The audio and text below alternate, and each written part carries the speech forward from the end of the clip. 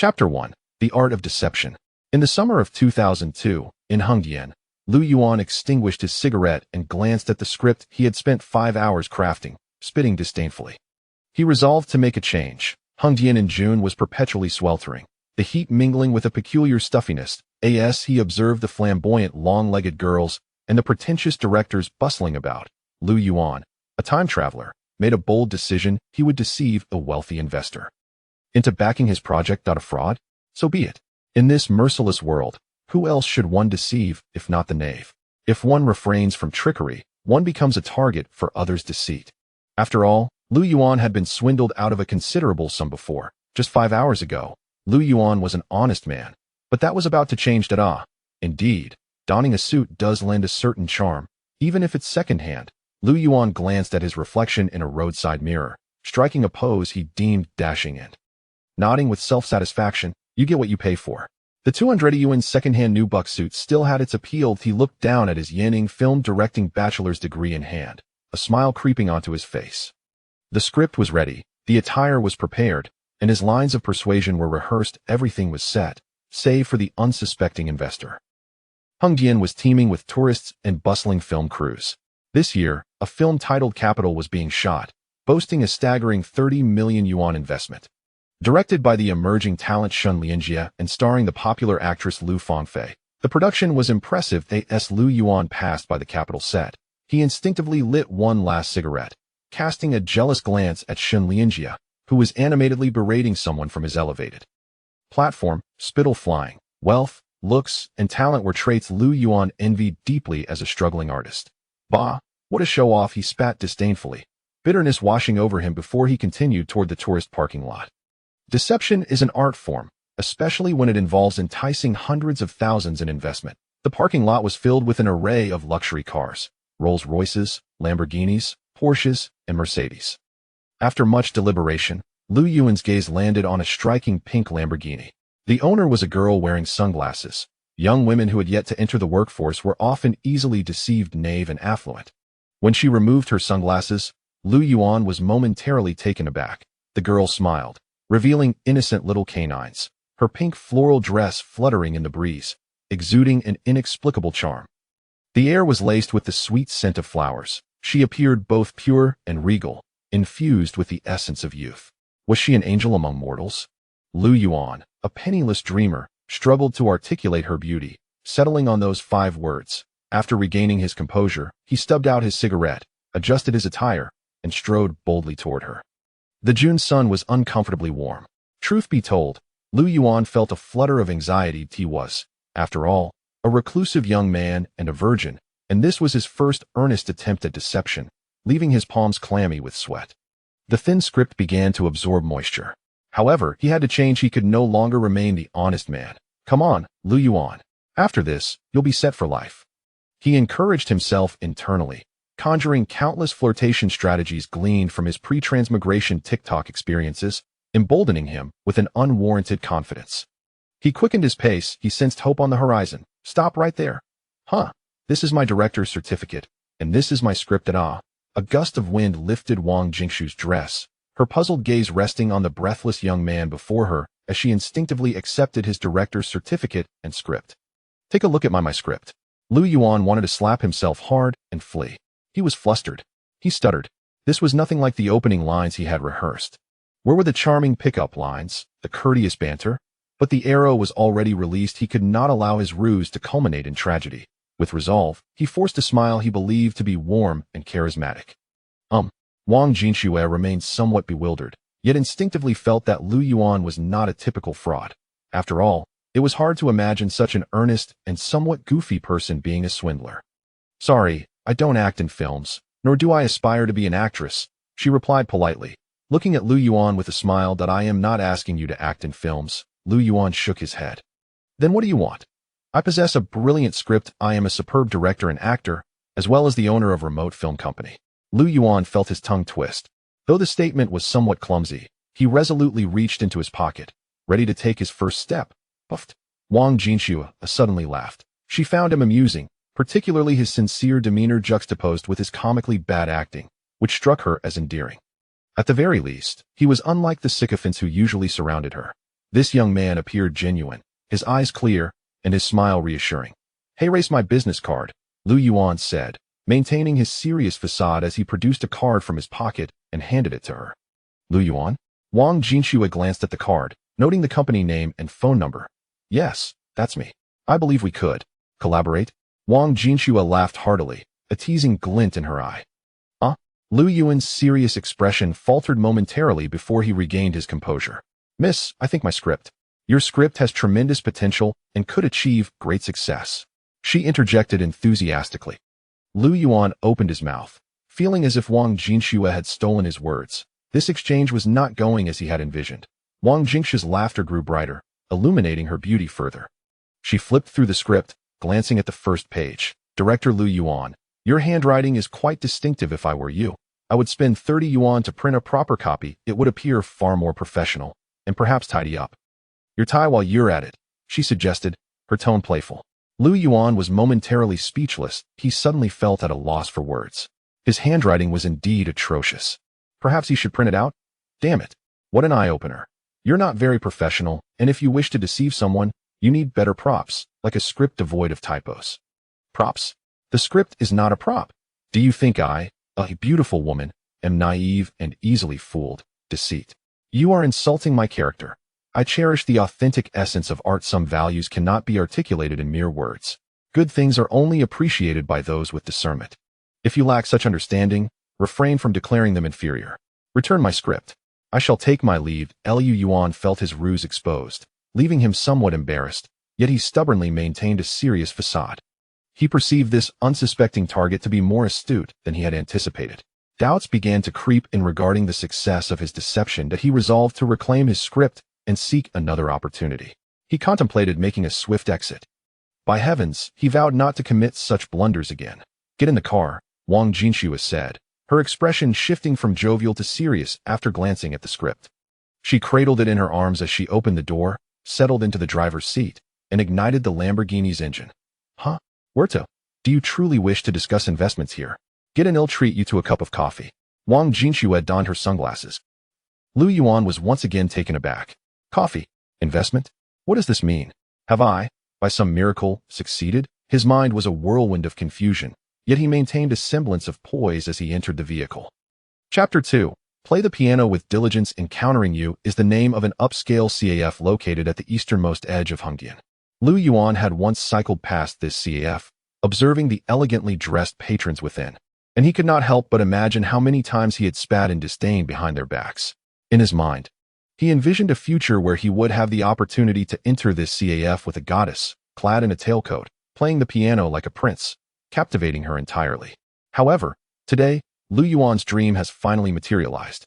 Wang Jinxue is indeed a goddess-like beauty, innocent yet serene, with a hint of wisdom nestled within her tranquility.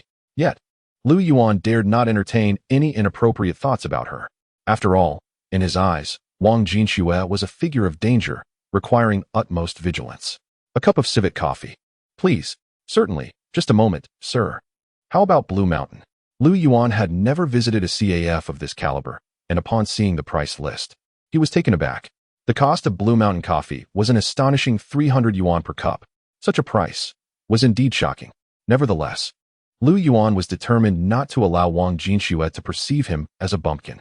Thus, he composed himself and sat behind her, displaying a subtle, elegant smile reminiscent of a protagonist from a television drama. "You needn't feel constrained," Wang Jinxue smiled at him. "I am not constrained at all." Lu Yuan shook his head. "Is this your first time having coffee with a girl?" Wang Jinxue did not follow up on Lu Yuan's remark. "No," he vehemently denied. "The civet coffee here is quite good, very authentic, and reasonably priced. Only 600 yuan per cup. You should order the civet coffee. If I do not like a coffee, I shan't drink it," Lu Yuan replied, shaking his head as he gazed into Wang Jinxue's slightly deep-set eyes. "I said I would treat you, even if you invite me. I still want to drink it." Lu Yuan was resolute. He felt as though they were engaged in a duel. He could not afford to lose ground. Even in a foreign setting, he believed it was essential to maintain his composure. This was the essence of a man's dignity. "Oh, since you don't like it, I won't press." Wang Jinxue nodded and then pulled out a script. Under the dim light, she turned to the second page and read through it. Lu Yuan, observing her engrossed in the script, sat upright, his gaze occasionally drifting to the young girl playing the piano below. The girl was serene, her fingers deftly dancing across the keys, producing enchanting melodies that stirred a sense of longing within Lu Yuan. Is the piano piece beautiful? It's quite nice. What makes it beautiful? Lu Yuan turned to see Wang Jinxue looking at him with curiosity. He found this woman rather irksome. Indeed, irksome. She had inexplicably taken the lead, leaving him feeling at a disadvantage. Lu Yuan longed to passionately critique the music, to expound on the girl's technique and the piece's essence, and to bask in the admiration of those around him. However, alas, he had never heard this piece before and found himself at a loss. He could not afford to speak pretentiously without understanding, for that would lead to an embarrassing failure. Struggling to articulate, Wang Jinxue teased, "You don't understand, do you?" "I do understand." "Then enlighten us. What do you perceive?" Wang Jinxue's smile was profound, as if she sought to strip Lu Yuan of his stubborn faade and confront the harsh reality.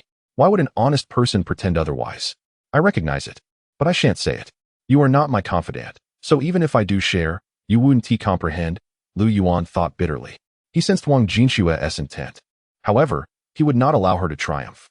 He was a proud individual, and he would maintain his faade, even if it meant shedding tears in silence. He currently presented himself as a sophisticated professional. After all, don't understand? This piece is called The Girl by the Nile. 4 years ago, it ranked third in CCTV's top 10 songs, and 2 years ago, it was included on page 3 of the Introduction to Piano textbook. It consistently holds the top position on major piano platforms. Wang Jinxue informed him coolly as she observed the young girl. So what? Lu Yuan felt uneasy. The original composer is named Wang Jinxue, and my name is also Wang Jinxue. Upon seeing Lu Yuan's expression, she broke into a smile. Sunlight streamed through the window, illuminating her cheeks, which bore an exquisite beauty, one that was both proud and sacred, tinged with satisfaction. Lu Yuan fell silent, filled with regret. He felt as though he had foolishly displayed his ignorance, and his face bore the shame of his blundering attempt to impress. He had intended to show off, much like those affluent young men, but it seemed that he had been outshone by this beautiful girl. This sensation was undeniably uncomfortable. Thus, I understand this piece better than anyone else in the world. Now, tell me, what does this piece represent? Wang Jinxue observed Lu Yuan's momentary silence with some satisfaction, envisioning him kneeling in surrender, stripped of all pretense. An honest person should be true to themselves, not masquerading like the other dandy youths. Oh, the feeling was quite unsettling. He felt akin to a cornered wildcat, trembling in fear. Normally, he might have bowed his head in defeat, acknowledging his lack of understanding. An honest person would candidly admit their ignorance, for at least others would not pressure them too much. Yet, Lu Yuan felt discomfort. The impending return to reality was far from pleasant. He yearned to resist. Thus, a myriad of thoughts coalesced into a singular "oh," spoken in a calm tone. Despite the chaos within him, he maintained an outwardly tranquil faade, as if a gentle breeze had swept through, stirring no ripples. "Oh" is not a satisfactory response, for it does not reflect your true self. If you genuinely understand, you can articulate it. You can prove your worth. You can discuss your expertise. I won't mock you for not knowing, for you are a directing major, and I briefly perused your script. I find it intriguing. Perhaps you will become a fine screenwriter in the future. Lu Yuan did not concede like Wang Jinxue wished, prompting her to press on. She aimed to corner him, forcing him to reveal his true self without escape. Lu Yuan closed his eyes, his heart in turmoil, fearing that his disarray would betray him to Wang Jinxue's self-satisfaction. He sensed that he might be on the verge of defeat in this intellectual skirmish, but he felt a deep reluctance to yield. "Hello, you two. Here are your coffees." Just then, the waiter arrived with 2 cups of coffee. Lu Yuan opened his eyes slightly, taking a sip and exhaling. The rich aroma transported him back to his piano learning days before his reincarnation. Back then, he too had savored coffee and that very piece. The composition was not difficult, yet it was beautiful.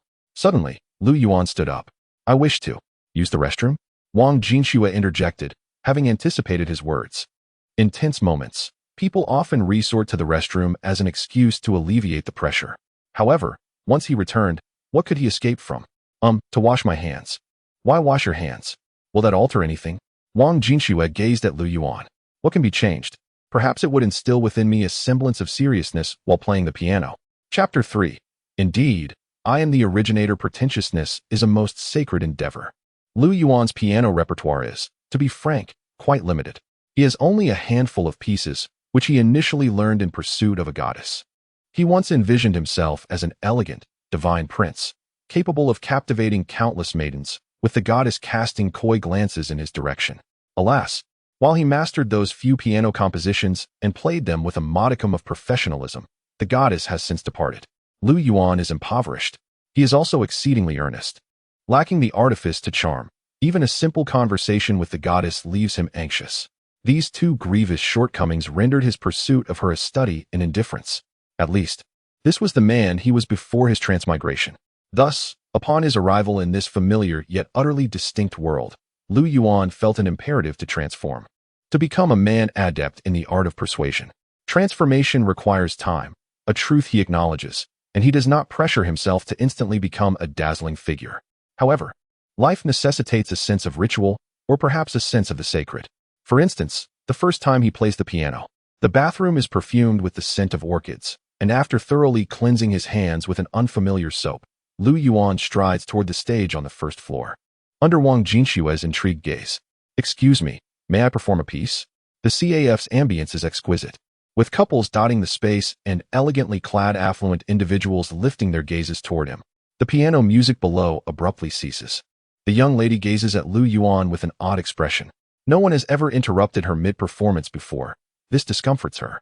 This is a fine piano, and generally, it is not for just anyone to touch, she states, her face betraying no dissatisfaction, only polite curiosity. Well then, Lu Yuan finds himself at a loss. "Let him give it a try," Wang Jinshue interjects, descending the stairs to observe the young lady. You are." The young lady pauses. Recognizing Wang Jinshue, her excitement palpable. "Let him try," Wang Jinshue reiterates. "All right." The young lady nods eagerly and vacates the stage. Lu Yuan surveys the onlookers, then exhales softly. To be honest, he feels somewhat intimidated. This is his first experience performing in such a public setting. Nevertheless, he must persevere, for he believes this is the first step in his metamorphosis. Once he takes this step, the path ahead will surely become smoother. Lu Yuan adjusts his attire and checks his reflection in a nearby mirror. Once assured that all appears well, he takes his seat. Closing his eyes, he seeks that elusive feeling. Wang Jinshue watches Lu Yuan's silhouette, a slight smile gracing her lips. She senses that he is digging his own grave. His earlier bravado seems mere bluster to her. From childhood, Wang Jinshue has been a prodigy, her piano skills exceptional. The piece Nile River Maiden is a rare gem, crafted through her relentless pursuit of piano masters, revising and refining it repeatedly, infusing new elements until it finally reached fruition. This endeavor demanded immense effort from her. It was no easy feat. Thus, Lu Yuan faces two choices: to perform an original composition more exquisite than Nile River Maiden, or to showcase a level of skill that would earn her respect. Only then would he emerge victorious in this battlefield, albeit one devoid of actual combat. Yet, it is evident that either option is as daunting as scaling the heavens. Wang Jinshue's smile widens slightly. She is now quite curious about how Lu Yuan will conclude this endeavor. After all, everyone present possesses a certain appreciation for the piano. Attempting to deceive them with superficial skill would be futile. The hall feels vast and empty, with all eyes seemingly fixed upon him. Lu Yuan realizes he has cornered himself with no alternative but to play. He opens his eyes, gently caressing the piano keys. The sound resonates beautifully, a quality he has never encountered before. This piano must be quite costly. After Lu Yuan strikes the first note, Wang Jinshue shakes her head slightly, discerning his lack of professionalism and precision, noting numerous flaws in his technique. It appears Lu Yuan is destined for embarrassment. Wang Jinshue suddenly finds herself disinterested, the earlier thrill of teasing evaporating in an instant. It turns out he is merely a charlatan. She turns away. However, moments later, a transformation begins. Lu Yuan, initially tense and fearful of misplaying, gradually finds a rhythm. His music teacher once proclaimed him a man of talent, capable of mastering both guitar and piano with ease. Yet, two unfortunate truths linger. His motivations for pursuing music are not pure, and his age precludes him from achieving greatness. Music demands earnestness, a sentiment Lu Yuan wholeheartedly agrees with. Thus, he approaches this performance with sincerity, grateful to his teacher and to the goddess who departed from his life. Reflecting on her reminds him of his former self. Without her, he would not be who he is today. Yet, such musings are futile. That year, the flowers were beautiful. The sun shone brightly. It was a time of awakening emotions. Numerous memories surge forth like a torrent. Lu Yuan closes his eyes again. This piano piece is so ingrained within him that he can play it entirely from memory. The young lady who had been playing a few meters away suddenly halts. Noticing Lu Yuan's closed eyes, Wang Jinxue stops and turns around, incredulous. Although she has never heard this composition before, she recognizes its complexity. It is far from an aimless improvisation. Lu Yuan's posture is erect, embodying a spirit of defiance. Initially, his playing is awkward, marked by hesitation and tremors. But as time passes, he begins to find his flow, his tempo accelerating. The sunlight streaming through the windows is enchanting, and the CAF's lighting is soft. Lu Yuan's smile radiates warmth. At times, emotions can be peculiar. As Lu Yuan immerses himself in this feeling, he finds his mind devoid of any extraneous thoughts, no anxiety, no inferiority, no sighs of discomfort, nothing but the melody and the resolute heart yearning for transformation. The tempo quickens, and Lu Yuan marvels at the speed he has attained. The CAF falls silent. Several young ladies retrieve their phones to capture his performance, while a few well-dressed middle-aged men gaze at him pensively, entranced. In a corner, an elderly gentleman nods in approval, occasionally sighing or closing his eyes in appreciation. Despite the varied reactions, everyone listens intently, seemingly engaged in the artistry of the moment. An unprecedented melody, unlike anything ever heard, reverberated in the ears of the crowd. Could it be that I am mistaken? Wang Jinxue suddenly paused, a flicker of contemplation crossing her face. Perhaps what he claimed is indeed true. He truly understands the piano? How can someone who possesses the ability to play the piano profess ignorance? The piano music surged in waves, from the beginning, through the middle, and gradually towards its conclusion. The audience was loath to see the piece end so swiftly, they yearned for more. Wang Jinxue felt the same. Yet, every gathering must ultimately conclude. It was inevitable. As the final note abruptly ceased, Lu Yuan stood and opened his eyes to gaze at Wang Jinxue. He felt somewhat fatigued, having not played the piano in quite some time, yet he was pleasantly surprised by his unexpectedly fine performance. I can play the piano, Lu Yuan articulated, a simple statement, devoid of embellishments, yet imbued with an unprecedented solemnity. What is the name of this piece? Wang Jinxue fixed her gaze upon Lu Yuan, equally serious. Heiress. And the composer? If you are unfamiliar with this composition, its creator is Lu Yuan, Lu from land, and Yuan from afar. We tread upon the earth beneath our feet as we slowly journey towards the horizon. Lu Yuan spoke these long-restrained words with a profound fluidity. After finishing, he observed the expressions of those around him. He noticed glimmers of contemplation in their eyes, as if they were caught in a reverie. A sense of satisfaction washed over him. He felt he had succeeded in his display of erudition. It was exhilarating. If you deem this as plagiarism, then gather your evidence and report me. Shameless? In the realm of cultured individuals, can such a term truly apply? Chapter 4. A great deal of wealth. Lu Yuan once battled with deep-seated insecurities. Hailing from a rural background, raised in a single-parent household, and perpetually impoverished, he faced derision and isolation from a young age. Was it any wonder he felt inferior? Yet, humanity is a curious tapestry of contradictions. The more one grapples with self-doubt, the more one may exude arrogance. Lu Yuan embodied this paradox.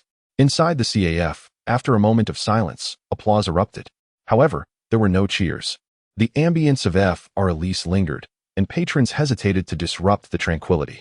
Lu Yuan wiped the sweat from his hands and brow with a napkin, discarding it into the bin with a self-assured elegance before bowing to the audience. Perhaps enhanced by the enchanting piano piece, he appeared to radiate a soft glow in Wang Jinxue's eyes, despite not being conventionally handsome. Encouraged, she too began to applaud, recognizing the merit of the performance. Internally, Lu Yuan felt an overwhelming sense of pride, even to the point of losing himself in exuberance. Yet, he was acutely aware that he must temper his delight and adopt an air of reverence and humility, as if engaged in a trivial task. If there were a flaw, it was that he was not clad in a tailcoat, which would have lent him an air of sophistication. Lu Yuan regretted not opting for the second-hand tailcoat he had seen in the shop, which, though slightly antiquated, had a certain charm. Instead, he had chosen a suit simply because it was 100 yuan cheaper. Ah, the trials of frugality. Still, a pressing dilemma loomed before him. He was in dire need of funds. Another piece. Play it again. The clamor grew as applause subsided, with someone urging for an encore. The young pianist looked at Lu Yuan, yearning for him to play once more, as did Wang Jinxue. He scanned the audience, shaking his head. No, I have other matters to attend to, and I'm not particularly skilled at the piano. Lu Yuan offered a sheepish smile, genuine and sincere. He believed that revealing a touch of authenticity would not detract from his facade, but rather embellish it. At that moment, Wang Jinxue felt an urge to strike Lu Yuan, wishing to knock some sense into him. Not skilled at the piano? What do you mean? Are you suggesting I can't even play? Her perception of him shifted, the slight halo around him fading, replaced by an ugly disdain. Are you truly inept at playing? Wang Jinxue stepped closer, scrutinizing him. Indeed, I am not very proficient, he admitted. So what are you skilled at? I mentioned I am a screenwriter and director. Her piercing gaze made him instinctively want to retreat, but he could not. To falter now would undermine the bravado he had maintained.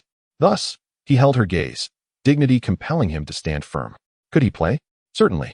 He could manage at least 3 pieces, yet revealing them all at once would be unwise. More importantly, his focus was not on impressing, but on securing a lucrative deal for his screenplay. Priorities must be clear. Let us discuss the investment details, Wang Jinxue declared, turning to ascend the staircase. Lu Yuan followed her, the eyes of the audience filled with disappointment as they departed for the second floor.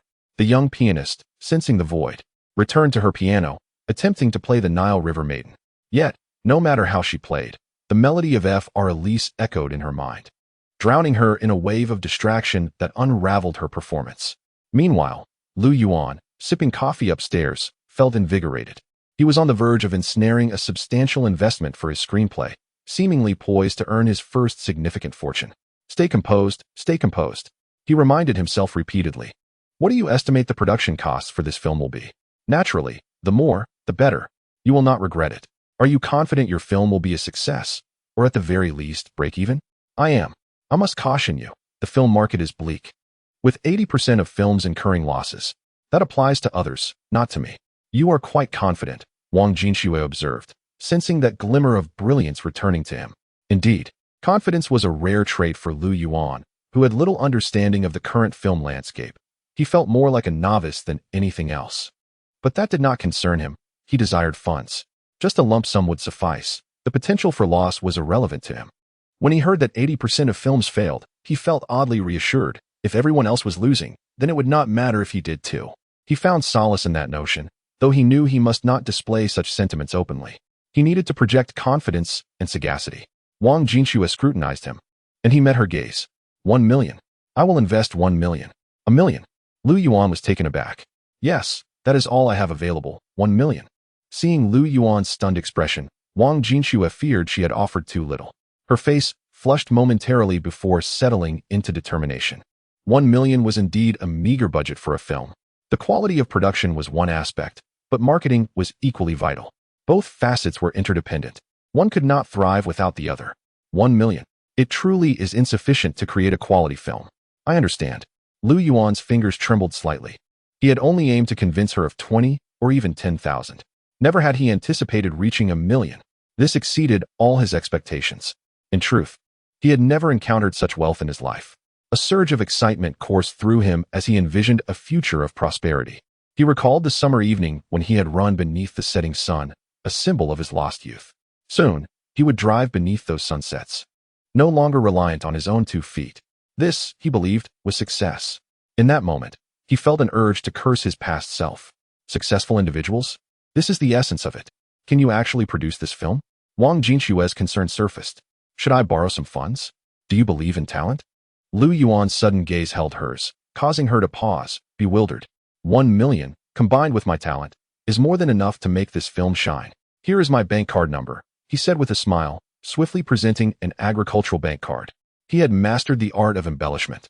Once, he had been a naive, honest individual, blushing at the slightest fib. But from this moment forth, he vowed to shed that identity. He is about to change. The piano music continues to resonate from downstairs. The patrons of the CAF remain quietly absorbed in the melodies. Lu Yuan wears a radiant smile, convinced of its wisdom. Yet, the morsels of vegetables lodged between his teeth betray him. Where's the contract? Wang Jinxue inquires, glancing at Lu Yuan. The contract? Lu Yuan pauses, slightly startled. You haven't prepared a contract for the investment? I have prepared it. It's detailed and kept at the company. Lu Yuan replies, his face flushed, but his heart steady. If you provide me with a phone number, I can bring it to you tomorrow. That seems unnecessary, I can accompany you to the company to retrieve it. Is that permissible? As an investor, I believe I am entitled to inspect the company referenced in your contract, Wang Jinxue states, her gaze fixed on Lu Yuan. At that moment, she finds herself harboring a modicum of interest in him. Lu Yuan grows anxious. A company? I can barely afford a meal. How could I possibly own a company? At this juncture, Lu Yuan gazes deeply out the window. The sunlight streaming in reminds him of running beneath the setting sun. He recalls his fleeting youth. Reflecting on his youth, he thinks of blossoming in duality? No. While others flourish, he seems to implode in chaos. My name is Lu Yuan. I am feeling quite lost at the moment. What should I do? Chapter 5. Hurry and start a company. As the sun descended in the west, the evening glow gradually ascended the mountaintops. Lu Yuan told a fib, claiming that the company had closed and that his keys were left inside, with the receptionist already off for the day. After spinning this tale, he gazed earnestly at Wang Jinxue, feeling a peculiar sense of satisfaction as he fabricated such a flawless lie for the first time in his life. If it were possible, he would have applauded himself. The sunlight was resplendent. Wang Jinxue scrutinized Lu Yuan, her expression neither revealing nor dismissive, simply observing him with a serene demeanor. The two remained in silence for an extended period. After an indeterminate amount of time, a flicker of profound understanding crossed Wang Jinxue's eyes, accompanied by a subtle curve at the corners of her mouth. Clearly, Lu Yuan's skills in deception were lacking.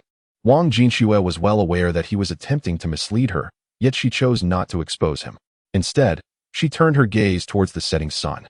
This man was undeniably stubborn. Wang Jinxue had never encountered someone so obstinate before. Suddenly, she felt a spark of anticipation for the surprises he might bring tomorrow. All right, call me at 9 o'clock tomorrow. She stood up, leaving a series of phone numbers behind as she departed. Lu Yuan exhaled a sigh of relief as he watched Wang Jinxue's retreating figure, quickly jotting down her number and saving it in his phone. The sound of a Lamborghini echoed outside, and as its roar gradually faded, Lu Yuan finished his coffee and descended the stairs with an air he considered to be quite refined. He initially intended to leave, but halted abruptly upon glancing at the cash register. His breath caught in his throat. Hadn't Wang Jinxue left without paying? Indeed, she had. This was no trivial matter. A cup of Blue Mountain coffee cost 300, while Musk coffee was 600, and with a few snacks added, the total reached an astonishing 1,200. 1,200. What a staggering figure. Lu Yuan believed that if he had a heart condition, he might have collapsed on the spot. Was it true that the more beautiful the woman, the more adept she was at deceit? What happened to her promise to treat him to coffee? Lu Yuan felt utterly duped. Since Wang Jinxue had not settled the bill, it fell upon him to do so. Good day, sir. How may I assist you? The cashier, noticing Lu Yuan's lingering presence, smiled and inquired softly. She held a favorable impression of him, particularly after his rendition of Fr. Elise, which stirred something within her. Some music can enhance one's charm. To the cashier, Lu Yuan appeared to be a remarkably elegant and artistic young man. Time to settle the bill, he managed to utter through gritted teeth, discomfort evident in his demeanor. If possible, he would have cried, yet he had to maintain an air of elegance. Ultimately, he retrieved his credit card. Adopting the demeanor of a lackluster protagonist from a mediocre drama, he intended to overdraw another 1,200 from his card. After all, he could pay it back next month, charge whatever he could.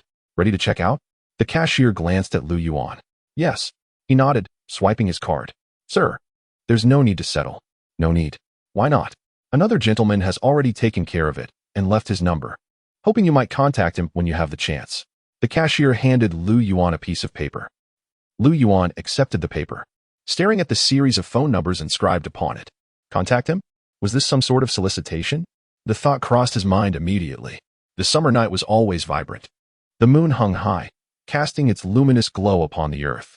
Bars and music restaurants lined the streets, countless wandering musicians striving for a living, awaiting the dawn. They were all men of dreams. Lu Yuan harbored dreams as well, albeit of a simpler nature. A warm home with a wife and children, slumbering until midday. Indulging in food and drink each day. Was this a dream? Perhaps, as it was something he longed for. With hands in his pockets, Lu Yuan strolled aimlessly, appearing composed. Yet inside, he felt an overwhelming sense of panic. He desperately needed Wang Jinxue's 100,000. This sum was of paramount importance to him, marking his first pot of gold since his arrival in this world, a veritable turning point in his destiny. With the last of his 20 yuan in change, he purchased a pack of cigarettes and squatted at a busy intersection to smoke. He felt profoundly lonely. Only a cigarette could alleviate this solitude. However, this pack of cigarettes tasted unexpectedly bitter and harsh, lacking the comfort he had experienced before. Had he purchased counterfeit cigarettes? Shaking his head, he felt an inexplicable melancholy. It seemed that misfortune shadowed him relentlessly. Where could he find a company? Should he pull out his phone and confess to Wang Jinxue that he had no film company? That he was merely an imposter? Given her previous expressions and words, she likely harbored doubts already. If he were to confess, it might not alter much. After much hesitation, Lu Yuan extinguished his cigarette and stood up. How could he admit such a thing? Wouldn't it render all his efforts futile? What had happened to his promise of change? He had to persevere. He realized he had embarked on an irreversible path, having boasted so boldly. It would be utterly shameful to retract his words now. Reluctance welled within him. Pretentiousness was a bad habit, and Lu Yuan sensed he could not rid himself of it. He had arranged to meet Wang Jinxue around 9 in the morning. Glancing at the time, he noted approximately 11 hours remained. What could he accomplish in such a short period? Cursing under his breath, Lu Yuan once more retrieved his credit card, gritted his teeth, and made his way towards the most remote corner of East Street. In that secluded corner stood a rental property, its sign proclaiming prime shop for rent. The irony of that phrase struck Lu Yuan, leaving him speechless. Truly desirable locations had long been leased at exorbitant prices. A man of his modest means could scarcely afford them. This prime shop had previously housed a financial venture, leaving behind several adequately equipped computers. If he could rent it, tidy it up a bit, it could serve as a makeshift office. He took out his phone, contacted the landlord, and under the landlord's beaming, almost comical smile, Lu Yuan swiped his credit card to secure a month's rent. The landlord departed, radiating joy. This long unleased space had finally found a tenant, albeit temporarily. Yet it was a small victory for him. 3,500 for a month. With no alterations permitted and no belongings to be removed afterward, who wouldn't take such a deal? After all, the place had sat vacant for over half a year. Once the landlord left, Lu Yuan hurried to a neighboring advertising company, spending a meager sum to create a sign reading remote film industry to hang outside.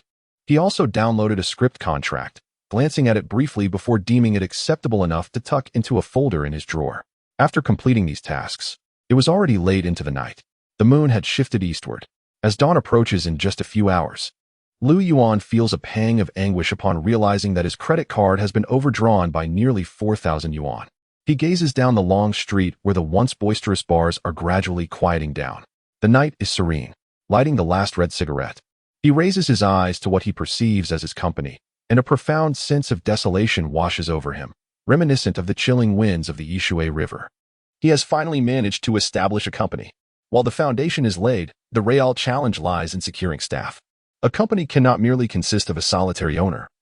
After all, that would be utterly disgraceful.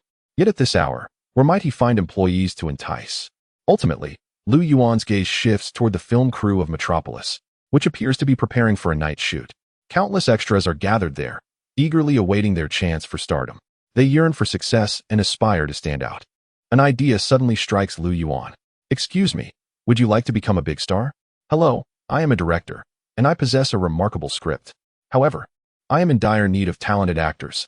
By the way, I have a branch office in Hengdian, not far from here. If you're interested, we could have a discussion.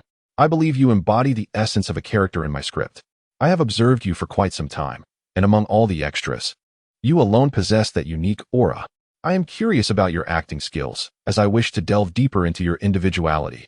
After all, everyone has their own distinct charm. Someone. A fraud. A deceitful swindler. Wait, I am not a fraud. Chapter 6. Is your front desk an idyllic pop star?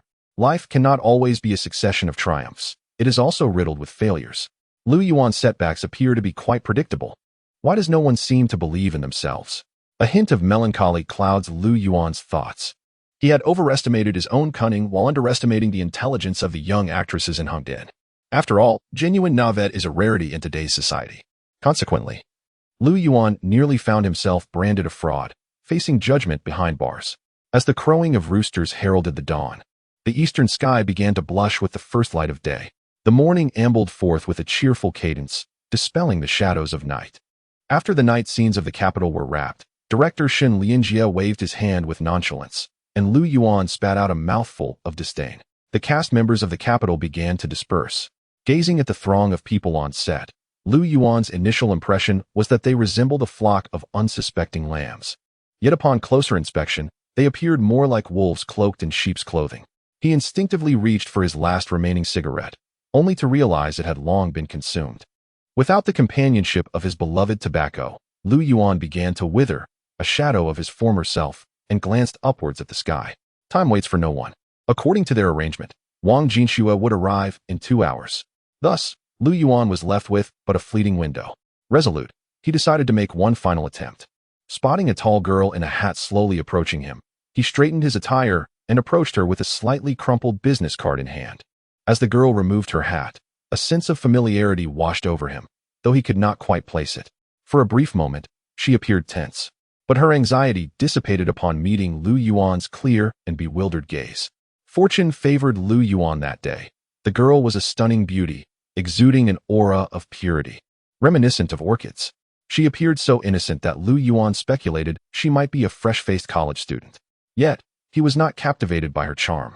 His mind was consumed with thoughts of 1,000,000 yuan. He began to fantasize. If he succeeded, it would be a spectacle. With such a beauty at the front desk, what else could it be but grand? Even in the presence of Wang Jinxue, he would have an impressive faade. While others had secretaries, he would too. Was it not a simple equation? He envisioned that million beckoning to him, sprouting wings and soaring closer. He presented his business card and introduced himself. You are Lu Yuan, the general manager of Yuan Company? The girl's eyes brightened ever so slightly, her brows fluttering with intrigue, though a flicker of something peculiar danced in her depths before it vanished.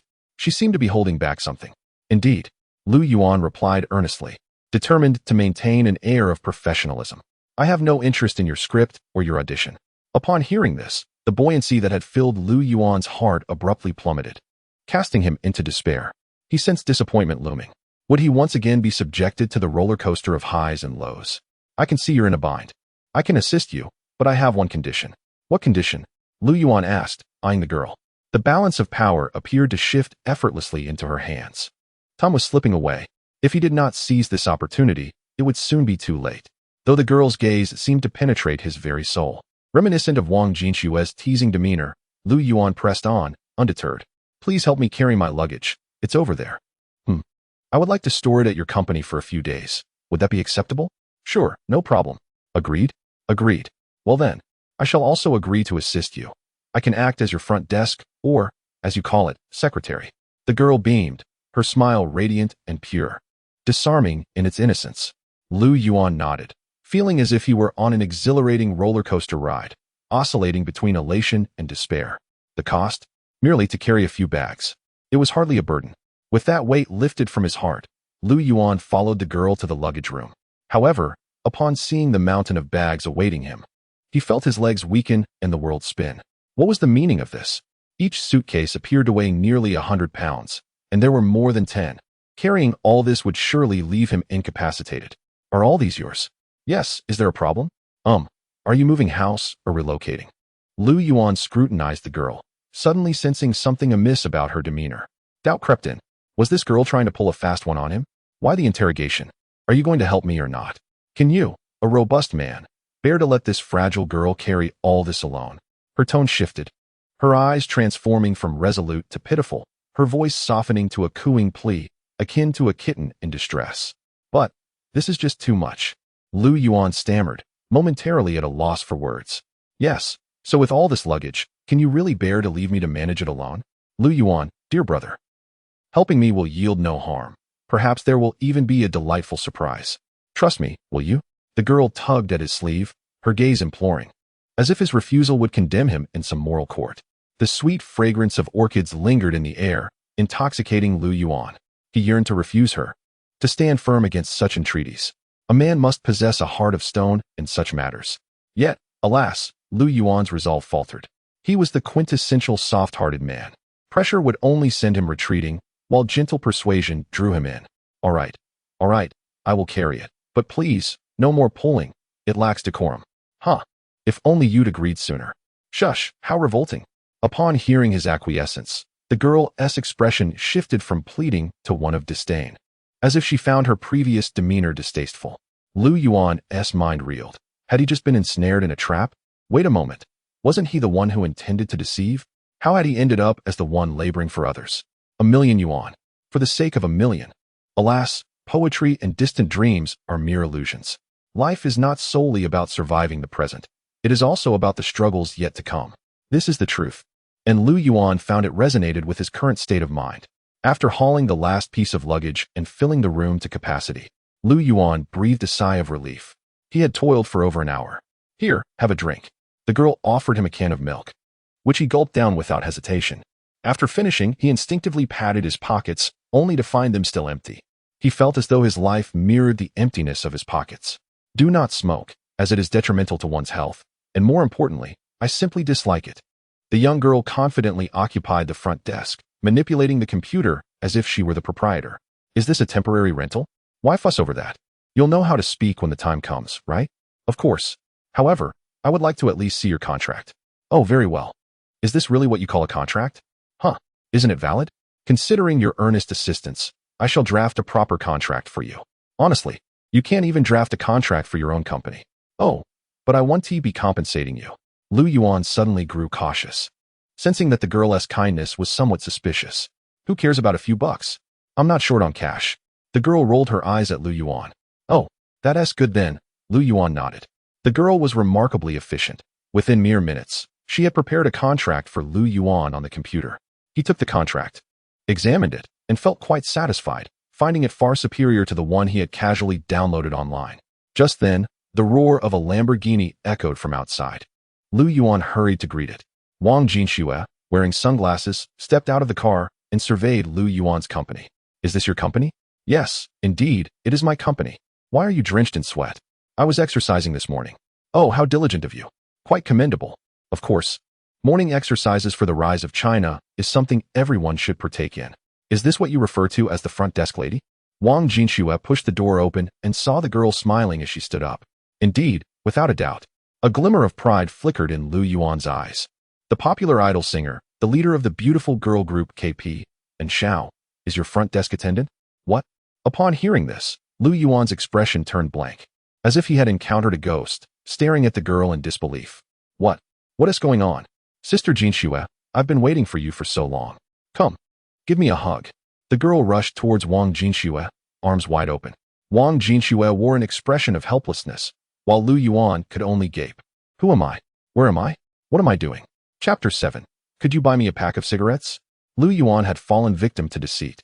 At this moment, he recalled a childhood incident where a little girl tricked him into giving away his candy. That year, the little girl was innocent and carefree, just as he was. He could only watch as she walked away with his sweet treat, leaving him profoundly disheartened. As he grew older, Lu Yuan resolved to become a slick con artist, a pretentious show-off. Especially after his journey into another realm, this ambition intensified, compelling him to cultivate this aspect of his character. He possessed grand aspirations and a fervent desire to sharpen his skills, yet his first venture ended in utter failure, leaving him to retreat into obscurity. Perhaps this would become an indelible stain on his future, a blemish that could never be erased. What's wrong? Surprised? The concept of fate is indeed a curious one, don't you think, brother Lu Yuan? And Xiao gazed at him, her eyes brimming with anticipation, teasing mirth, and surprise, enveloping the room in an atmosphere of light-hearted joy. Lu Yuan felt a slight discomfort and desired some fresh air. A gust of wind swept through, causing the nearby beverage cans to rattle. Yet his gaze was drawn to the sign outside, teetering precariously in the breeze. This did not bode well. Lu Yuan, you cannot be a con artist, truly. If you claim to possess some talent, I might believe you, but everything else, for instance, your company looks hastily assembled at a glance. The dust on the computer on your desk, the scribbles on the walls, the door frame, the reception area, and the documents scattered across the desk. Everything appears contrived, Wang Jinxue remarked, shaking her head as she scrutinized him. She eloquently enumerated the flaws she observed, each a testament to Lu Yuan's deception. It seemed that apart from Lu Yuan himself, everything else was a fade. Lu Yuan avoided Wang Jinxue's gaze, feeling a twinge of guilt. What remained of him once all pretenses were stripped away? Wang Jinxue had consistently engaged him in a battle of wits, pointing out the numerous flaws in his company to diminish his arrogance and seize control of the conversation. She possessed an undeniable presence, pressing him relentlessly, cornering him, almost causing him to relinquish his resolve. The overwhelming pressure made Lu Yuan acutely aware of the taste of surrender. Yet, just as he was about to concede, he suddenly recalled the lyrics of a song, Stubborn. I, with my proud stubbornness, sing aloud in the wind, this time for myself, just this once, with my stubbornness. A wave of enlightenment washed over Lu Yuan. Acknowledging one's mistakes is not a disgrace. Admitting to deceiving others is not a failure. Confessing to lying is not shameful. However, having decided to transform himself, he could not falter midway. Life requires a sense of ceremony, and transformation demands perseverance. The past is inconsequential. What truly matters is the future and who will shape it. So, how far do you believe your little company can go? Wang Jinshu asked, surprised to hear Lu Yuan's voice. To distant shores, the morning sun was exceptionally bright, radiating warmth. After hardship comes resurgence. After oppression comes the explosion of potential. In that fleeting exchange of emotions, Lu Yuan lifted his head. His previously crumbling confidence coalesced into a newfound strength, as if he had undergone a metamorphosis, even radiating a sense of rebirth. As he uttered these words, his gaze burned with intensity, and a slight smile graced his lips, reminiscent of the moment after performing heiress. Feigning elegance, nobility, and pride, he resolved to maintain his faade. A man may be impoverished, lack power, or be devoid of wealth, but he must never abandon his pretense. Every word, every syllable must be delivered with conviction. In that moment, Lu Yuan wholeheartedly dedicated himself to the art of pretense. He even felt that failure would be inconsequential. At least he had put on a show. Moreover, he had done so with a sense of inspiration. Wang Jinshu opened her mouth, momentarily taken aback by Lu Yuan's sudden surge of confidence. After a brief pause, she shook her head. Although his words were initially absurd, she found herself unable to laugh, and to her astonishment, she felt an odd sense of belief in his conviction. How amusing, isn't it? Where's the contract? Right here, and Xiao said, producing the printed contract and handing it to Wang Jinshu. How do you plan to shoot? Or rather, what are your arrangements? After glancing at the contract, Wang Jinshu turned to Lu Yuan, asking him earnestly, I cannot disclose anything until the funds are secured. As you are not yet an investor, this is confidential information regarding my company. Lu Yuan sat in his office chair, observing her. What's the account number? It's written here. Oh, Wang Jinshu nodded, then took out her phone to send a message. I've instructed someone to transfer the funds. Wang Jinshu signed the contract briskly and handed it to Lu Yuan. Once Lu Yuan ascertained that everything was in order, he too signed it. The contract was thus finalized. Shortly thereafter, a message confirming the successful transfer appeared on Lu Yuan's phone. He glanced at the amount, feeling a slight shock, but maintained a calm demeanor. The performance must be compelling. I want to see the sample footage in 2 months, he stated. Wang Jinshu noticed Lu Yuan's pinky finger tremble slightly and nodded in understanding. All right. After signing, Lu Yuan carefully stored the contract away. A tumultuous wave of emotions surging within him, yet his expression remained composed, low-key, tranquil, humble, and courteous. He believed this embodied the gentleman he aspired to be, a duplicitous charlatan. Are you planning to go solo? Yes, indeed. I find it difficult to connect with the group. There's always some distance, and each person's thoughts differ. What direction do you plan to pursue after going solo? Singing, perhaps. I enjoy singing, and maybe I will act in the future. The first album after going solo is crucial. Yes, so tomorrow I will fly to Chengdu to visit Senior Linyu. If luck is on my side, perhaps she can help me compose a song. Many have sought her assistance in recent years, but they have all failed. Her lyrics are not easily obtained. Nonetheless, one must try, right? Indeed. After finalizing the contract, Lu Yuan assumed that Wang Jinshu and Xiao would take their leave. He intended to rush to the bank immediately to verify whether the 100,000 was genuine. He had never truly experienced the sensation of holding such a sum in his hands. However, to his dismay, the two women showed no intention of departing. Instead, they remained, engaging in casual conversation. Lu Yuan brewed a pot of pu'er tea and poured each of them a cup. They continued to drink tea and chat until midday, discussing matters within their circle. Feeling hungry and a bit drowsy, Lu Yuan realized that they had no intention of leaving, and he could not excuse himself either, as it would be impolite. Thus, he remained with them. Lu Yuan, I heard from Sister Jinshu that your piano compositions are exceptional. Would you consider composing a piano piece for my new album? You compose, and Sister Jinshu plays. As they conversed, and Xiao suddenly rested her chin on her hands, gazing at Lu Yuan. Her cheeks were slightly flushed, radiant as if one could extract water from them. She was elated. The piano piece heiress was unfamiliar to her. However, she had heard Wang Jinshu's appraisal of Lu Yuan from yesterday, a masterpiece. No, I am not particularly skilled in composition. Lu Yuan pondered for a moment before shaking his head. He finally spoke the truth. Some pretensions could be maintained, while others could not. He only possessed rudimentary skills and could not afford to be reckless, for it would easily shatter his carefully crafted persona. Such a failed pretense would be difficult to recover from. You are not a modest person, so do not repulse others with claims of inadequacy. Wang Jinshue's beautiful eyes glinted with displeasure as she fixed her gaze on Lu Yuan. You don't believe my lies, yet you also doubt my honesty, Lu Yuan lamented sincerely. Did you compose heiress? Yes, Lu Yuan nodded. Though it felt insincere, he assented. In his heart, he had already apologized to a certain great pianist countless times and had engaged in self-reflection just as often. Do you know why I so readily transferred 1 million to you? Is it because the script is good? Of course not. Even if the script were exceptional. We are not well acquainted. While I don't lack 1 million, I would not part with it casually. Furthermore, I have reviewed your resume and your director's license. As for the authenticity of your credentials, I shall refrain from commenting. Then why? Lu Yuan narrowed his eyes, a hint of danger lurking within. He would not concede to any accusation. He had his own principles. Even if others deemed him a fraud, he could not allow himself to be one. The value of heiress far exceeded 1 million. Wang Jinshue shifted slightly, letting out a distant sigh. Lu Yuan suddenly fell silent. The piece was formidable and timeless, its power indelible across any realm. He could plagiarize, but could not deny its essence. Thus, he chose to remain silent. If it truly is your composition, I wholeheartedly believe in your talent. Wang Jinshue fixed her gaze on Lu Yuan. So could you assist her? In the future, we can also lend our support to you. It is always beneficial to have more allies in this world, isn't it? Indeed, brother Lu Yuan. Please help me. And Xiao shamelessly began to act cute, even attempting to tug at Lu Yuan's sleeve. Doesn't this feel like a transaction? Lu Yuan cast a slight glance elsewhere, instinctively retracting his hand. He felt as if he were sinking into a quagmire from which he could not extricate himself. Yes, one could describe it as a transaction.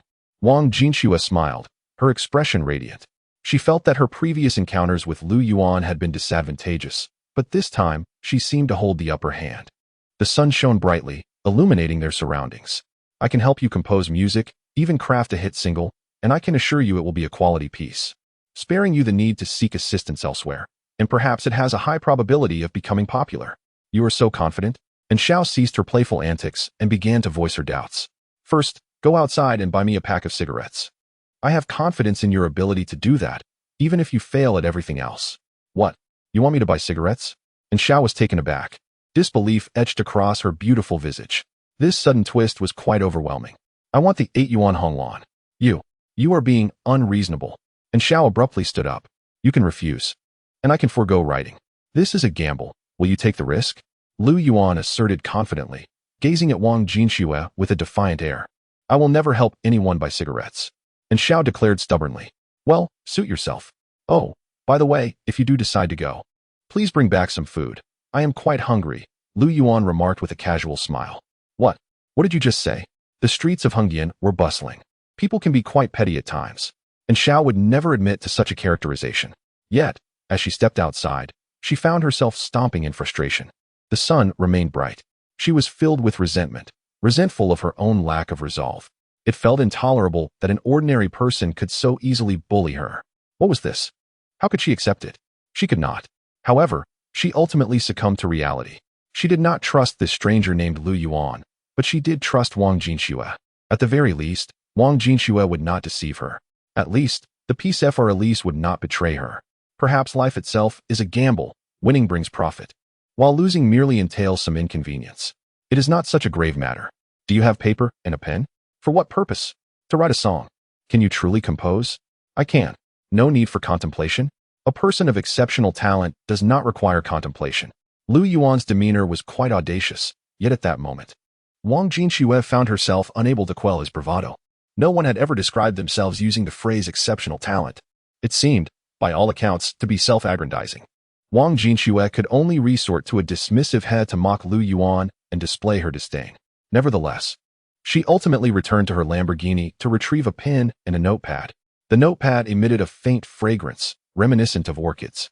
Lu Yuan took the notepad and deliberately ran his fingers over it, appreciating its texture. If you are drafting, do not do it in the notepad. I do not draft. So you will write directly? Yes. Are you certain? A person of exceptional talent does not need to draft. At most, I will write a few misspelled words. Lu Yuan proclaimed with the same audacious demeanor. And Xiao requires a quality song. This is no jest, and I am not fooling around. Wang Jinshua's expression turned slightly colder. She believed Lu Yuan was being frivolous. Composing a song had never been so effortless. The process could be lengthy and required an abundance of inspiration. She had indeed witnessed numerous brilliant creators, but none achieved success instantaneously.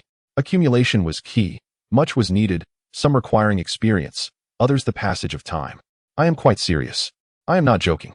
Then I shall wait and see. Wang Jinshua crossed her arms, regarding Lu Yuan coldly. Lu Yuan picked up the pen and began to write rapidly on the first page of the notepad. Wang Jinshua looked down at Lu Yuan's hand. He wrote swiftly, seemingly transcribing lyrics rather than composing them. The handwriting was indeed very poor. Wang Jinshua struggled for quite some time to decipher the characters. Was this the handwriting of a person of exceptional talent? Surely, it must be a joke. Wang Jinshua's expression grew colder.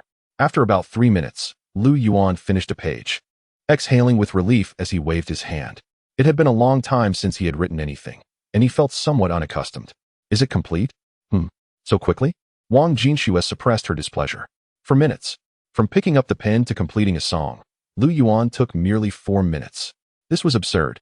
The lyrics must be a chaotic mess. Wang Jinshua felt a chill as she now considered Lu Yuan to be entirely capricious. His expression seemed to her to be one of sheer frivolity. Take a look. Lu Yuan handed the notepad to Wang Jinshua, his earlier arrogance having dissipated, replaced by a hint of humility. One must maintain a low profile. Wang Jinshua took the notebook, initially glancing through it hastily. However, upon reading a part of the lyrics, her eyes widened in disbelief as she stared at Lu Yuan. Did you really write this? As you can see, from beginning to end, it is all my work, Lu Yuan replied, his fingers brushing against his hands, his gaze drifting towards the bustling street, somewhat solemn and profound, as if concealing a myriad of untold stories. Silence. Do not utter a word, nor speak unnecessarily. We need only to wait now. All that is required is to anticipate the flowers, the applause, and those adoring gazes. A song with 5 typos, and what is this word? Wang Jinshua pointed at a character. Is this written by a primary school student? The anticipated admiration was conspicuously absent, replaced instead by silence. Lu Yuan felt quite vexed. The lyrics were decent, yet the crux lay in the composition. He turned to Wang Jinshua, only to notice her expression suddenly become placid. She seemed indifferent, yet her grip on the notebook tightened, revealing a hint of excitement, as though she had discovered a treasure. Lu Yuan smirked slightly, a smile gracing his lips. This was a classic case of claiming disinterest while her body betrayed her enthusiasm. Creak. Your takeout has arrived. At that moment, and Xiao entered, carrying 3 bags of takeout and a packet of Honglan, her tone laced with annoyance as she tossed the food onto the table in front of Lu Yuan. Oh, Lu Yuan nodded, then cast a wary glance at Xiao, whose complexion appeared somewhat sullen. You didn't spit in there, did you? What? Repeat that. And Zhao's face turned ashen upon hearing this, as she seemed ready to pounce on Lu Yuan. Is she truly so lacking in decorum? Wait, I'm merely joking. Please. Lu Yuan quickly surrendered. I possess decorum, unlike your wretched self. I have decorum too. I'm not wretched, she retorted. Haha. Now that Honglan has arrived, and the food is here, when will my song be written? I've completed it.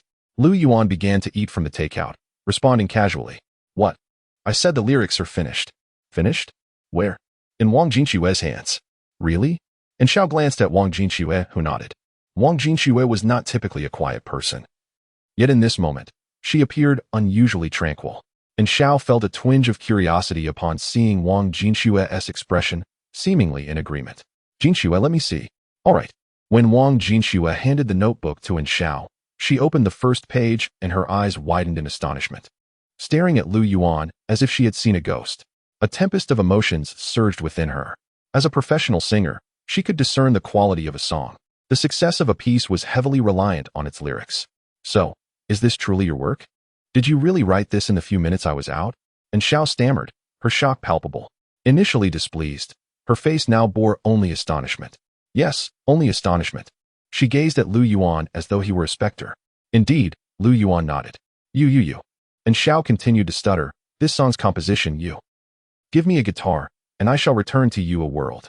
Lu Yuan took a bite of his meal, finding it exceptionally delectable, particularly the chicken leg, which looked particularly appetizing. Wait, don't eat that. And Xiao instinctively called out as Lu Yuan picked up the chicken leg. What? Is this chicken leg not good? Just don't eat it. What is wrong with eating it? Honestly, does it contain poison? Lu Yuan shook his head, bringing the chicken leg to his mouth. He began to chew. Crunch. The sound of teeth cracking echoed in the room. Lu Yuan covered his mouth. The chicken leg fell on the floor. I fear wasting it. And Xiao gazed at Lu Yuan with a hint of trepidation. Lu Yuan's complexion shifted through shades of blue and purple, appearing exceptionally vivid, almost wanting to utter a curse. Chapter 9. I'm sorry. I've set my sights on you, I'm sorry. Within the room, and Zhao's voice resonated melodiously, reminiscent of the delightful chirping of a magpie. Pretty girls are all clumsy. They are all villains. Lu Yuan indelibly etched this phrase into his mind. The afternoon air began to grow heavy, suffocatingly so, casting a pall over his mood. This is a tale. A sorrowful and poignant tale. Ultimately, Lu Yuan failed to retain his teeth, which he spat onto the table. The teeth resting there were akin to his youthful exuberance, irretrievable. Unless he were to have dental implants. Unless he were to be reborn. People may be reborn, but teeth seldom regenerate. A tinge of sadness enveloped Lu Yuan as he pondered what kind of ritual could commemorate his ravaged tooth. Yet upon seeing in Zhao's deeply apologetic, glistening eyes, he chose to close his own. He acknowledged that he was a soft-hearted individual. At his core, he was a good person. Ultimately, he could not harden his heart. If apologies were effective, then why would we need the police? I slept with you, and can I sincerely say I'm sorry? Lu Yuan tidied up the takeout containers, squeezing out this phrase almost through his clenched teeth. He considered himself an elegant intellectual, yet at this moment, he had no desire for elegance. And Zhao's face flushed crimson. She seemed to be stifling discomfort, a hint of displeasure etched across her features. Yet she refrained from contradicting Lu Yuan. At this moment, she merely gazed at him with watery eyes, conveying a sense of remorse, an unintentional apology that was utterly endearing. I have a guitar in my car. I'll fetch it, Wang Jinxue quietly announced as she stood up and walked toward the door. She chose to remain silent. This was a matter between Lu Yuan and Xiao. Do not look at me with such eyes. The power of her gaze was formidable. Once Lu Yuan met in Zhao's innocent eyes, a wave of guilt surged within him. He spat into the trash can with a scornful phooey. This sensation was unsettling. As if he were the one at fault. Was he wrong? You shattered my teeth, and you still have the audacity? Brutish man. And Xiao cast a disdainful glance at Lu Yuan, seemingly ridiculing his lack of understanding. Lu Yuan crossed his arms and huffed, uninterested in engaging with her. The two fell into a cold war. Creaking open, several minutes later, Wang Jinxue entered, bearing a guitar and adjusting its strings. Lu Yuan glanced at the instrument. Although he could not discern its brand, he recognized it as a fine guitar, undoubtedly of considerable value. His spirits lifted at the sight. Let us see how it sounds. Wang Jinxue handed the guitar to Lu Yuan, her expression still placid, yet a glimmer of expectation shone in her eyes. What sort of melody would a person capable of creating or at least compose? It was not merely a trial, it was a performance. Please, both of you, clear your minds and hear me sing. Lu Yuan carefully strummed the guitar, eventually seating himself solemnly in the high chair at the center of the room. His gaze shifting between Xiao and Wang Jinxue, finally resting on the window. The man who had just spat into a trash can seem to have vanished, replaced by someone transformed. His demeanor took on a profound quality, his entire being exuding tranquility. Ding! As the guitar's notes began to resonate. And Xiao involuntarily held her breath. Lu Yuan played with remarkable skill, each movement precise, and the prelude was exquisitely beautiful. Bathed in sunlight, Lu Yuan appeared so artistic. His tall figure embodying grace, his expression reverent as if he were performing in the most artistic realm, narrating his story. Every gesture of Lu Yuan's drew deep breaths from the audience. Even Wang Jinxue found herself entranced, awaiting the moment Lu Yuan would commence singing. Wang Jinshua's heart tightened, her expression more serious than ever. What music awaited her? Perhaps something breathtaking and suffocating like or Elise. Instinctively, she poured herself a glass of red wine and savored a sip. The wine was exquisite, delightful. Her eyes shimmered with unshed tears. Suddenly, Lu Yuan began to sing. In that old village, I occasionally reside. The moment he opened his mouth, the lights seemed to dim. The world tilted on its axis. Puffed. Wang Jinxue unexpectedly spat, choked by the red wine, and Zhao's eyes widened in shock. The sudden sound crashed upon them like a heavy truck. nearly causing her to tumble from her chair. What in the world is this song? This execution, it's suffocating. The music abruptly halted, and the singing ceased. Cough, cough. Testing the sound. Testing the sound. I can't help myself. I can't help myself. Let us start over. Lu Yuan chuckled innocently at the two girls, though mischief glinted in his eyes as he observed Wang Jinxue wiping her clothes and in Zhao's astonished expression. He was teasing. His expression was irrepressibly irritating. Wang Jinxue took a deep breath, poised to rise and speak to Lu Yuan, but he suddenly adopted a serious demeanor. The music resumed. Each time, I stand strong amidst solitude. Each time, even when wounded, I do not shed tears. I know I have a pair of invisible wings that carry me through despair. As Lu Yuan's earnest voice filled the air, Wang Jinxue was rendered speechless. The words she had intended to speak were swallowed back, and Xiao too was momentarily frozen. Lu Yuan's singing was not particularly melodious, with a hint of discordance, yet the essence of the song resonated beautifully. The guitar's notes gradually unfurled, infused with yearning, and Xiao listened intently, gradually immersing herself in the lyrics, as if they were written for her. They were beautiful, vivid, inspiring, and deeply moving. I finally see all my dreams blooming, the youth I chase, the song resounding bright. I finally soar, gazing with intent, unafraid. Wherever the wind blows, I shall fly far. Lu Yuan hit a discordant note, his pitch rising too high to recover. It sounded peculiar. Yet, and Xiao remained unaffected. Not only did she remain engaged, but Wang Jinxue also listened with rapt attention. Lu Yuan's devout expression, coupled with his skillful guitar playing, added to his charm. He took immense pride in performing before the two women, feeling overwhelmingly content. Performing as a talented man was, indeed, rather effortless. And Xiao closed her eyes, memories flashing before her, delving deep into her recollections. Invisible wings. It felt as though it narrated her story, her struggles, her persistence, her lows, her defiance. From the moment she laid eyes on the lyrics, she knew she needed this song. Some beautiful songs are serendipitous finds.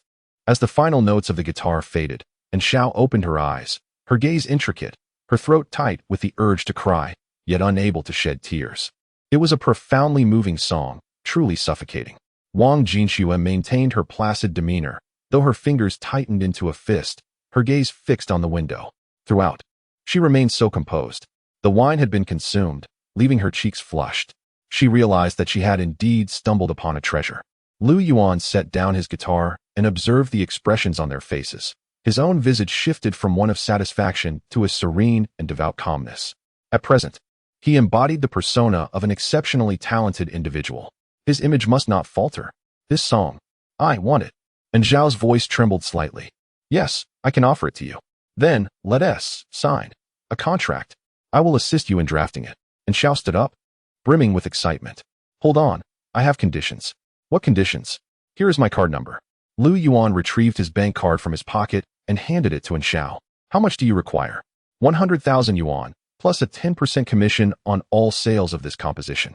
What? Are you not asking for too much? 100,000 is acceptable, but I cannot agree to 10%. You may leave. Lu Yuan's expression remained unchanged. He cast a fleeting glance at Xiao and shook his head dismissively. What? Xiao stood up in disbelief. I said, you may leave. I will not sell it. Lu Yuan was disinclined to continue the discussion with her. What do you mean, you want to sell? Xiao was growing anxious. Why was Lu Yuan behaving so irrationally? That 10% was a standard share for renowned lyricists and composers akin to the esteemed Lin Yu. Lu Yuan was merely an unknown individual. How could he be so domineering? Yes, I will not sell. You may leave. Lu Yuan shook his head, his disdain evident. Could you possibly lower the price a bit? Or perhaps I could offer more for the song. But the commission. I am a gifted creator. I apologize. But I am not a merchant.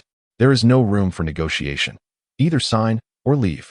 Lu Yuan remained obstinately resolute. He could, in fact, reduce the price. Perhaps even treat it as a favor. However, he could not afford to do so. He sought retribution for his past grievances. He had never been a gentleman. He was merely a petty individual. Jinxue, could you please talk to him on my behalf? And Xiao, upon seeing Lu Yuan's expression, felt an overwhelming urge to slap him. It would be futile. His expression reveals that he has already made up his mind, Wang Jinxue replied, shaking her head. Upon hearing her words, Lu Yuan could not help but smile. Wang Jinxue was indeed correct. He had firmly ensnared Xiao. It was either buy or leave. Those were the only two options. If she wished to purchase, let her. He was not in want of money at this moment. Fine. And Xiao gritted her teeth. I will go print the contract. Ah, by the way, printing at the shop incurs a 5 yuan fee for computer usage and printing costs, which must also be charged to my card. Lu Yuan crossed his arms and looked down at Xiao. He did not lack for this 5 yuan. Yet, he relished the opportunity to vex her. You, scoundrel! And Xiao exclaimed in frustration, stamping her foot. If you continue pointing at me, I will not sell. Lu Yuan replied with utmost seriousness. You. And Xiao glared at him, her heart genuinely wishing to hurl her shoe at Lu Yuan's face. How infuriating. In her lifetime, she had never encountered anyone so detestable. If it were possible, she wished to tear him apart. Chapter 10. Kindred spirits. Lu Yuan lit a crimson cigarette and took several deep puffs, subsequently exhaling a plume of smoke into the bustling streets of Hengdian. The smoke spiraled upward, dissipating in the breeze, evoking a fleeting sensation of soaring towards the heavens. At this moment, Lu Yuan appeared calm, yet within him, a tempest of emotions raged. He recalled the digits displayed on the bank machine. 1 million in cash. What does that signify? Goodness, he was on the verge of prosperity. In his lifetime, he had never laid eyes on such a sum. Cough, cough, cough. Perhaps it was the excitement that had led to him choking on the smoke. In the distance, Hengdian streets continued to teem with people, basking in the radiant sunshine, brimming with infinite hope. Wang Jinxue and Xiao departed together, as Wang Jinxue, having consumed alcohol, could not drive, and Xiao took on the role of the driver. As for the mountain of luggage Xiao had amassed, it was conveniently packed and shipped away, sparing Lu Yuan the burden of being a porter. Her objectives had been met. As for the trip to Chengdu, she would turn back midway, for the purpose was merely to seek a song, and now that a delightful tune had emerged, her aim was fulfilled. Thus, she could return to Yanjing. Lu Yuan watched the two leave, verified the funds on his card, secured the contract, and after finishing his cigarette, hurried towards his rental apartment. Without hesitation, he cleared out his belongings and transported them to his remote film company, treating himself to the beef noodles he had long resisted, devouring 3 large bowls with gusto. Under the astonished gaze of the restaurant owner, Lu Yuan patted his belly, nonchalantly left 100 yuan as a tip, and swaggered away. This was the sensation of affluence. Having tasted such a feeling, Lu Yuan sensed a swelling within himself. He now possessed a wealth of cash and a bounty of time. Emboldened, he even ventured to the capital film set to observe the flamboyant starlets, swallowing hard. He was, after all, obliged to produce a film to appease Wang Jinxue, as stipulated by the contract. He could not act unlawfully. As for box office revenue, that was of no concern to him. He would complete the project, fulfill his obligations, and then return home to marry and start a family. Though, of course, a night of passion with a certain starlet beforehand would be quite delightful. People are often prone to daydreaming, and Lu Yuan, a self-made man, was no exception. After indulging in such fantasies, Lu Yuan tossed his cigarette but onto the grass outside the capital film set, his manners lacking as he cast a disdainful glance at the fervently shouting director, Shun Lianjie, harboring a deep-seated jealousy. Although he bore no grudge against Shun, the archetype of the wealthy and handsome had always been an object of his envy. Shun Lianjie, possessing women, looks, and a prestigious background, was a figure Lu Yuan could not help but resent.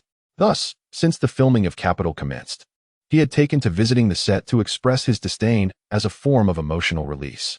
Basking in the sunlight, after a moment of envy and disdain, Lu Yuan stretched and yawned. Just as he turned to leave, he heard a familiar sound of spitting. To his astonishment, a rotund fellow disdainfully spat towards the film set. Then, displaying utter lack of decorum, unzipped his pants and urinated into the wind, exuding an air of bravado that seemed to declare, I shall shower you with my disdain. What are you looking at? Haven't you ever seen a man flood the army? The hefty man shot Lu Yuan a glance, unabashed as he fastened his belt, his tone dripping with contempt. Nay, I merely find your posture to be that of a true dragon among men, a sight to behold. Especially the manner in which you let it flow, truly admirable. Lu Yuan instinctively expressed admiration for the audacious man, his flattery flowing freely as he gave a thumbs up. Wow, I've never met someone who could flatter so smoothly. The rotund man was taken aback and approached Lu Yuan without hesitation. No, my friend, I speak only the truth. To perform such an act in this setting is indeed remarkable. Lu Yuan nodded earnestly. Should I teach you a thing or two? The hefty man winked at Lu Yuan with an exaggerated swagger. Perhaps not, my friend. You are on a different level. Lu Yuan quickly shook his head, offering the man a cigarette instead. You have potential. I am Wei Wuji, and what is your name? The rotund man accepted the cigarette, savoring it before exhaling a ring of smoke. Lu Yuan, Lu as in land, and Yuan as in distant. Lu Yuan took a puff as well, and the two stood atop a small hill outside the set, sharing a smoke. Lu Yuan, a fine name. Oh, by the way, I consider myself quite cultured. Wei Wuji coughed lightly before earnestly explaining to Lu Yuan. Is that so? Lu Yuan gazed at the film set, instinctively agreeing. Indeed, while I am a cultured individual, I harbor disdain for Shun Lianjia, that empty vessel. I share that sentiment. Lu Yuan nodded in agreement. Wait, did he also steal your fiancée? Wei Wuji suddenly looked at Lu Yuan, instinctively speaking out. Upon realizing this, he felt an uncanny kinship with Lu Yuan. But as he noticed the strange expression on Lu Yuan's face, he suddenly sensed something amiss. Ahem, the weather is quite pleasant today.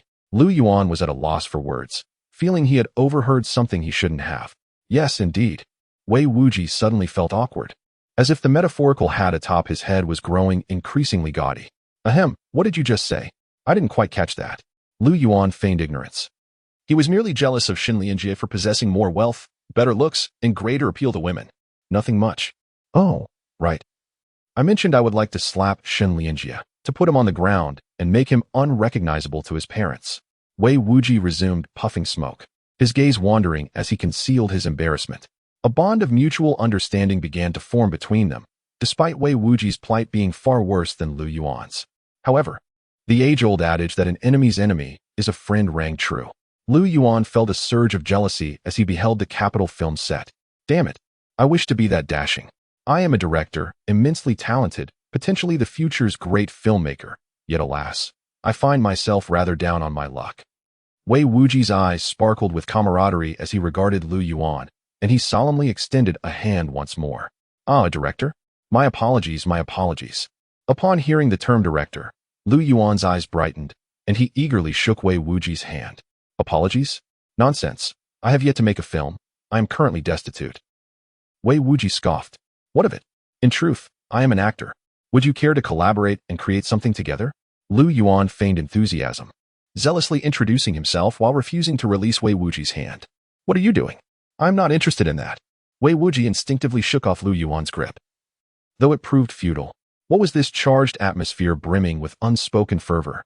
I do not swing that way. Lu Yuan quickly corrected himself, shaking his head.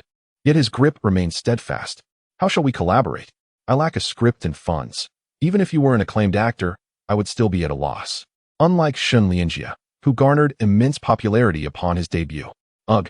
Upon mentioning Shun Lianjie, the chubby man suddenly felt an urge to relieve himself. I have money and a script. Lu Yuan exclaimed with excitement. When opportunity knocks, one must be ready. How splendid this is. What a joke. My friend, you're a tire. I'm not judging you, but as a mere extra, you'd be better off. Filmmaking requires substantial investment, a minimum of $1 million. And do you have a good script? A quality script, if sold, would fetch at least several $100,000. I have one. You possess nothing. Let go. Come on. Lu Yuan suddenly stood, his gaze ablaze with fervor. What are you doing? I told you I'm not interested in that. What nonsense. I'm here to have a great time. Hey, let go. Two grown men shouldn't be clutching each other like this. It's quite unsettling. Stop babbling and just come along. I'm not deceiving you. I said to let go. Where are we going? To my company. What? You have a company? Yes. Let go. I will not. Damn it. I just relieved myself and didn't wash my hands. Can't you feel it's a bit moist? Ugh. The afternoon sun streamed through the window, casting warmth upon the small room. After inhaling deeply, the musty scent of the air conditioner gave the space a decayed ambience. Lu Yuan, though seemingly slight of stature, possessed considerable strength. Despite Wei the chubby man's struggles, he was eventually ushered into the room with enthusiasm. Upon witnessing Lu Yuan's brazen demeanor and his eager expression, Wei felt a tightening sensation. Wei, a male who preferred the company of women, was acutely aware that not everyone shared his inclinations. Thus, he maintained a respectful distance from those with different preferences. At that moment, he felt that Lu Yuan belonged to that category. Wei wanted to cry. He envisioned a future where, years later, he would awaken in the dead of night, regretting his past actions towards the crew of Metropolis, feeling so distraught he might contemplate suicide. That incident left him with a psychological scar. Don't just stand there. Sit down and let us talk. Lu Yuan removed his jacket, revealing a pristine white tank top, his excitement palpable. Lu Yuan, let us converse calmly. Wei felt immense trepidation, his legs trembling, fingers gripping his phone, ready to dial for help. Exactly. Let us have a sincere conversation. Why the grim face? Let us be natural, relax, and enjoy ourselves. What we're about to embark on may leave a mark across heiress. Lu Yuan observed Wei with confusion, as he couldn't reconcile Wei's earlier behavior with his current demeanor. My relaxation and your relaxation, along with your enjoyment, may not align. Wei took a deep breath. Huh, how so? Lu Yuan was further intrigued. Lu Yuan, I'm really not that kind of person. If you truly wish to, perhaps you can visit a club, and we're not close enough for that, right? What kind of person? A club? I've mentioned several times that I'm not interested in that. I like women. You're insane. Seeing Wei's awkward and flushed state, Lu Yuan stood, feeling a wave of nausea wash over him. He nearly retched. He was tempted to slap the chubby man away. Surely, even if he were blind, he wouldn't be attracted to a man, especially one weighing over 200 pounds. Was his brain scrambled? It was indeed a rather absurd misunderstanding. However, when Lu Yuan produced the revised script and handed it to Wei, the latter finally exhaled in relief, settling into a chair. He could tell that Lu Yuan was indeed serious about making a film. The script was brief, considerably shorter than the typical dialogue scripts. Initially, Wei held no interest in Lu Yuan's script, merely glancing at it symbolically, but as he read, astonishment washed over him. Did you write the script? Wei stared at Lu Yuan, incredulous. I did. That's incredibly impressive. Wei exclaimed, slapping his thigh and cursing. Not too shabby, Lu Yuan replied modestly. Though internally, he reveled in the praise. I want to produce it. This could be my breakthrough. Wei stood, excitement radiating from him as he clutched the script tightly. Unwilling to let go. I have the contract prepared. Upon hearing this, Lu Yuan swiftly pulled out the agreement, his smile reminiscent of a fisherman reeling in a catch. This contract had been drafted with the assistance of Shao, who was reluctant but had no choice, hoping for future collaboration with Lu Yuan. Wow, my friend. Were you just waiting for me to take the bait? Wei sensed an air of conspiracy. How could that be? This is all fate. Stop lying. Can you look me in the eye while speaking? Oh. Lu Yuan met Wei's gaze, his sincerity and persuasive aura evident, devoid of deceit. Wei opened his mouth, realizing he couldn't detect any flaws in Lu Yuan's eye contact. Let us sign. Lu Yuan's voice was gentle, almost hypnotic. Okay. Wei nodded, instinctively skimming the contract before signing, ensuring there were no major issues. This film has an investment of 80,000? Isn't that a bit low? Only 80,000. Fine. Which star do you intend to invite for this film? Do you know anyone? I do. Their acting is quite commendable, but what? Their fee is a tad high. How high? About 2 million. Upon hearing this, Lu Yuan's once hopeful expression diminished, sinking into a calm demeanor. 2 million. That's more than I have. It's unavoidable. Despite only having one role, the demands for this character are quite stringent, requiring exceptional skill and, more importantly, recognition. Without the latter, such a modest investment wouldn't yield significant returns, even with a good script. When discussing the film, Wei's expression turned serious, shedding his earlier lewd demeanor and adopting a professional air akin to that of a film academy professor. Actually, I could also take part. I am an actor.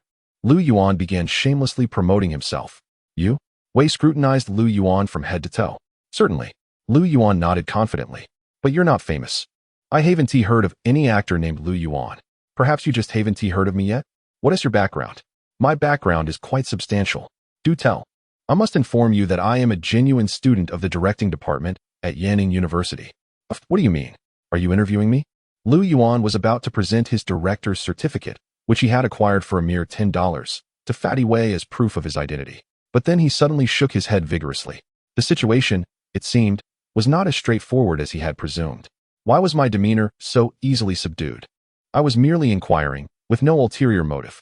Observing Lu Yuan's sudden shift in attitude, Fatty Wei instinctively took a small step back. I ask you, whose script is this? Yours, I presume? Who funded the production? You? Who brought you in? Obviously you did. So, why are you prying into my status as an actor? Am I not entitled to act in my own film? Is that an issue? No issue at all. Fatty Wei opened his mouth, gazing at Lu Yuan's brazen and earnest demeanor, rendered momentarily speechless. It appeared that the matter was indeed not significant. Since there is no issue, let us proceed. Proceed with what? To assemble the crew, of course. The crew. Am I obligated to film? Fatty Wei suddenly felt that Lu Yuan was rather unreliable. Surely, such a splendid script would not be squandered thus. He sensed that his directorial aspirations might be shrouded in darkness. No, you have signed a contract, which carries legal weight. Unless you are prepared to pay a penalty of 2 million. If you are willing to pay, here is my account number. Feel free to transfer the funds at your convenience. After receiving the contract, Lu Yuan produced a bank card and smiled. Fatty Wei once again opened his mouth, yet found himself at a loss for words. This is quite the pitfall. 2 million? Where would he procure such an amount? He could scarcely manage 2,000. Gazing at the contract securely in Lu Yuan's grasp, along with the script he held, he glanced around the dilapidated room and at the cheap film company advertisement that had long since been blown away by the wind. And a sense of despair washed over him. How on earth is this permissible? Ding ding ding. Apologies, I must take this call. Please, make yourself comfortable. There is water in the dispenser, and it's on me. Lu Yuan's phone rang, and after glancing at an unfamiliar number, he looked at Fatty Wei. Fatty Wei watched as Lu Yuan settled onto a nearby sofa, ultimately closing his eyes, resembling a wronged, oppressed young bride. Hello. This is Lu Yuan. Yes, I indeed wrote to Alice. You are Zheng Guolong. What? You are a professor at Yanning Academy? I apologize, but I do not know you. Have you come to Hengdian? No, I am not in Hengdian. All right then, I must hang up. I am quite busy, so please refrain from disturbing me further. Smack. Lu Yuan's voice was not quiet. On the contrary, it was quite resonant, clear enough for Fatty Wei to hear distinctly. In an instant, Fatty Wei's eyes widened. Zheng Guolong. Surely, this must be a case of sharing a name. Yes, it must indeed be a case of sharing a name. Chapter 12. Do you have a dream? At the end of June, Hengdian remained sweltering, causing Wei Fatty to perspire profusely, as if he had just swum a lap in a pool. Most individuals of his stature detest summer, and Wei Fatty was no exception. If given the chance, he would prefer to recline comfortably indoors, allowing the cool air from the air conditioner to envelop him entirely, not minding if he were to perish within those four walls. However, that was merely a dream. Lu Yuan's script, Buried Alive, was a thrilling and suspenseful masterpiece. Wei Fatty vowed that if he were to direct this film, its box office performance would undoubtedly be stellar, potentially earning him a significant place in the annals of Chinese cinema. The only prerequisite was, Lu Yuan, the sole lead, needed to possess acting skills. Wei Fatty harbored doubts regarding this. Care for a smoke? Not bad, right? The filming of The Capital was nearing completion, and the crew had begun the process of shooting supplementary scenes. At noon, Lu Yuan and Wei Fatty returned to the set of The Capital. Each time they approached the set, Wei Fatty felt an urge to relieve himself, wanting to unbutton his trousers and vent his frustrations about being overshadowed.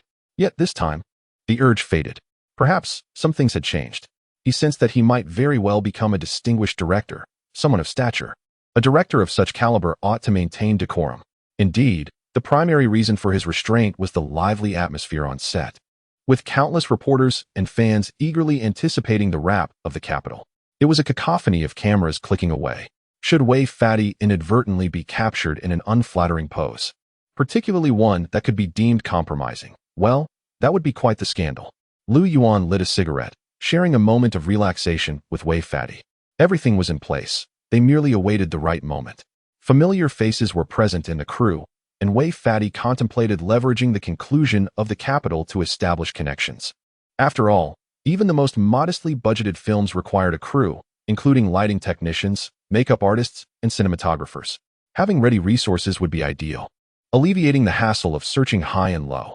Lu Yuan, with a wave of his hand, expressed his complete trust in Wei Fatty, encouraging him to proceed without hesitation. You have free rein with the 80,000 investment. I entrust my film entirely to your stewardship, while I take on a supportive role. His expression and demeanor conveyed sincerity, reminiscent of Liu Bei's earnestness when he clasped Zhuge Liang's hand, filled with camaraderie. This display stirred an unexpected excitement within Wei Fatty, evoking a sense of loyalty akin to that of a devoted vassal. Of course, Wei Fatty was blissfully unaware that Lu Yuan possessed no understanding of filmmaking, being oblivious to where expenditures were necessary. Lu Yuan, lacking any filmmaking acumen, thought he could charm others into assisting him without any grandiose, sentimental embellishments. Clearly, that was not feasible. Thus, he endeavored to persuade and flatter, ensuring that the 80,000 could yield a completed film. with quality being a secondary concern. Merely meeting contractual obligations sufficed. After all, how many films had flopped at the box office? What difference would one more make? At most, it would simply contribute to the proliferation of mediocre films in Chinese cinema. The distant horizon was breathtaking, the sky vast and boundless. Perched on a small hill at the entrance to the set, Wei Fatty was suddenly overcome by an inexplicable emotion. Lu Yuan, do you have a dream? He extinguished his cigarette and spat a thick wad of phlegm. A dream? Indeed, a dream. Are you feeling unwell? Care for a smoke? Lu Yuan was taken aback by the sudden seriousness radiating from the otherwise lewd Wei Fatty. The notion of dreams, when uttered by him, seemed almost absurd, bordering on comical. Enough with the smoking. I ask you again, do you have a dream? Wei Fatty stood, gazing skyward, and then at the capital set, his back turned to Lu Yuan. His voice resonated with depth and gravitas. Yes, I have a dream. Lu Yuan, observing Wei Fatty's earnest demeanor, felt a sense of discomfort and stood, cigarette in hand, adopting an equally pretentious air. My dream is to become a great director, to ensure that the entire world recognizes me, Wei Wuji. Wei Fatty clasped his hands behind his back, staring into the distance, as if addressing himself or perhaps Lu Yuan. Just wait a moment. I need to relieve myself. Lu Yuan glanced at the sky, feeling the oppressive heat, and surveyed the ominous clouds looming overhead. He was concerned that a lightning bolt might strike Wei Fatty, and he certainly did not wish to accompany the rotund man to the afterlife. Lu Yuan, what is your dream? Wei Fatty called out. My dream is grand. Indeed, it is vast. Lu Yuan shook his head, attempting to distance himself from Wei Fatty. From establishing a company, to producing films and writing scripts. It is apparent to me. Apparent of what? Lu Yuan halted, his foot poised to sit on a lower ledge. Your ambition is considerable. You aspire to conquer Hengdian, to dominate China, to triumph in Hollywood, to rule the world. Wei Fatty suddenly turned to fixate on Lu Yuan. Lu Yuan met Wei Fatty's gaze, his arm twitching involuntarily, nearly burning himself with the cigarette. He felt a jolt of shock. What do you mean by that? Have I ever thought such a thing? Surely not. Or perhaps you have. Wei Fatty, sensing Lu Yuan's silence, felt the need to take the conversation in a different direction. Adopting a more grandiose tone, he hinted that Lu Yuan should respond with something akin to, our journey is to the stars and the sea, a phrase laden with sentimentality. Youth is often replete with confidence and bravado. It was only natural for them to feel exhilarated while embarking on their first film, leading to wild proclamations.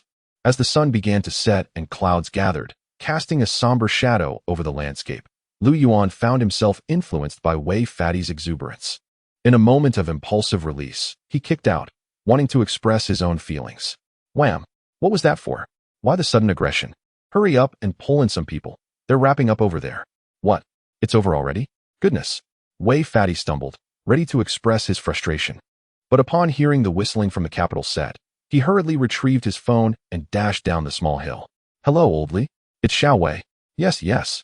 Can we meet? You're tired? I have work for you. A great script, funding. Yes, everything is in place. We just need your makeup and filming crew. Talking nonsense? How could that be? I assure you it's genuine. Let's grab a drink and discuss this properly. I am truly preparing to make a film. I'm not joking. Can you still doubt me? Lu Yuan gazed at the retreating figure of Wei and then up at the sky.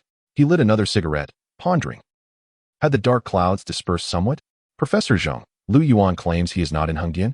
That cannot be true. I just invested in his film. And he is likely busy assembling the crew. Where is his company located? The company? Oh, right. It is situated at the end of Samba Street, in the second to last storefront. I shall go see him in person. I suspect he thinks I am a fraud over the phone. Thinks of you as a fraud. Huh, this fellow. I will call him right now and give him a piece of my mind.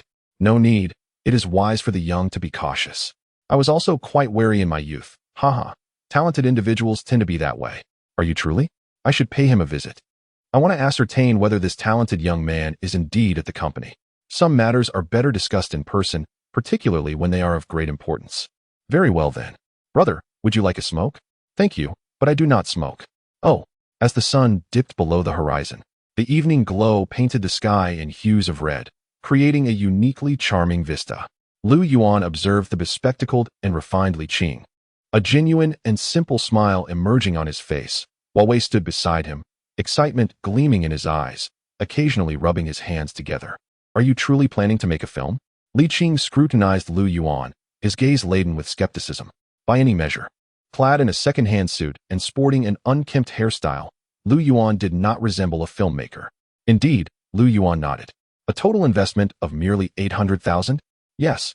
Making a film is no simple feat. With such a scant investment, it is challenging to produce a quality film. Li Qing shook his head, a hint of exasperation flickering in his eyes, as his last shred of hope dissipated entirely. When Wei spoke of funding over the phone, he did so with ample vigor and confidence, boasting that the script was comparable to an international blockbuster, certain to succeed immensely. It was precisely this that prompted Li Qing to meet Wei and discuss the film. Prior to arriving, he was filled with anticipation. However, upon learning that the total investment was a mere 800,000, with Lu Yuan as the sole actor and the director a hapless fool who had been ousted from his home, Li Qing's spirits plummeted. This was no longer a mere impoverished production. It was sheer deception and trickery. Yet, there must be exceptions. Lu Yuan regarded Li Qing with sincerity. Thus, upon their first meeting, he promptly laid bare the situation of the crew. The total investment and certain arrangements were not subjects he felt comfortable exaggerating. Some things can be embellished, but others are best approached with honesty. Otherwise, the outcome may be dire. The art of deception, coupled with innate acting skills, is what constitutes a true master of trickery. Of course, these insights were not revelations that Lu Yuan suddenly grasped. Rather, he had gleaned them from a second-hand book titled How to Be a Con Man purchased from a nearby bookstore. Lu Yuan wholeheartedly embraced this wisdom, convinced of its truth. After all, he aspired to be the king of deceivers. With an investment of 800,000, how much box office revenue do you think is feasible? Li Qing adjusted his glasses, seriousness etched across his face. The film market is increasingly lackluster. Even 10 million investments can flop miserably, let alone your 800,000. Forgive my candor, but you may not even secure a screening. All your efforts could end in farce. How can one know if they do not try? There is no stipulation that a film with an 800,000 investment cannot achieve substantial box office success. Lu Yuan, puffing on his cigarette, turned to gaze at the distant sunset, undeterred by Li Qing's words, radiating confidence. In truth, he felt the least pressure of all. Confidence is commendable, yet mindless squandering of time is detrimental. Observe how the sun sets, marking another day gone. What do you perceive? I firmly believe that time should not be wasted on trivial pursuits. Li Qing smiled, his expression neither mocking nor contemptuous, merely polite as he began to withdraw. How can one deem something meaningless without attempting it? Moreover, you have not even seen the script. Do you think I need to read the script for a film with an 800,000 investment? Is it unnecessary? I apologize. I am unable to assist you further. This capital has consumed too much of my time, and I need to rest. Furthermore, I have an engagement with Tianyu Group. My next film is slated for 3 months hence, and I must conserve my energy for the upcoming project. I can only wish you swift success and impressive box office returns. As the last rays of the setting sun faded, Li Qing smiled once more, readjusted his glasses, and then politely turned to leave. He departed, without a hint of hesitation. He had no time for childish games. At that moment, Lu Yuan glanced at Wei Wuji, their gazes lingering with a hint of mischief, the corners of his mouth curling into a smirk. Oldly, I believe there are matters we ought to discuss thoroughly. We are all young, and I think it would be beneficial for us to sit down over coffee, listen to some music, and chat about our aspirations. Oh, by the way, we are all artistic youths here. Upon meeting Lu Yuan's gaze, Wei Wuji understood, and after ensuring no one was watching, the impatience on his face transformed into a radiant smile as he followed Li Qing. Artistic youth? What does that mean? Yes, I believe it is not conducive to converse in this public space. There is hardly anyone around, nor is there much atmosphere. Quite a few things can be discussed in detail. Lu Yuan chuckled, his smile equally bright, yet courteous. Did you not summon me here to converse? Li Qing regarded the two with their beaming smiles, feeling somewhat bewildered. It seemed there was a hint of ulterior motive. Why did their expressions seem off? He suddenly became wary. Fatty, you grab the body, and I will seize the legs. But just then, Lu Yuan shouted sharply. Lu Yuan, do not call me Fatty. Seize him. What are you doing? What is this? Are you attempting to kidnap me? I warn you. As the sun set, and only the afterglow remained, the crimson light illuminated Li Qing's face. He felt his body being pulled by Wei, spinning dizzily. He attempted to raise his legs to struggle, only to find Lu Yuan gripping his legs, dragging him away with unyielding force. Let go of me. I will call the police. The two possessed considerable strength. and their roughness left Li Qing utterly defenseless. He shouted repeatedly, but to no avail. The two men, one in front and one behind, carried the spinning Li Qing as though he were a pig destined for slaughter, their legs moving swiftly while their smiles grew ever brighter, enjoying their collaboration immensely. Their silhouettes stretched longer and longer.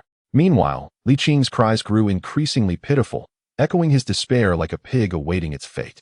In his heart, he cursed these two brutes profusely, having no idea how many times he had insulted their ancestors. The film company was not located in the bustling streets of Hengdian, but rather in a remote alleyway. Professor Zheng Guolong searched for quite some time before locating this dilapidated firm, its sign nearly falling off. Observing the small storefront, Zheng felt a stark sense of disappointment. This is where the exceptionally talented young man resides. Zheng shook his head, glancing at the locked door, feeling somewhat resigned. The young man was not at the company. What a pity. Originally, I had come here with the intention of meeting that young lad to discuss the piece heiress and offer some guidance regarding his future.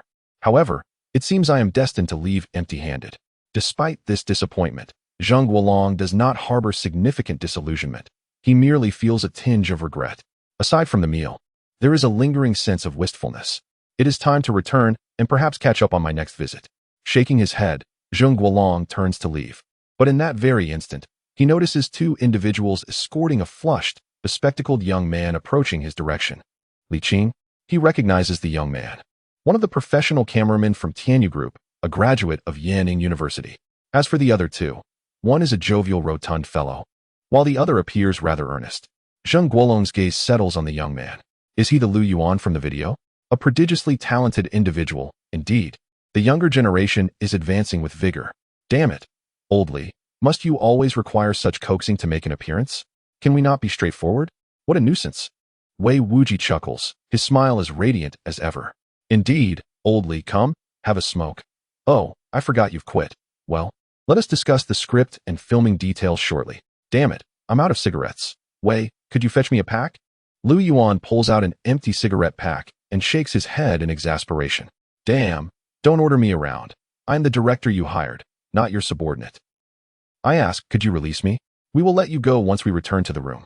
Upon hearing the voices of the two and seeing the disheartened expression of Li Qing, Zheng Guolong is momentarily taken aback. Is this brash young man truly the gifted individual who composed heiress?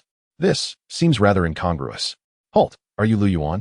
Just as Lu Yuan brushes past Zheng Guolong, he finally calls out to him. Ah, sir, you know me? Lu Yuan pauses, regarding the bespectacled elder, who bears a resemblance to a landlord collecting rent. You are. Wei's previously radiant smile suddenly falters. Zheng, Professor Zheng. Li Qing, caught between the two, is also taken aback, his speech becoming increasingly stuttered. Chapter 14. I never pretend to be impressive. The door was quite old, creaking heavily as it was pushed open. Zheng Guolong surveyed his surroundings, and upon seeing several dust-covered computers that appeared merely decorative, he couldn't help but feel a mix of amusement and disbelief. Is this really what they call a film company? The stark contrast between his expectations and reality was indeed jarring. Can these people truly make movies? Doubts began to creep into Zheng Guolong's mind. Wei, the rotund fellow, scurried about with a rag, wiping the table, and then brewed a cup of somewhat moldy pu'er tea, placing it on the bar counter. As he watched the steam rise, a sense of absurdity mingled with his unease. It felt as though fate was playing a cruel joke on him. Initially, he thought the call from Lu Yuan was merely a case of sharing the same name. But this brute, Lu Yuan, actually knows Professor Zheng Guolong? This is truly terrifying. Li Qing, on the other hand, sat quietly at the bar, barely daring to breathe, his head bowed. He felt dazed, utterly bewildered. Why was such a formidable professor as Zheng Guolong here? This dilapidated little room was certainly not a place he ought to be. Professor Zheng, Lu Yuan cleared his throat. After learning of Professor Zheng Guolong's identity, he was gripped by a chill, his heart racing with anxiety. Could it be that his purchase of a fake certificate had come to light? Was he destined for prison? No, that didn't seem right. I've heard you graduated from the directing department of Yanning? Zheng Guolong suddenly inquired, observing Lu Yuan's feigned indifference. Graduating from any academy seems unrelated to your purpose for being here, doesn't it? Let us enjoy the tea before it cools. Lu Yuan responded with calmness, though he felt a pang of panic. Indeed, this was an unexpected bombshell dropped right at the start. How could one withstand such pressure? Lu Yuan's breathing grew slightly tense. Yes, it is unrelated, Zheng Guolong nodded, sensing something unusual in Lu Yuan's expression but choosing not to pursue it further. He picked up the teacup, intending to take a sip, but upon observing the murky tea color and catching a whiff of mildew, he ultimately shook his head and set it down. He had tasted aged tea before, but never had he encountered moldy tea. Wei, why are you still standing there? Seeing Zheng Guolong's look of disbelief, Lu Yuan instinctively reached into his pocket to offer a cigarette, but after rummaging for a while to no avail, he turned away with a more insistent gaze. What? Wei was bewildered, unable to decipher Lu Yuan's gestures. What are you hinting at? He pondered, confused. Go buy me a pack of cigarettes from the nearby shop. Lu Yuan finally instructed, raising his hand to indicate he wanted a better brand, specifically Huaxia. We must not neglect Professor Zhang. Oh, right away. Wei understood and hurried off to the small convenience store for cigarettes. Hold on, I don't smoke, and I dislike having others smoke in my presence, Zheng Guolong interjected, shaking his head in exasperation. He felt Lu Yuan's demeanor bore no resemblance to the graceful young man seen in the video playing the piano. Rather, he appeared more like a rogue. At that moment, Lu Yuan could only be described as a vagabond. Upon hearing Zheng Guolong's declaration, Wei halted his departure. Oh, actually, I'm not much fond of smoking either. Sometimes, when inspiration eludes me, I indulge in a couple.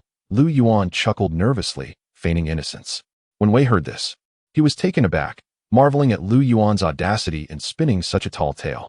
Could one lie so blatantly? Li Qing, upon hearing Lu Yuan's words and seeing his sincere expression, nearly lost his composure and hurled his shoe at him. You claim not to smoke. Yet who was it that insisted I have one just now? Who? The more Li Qing thought about it, the more humiliated he felt. If not for Professor Zhang's presence, he would have likely exploded with rage. Did you truly compose F.R.Elise? Zheng Guolong, detecting the faint scent of smoke on Lu Yuan and observing his charred fingers, chose to ignore Lu Yuan's earlier remarks and pressed on. How could such a brazen youth be the author of such a piece? Yes, I did compose it, so what? Lu Yuan nodded, unconcerned about the accusation. After all, he had nothing to lose. Are you aware of the value of F.R.Elise? Zheng Guolong queried.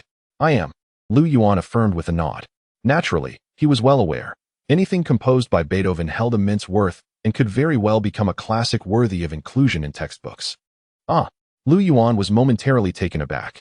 Your piano skills are rather rudimentary, making it hard to believe you could write such a piece. I am curious if you are indeed the original composer. Zheng Guolong scrutinized Lu Yuan, his gaze seemingly capable of piercing through facades. Does the quality of my playing have any bearing on composition? Lu Yuan met Zheng Guolong's gaze, appearing resolutely confident. After all, no matter how formidable Zheng Guolong was, he could not trace Beethoven's footsteps. It does not matter. I also heard you penned a commendable song for An Shao, crafting it as her lead single? Yes, indeed. It was written on site. Someone can vouch for me, Lu Yuan added, nodding in affirmation. Was it Jean Shui? I heard from her that you wrote an impressive script, securing an investment of 1 million? Indeed. Could you share that script with me? Sure. Lu Yuan felt the elderly man's thoughts were somewhat disjointed, but still handed over the script. In the dim light, Li Qing and Wei exchanged incredulous glances. Though they remained silent, their minds were awash with tumultuous thoughts. This Lu Yuan, appearing so brash and roguelike, hid such remarkable talent? He composed a piece that even someone of Zheng Guolong's stature praised, potentially worthy of a textbook? He wrote a lead single for a renowned pop star? He wrote a script that attracted 1 million in investment? Wait a moment. Wasn't he adamant about 80,000? Why the sudden claim of 1 million? At this realization, both Wei and Li Qing cast peculiar looks at Lu Yuan, a hint of suspicion in their eyes. Where did the extra 20,000 go? Did you pocket it? Li Qing remained relatively calm, but Wei felt as though he had been thoroughly duped. Your script is impressive. I must admit, you are indeed a remarkably gifted young man.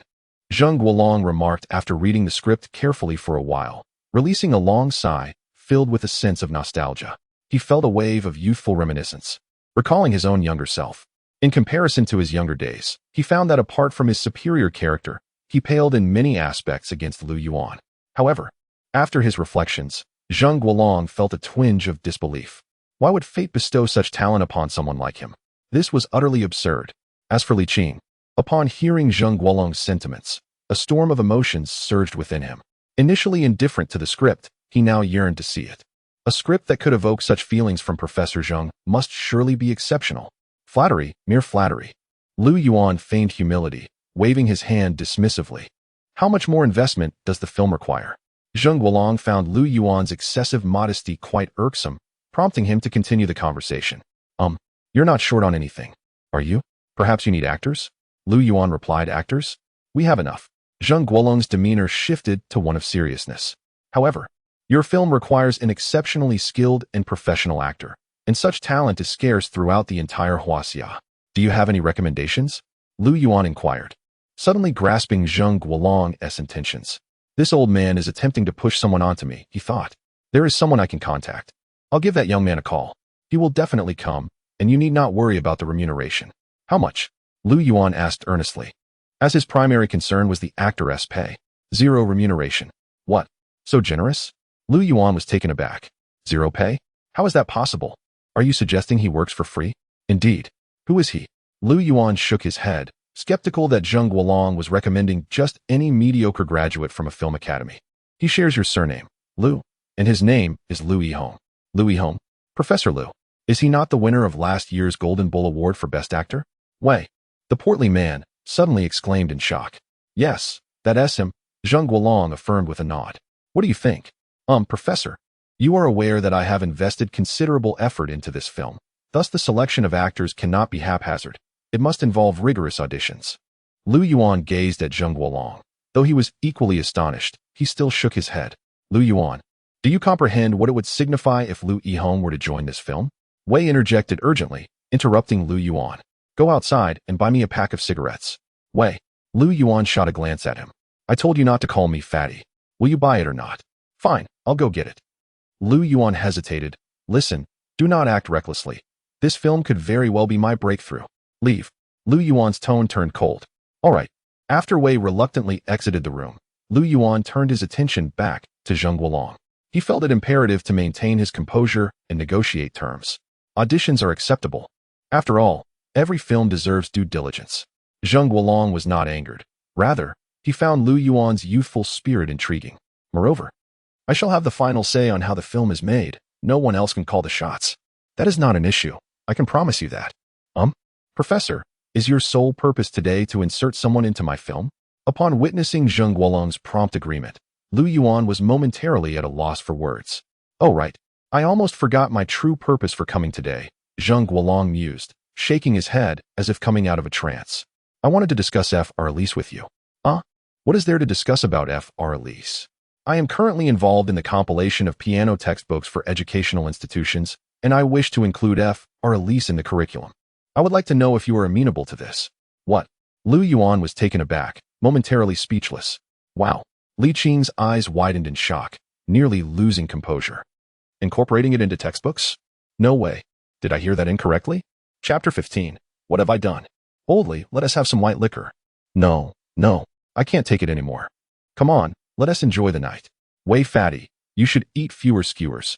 You're already so plump. Lu Manzi, if you call me fat one more time, I'll confront you. Fine, let us confront each other. Boldly, stop being such a coward. Drink up. Fatty, have some white liquor too. Beer doesn't pack a punch. I've told you not to call me fatty. Haha. The midnight chimes reverberated through the barbecue street of Hengdian. The sounds of vendors calling out, car horns blaring, and laughter filled the air, accompanied by the thick smoke of charcoal grilling. At a Wang Ji barbecue stall, 3 young men were reveling in their joy. Lu Yuan, not particularly adept at drinking, was nonetheless skilled at persuading others to drink. In no time, he had coaxed the somewhat reserved, artistic Li Qing into a state of rosy embarrassment. Bottoms up, Wei fatty, refusing to be outdone by Lu Yuan, tipped his beer aside, filled his glass with white liquor, and grinned, ready to take on Lu Yuan. Cheers, Lu Yuan. His eyes now bloodshot, locked gazes with Wei fatty, feeling an adrenaline rush surge through him. Without further ado, they each took a hearty bite of skewered meat and downed their drinks in one go.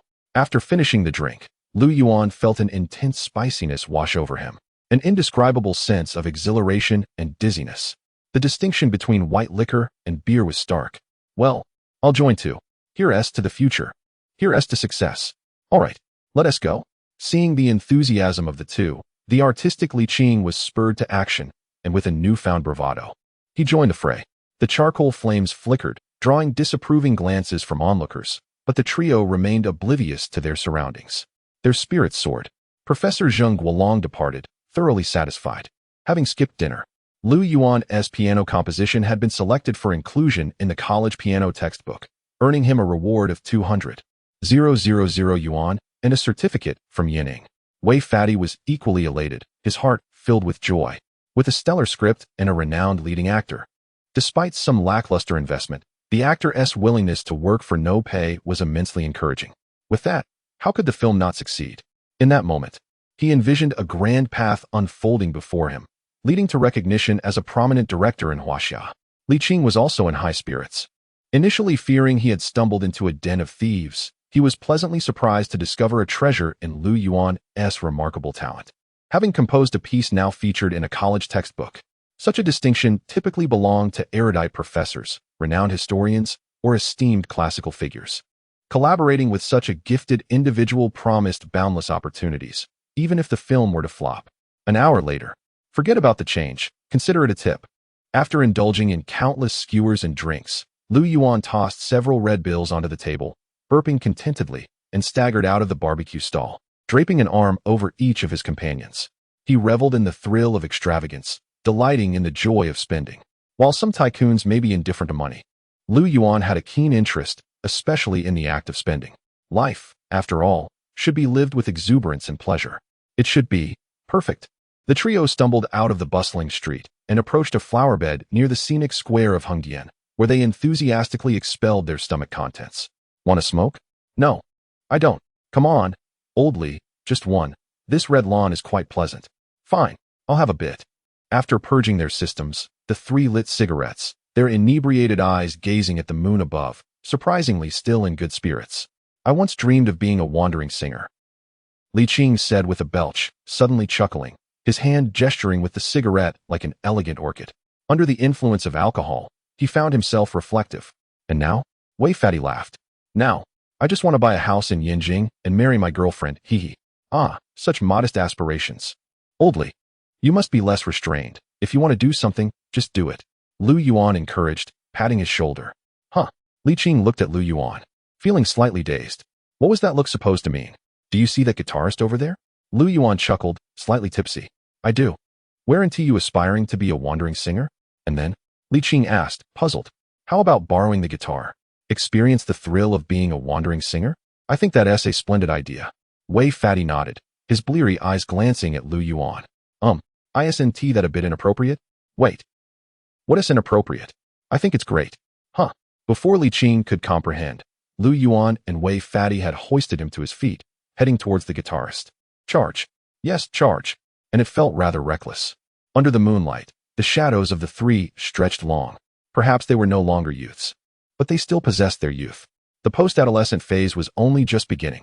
Young people are often impulsive. They are also foolish. We call this foolishness youthful exuberance.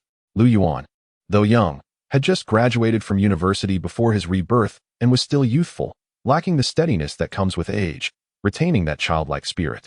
As Lu Yuan opened his eyes, he vaguely saw a beam of sunlight illuminating his face. This beam of sunlight was bright and warm, quite pleasant, save for a slight headache. Lu Yuan raked his fingers through his hair and shook his head vigorously.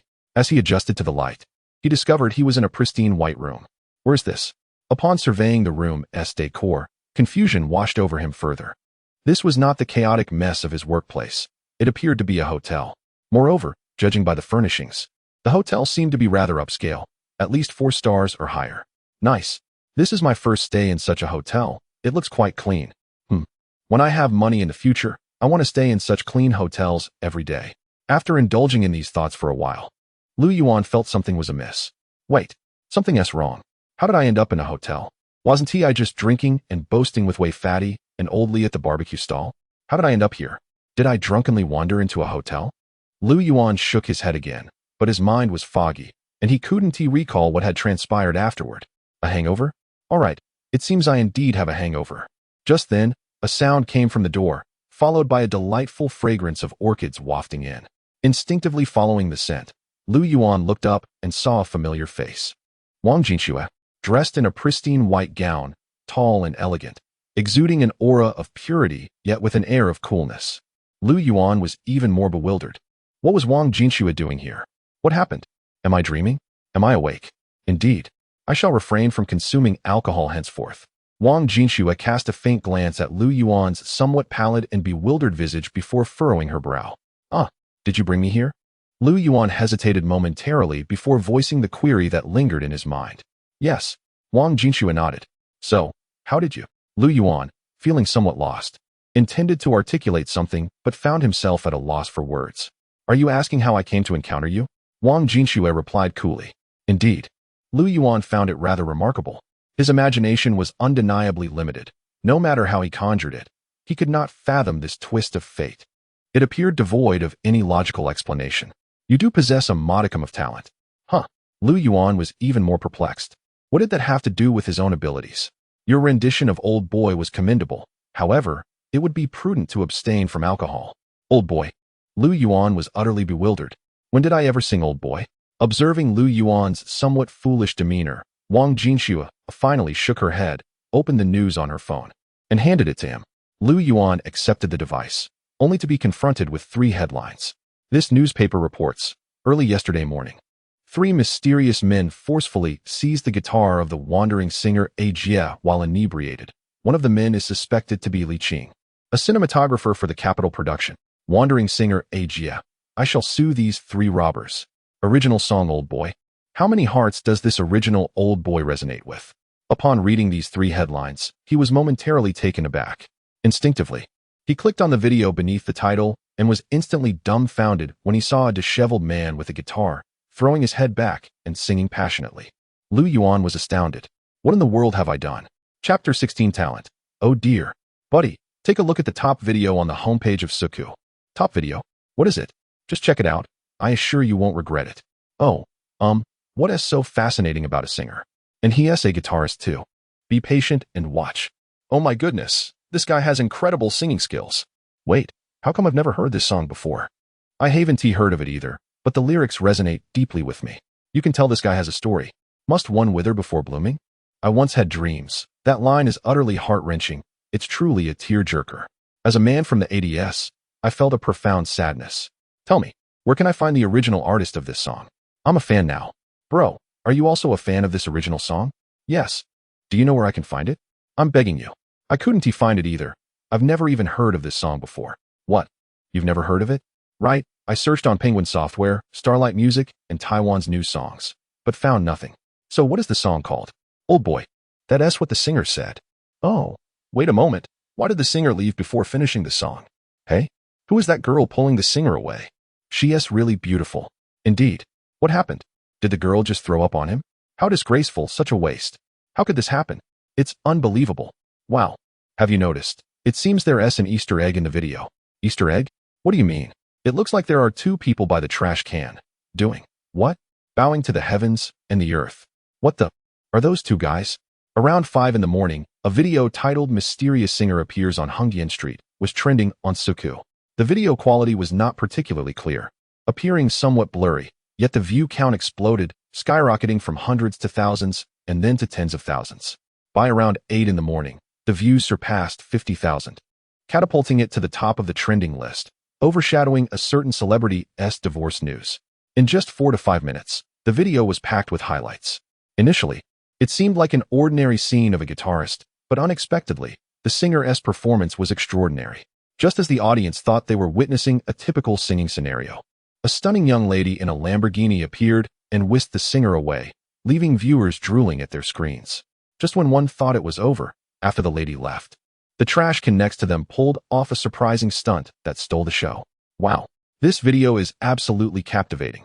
Wei Fatty sat disconsolately on a small stone slab outside the film company, igniting a red cigarette. It felt like the desolation after a storm, the solitude following a climax. The smoke was somewhat harsh, yet Wei Fatty found it a brief respite from memories that ought to be forgotten. Unlike Lu Yuan, he wasn't completely inebriated. Though he was dazed, he still retained a semblance of rationality. Last night had been chaotic. From an initially sparse silence to a crescendo of voices and cheers. What had transpired in between? Too much to recount, far too much to elicit a deep sigh. Immense glory, yet complete disgrace. The aftermath of solitude was devoid of nostalgia. Perhaps this life is simply doomed. As he extinguished the cigarette, the image of that figure clutching a guitar, weeping and wailing amidst a chorus of applause and cheers, flooded his mind. Of course, no one paid attention to Ajia, who was clutching himself and on the verge of tears. Ding ding ding. Wei Fatty's phone rang. Wei Wuji, are there many people outside? Not too many. Any reporters? None. They've mostly left. Oh, I'll come out then. Okay. Li Qing's voice on the phone was filled with anxiety, tinged with despair and shame. Wei Fatty shut his eyes. Recalling the moment when Li Qing had pulled him to kneel before the trash can, tears in her eyes as they swore brotherhood. Heaven above, earth beneath, I, Li Qing, am willing to become sworn brothers with Wei Wuji. Around them were the sounds of Lu Yuan's shouts and the guitar, accompanied by the laughter of countless onlookers, cameras, and recording devices. Then, in a daze, Wei Wuji found himself being pulled by Li Qing, kneeling before the fly-infested trash can, proclaiming oaths that ought not to have been made. Even though Wei Wuji sensed something was amiss and hurriedly tried to escape, was it of any use? Looking at the video on Suku and the nearly 1,000 shares it amassed, Wei Wuji closed his eyes. Life is like a merciless chisel, altering our appearance. Must one wither before blooming? I once had dreams. Damn it. At that moment, Lu Yuan's haunting melody echoed in Wei Wuji's mind. Cursed Lu Yuan. Why do you act so pretentious? After a hangover, the aftermath was evident. Lu Yuan's aftermath manifested in an increased affinity for smoking. When Wang Jinxue parked her car and entered the film company, her expression was icy, filled with unparalleled disdain. At that moment, she could only describe the scene inside with 4 words: thick smoke and haze. Yes, thick smoke and haze. The entire hall was littered with cigarette butts and a foggy atmosphere, mixed with the haze of smoke. Lu Yuan, Li Qing, and Wei Fatty sat across from each other in silence, yet each bore a lost and dazed expression, filled with melancholy. They had succumbed. They had fallen. From now on, they were no longer striving for progress. This feeling was reminiscent of love. Of course, there was also a hint of a non-mainstream, tragic atmosphere. Li Qing, who never smoked or drank, formerly donned somber black-rimmed glasses and always dressed in formal attire, now smoked heavily, even more than Lu Yuan. Chain smoking. Tears streaming down his face, he continued to smoke, unstoppable. Naturally, no one tried to stop him. Perhaps this was the descent of human nature. Wei Fatty thought Li Qing was the epitome of repressed desire. On the surface, he seemed ordinary, yet in reality, he was wild. Otherwise, why would he drag Wei Fatty to the trash and to proclaim oaths to the heavens? However, Wei Fatty did not reproach Li Qing. At that moment, they were all the same, waiting for judgment, awaiting that infamous moment. Throw away your cigarettes and open the windows. No smoking where I am. Wang Jinxue could no longer restrain herself, covering her nose as she opened the window. Ah Yuan, your rich second-generation goddess girlfriend has arrived. Wei Fatty glanced up at Wang Jinxue, then lowered his head in a daze. Stop talking nonsense. Whose girlfriend? She's our film's investor. Don't misrepresent her. Lu Yuan spat, glaring at Wei Fatty, his voice hoarse.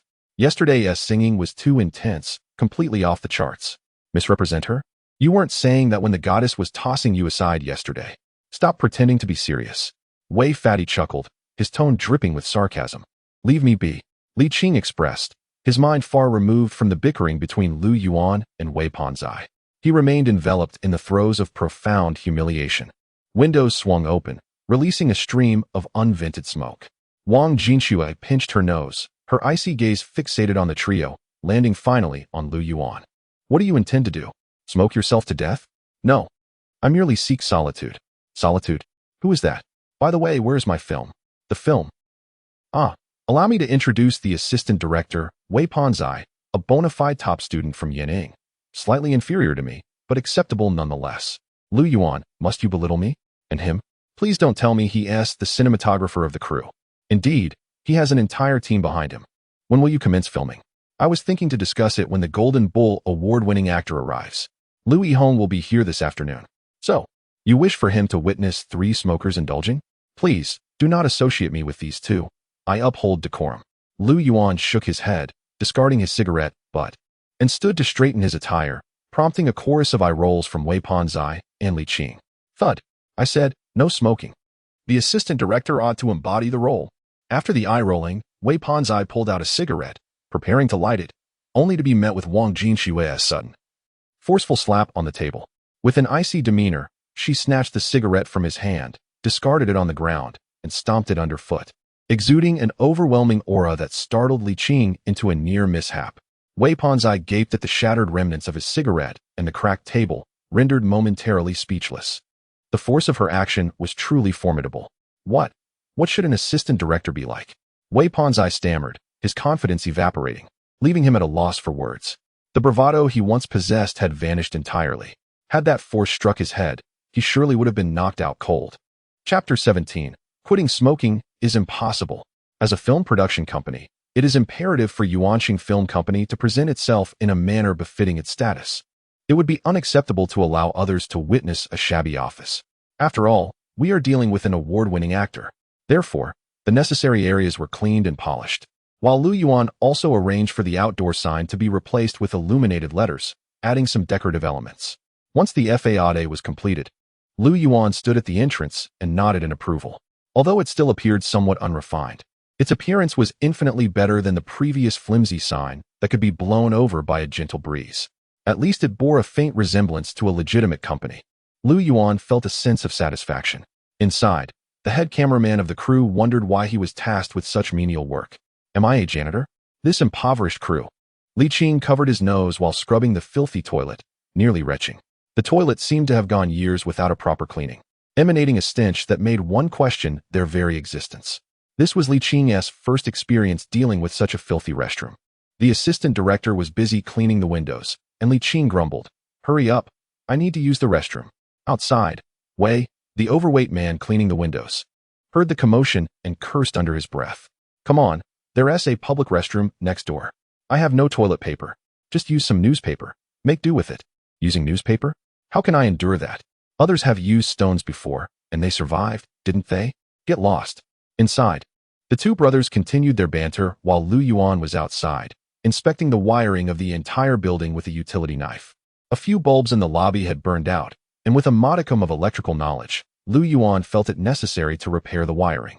With the Golden Bull award-winning actor coming to the company, everything must be in order. While fireworks could not be set off in celebration, at the very least, guests should not be left seated under dim lights, sipping on moldy tea. That would be utterly embarrassing. Lu Yuan believed he was now playing the role of a person of some stature and talent and could not afford to be careless. "I told you, do not smoke in my presence." Wang Jinxue stood 5 meters away, observing Lu Yuan's diligent efforts with a frosty expression. "Then turn around and don't look at me. That way, I am not before you. Smoking in front of a lady is quite uncouth. Do you even understand what it means to be a gentleman?" With her arms crossed, Wang Jinxue felt increasingly exasperated with Lu Yuan's antics. If she hadn't witnessed it with her own eyes, she would never have believed that such a reckless individual possessed such talent. Truly, has God lost his senses? Not smoking makes one a gentleman? There are plenty of gentlemen on the streets. What difference does my presence make? You are utterly unreasonable. Wang Jinxue sighed deeply, ultimately turning her back to avoid looking at Lu Yuan, feeling somewhat speechless. Throughout her life, other men had always treated her with utmost politeness and charm, unlike Lu Yuan, who was entirely oblivious to the principles of gentlemanly conduct and decorum. Lu Yuan, meanwhile, continued his work on the wiring, feeling a twinge of regret. Life often brings unexpected surprises. Initially, he had merely intended to shoot a casual film, and this production company was hastily established and not even registered. Yet, unexpectedly, it attracted the attention of an award-winning actor. An actor of such caliber. How splendid. After finishing the wiring, Lu Yuan descended the ladder and turned on the lights in the room, feeling a sense of fulfillment as the bulbs illuminated. The ambience, complemented by the lighting and new furnishings, finally resembled that of a legitimate company. "I have already registered your old boy, as well as the scripts for Invisible Wings and Buried Alive. What use is that? While it may not serve a practical purpose, at least it prevents future copyright disputes." "Oh, thank you." Upon noticing Wang Jinxue standing at the door, an inexplicable warmth filled Lu Yuan's heart. Wang Jinxue truly was a good person. Although her demeanor was somewhat laid back, her singing skills lacking, and her appearance ordinary, she possessed a lovely voice and some talent. With a bit of effort, she could aspire to be a singer. One must always set goals for oneself. Wouldn't you agree? Although Wang Jinxue found it hard to appreciate this uncouth Lu Yuan, she still spoke with a tone that suggested earnest guidance. "A singer?" Lu Yuan paused, hesitating slightly. Becoming a singer could indeed be lucrative and quite profitable, no doubt. Yet, He only wished to save some money and return home with a plan to open a modest restaurant or internet CAF. To be a singer? He could only manage a few notes, and even if he could, it wouldn't last long. Did he truly possess talent? Talent, indeed. Ah, are you interested? Wang Jinxue observed Lu Yuan, believing he was beginning to grasp her words. If you are interested, then quit smoking. It is detrimental to your voice. Quitting smoking is impossible. It shall never happen. It's not like having a child or being in a relationship. Besides, I have no other hobbies. I merely smoke to pass the time. As thoughts of smoking crossed his mind, Lu Yuan instinctively reached for his pocket. But then he recalled that the award-winning actor would soon arrive and that he should maintain a good impression, suppressing the urge to smoke. You are truly beyond saving. Wang Jinxue shook her head at Lu Yuan's dismal state, her expression as cold as ancient ice. Her once earnest tone had shifted to one of indifference, tinged with annoyance. Be it so. I shall remain buried in a heap of tobacco for eternity. Lu Yuan paid no heed to Wang Jinxue's changing demeanor or her internal struggles. He merely stretched lazily and stepped outside to gaze into the distance. Before him stretched a highway, bustling with vehicles in ceaseless flow. A sudden tightness gripped his chest at the thought of the approaching figure, the Golden Bull award-winning actor. The weight of that presence felt substantial. If he appeared aloof, perhaps he could concoct an excuse to decline. Time continued its slow passage. Approximately an hour later, after the tables, chairs, glass surfaces, and restroom had been thoroughly cleaned, Wei and Li Qing joined Lu Yuan in gazing out at the highway. To be honest, while Lu Yuan remained unperturbed, the other two felt a touch of anxiety and anticipation. Unlike Lu Yuan, who was a rogue, they harbored dreams. Oldly, do you think this motley crew could possibly catch the eye of the esteemed actor Lu Yuan? Wei, mind your words. Who are you calling a motley crew? You all are the motley crew. I am different. I am an ambitious young man with a bright future. Li Qing adjusted his attire and pushed up his glasses, transforming from a toilet cleaner to a somewhat pretentious, artistic middle-aged man. He even tilted his head slightly, stroking his beard, presenting an air of superiority. He believed himself to be a man of the world, distinct from the rest. After all, he had a solid team backing him. Pa. Wei could not help but spit disdainfully, feeling a strong urge to slap Li Qing with his shoe. This pretentiousness truly irked him. Wang Jinxue listened to their conversation, feeling somewhat bemused. In comparison to those two, Lu Yuan seemed slightly more tolerable. Under the sunlight, Lu Yuan gazed into the distance. A serene smile gracing his face, his profound gaze concealing complex and unfathomable emotions. Although Lu Yuan's attire remains remarkably simple and unpretentious, with his trousers and top seemingly mismatched. At this moment, he exudes a serene demeanor, entirely devoid of his previous unruly appearance. If he refrained from smoking, abstained from vulgar language, and avoided laziness, one could argue that he possesses a certain charm. He is neither the pristine young man often idolized, nor the captivating middle-aged gentleman that one might easily be drawn to. However, there lies an air of maturity about him that seems somewhat incongruous with his age. Perhaps he is a man with a story to tell. At this very moment, this is the thought that occupies Wang Jinxue's mind. Yet, were she to grasp that Lu Yuan's thoughts were consumed with schemes of how to evade work on set, how to skimp on expenses to return home, and engage in small business ventures to marry, she might perceive him in a different light. Indeed, she might even deliver a sharp slap across his face. These three individuals, to put it plainly, are of the same ilk. None of them embody the essence of a respectable person. At the headquarters of Huaqin Entertainment, the individual in the video is indeed Lu Yuan, and he sings with genuine emotion. Do you have any thoughts? I wish to make contact with this individual. Do you believe he possesses potential? Indeed. There is a hint of promise. His voice is quite commendable. Isn't he just a relatively obscure figure? I can seek him out myself. Were you ever a household name yourself? What? I require his information, as detailed as possible. Oh, understood. Chapter 18. I am a person of sentiment, Old Li. I truly cannot wait any longer. Is the film emperor coming or not? Who knows? Perhaps we have been stood up. Damn it. Looking at the sky, it indeed seems we have been stood up. How frustrating. Had I known, I would have stayed indoors to enjoy the air conditioning. Wei Fatty grumbled, glancing up at the sky, a look of regret etched across his fleshy face. Let us wait a little longer. By the way, Yuan, do you have any cigarettes? I do have some. Would you like one? I was just asking. I don't really smoke that much. Li Qing suddenly became serious. Hypocrite. Just take one. Lu Yuan shot him a glance. Since you've so warmly invited me, it would be impolite to decline. so I suppose I shall indulge. Although Li Qing feigned disinterest, his hand was already poised to accept the cigarette. Ah, go ahead and smoke if you wish. Oldly, you hypocrite, it's nauseating. By the way, a yuan, get me one too. Wei Fatty, witnessing the grimace on Li Qing's face, couldn't he help but scoff. All right, here you go. A yuan, why aren't you smoking? As the sun dipped lower, painting the sky with hues of dusk, I suddenly felt that the beauty of the scenery surpassed the comfort of smoking. Perhaps I should amend my ways. Lu Yuan continued to gaze into the distance, his eyes more dreamy and profound than before. He had also adopted a serious demeanor. This tone, this expression, this posture rendered Li Qing and Wei Fatty momentarily speechless. What is wrong with him? Has he lost his mind? They even pondered whether the person before them was truly Lu Yuan or some pretentious poser. Or perhaps he had genuinely turned over a new leaf. I told you not to smoke in front of me. Do my words fall on deaf ears? Just as they contemplated looking down on Lu Yuan, the previously sweltering air was suddenly pierced by a chilling breeze. Wang Jinxue emerged from the building, her expression frosty as she snatched the freshly lit cigarettes from the two and extinguished them underfoot. Her voice was as cold as ancient ice, glaring at them with an air of authority. Li Qing and Wei Fatty instinctively shuddered. Subsequently, they cast a glance at the extinguished cigarettes and then at Lu Yuan, who appeared like a cultured young scholar, gazing into the distance. They suddenly understood. It wasn't he that Lu Yuan had reformed, but rather that he recognized this would be a futile struggle, aware that the censoring envoy, Wang Jinxue, would emerge to deliver a gentle reminder. They realized lighting up would be a waste. Hence, he simply refrained from smoking. In that moment, both of them felt an overwhelming urge to punch Lu Yuan. If he couldn't smoke, then he shouldn't prattle about reforming. I believe you not.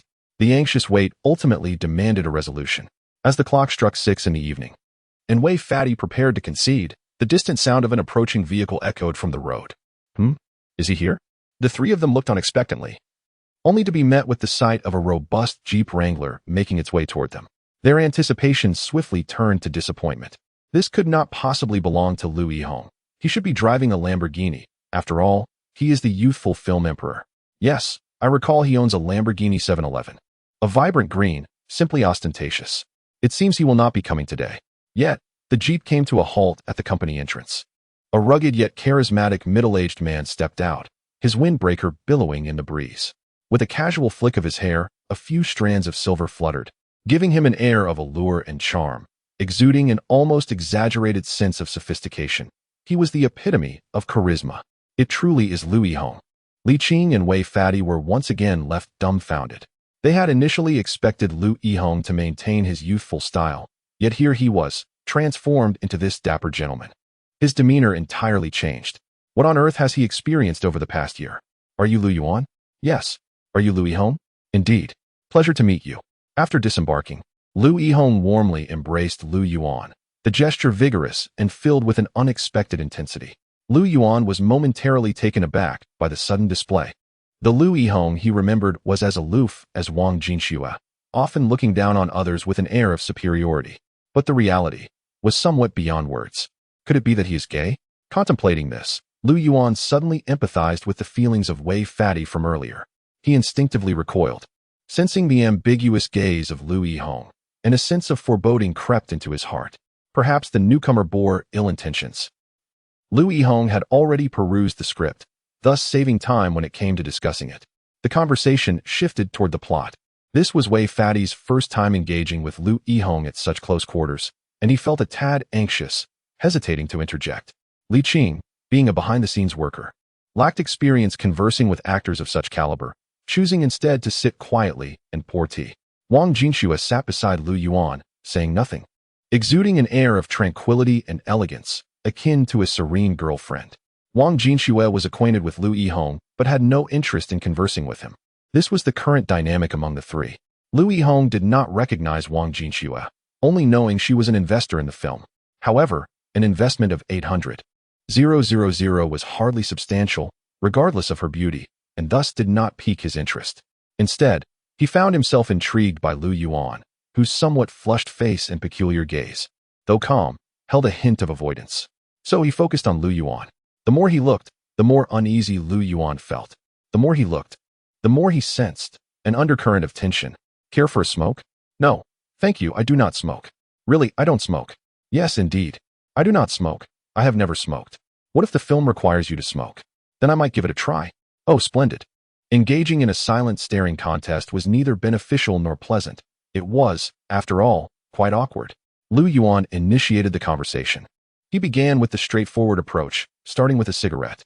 Lu Yihong did not smoke, and Lu Yuan did not press the issue. It was merely a means of breaking the ice. Let us discuss your understanding of the script. Since Lu Yihong does not smoke, Lu Yuan had no intention of smoking either. He simply had Li Qing pour a cup of tea for Lu Yihong. The fragrant aroma of tea wafted through the air, evoking a sense of clarity. The flavor was delightful. At least it bore no trace of mildew. A pleasant beginning, wouldn't you agree? This morning, I listened to your song. Lu Yihong suddenly smiled knowingly. He had not discussed the script, nor its interpretation, nor had he engaged with Lu Yuan's previous remark. Instead, he posed an unrelated question. Oh, Lu Yuan was taken aback. Is there a complete version of that song? There is. Then may I be fortunate enough to hear the complete version today? Would you like to? Indeed, very much so. Please share your reasons.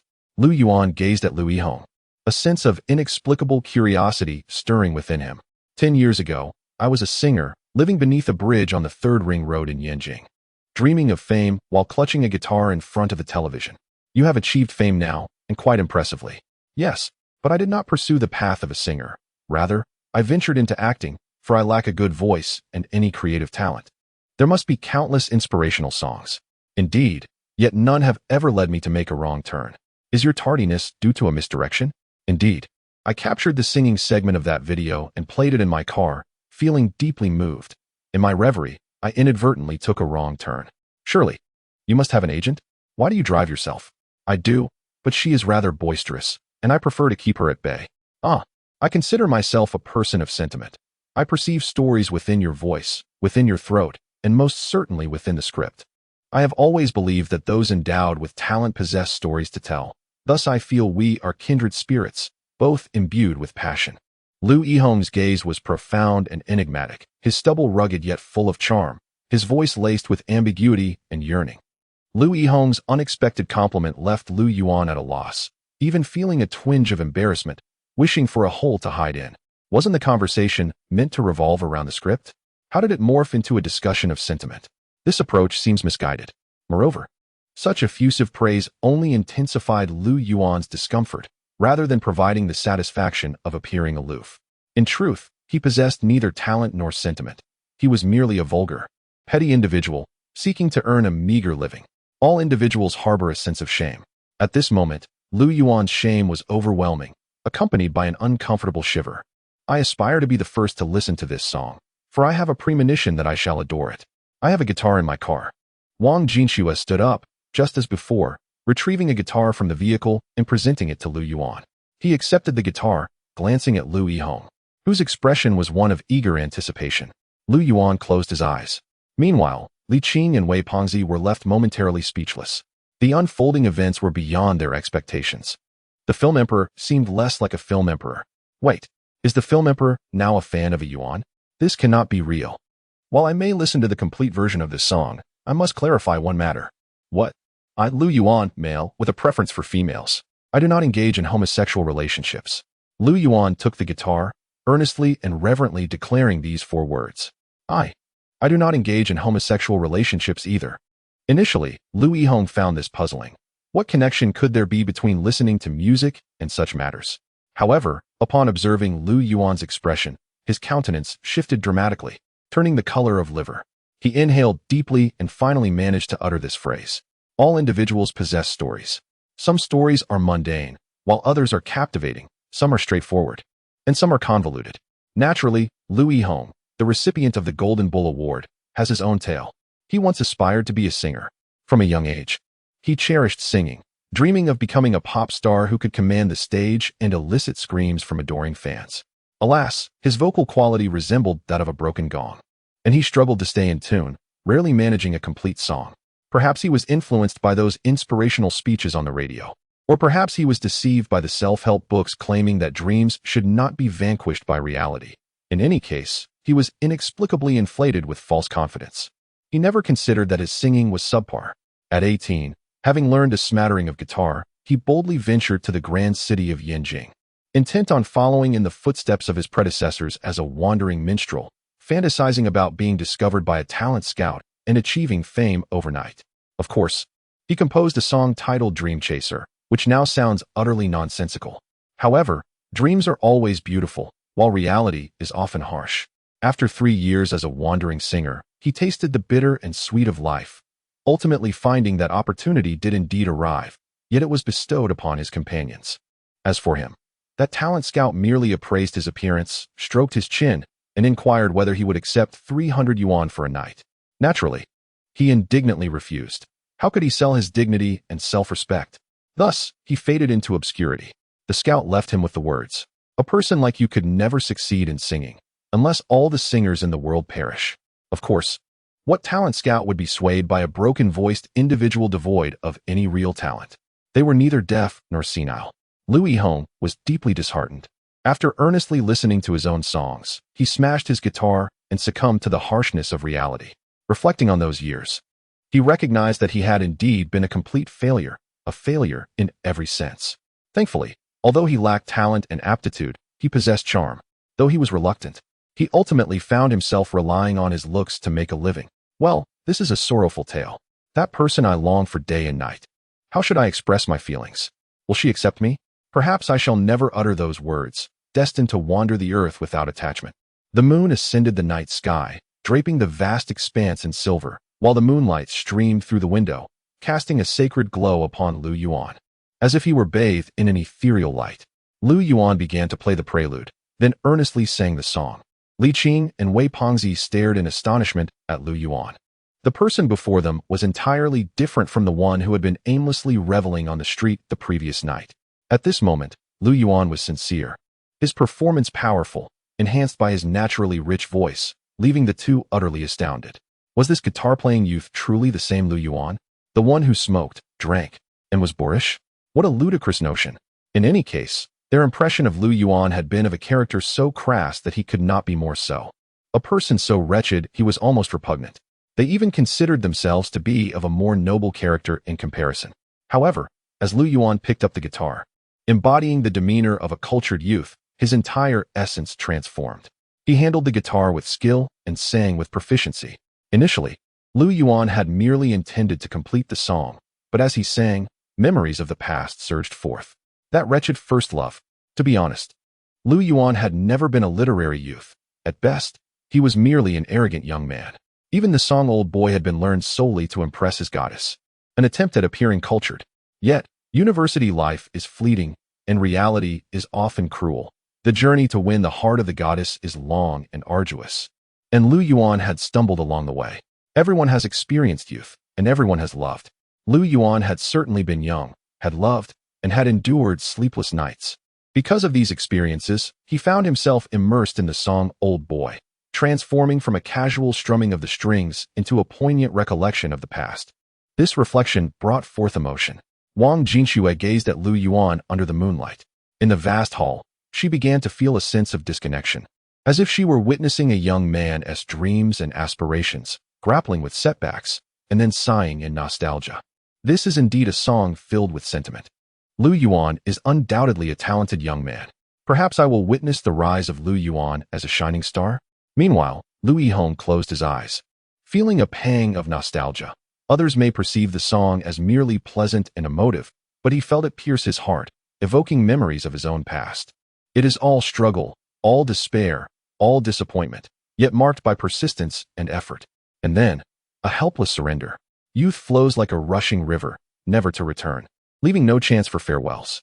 Only a numb version of myself remains, devoid of the fervor of yesteryear.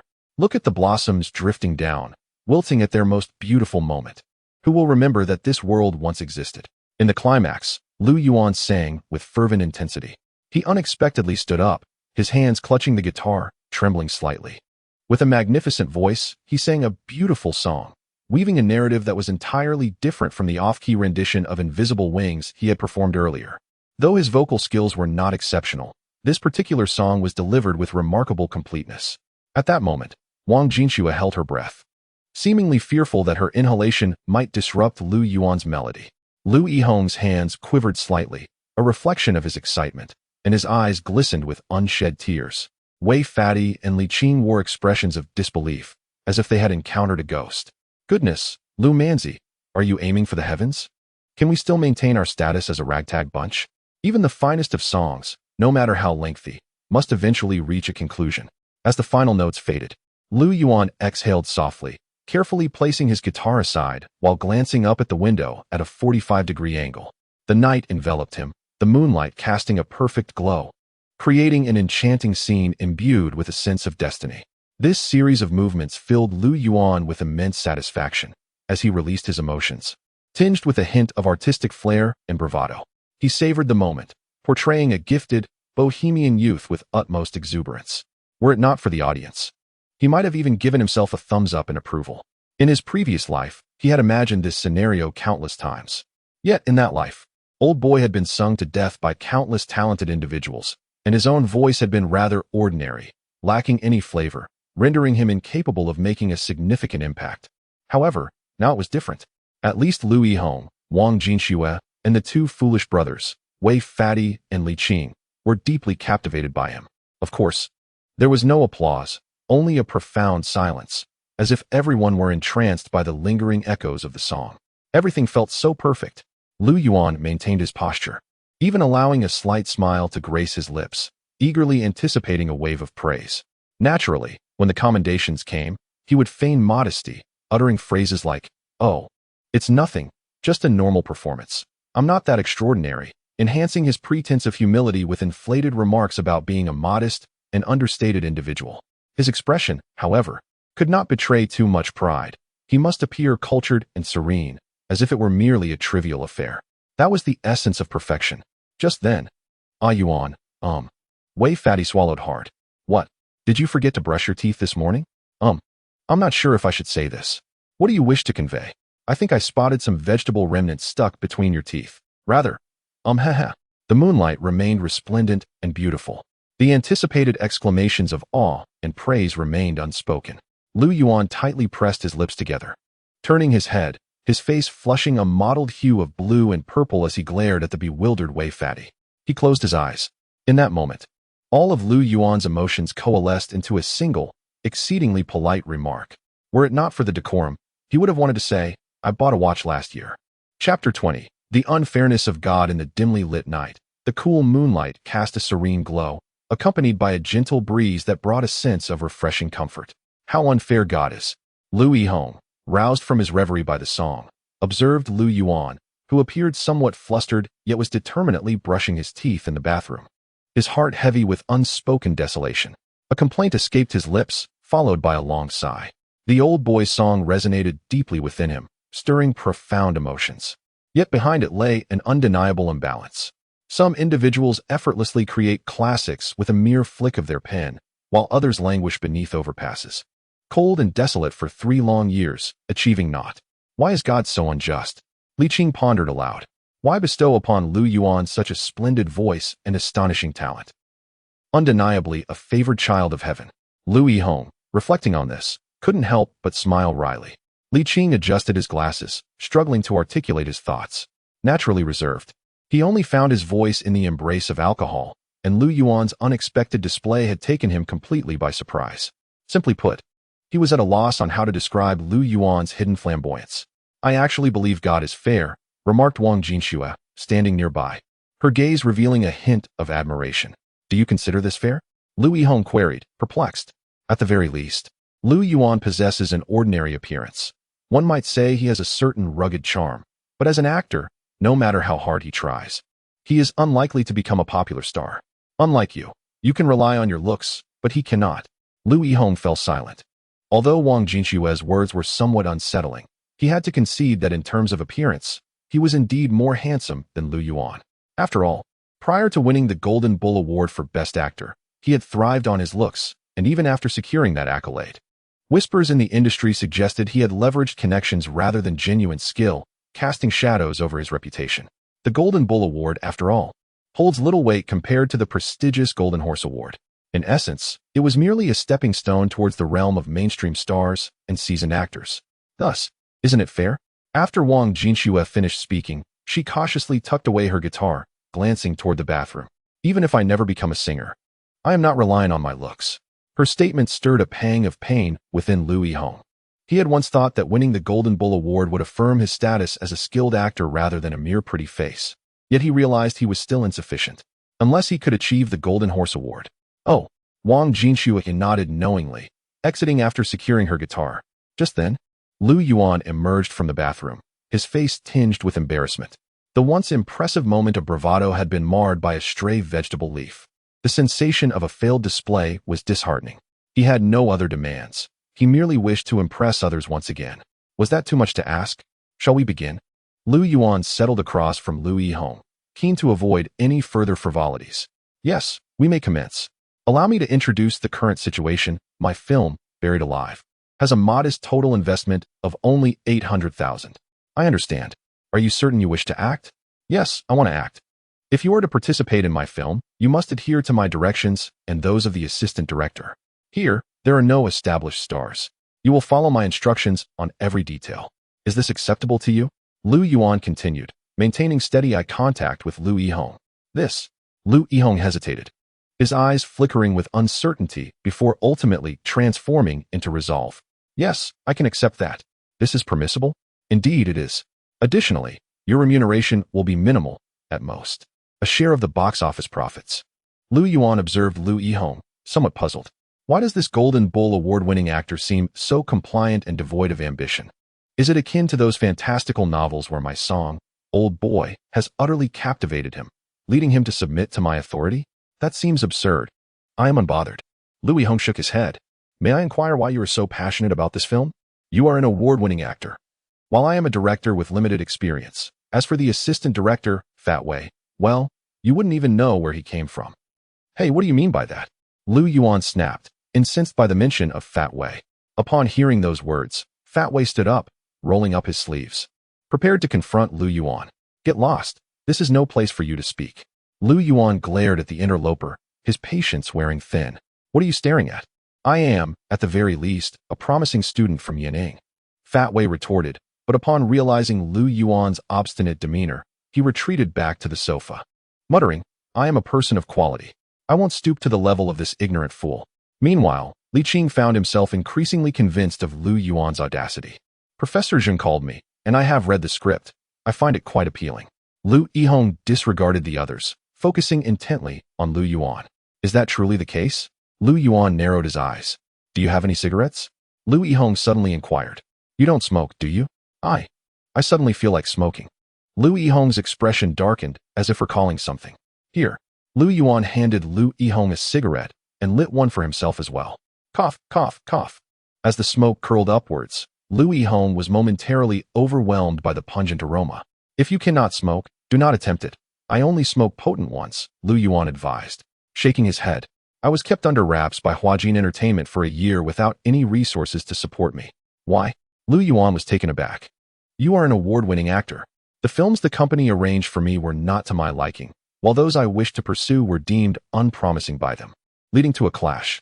What roles did the company want you to play? Youth idol films? Cough, cough. You, an award-winning actor in a youth idol film? Has the company lost its mind? Why not allow you to pursue other opportunities?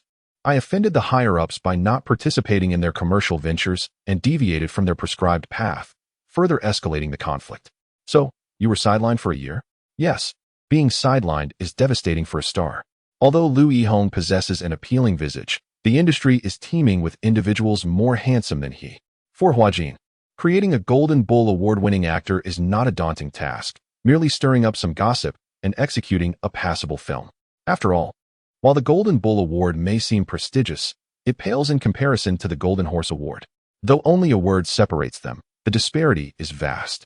If he were a Golden Horse Award-winning actor, Lu Yuan would possess the qualifications to challenge Huajin Entertainment, but the Golden Bull Award, well, the concept differs.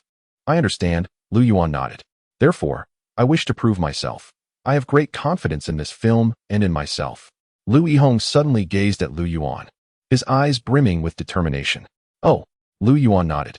At that moment, he realized he could not counter Lu Yuan's fervor. In that case, do we have an agreement? Thus, Wei, hand over our contract to him. We have decided on this actor. Ah, the contract? Wei was momentarily taken aback. Yes, the contract. What are you standing there for, dazed? Contract? What contract? Did you ever mention a contract to me? It's impossible that there is a contract. At least, Wei couldn't produce one on the spot. However, Wang Jinxue had one. Observing the apparent stalemate between the two, she quietly retrieved a pre-drafted contract and handed it to Lu Yuan, her expression tinged with a hint of resignation. Lu Yuan examined the contract, casting a fleeting glance at Wang Jinxue, feeling both touched and slightly apprehensive. It was not dissatisfaction with the contract. Rather, every clause within it resonated perfectly with his intentions. Even the minutiae were impeccable. For instance, the arrangements for the crew, the profit-sharing terms, the treatment of the actors. It was as if Wang Jinxue had anticipated Lu Yuan's thoughts before drafting this document. Notably, Lu Yuan had not previously discussed his views or plans for Lu Yihong with her. This left him with an unsettling feeling. Could it be that Wang Jinxue studied psychology? No, I must conceal my thoughts more deeply in the future. I cannot allow her to see through me. Of course, Lu Yuan did not reveal these chaotic thoughts. He maintained an air of prior knowledge as he handed the contract to Lu Yihong. Lu Yihong glanced at the contract, found nothing amiss, signed his name, and affixed his seal. Everything appeared to flow seamlessly, as tranquil as a calm sea. With the crew, assistant director, investors, and actors all in place, Lu Yuan realized he merely needed to select an auspicious date and location, and the film could commence. No need for renowned landmarks. The props were simple: a coffin, a grave, along with a few cameras for real-time filming and some necessary medical staff. Well then, everything's in order. Tomorrow looks good. Shall we start filming then? Lu Yuan perused the calendar, raised his head upon seeing the date for tomorrow. Should I consult a few feng shui masters? After all, some things seem ominous. One must believe in something, suggested Li Qing. Old Li, why are you so superstitious? Then we won't consult anyone? Forget it. Let us just set it for tomorrow. All right, I have no objections. Since we are filming tomorrow, I'll take my leave now. By the way, where will I be staying tonight? Lu Yihong rose. The company has accommodations. Staying at the company? Here? Isn't this a hotel? The director and assistant director are staying at the company. Do you expect special treatment as an actor? What? I said there are no major stars at the moment. No leading actors. Only the director, assistant director, actors, and crew. No one receives special treatment. It's clearly stated in the contract. Can I at least pay for my own stay? Lu Yihong pleaded. Of course not. If you truly have money to spare, consider treating the esteemed director and the screenwriter to a meal. It doesn't need to be extravagant. A few expensive lobsters will suffice. Lu Yuan pondered for a moment, then regarded the bewildered Lu Yihong with utmost seriousness. Lu Yihong opened his mouth. What? I have to treat you to dinner? What are you implying? Lu Yihong noticed that Lu Yuan's demeanor had shifted dramatically since they signed the contract. Even his attitude upon arriving at the company mere hours ago was starkly different. He even felt a sense of shame regarding Lu Yuan's audacity. How could the divine bestow such talent and voice upon someone so shameless? Has the Almighty lost his vision? You all continue your discussion. I shall take my leave. Wang Jinxue remarked, shaking her head once more before departing. She doesn't stay at the company? Naturally, she resides at a 5-star hotel. Why can she stay at a hotel, and a 5-star one at that? What are you thinking? She is an investor. You cannot compare. The levels are simply different. I am the best actor at the Golden Bull Awards.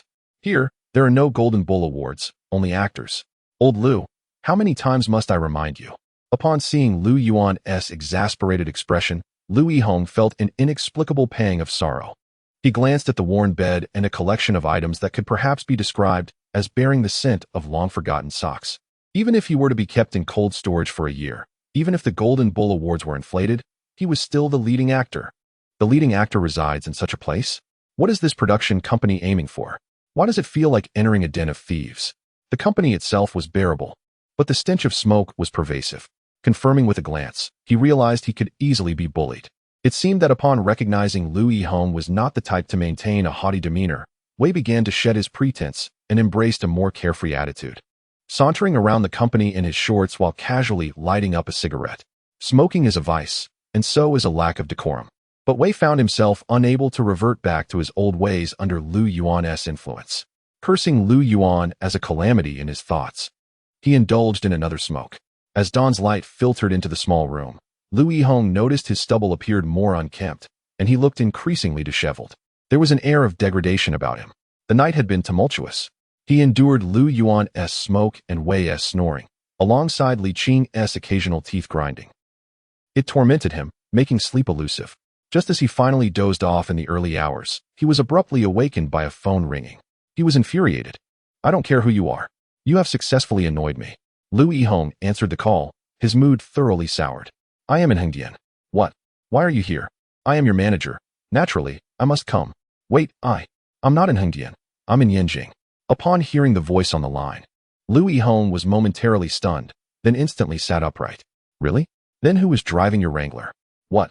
I'm at the entrance of the remote film company." "What? What is going on?" Hearing this, Lu Yihong executed an agile roll and collided with the upper bunk where Lu Yuan lay, startling him into a sudden wakefulness, believing there had been an earthquake. After confirming that it was not an earthquake, Lu Yuan looked down at the panicked Lu Yihong hastily getting dressed and rushing out of the room, bewildered. This leading actor is rather submissive. Indeed. Who do you think will be on top on the wedding night? It's hard to say. I believe the woman will be on top, and the man below. Ahem. I think so too. Heroes share similar views. TSK. Li Qing and Wei stood at the company's entrance, observing a plump woman in her 30s berating Lu Yihong. They couldn't help but tease. Lu Yihong looked like a grandson, unable to retort under the woman's scolding, appearing utterly meek. What is all this? Where is your professionalism? Have you prepared the props? Is the crew ready? Are we not holding the opening ceremony? As the two were engaged in their preparations, Lu Yuan emerged from the room, his demeanor grave as he cast a stern glance at them. The two instinctively recoiled at Lu Yuan's serious expression. "Wei, look at your ludicrous appearance. Is this how a deputy director should dress?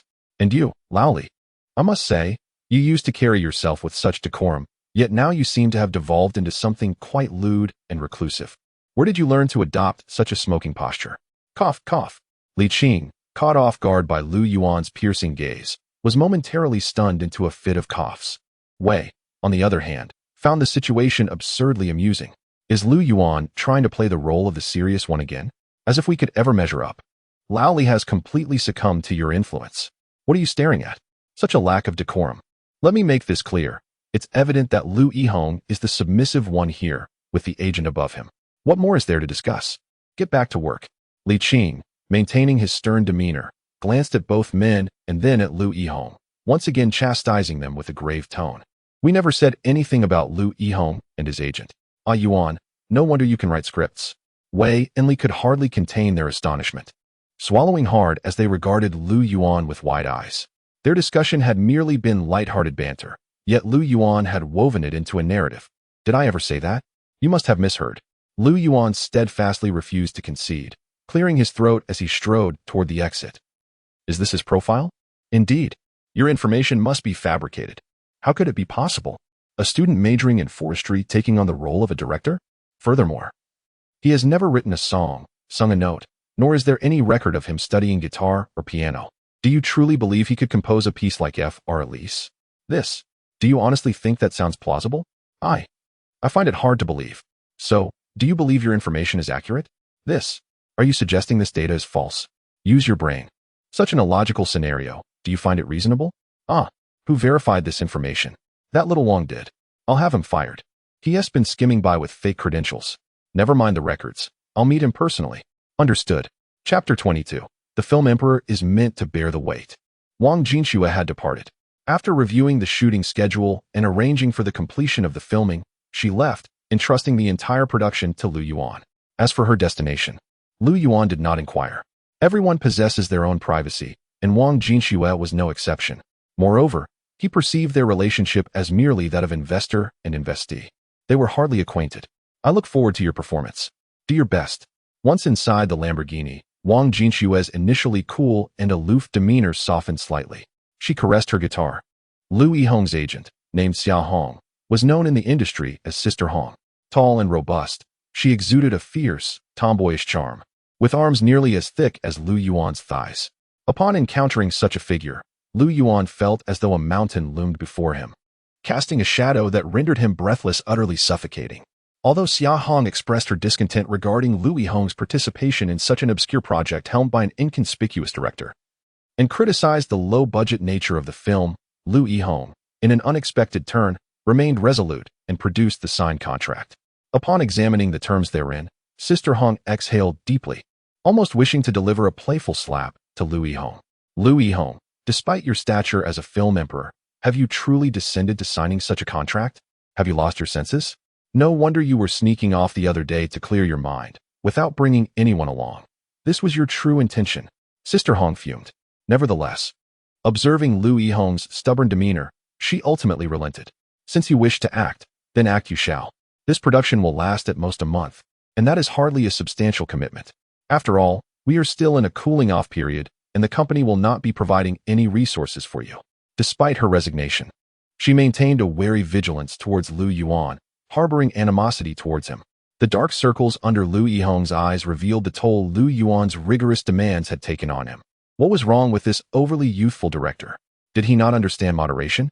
Initially, Lu Yuan had also been quite dissatisfied with Lu Yuan's stringent approach, feeling quite aggrieved. However, he gradually found himself understanding the rationale behind it. The film Buried Alive featured a single male lead, but it demanded significant acting prowess. Looks were of little consequence. According to the script, the protagonist would don unkempt and grimy attire. After paying a casual homage to the spirits, procuring a pig's head, and digging a pit in a nearby valley of Hengdian for a makeshift coffin, the production's opening ceremony and prop assembly were considered complete. Simple yet crude. Suddenly, Lu Yuan comprehended why he had been instructed to stay at the company. After finishing his makeup, he gazed at his own haggard reflection in the mirror and, connecting it with the script, found himself in a daze. This film was of paramount importance for Lu Yuan. Should he excel in this role, he could demonstrate that he was an actor of merit rather than mere looks. This film required no superficial beauty. Could you elaborate on the reasoning behind that? Lu Yuan asked subconsciously as he observed the crew preparing props and equipment, calculating their costs in his mind. He was determined to conserve resources, as the film depicted a character who, after enduring warfare, was entombed alive in a coffin. His previous vibrant demeanor felt incongruous with the protagonist's state.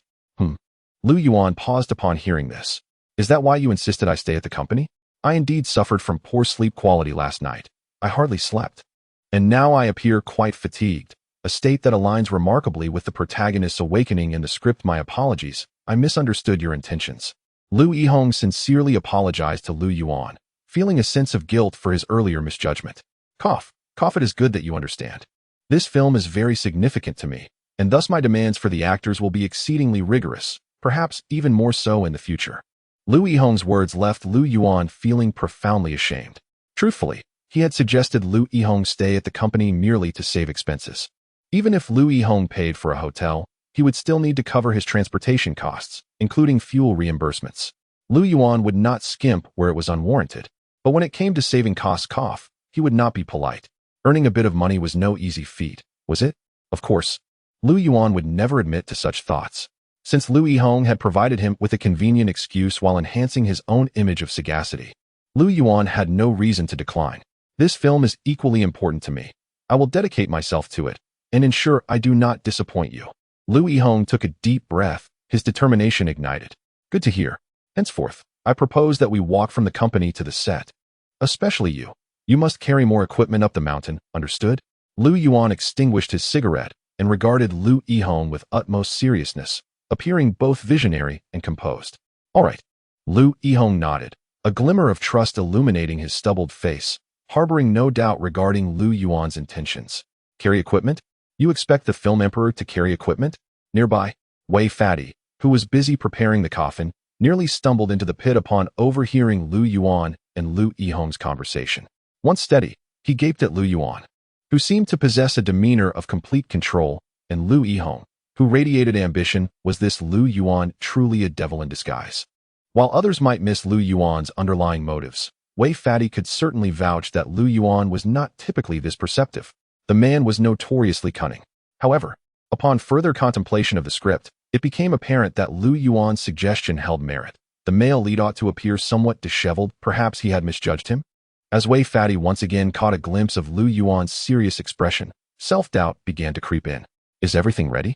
The actors are about to enter the frame. Let the first scene commence. Wei Fatty, what on earth are you dawdling for? Get started already. Can we begin? Of course, hurry up. Oh, Lowly. Why are you in a daze? Set up the equipment and start rolling. Lu Yuan, lie down. It's time to begin. The first scene is about to unfold. Makeup artist. What has to hold up? Why is Lu Yihong's face still devoid of dirt? He must look disheveled, do you understand? With Wei Fatty's bellowing, the filming of Buried Alive finally commenced. The narrative of Buried Alive is inherently simple. It tells the tale of a businessman entombed in a foreign coffin, armed only with a knife, a lighter, and a mobile phone, as he navigates the struggle for survival. Yet, while the story is straightforward, the emotions it conveys are complex, interweaving themes of humanity, perseverance, suspense, anticipation, despair, and hope. Lu Yuan slightly altered the story's backdrop, yet the dialogues and other elements remained unchanged. One scene after another, filled with suspense and tension, coalesced into a successful film. The first scene primarily focused on the protagonist's emotional turmoil and sense of disorientation, emphasizing expression, movement, and subtle emotional undertones. Lu Yihong reclined in the coffin, commencing his performance in accordance with the script. Lu Yihong's acting is indeed commendable, at least Lu Yuan, having seen the film Buried, cannot point out any flaws. Additionally, there are the two prominent figures from the crew, Wei and Li. Although they may appear somewhat unrefined and lacking in decorum when it comes to their craft, they exhibit a remarkable professionalism that makes Lu Yuan feel somewhat embarrassed. Unlike Lu Yuan, who is an amateur and a bit of a slacker, they are seasoned professionals. Despite Lu Yuan's earnest demeanor, he is utterly oblivious to many of the technical terms and aspects of filming. Had he not seen the original film Buried, his ignorance would likely have been exposed. Fortunately, Lu Yuan has watched the original film no fewer than 5 times and remembers many of the intricate details clearly. After filming several expressions, Lu Yuan began to furrow his brow. Cut. Old Lu, you cannot lie like that. You need to breathe. You must convey tension. Tension is not what you're doing. You must relax your brow slightly and let your heart quiver. Yes. Cut. Old Lu, your hands cannot be positioned like that. It cannot appear so natural. Imagine you are in a dire situation. You cannot behave like this. Cut. Why is it still like this? The first scene, which is supposed to last no more than 10 minutes, took half a day to shoot, stretching from a sunny noon to the evening. After much effort, the first scene finally passed. Lu Yuan insisted on directing Lu Yihong according to the details he had envisioned in his mind. Initially, Lu Yihong was somewhat resistant, feeling that Lu Yuan was being nonsensical, convinced that he understood his character quite well. However, after watching the footage, he realized that Lu Yuan's suggestions were indeed spot on. Making those changes seemed to improve things considerably. As for the assistant director, Wei, he regarded Lu Yuan with a strange expression, beginning to harbor doubts. Could it be that this Lu fellow actually understands acting? Is it possible that his earlier claims of wanting to be an actor and having talent were not mere bravado? Meanwhile, Lu Yuan stood with his hands clasped behind his back, his expression serious and resembling that of an expert, slightly tilting his head upwards and appearing somewhat aloof. Life, it seems, is often lonely for the skilled, a solitude as profound as snow. Yet, internally, he was elated. What of my ignorance regarding certain directing issues? So what if I am clueless about some matters? I have seen the original film. Moreover, I remember many of its details vividly. When comparing the original with this version, the differences are immediately apparent. Wouldn't engaging in a bit of pretentious understanding be a waste of my talents? Even a slacker has his moments of glory. In his self-satisfaction, Lu Yuan reveled. Chapter 23. You're incredibly talented. The initial act wasn't completed until dusk. Lu Yuan's throat was parched from shouting, his breathing erratic, and he felt even his smoking posture lacked its usual flair. At the start of filming, Lu Yuan had been quite enthusiastic, basking in a sense of accomplishment as he observed the bustling crew. He had envisioned indulging in the director's role for the month, putting on airs, knowing such an opportunity might not arise again. Why? After filming Buried, Lu Yuan planned to pack his bags and return to his hometown, unconcerned with the entertainment industry. Who said Rebirth had to be earth-shattering? That one had to be the best. Some are destined for such things, others are not. Lu Yuan was acutely aware of his limitations. Once he had exhausted his talents, he would be useless, rather than foolishly struggling. He preferred to seize the opportunity to profit while he could and then return home to open a small restaurant and live a peaceful life. For Lu Yuan, this was the righteous path. A superstar? A creator? An actor? A great director? What a joke. What did any of that have to do with him? After all, he hadn't even registered the Long March Film Company's business license. It was all a facade. Old Lu, I'm leaving these things to you. Okay. What? Really making him handle it? Are you crazy? It's for the sake of filming. I can sue you for abusing your power like this. Go ahead and sue. It's all voluntary. I didn't force him. You're oppressing the actors under the guise of filming. What do you mean, oppressing? Didn't you see everyone carrying things? Everyone in the crew is the same, treated equally. Then what about you? Everyone in the crew is carrying something. What are you doing with your hands empty? Me? I'm working harder than all of you. What are you working hard at? I have to keep ideas in my mind, conceive shooting techniques, take care of the overall situation, lay the groundwork, consider various details and rendering, and, of course, think about special effects when necessary. Aren't these things hard work? I'm telling you, my workload is much heavier than theirs, irreplaceable. I'm a mental laborer. Some hardships you can't see, some sleepless nights you can't understand. Look, my dark circles are worse than old Lu's. Hearing Lu Yuan and Xia Hong's conversation behind them, Li Qing and Wei Pengzi couldn't help but roll their eyes, even feeling the urge to kick Lu Yuan. Lu Yuan's expression at that moment was utterly detestable. He looked serious and earnest, but apart from the necessary props being transported by vehicle, everything else was being carried.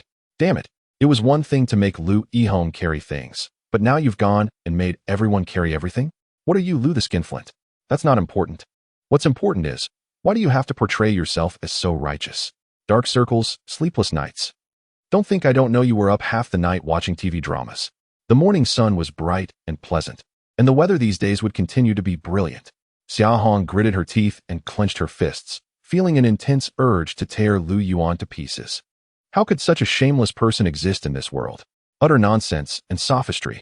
Of course, that wasn't the important thing. The important thing was that Lu Yihong had actually done as he was told.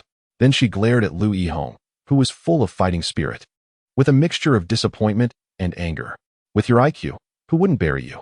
You were told to carry it, and you actually carried it? The crew was about 4 kilometers from the company. It was a distance that was neither too far nor too near. In short, it was a distance sufficient to leave Lu Yihong breathless and exhausted. Of course, Wei Pengzi was just as breathless as Lu Yihong. While Li Qing rode in the team's vehicle with the equipment, he had to arrive early to set up the necessary arrangements, so Lu Yuan couldn't trick him.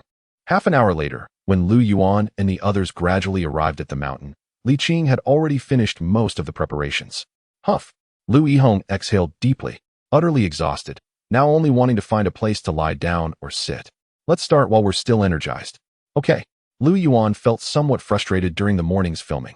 He stared at Lu Yihong through the microphone, suddenly realizing that Lu Yihong's acting, after yesterday's exhortation, had become impeccable. For example, his breathing, his sense of fatigue, his sense of horror. Everything was so reasonable, so perfect. Lu Yuan didn't even have the chance to shout cut and offer some comments to show off his authority. He was like a mere ornament, standing there watching the filming progress bit by bit. This made Lu Yuan feel stifled. But since he wasn't professional or knowledgeable in other areas, he could only play dumb and remain silent. At noon. Cut. Not bad. Everyone take a break. Have lunch, and then film the third act. Okay. Throughout the morning, Lu Yuan had only shouted this one insignificant sentence after the filming task was completed. Of course, he shouted with great force, causing Li Qing, who was immersed in the filming, to shudder and almost wet himself. He looked speechlessly at Lu Yuan's flushed face. Were they all deaf? Was it necessary to shout so loudly? Anyone who didn't know better would have thought there was an earthquake. All right. I know you have a good voice, okay? Lu Yuan exhaled indifferently. Such a shout, such a release, made him feel much better. If other things were put aside, Lu Yihong was indeed a dedicated and good actor. He read the script while eating, studied the script during lunch breaks, and even pondered over the script while going to the toilet, as if he was going crazy. He had fully immersed himself in the filming. Lu Yuan knew that this person was stubborn and somewhat eccentric, even bordering on perfectionism. Even after filming, he would watch the videos of the filming, and if there was even the slightest imperfection, he would suggest to Lu Yuan that they reshoot. And he would do this several times in a row. Reshoots were not a big problem for Lu Yihong, but they were a big problem for Lu Yuan. Damn it, it was all money. He had been able to show off and play around on the first day, but now that he knew how much each reshoot cost, Lu Yuan instantly wilted. He didn't dare to play, and he couldn't afford to play. However, looking at Lu Yihong's bloodshot eyes, Lu Yuan couldn't refuse. He closed his eyes, enduring the pain. Then let's reshoot. After several reshoots, Lu Yuan looked at the gradually dwindling funds and felt a pang of pain. A truly good actor must merge with the character, reaching the highest level of skill, and should definitely complete a scene in one take. I don't want to see any more reshoots, and this is my test for you. Lu Yuan took a deep breath and stared at Lu Yihong. Don't worry, Director Lu. This is the last time. Lu Yihong bit his lip and nodded firmly. As the sun set, Lu Yuan breathed a sigh of relief as the crew finished filming the last scene. The filming progress had indeed caught up. At least it was much faster than before. Wei Pengzi then approached Lu Yuan with a complicated expression, seeming somewhat hesitant. I'll be returning to the company later tonight. Why? Someone invited me for coffee. A woman? A man? The atmosphere grew slightly ambiguous, prompting Lu Yuan to cast an odd glance. Ambiguous, my foot. It's Shunlianjia, the director of the capital. What could he possibly want with you? Likely to flaunt his success in front of me after finishing the film. Well, fine, you go then. By the way, could you accompany me? What would I do there? I don't even know him. I fear I might just pour coffee over his head in a fit of rage. You could hold me back, and your talent might just temper his arrogance. Wei, the portly fellow, sighed deeply, revealing his inner thoughts. Lu Yuan raised an eyebrow in confusion. Temper his arrogance? What do you mean? Is this some sort of hidden agenda? Well, you'll understand once you're there. Wei's voice suddenly softened, tinged with a hint of pleading. The phrase your talent coming from Wei seemed to carry a peculiar undertone. It certainly did not inflate Lu Yuan's ego. Instead, it felt as if he were being used as a shield against embarrassment. The notion of jointly facing ridicule did not sit well with Lu Yuan, leading him to smile gently and decline Wei's proposition. Coffee? I'm afraid I'm not interested. Come on, I'll cover all the late-night snacks for the week. Do you really think a week's worth of snacks would suffice to sway me? You underestimate my resolve. Lu Yuan maintained his refusal. And I'll also pay for a week's worth of cigarettes. Wei pondered for a moment before biting the bullet. Do you believe I am the sort of person who seeks petty gains? Lu Yuan squinted, his refusal firm and resolute. What do you expect me to do? You can't just stand by and watch me be looked down upon, can you? Wei was at a loss. He deflated like a punctured balloon, his tone laced with disappointment and despair. Forget it, forget it. We're friends. I want to take advantage of you. Just cover a month's worth of cigarettes and half a month's snacks. Fine, just this once. I usually refrain from accompanying others in embarrassing situations, but this time I'll make an exception. Lu Yuan sighed under the twilight, a hint of resignation in his voice, as if he had been dealt a significant blow. What? Wei's mouth dropped open, his fist clenched, barely containing his frustration. Could you at least act like a decent human being?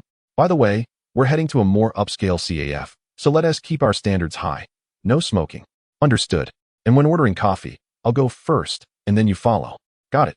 Of course, I'll cooperate. You're the star here.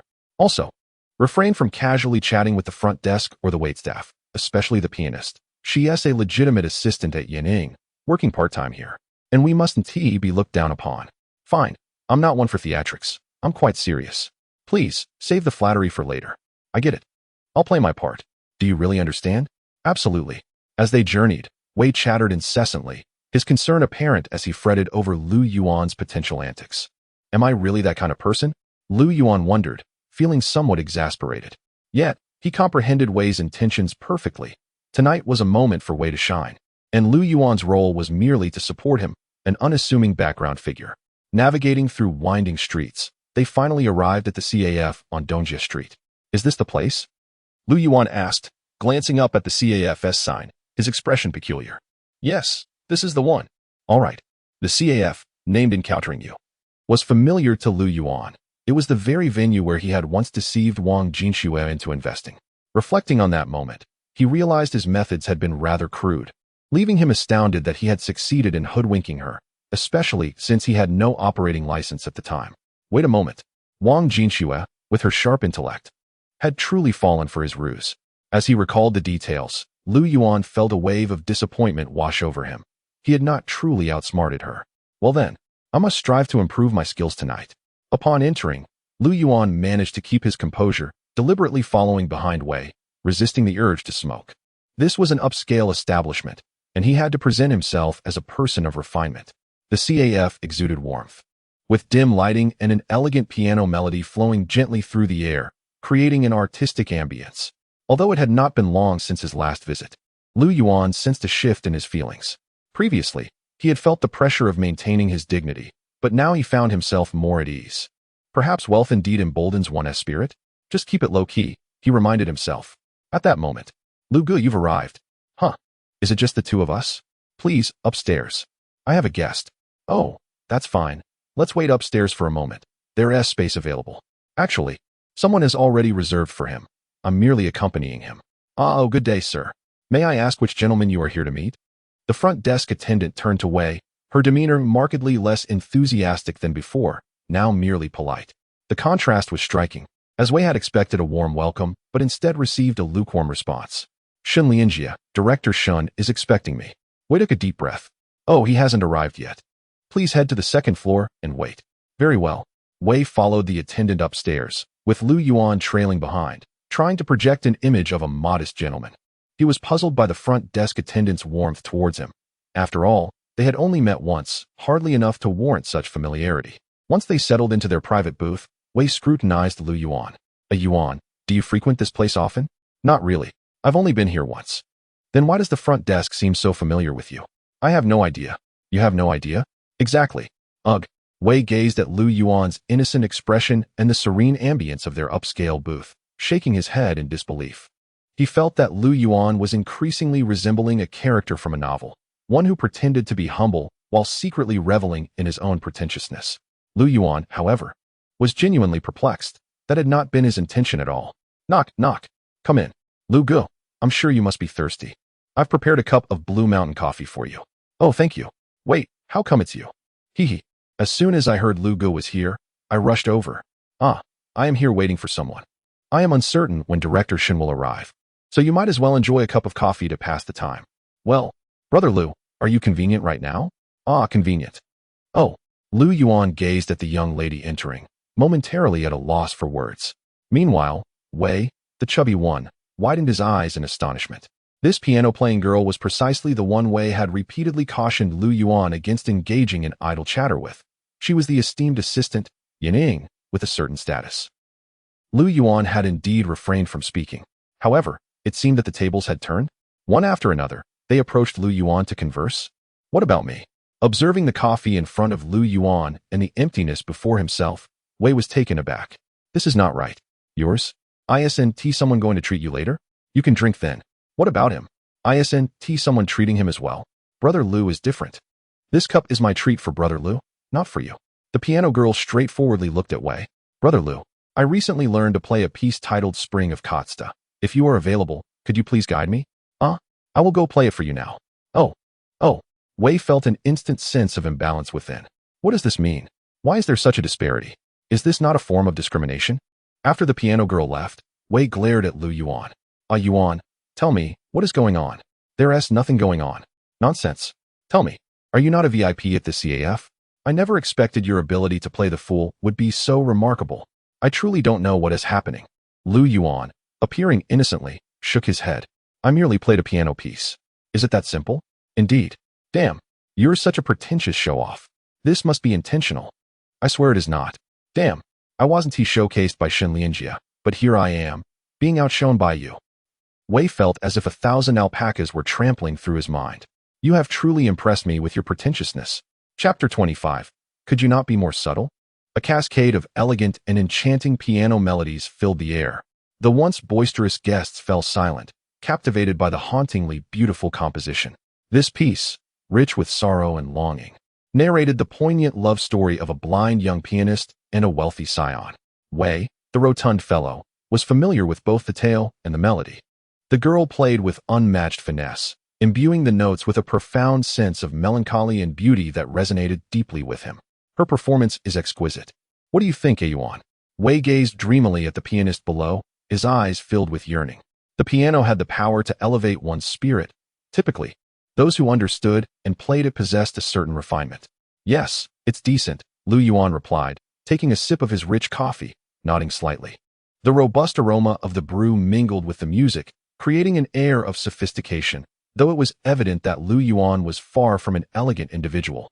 At heart, he was quite the ordinary man. While Wei reveled in the profound piano piece, Lu Yuan's thoughts drifted to his future small restaurant, and whether he might incorporate some piano music to enhance the ambience. Hiring a pianist, however, was out of the question. Perhaps he could simply install some speakers and play recordings instead. That would suffice. Yao is truly remarkable, don't you think? Wei exclaimed. Yes, indeed she is. Wait, who is Yao? Lu Yuan responded, somewhat absent-mindedly. The beautiful pianist, of course. You don't know her? I don't. Lu Yuan replied, feigning innocence. Good grief. Wei looked at Lu Yuan, incredulous. Here was a girl who had been friendly enough to invite him for coffee. And he didn't even know her name? What a blunder.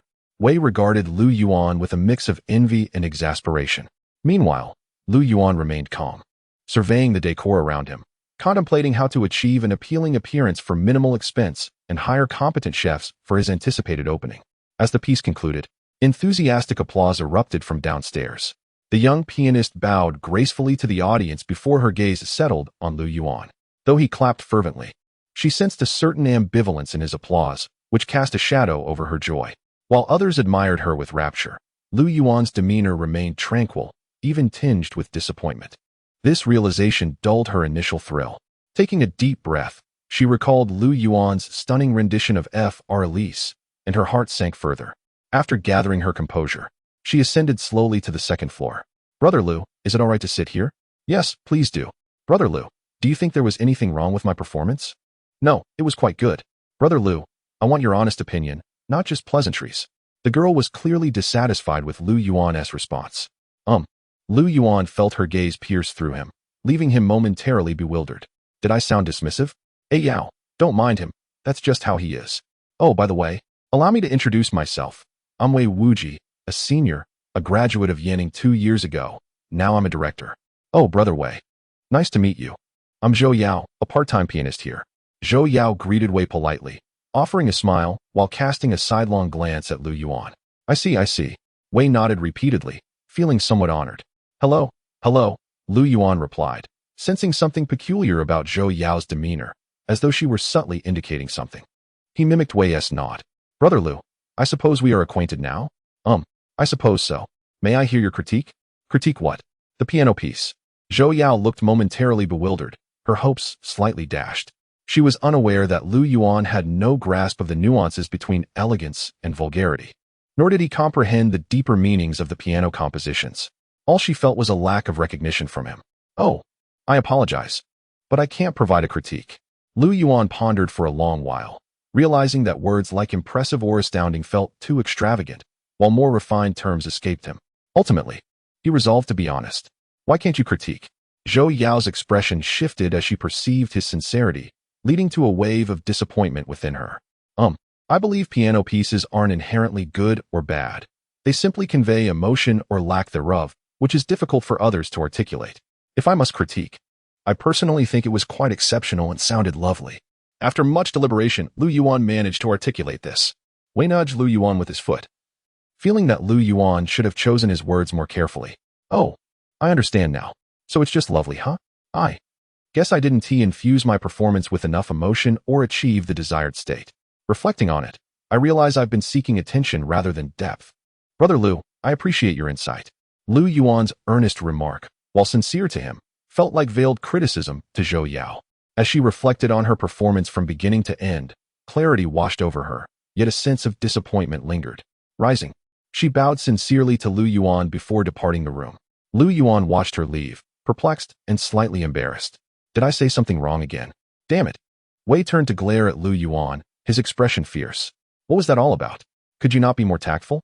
Are you satisfied now that you've driven her away? Was I not tactful enough? Lu Yuan retorted, feeling utterly baffled. I was merely honest and straightforward. Was that truly a misstep? I understand you have a profound knowledge of piano, but you can't just state the unvarnished truth like that. Saying it as very good and sounds nice comes off as too dismissive. Lu Yuan felt aggrieved. He genuinely did not wish to bear this blame. That was not my intention. However, observing Wei's expression and Zhou Yao's disappointed departure, he began to wonder if he had indeed misspoken. These knowledgeable individuals have such convoluted thinking, don't they? What exactly did I say wrong? Lu Yuan felt utterly innocent in the matter. At that moment, the voice of a young woman at the reception broke through the tension. Director Shen, you've arrived? Please, come in. Brother Lu and Director Wei are on the second floor. They've been waiting for quite some time. Upon hearing this, both the frustrated Lu Yuan and Wei glanced downstairs. They soon spotted the suave Shun Lianjia, wearing a faint smile, accompanying an elegant young lady as they ascended to the second floor. At that instant, as Shen nodded and approached, Lu Yuan suddenly craved a cigarette, while Wei felt an urgent need to relieve himself. Shun Lianjia possessed everything Lu Yuan could only dream of: a prestigious lineage, status, power, and a beautiful companion. This world is inherently unjust, Some individuals are born with everything, relishing life, while others toil for decades yet find themselves in dire straits, living a life of relentless hardship and ultimately concluding their existence in despair. Shun Lianjie and Lu Yuan epitomized these two contrasting archetypes. Once again, the melodious strains of a piano wafted from below, this time a graceful and lively tune. However, the performer was not Zhou Yao, but rather a bespectacled young lady. Zhou Yao had departed, leaving the CAF with a complex mix of emotions, clearly not in high spirits. Perhaps this was a beautiful misunderstanding, yet it was evident that she had been provoked by Lu Yuan. Human beings inherently yearn for the validation of the strong. She too craved acknowledgement. When she inquired of Lu Yuan how her performance fared, her desire for recognition ignited.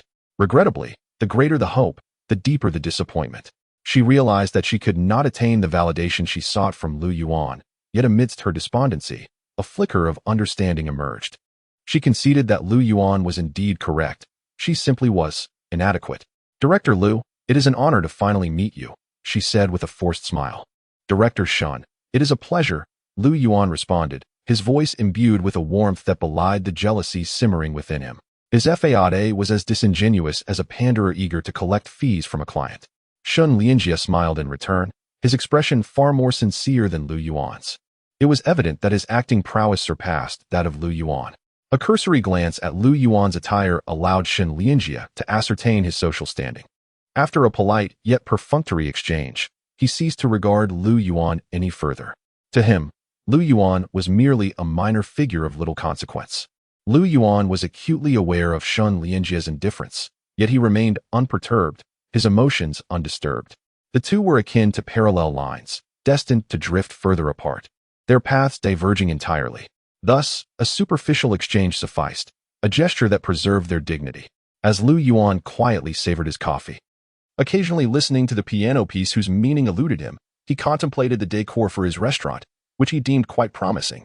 Should circumstances prove untenable, he mused, he might enlist her assistance. After all, the post-production of the capital required considerable effort, and being a friend of Lu Tingting, he trusted her capabilities. Shun Lianjie, having ordered a cup of musky coffee, took a delicate sip while casting a fleeting glance at Wei Pengzi. "I am doing quite well, thank you. Your concerns are unwarranted, and my trust in you is irrelevant, especially regarding someone so tangential."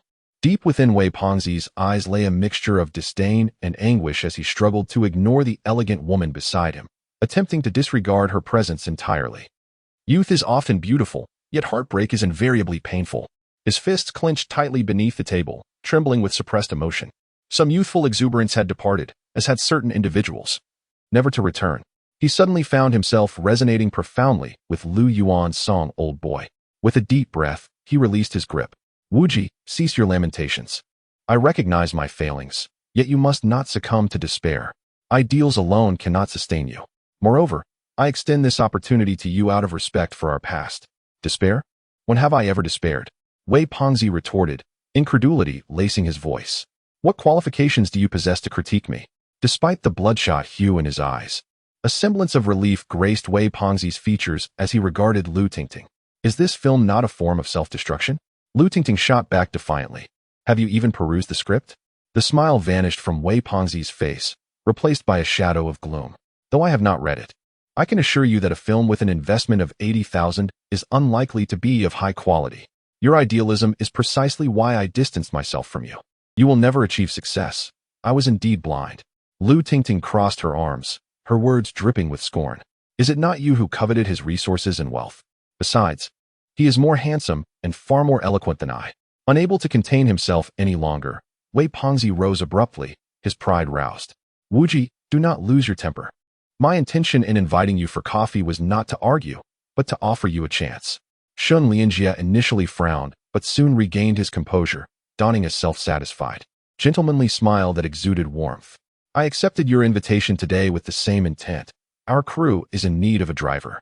Your driving skills are commendable, and I believe you would be a perfect fit. Will you assist me?" Wei Pengzi glared at Shun Lianjie, suppressing his ire with a bitter laugh. "You?" Shun Lianjie's expression darkened, his smile vanishing. "Brother Shun, I must say, your goodwill is misplaced. Some individuals lack the insight to seize opportunities. Let us depart." Lu Tingting shot an irritated glance at Wei Pengzi. "Huh? An opportunity? Wei Pengzi scoffed, ready to unleash his frustration, only to be interrupted by Lu Yuan's gentle kick to his foot. Ladies and gentlemen, I believe we should enjoy our coffee amicably. Let us not mar the atmosphere. With a radiant smile, Lu Yuan calmly finished his Blue Mountain coffee, exuding tranquility as he casually lit a cigarette. Everything appeared natural. Indeed, your foresight is commendable, my friend. Brother Shun, let us depart. I have heard that Teacher Chun is currently in Hengdian. We should pay him a visit. After all, crafting a soundtrack is laborious, and it is unwise to waste time on trivial matters. Lu Tingting rose, shaking her head in disdain. She could not endure Wei Pengzi's demeanor or the acrid smell of Lu Yuan's smoke, which made her stomach churn. Rude and uncouth individuals. She muttered under her breath. Well, Director Lu, please take your time with the coffee. Consider the bill on me, Shen Lianjie said as he stood, offering Lu Yuan a slight smile, appearing genuinely cordial, even elegantly allowing Lu Tingting to link arms with him, showcasing refined manners. Farewell, no need to see us off. Wei Pengzi replied curtly, lighting a cigarette of his own. Yes, take your time, charge it to my account. Very well. Lu Yuan smiled brightly as he watched the pair leave, showing no signs of anger or discontent. At that moment, by the way, I must inform you that when You're the Capital is scheduled for release, My Buried Alive will premiere simultaneously. Wei Pengzi exhaled deeply. Oh, I wish you the best of luck. With a thud, after the two departed, Wei Pengzi gulped down the remaining coffee and slammed the cup onto the table. Seething with anger. Yuan, why did you stop me earlier? I did not stop you. Why did you not allow me to speak with that woman properly? What business does a grown man have shouting at a woman? Did you not see that it was Shen Lianjie orchestrating everything from the outset? You are unaware. This woman, she I truly do not know. However, do you not find that Shen Lianjie is rather pretentious? As if he is watching a mere jest with a sense of nonchalance? So what? If this is a confrontation, you have lost, spectacularly, at least in terms of decorum. At this juncture, what do I care for decorum? Very well. Why are you so agitated? We are individuals of refinement, do you not realize? The mockery you currently endure shall be repaid with fervor in the future. The harsher the ridicule, the more resounding the retaliation. Indeed, a slap in the face. No, wait. Alas, Yuan, you are even less refined than I. Did we not agree to abstain from smoking? Nonsense. I have always maintained my decorum. I refuse to believe that you do not yearn to order the most extravagant coffee, to sip one and pour another, then charge it to Shen Lianjie, leaving him to question his very existence. I shall not. Waiter, bring me 20 cups of musk coffee. 20 cups? When did I express such a desire? Waiter, you implying? I have said nothing. I am a person of refinement, quite elegant indeed. Therefore, I shall indulge in the finest, for when faced with pretentiousness, one must first collect some interest. Darn it, I shall have 40 cups. The two exchanged knowing glances, both understanding that outside the private room, a hurried sound of footsteps approached. Teacher Chen, what brings you here?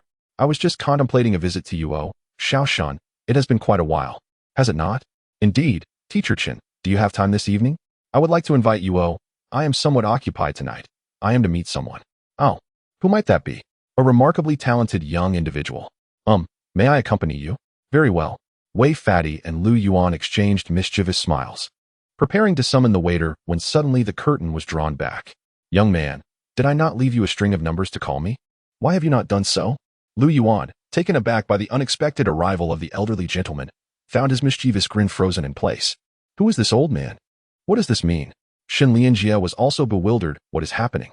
Wei Fatty appeared equally dumbfounded. Chapter 27. What do the cats and dogs buy? Young man, allow me to introduce myself. My name is Chen Guanyo. Hello. Lu Yuan, bewildered, stood up. He did not recognize the man. Teacher Chen, hello. Wei the Fatty's face displayed a look of alarm, his heart shaken. Chen Guanyo was a musician, one of the most renowned arrangers in the industry. A saying circulated within the circle: Lin Yu's lyrics, Guanyong's melodies, Yang Ping's dance, Zhao Kou's flute. This phrase illustrates the esteemed status Chen Guanyong held within the realm. Unfortunately, a person of Lu Yuan's stature would never have the chance to know him. Nevertheless, despite not recognizing him, Lu Yuan could discern from the expressions of those around that this individual was undoubtedly of significant importance, likely a prominent figure. Young man, did the front desk not give you the number I left for you? Chen Guanyong nodded at Wei the Fatty in acknowledgement, then turned his attention to Lu Yuan, who was still standing there, oblivious to the situation. It seems there was a number given. Was it you who treated me to coffee last time? Chen Guanyong's imposing presence momentarily overwhelmed Lu Yuan. Initially, Lu Yuan could not recall any number, but upon seeing the questioning look in the elder's eyes, he suddenly understood. It referred to the first time he met Wang Jinxue, when someone had treated him to coffee and left a series of numbers. How could you still remember? Then why didn't you call? I forgot, Lu Yuan replied awkwardly.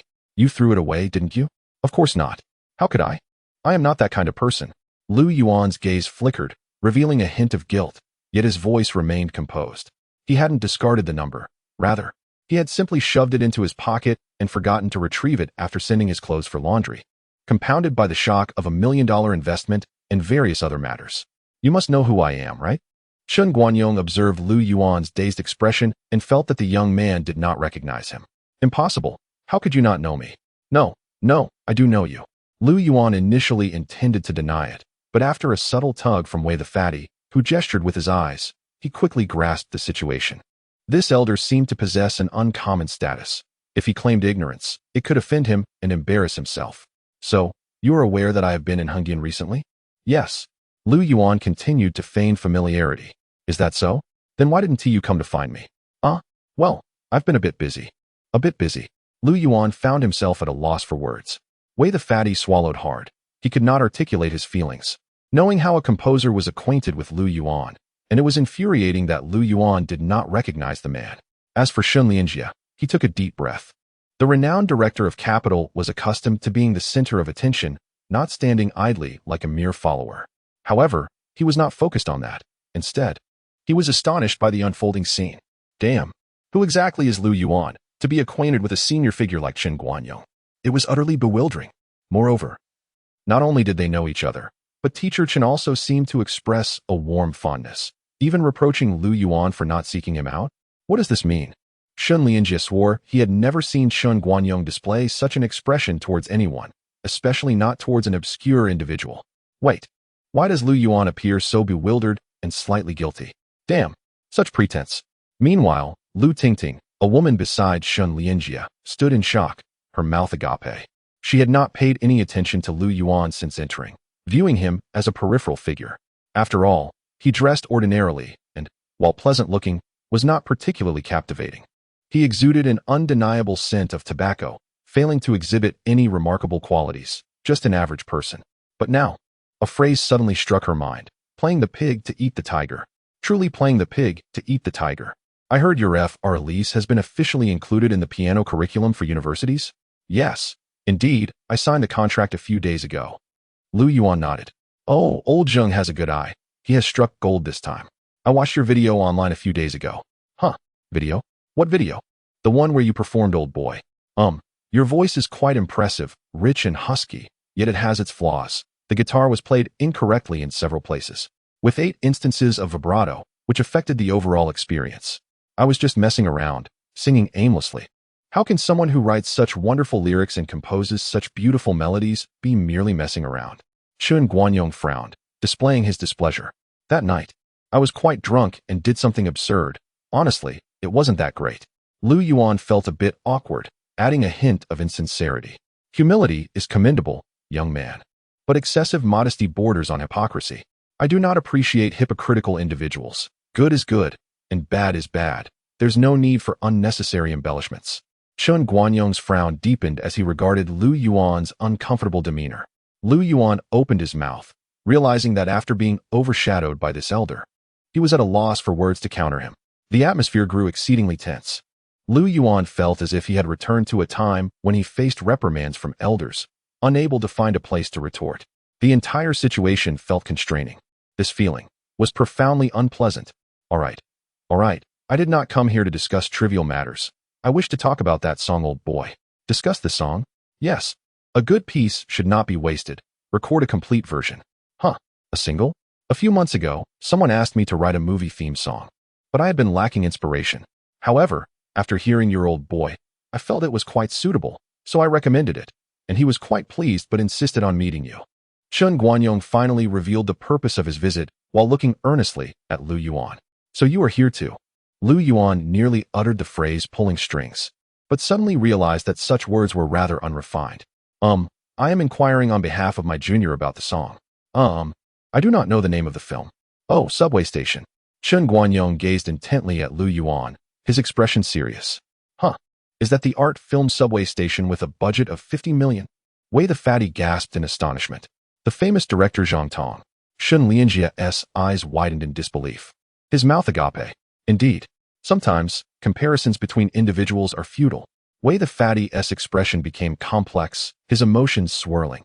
He felt as though society was becoming increasingly intricate. He even felt a tinge of inferiority.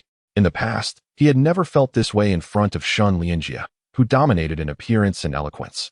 However, tonight, Lu Yuan's presence made him understand what it meant to play the pig to eat the tiger, what it meant for talent to overshadow, and what the pinnacle of pretentiousness truly entailed. How did he manage to appear so effortlessly impressive? Well, for now, let's leave it at that.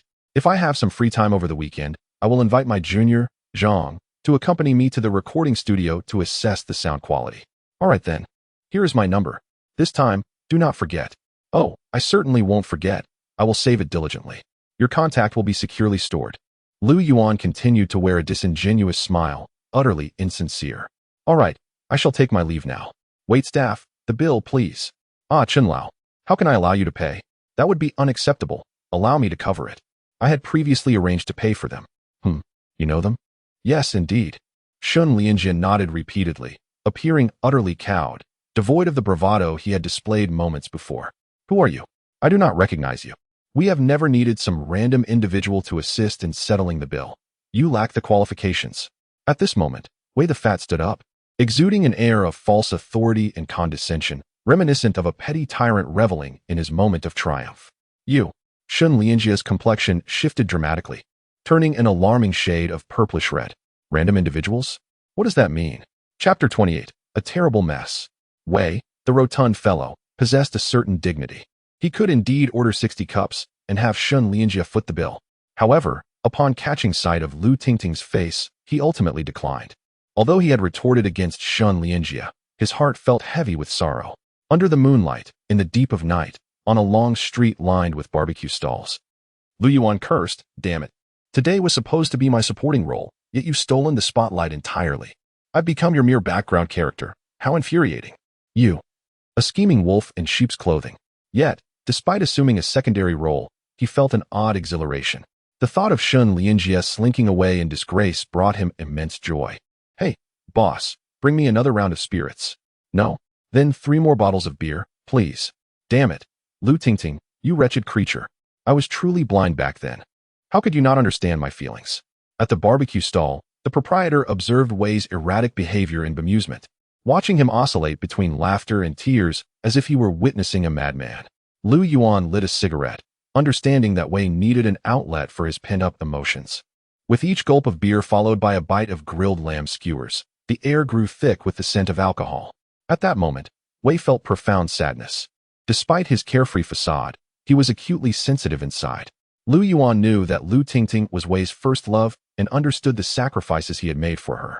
Yet, no amount of effort could alter the harshness of reality. His lack of charm and mediocre talents paled in comparison to the allure of a handsome, eloquent rival. Thus, Lu Tingting callously dismissed him. Wei had pleaded, wept, and mourned, but all his efforts proved futile. That year, he felt exceptionally desolate, a naive youth stripped of hope. After that fateful year, he never sought another romance and labored tirelessly, his hands calloused yet unrepentant. Finishing his cigarette, Lu Yuan gazed into the night, contemplating that perhaps this was the essence of Wei's youth. He awaited the moment when Wei would be utterly inebriated to settle the bill, then drag him back to the company. The burden of Wei's 200-pound frame was indeed a strenuous task. Ah, Yuan, I'm not drunk. I can still drink. Wei protested, spotting a familiar vehicle. Is that Shun Lianjia's Hummer? Yanjed 82, it certainly is. In his stupor, Wei's gaze fell upon a car swaying at the street corner, where unmistakably inappropriate activities were transpiring. Anger surged within him, clarity emerging as he contemplated confronting the couple. However, Lu Yuan restrained him. What do you intend to do? I seek vengeance. Really? You're far too intoxicated for that. We must remain composed and avoid rash actions. You should emulate me. I am a model citizen. Well, actually, I do have some firecrackers stashed in my company's warehouse. Firecrackers? Wei was perplexed, unsure of their relevance. Indeed, Lu Yuan confirmed. Suddenly, Wei was invigorated. You think I would hurl firecrackers into someone else's car? I am a person of talent and integrity. Such actions are beneath me. Unlike you, Lu Yuan retorted. What do you mean I'm different? Wei, albeit tipsy, maintained some semblance of rationality. Because you lack decorum. Damn you. Wei shot a fiery glare at Lu Yuan before he began to trot towards the company. Buoyant as a carefree child despite his weight, Lu Yuan shook his head, reflecting on the beauty of youth. About half an hour later, under the shroud of night, the Hummer remained embroiled in its revelry. Shun Lianjia, having consumed a blue pill, was at the peak of his exhilaration, channeling all his frustrations into this escapade. The more he indulged, the more euphoric he became. This was his battlefield, and he envisioned himself as a formidable warrior of endurance, a victor in his own right. However, at that moment, Shinji, something seems to have entered the car. Close the window. Close it. Shu, don't speak. I'm about to start. But. Shu. Silence. I've prepared. All right. Boom. Boom. Boom. The moonlight was resplendent, casting a magical glow upon the scene. Then, amidst a series of explosions, Shun Lianjia felt his entire body convulse, terror coursing through him. The experience was beyond mundane description. In shock, he stared ahead as a figure staggered into the alley. The darkness and tension obscured his recognition of the individual. Damn it. Some things, once lost, can never be reclaimed. Perhaps there is nostalgia and sorrow, yet one cannot dwell on what is gone. It is akin to falling for a dog. However, having come to terms with it, the emotions released bear a different essence. Lu Yihong continued to endure Wei's raucous laughter throughout the night. The combination of alcohol and cacophonous sounds torturing him. Yet, he found himself growing accustomed to this torment. Amidst Wei's laughter, Lu Yihong drifted into slumber, only to dream of his descent into hell, filled with haunting laughter. He felt profound sorrow. What could possibly cause such sorrow to flow like a river? As dawn broke, Wei arose, radiating an invigorated spirit as if he had undergone a transformation. He pulled Lu Yihong, who had finally escaped his nightmares, towards the production set. I need some more sleep. Screw that. It's time to get to work. Isn't it a bit too early? Not at all. Hurry up. Ugh, what? This one do. We must be meticulous. Do you understand? We must produce a remarkable film and win awards. Indeed, we must secure that award. Move this over here. Yes, you move it. This one work. The camera is slightly askew, affecting the operation. Upon arriving at the set, Wei assumed command, directing with fervor, even engaging in various tasks during breaks. Lu Yuan found amusement in his role, perched at the highest point, smoking occasionally while observing the shoot, offering constructive feedback when necessary. The work was surprisingly effortless, and by the evening of the second day, they had already filmed a fifth of the script. If all goes smoothly, it is estimated that the filming of this movie will wrap up in about half a month. Lu Yuan felt a surge of joy, an immense joy.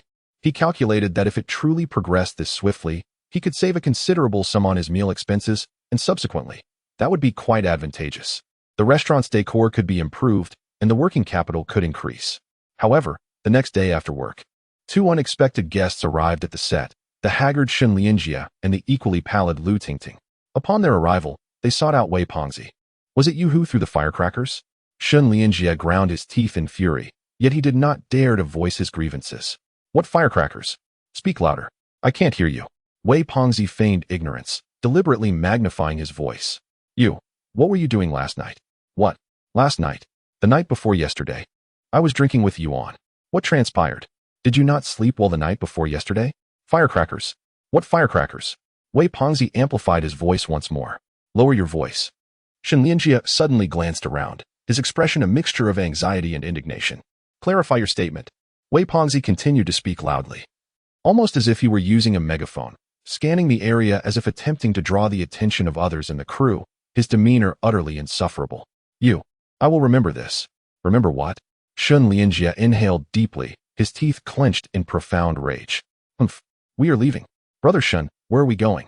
He is undoubtedly the culprit. Leave.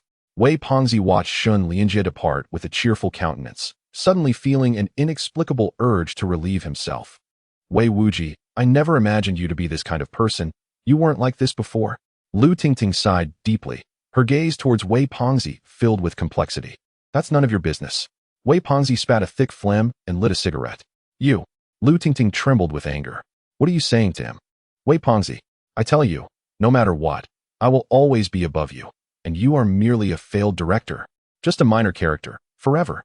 Do not think that engaging in petty schemes makes you significant. Once the film is released, you will understand the disparity between us. Your crew and your movie are worthless. Firecrackers. What firecrackers? Are we still playing with firecrackers? Wei Pengzi suddenly broke into a radiant smile, further escalating his volume. The other members of the crew turned their attention to Shen Lianjie. In his view, Shen Lianjie's disdainful words were utterly insipid, lacking any potency. Humph. Shen Lianjie emitted a cold snort, yet hurriedly took Lu Tingting away. Did he agree? Yes. All right, I will come over immediately. I want to hear his song. Sure, remember to bring a good guitar. Rest assured. Chapter 29. Are you Wang Suhua from next door? The midday heat of July was unbearable. Lu Yuan stood on the hillside of the film set, a cigarette in hand. As beads of sweat gradually seeped into his inner thoughts, leaving him feeling somewhat vexed. The scent of the smoke seemed to alter with this intrusion, taking on a flavor reminiscent of counterfeit tobacco. Could it be that way? The chubby one had bought me a pack of fake cigarettes? Shaking his head, Lu Yuan dismissed the thought. The filming conditions had become increasingly arduous, yet there was a sense of fulfillment in the struggle. Over the past few days, Lu Yuan had truly exerted himself. He was not a man devoid of ambition. While feigning the role of a director, he secretly absorbed the professional knowledge circulating within the crew. Although his progress was not swift, he felt a significant improvement, far exceeding the lessons from books like How to Be a Director. Clearly, hands-on experience proved far more valuable than textbook theories. Should Lu Yuan embark on another film project, he would position himself more adeptly and emulate more convincingly. However, what main dish should my restaurant serve? Rice bowls? Fried rice? Perhaps some pastries as well? During his leisure moments, Lu Yuan often indulged in browsing various food enthusiast pages and DCOR styles online, planning to open his own little eatery and curate his ideal life. Hey, Yuan, are you going to watch in Zhao's new album launch conference? What is there to see? I'm not interested. Didn't T.U. write her a song? And what of it? Why should I care? I'm busy. Why bother with all this nonsense? Nonsense, brother Lu, you're something else. Just past noon, Wei, the chubby one, came scampering over to Lu Yuan, his eyes sparkling as he waved a mobile video excitedly. It was evident that he was a fan of Zhao. Meanwhile, Lu Yuan let out a disinterested yawn and continued to smoke, questioning the allure of a new album video. After all, according to the contract, he simply needed to wait for his payment, and everything was proceeding smoothly. Brother Lu, are you really sure you want to watch? This is Zhao's interview video. Don't you want to know how your song will be received? Be quiet. Let me have some peace. All right then, brother Lu, if you change your mind, you can log on to the Sashanet.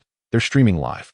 Wei's comments disrupted Lu Yuan's train of thought about his restaurant's design, leaving him momentarily puzzled about his earlier inspiration.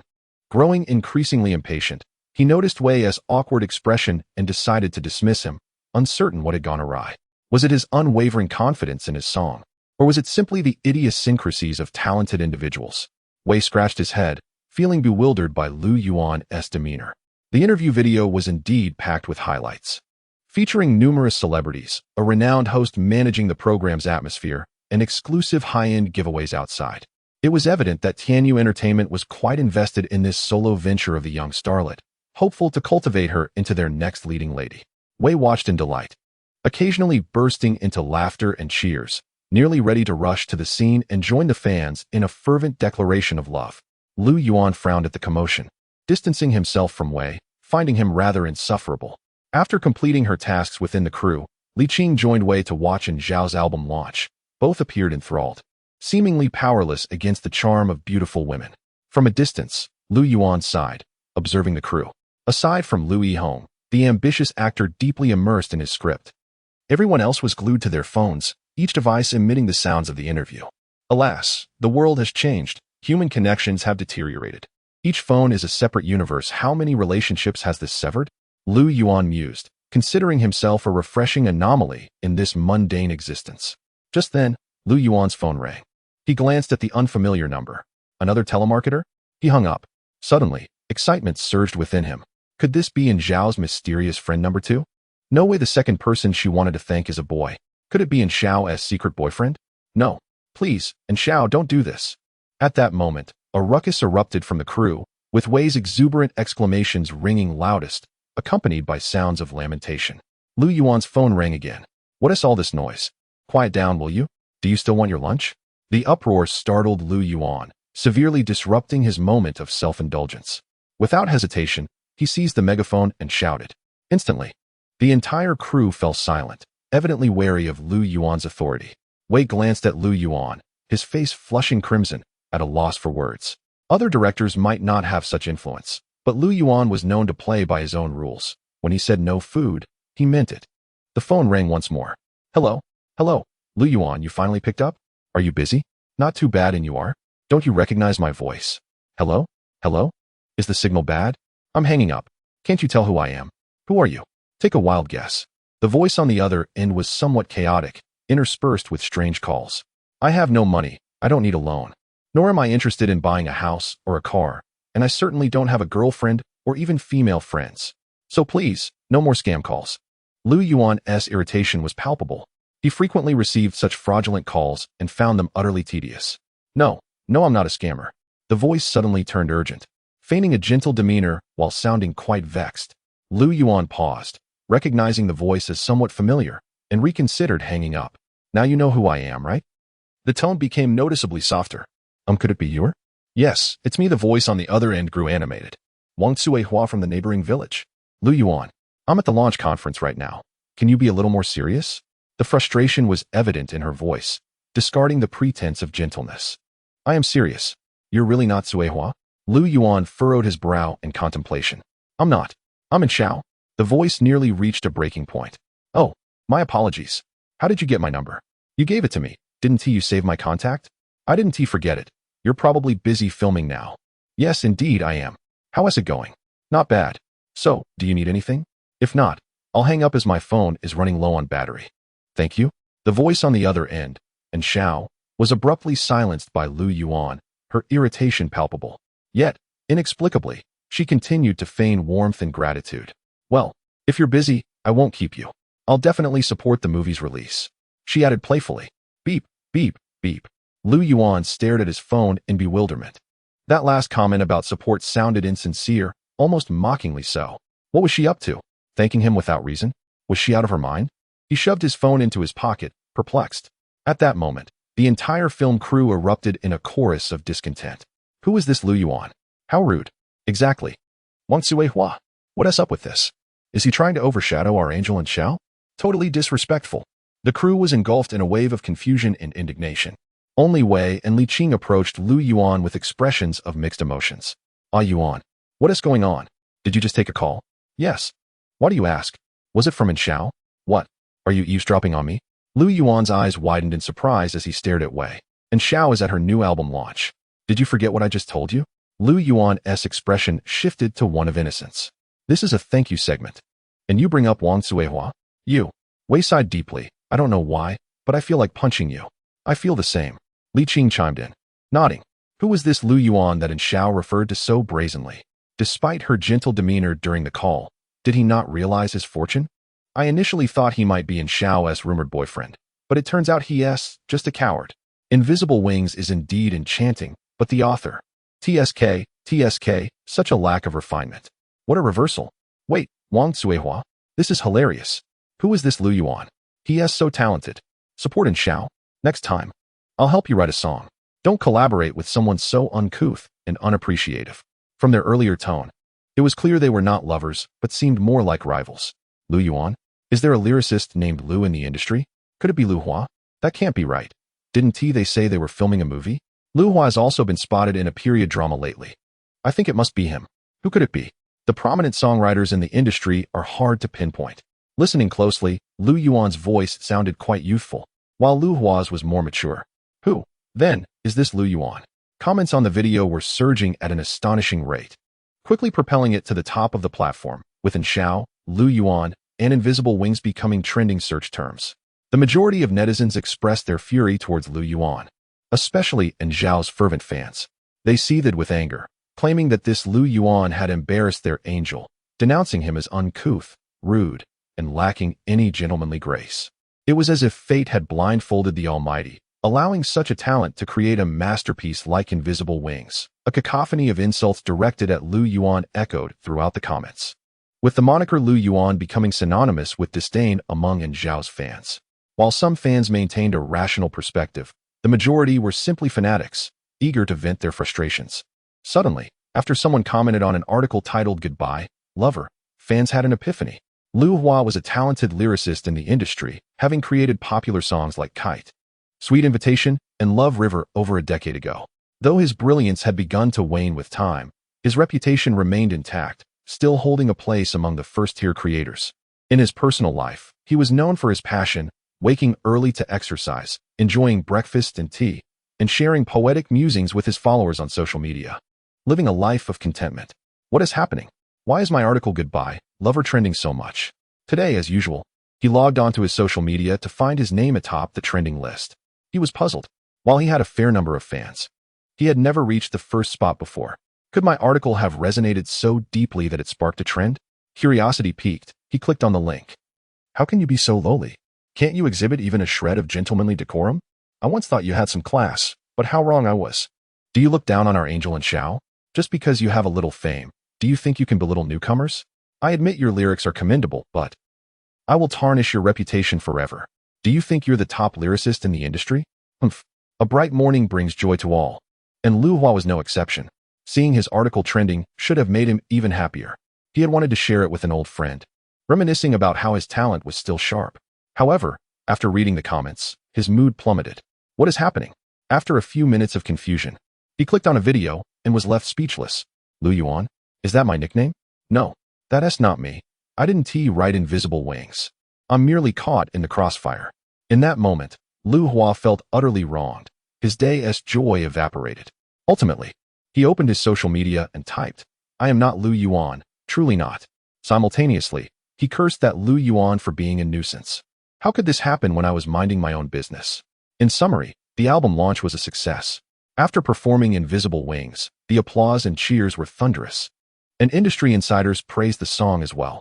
Initially, Xiao felt grateful toward Lu Yuan, but after that phone call, her gratitude vanished without a trace. That scoundrel Lu Yuan was nothing but trouble. She felt he was sent from above to torment her, displaying not an ounce of gentlemanly behavior. Wang Cuihua? Just thinking of those words made Xiao grit her teeth. Even Xiao was aware of Wang Cuihua's appearance, a peasant's hat, a rustic hairstyle, coupled with a plainly sincere smile. The mere thought of such a visage ignited a fiery indignation within her. How could she be associated with a name that screamed rusticity? Yet, prior to the interview, she could only endure Lu Yuan's teasing, unable to unleash her frustration. With a forced smile, she awaited the conclusion of the album launch. While the event was deemed a success, her pride took a significant blow, leading to an overwhelming sense of embarrassment. And Xiao, you have several variety shows to attend this evening. Take a moment to rest, Shenjia advised. What? I believe the credit for the new album's release should not be attributed to Lu Yuan. Oh, what do you propose? Let us change it to Lu Manzi or Lu de Zhutu, or perhaps Lu Ergo. This. The new album is already in production. Altering it at this point would be problematic, especially for the author. It's not advisable. There's nothing wrong with it. We needn't concern ourselves with the author. He.S. just a scoundrel. Let's go with Lu Erguzi. I find it quite fitting. Yes, Lu Erguzi it is. Lu Erguzi. The manager shot a perplexed glance at the gritting teeth of Xiao. Isn't that name a tad too provincial? Yuan, there's something I'm unsure whether to voice. Spit it out. It seems someone is taking the blame for you. What? Blame for what? Check your Weibo. I'm too busy right now. I'll look at it later. I need to record a song. Alright then, I just feel inexplicably sorry for that Lu Yuan. After finishing his last cigarette beneath a telephone pole on East Street, Lu Yuan discarded the butt into a nearby trash can. He glanced at the adjacent tobacco shop, hesitating for a moment before resolutely pulling out 100 yuan to purchase a pack of soft-shell Huaxia cigarettes. The flavor of Huaxia closely resembled that of the China he knew before his travels, and the price was similar as well. Under normal circumstances, Lu Yuan would never indulge, as he was unaccustomed to the taste and found it overly expensive. However, today felt somewhat special. Lu Yuan had heard from Wei Pengzi that Zhang Tong, the director of Subway Station, was an avid smoker and a connoisseur at that. It would seem rather unbecoming for him to present Zhang with cheap cigarettes costing only 8 yuan a pack, given his own burgeoning status as a director. Thus, he opted for a pack of Huaxia to preserve his dignity. After waiting for about half an hour, a Volkswagen Phaeton came to a halt before him. Xiaolu. Yes. It's me. Get in. Why the sudden change in attire? The elder Qin Guanyong rolled down the window, squinting at Lu Yuan. The sunlight was rather bright. rendering Lu Yuan somewhat indistinct, especially in his suit and glasses, which made him even harder to recognize. This ensemble appears quite formal. Lu Yuan thought as he adjusted his glasses, feeling quite pleased with his appearance. He had checked himself in the mirror before leaving and thought he looked rather dashing, exuding an air of cultivated sophistication.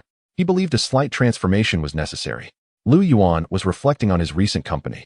Associating with unrefined individuals like Wei Pengzi seemed to tarnish his own brilliance. The incessant taunts of Lu Manzi were particularly humiliating. This outfit does not quite align with your temperament, the elder remarked, scrutinizing Lu Yuan for a prolonged moment before shaking his head. Really? Is it not sufficiently refined to reflect my essence? Lu Yuan asked, slightly puzzled. No, that's not my point. So if you were to place me in ancient times, I would belong to the bold and unrestrained rather than the studious and meticulous? The elder's tone was gentle, his critique subtle. After speaking, he turned his gaze to the window. Am I indeed that kind of scholar? There's a term that suits you, but you might not appreciate it. The elder shook his head. Do not keep me in suspense. Showy. Qin Guanyong observed Lu Yuan's inquisitive expression before finally shaking his head in resignation. Upon hearing that word, Lu Yuan's previously animated demeanor shifted to one of restraint, as if abruptly interrupted at the peak of excitement. It was exceedingly disheartening. I'm just straightforward. Don't take offense. The elder chuckled heartily, his earlier frustration dissipating as he regarded Lu Yuan's gloomy face with amusement. Lu Yuan, feeling somewhat helpless, pondered what to say. Was it possible that he truly was ill-suited to such a refined appearance? I think it looks quite good, he managed to say. The driver glanced at the rearview mirror, a hint of surprise in his eyes. The elder was typically stern, yet he had never witnessed such warmth in his demeanor, especially towards a young man. It seemed this youth possessed some merit. As the car steadily navigated the highway, Lu Yuan considered lighting a cigarette but opted against it, mindful of the elder's presence. Xiao Lu, I must tell you. The elder's stories flowed freely, recounting his illustrious past for the next couple of hours. Lu Yuan stifled yawns, feigning interest, aware of the elder's significant standing in the industry. Even if he felt he could never truly integrate into this realm, it was prudent not to offend someone of such stature. Finally, after a long monologue filled with terms and concepts Lu Yuan struggled to comprehend, the vehicle came to a stop before a grand building in the city center.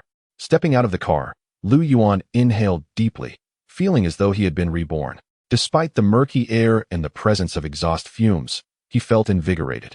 Let us go. Xiao Zhang is already waiting. All right. Lu Yuan's expression brightened as he spotted a middle-aged man wearing white-framed glasses outside the building. It felt as if he had come back to life.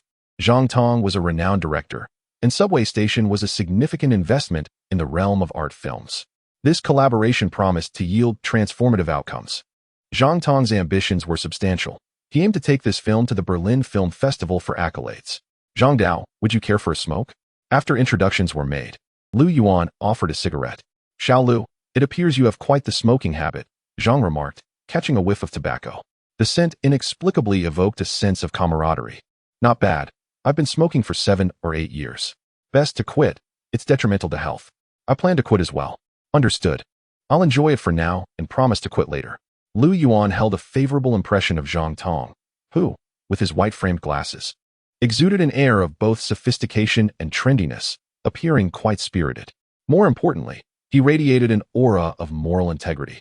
Despite claiming not to smoke, he reached for the cigarette with unparalleled eagerness, taking a long drag and squinting his eyes in a manner reminiscent of a celestial being. While tobacco may not be the most virtuous indulgence, it occasionally serves to bridge the gap between individuals. At the very least, Lu Yuan and Zhang Tong shared a rapport devoid of barriers, fostering a sense of warmth. This guitar is quite impressive. Indeed, it's a Hengdian model. Not inexpensive, I presume. Not too pricey, merely around 100,000 or so. Upon learning that the guitar Zhang Tong had handed to Lu Yuan was of such value, Lu Yuan's mood soured considerably. Not too pricey, merely around 100,000. Zhang Tong's words exuded an air of ostentatious superiority. Lu Yuan felt a stark inadequacy in his own ability to impress. After all, subtlety and showmanship can be incredibly potent. Should he seize the opportunity to outshine? Wait, am I truly that petty? Can we commence now? Lu Yuan inhaled deeply, striving to dismiss thoughts of pretense. All right, let us begin. Sound engineer, equipment technician, composer. Prepare. All right. Once the guitar was finally tuned and he entered the recording studio, Lu Yuan closed his eyes. As the prelude began, he exhaled slowly and opened his mouth to sing. That is the person I have longed for day and night. Lu Yuan sang with fervor, and Zhang Tong listened intently, feeling an inexplicable sting of emotion as the song reached its climax. Outside the studio, the venerable Chun Guanzhong listened, his expression a tapestry of complex feelings, occasionally shaking his head and sighing deeply. It was not that he found Lu Yuan's singing lacking. Rather, it was the profound emotion Lu Yuan conveyed that resonated with him. Everyone has experienced youth and the fervor of striving. Beside Zhang Tong, a young man adorned with gold-rimmed glasses seemed utterly exhilarated, his gaze toward Lu Yuan deepening with a hint of avarice. As the song concluded, Lu Yuan cleared his throat. "Xiao Lu, that was splendid. I believe we can discuss matters further." Zhang Tong looked at Lu Yuan with palpable excitement. However, at that moment, "Lu Yuan, join our company. We will absolutely nurture you as a priority. We will invest the greatest resources to elevate you. I will call my uncle right away." Just as Zhang Tong was halfway through his declaration, a gust of wind swept into the studio. A young man burst in, interrupting Zhang Tong. Zhang Tong's mouth opened in surprise as he watched the newcomer clasp Lu Yuan's hand, as if wishing to devour him whole. A jolt coursed through him. "I haven't even spoken yet, and you, a mere guest, are making a scene? Stealing my talent? What did you say upon entering? You claimed you would merely observe and listen, and now look at you. All those words were mere fabrications, weren't they?" Chapter 32. Returning to matchmaking life invariably carries an element of uncertainty. Lu Yuan had anticipated that after completing the recording, he would merely enjoy a meal before returning to the film crew to continue shooting, without any unforeseen disturbances. Yet, unexpectedly, an exuberant interloper emerged. "My name is Tang Chong. You may call me Brother T. I have been following your work for quite some time," he exclaimed with fervor. "Our company, Huajin, is renowned. Surely you have heard of us. We are among the leading entertainment conglomerates in China, boasting an array of top-tier stars. Recently, we have been actively expanding our overseas channels and nurturing folk singers. Choosing us is undoubtedly a wise decision. As for your remuneration, you need not hesitate. Once you agree and sign the contract, I can secure you resources equivalent to a rising first-tier singer, propelling you onto the big screen and ensuring your fame. Do you doubt me? I can call right now. Beep, beep, beep. Hello, uncle. I wish to sign a singer." "What? Not just any singer, but the creator of Old Boy Into Alice." "Yes. Please apply for an S-level contract. The singer is right in front of me." "No, I must sign him. I absolutely must." "Yes. The best resources. Are you hearing this? You can rest assured. Here is my business card. I have signed numerous talented young singers such as Su Huishan, Qin Jieyu, and Su Guanfeng. You know of them, don't you? They are currently thriving in the industry, overflowing with opportunities. The future entertainment market will undoubtedly include them. By the way, once you sign with us, I can help you debut on a variety show." Lu Yuan, bewildered by the young man's incessant chatter, instinctively turned to Zhang Tong, only to find him wearing a gloomy expression. When he glanced at the elder Chen Guanhong, he noticed the old man shaking his head in speechless exasperation. "Actually, I am not a true singer. I am a director." Lu Yuan finally coughed softly, looking at the young man and politely declining. "I understand that you are talented, and it matters not what you pursue. Stop making low-investment films. They hold no promise. Come with me, and I assure you that with your voice and creative talent, within a year, you will be the leading figure at Huajin. After that, you can choose any film you desire, and major investments will come seeking you." Tang Chong continued his enthusiastic pitch, brimming with excitement. "Apologies for your overzealous affection, but I truly am just a director. I only sing this one song well. My other singing is subpar. Fear not. We can nurture your talent." Director Zhang has been standing there for quite some time. "Perhaps this isn't appropriate?" Lu Yuan exhaled deeply, observing the resolute demeanor of the young man, growing increasingly speechless. "Oh right, I almost forgot. Uncle Zhang you." Upon hearing Lu Yuan's words, the young man's expression shifted slightly as he instinctively glanced at the approaching Zhang Tong. "How could you forget I am here? Do you understand your status and mine?" Zhang Tong reprimanded Tang Chong with a dark expression. "I am currently collaborating with Tianyu on a film. Even their agents are not allowed here. It is already unseemly for me to bring a Huajin staff member. I apologize to my colleagues at Tianyu. What assurances did you give me before you came? Just look at this. Now you attempt to poach talent in front of me? What if the higher-ups at Tianyu find out? Where will my face be?" "This. Uncle, I apologize. That was not my intention. I was simply excited." "Leave. Zhang Tong waved dismissively, showing no desire to continue the conversation. Ah, uncle, I believe that. Get out. Zhang Tong's irritation began to surface. Yes, yes, yes. Here is my number on the card. I will wait outside for you. Be sure to find me. Tang Chong sheepishly cast another eager glance at Lu Yuan before departing the recording studio under Zhang Tong's dark expression. Lu Yuan let out a long breath, feeling somewhat dazed. Don't mind my friend's enthusiasm. He has always been rather reckless. Please don't take it to heart, Zhang Tong remarked, glaring at the door as it closed behind Tang Chong, wishing he could kick him down. That fellow is utterly clueless about the gravity of the situation. Director Zhang. It's all right, Lu Yuan reassured, shaking his head. He felt little annoyance, merely finding the young man peculiar. Oh, that is good. Now, let us discuss the usage rights contract for old boy. Here is the contract I drafted. What do you think? Let me take a look. Lu Yuan skimmed through the contract, finding no significant issues. It was a straightforward usage rights agreement with a fee of 100,000. To Lu Yuan, this sum was substantial. Many toil for years without accumulating such wealth, and this was merely for usage rights, excluding cover rights and various other copyrights. This price was quite favorable. Lu Yuan felt satisfied. The entertainment industry is a realm where money can often seem inadequate. At least Zhang Tong believed the song warranted this value. Moreover, the elder Chen Guanhong had recommended it. It was evident that the elder held a high regard for this young man. Zhang Tong was optimistic about Lu Yuan's future. Given the value of this song and that of Penniless, it was clear that in a few years, Lu Yuan's songs would surpass this valuation. Investing now to cultivate a relationship might yield benefits for future films. This was a mutually beneficial collaboration. Once the contract was signed and the payment transferred to Lu Yuan's account, the transaction was complete. Noticing it was nearly noon, Zhang Tong led Chen Guanhong, Lu Yuan, and the exuberant Tang Chong to a high-end restaurant on the third floor of the building for a meal. Xiao Lu, let us toast with some fine French red wine from 1985. It's exquisite. I can't drink. Stop pretending. In the video where you played the guitar, you were drinking. Now you claim you cannot. Come, indulge your elder Chen. Chen Guanhong slightly hardened his expression, adopting the demeanor of a senior. All right, just a little. Lu Yuan gazed at the filled wine glass, instantly feeling a headache. Now that is more like it. Xiaozhong, you should partake as well. I have resolved such a significant issue for you and introduced you to Xiao Lu. You ought to express your gratitude. Indeed, indeed. We must thank the elder properly. Here as to you, elder. And Xiao Lu, I toast you as well. Cheers. One more glass. Ah, I can't drink anymore. How can a man back down? I see you smoke quite a bit. Let us have a little more. Lu Yuan, being somewhat prideful and in good spirits, relaxed and enjoyed the drink. By the way, elder, I also toast you. And as for Yuan, I have prepared the S-level contract. Since everyone is in high spirits today, why not sign it? Our Huajin truly is remarkable. Sign what? Tang Chong, go enjoy your drink. Don't spoil the mood. Are you foolish? Zhang Tong cast an unfriendly glance at the smiling Tang Chong, chastising him with a tone of disappointment.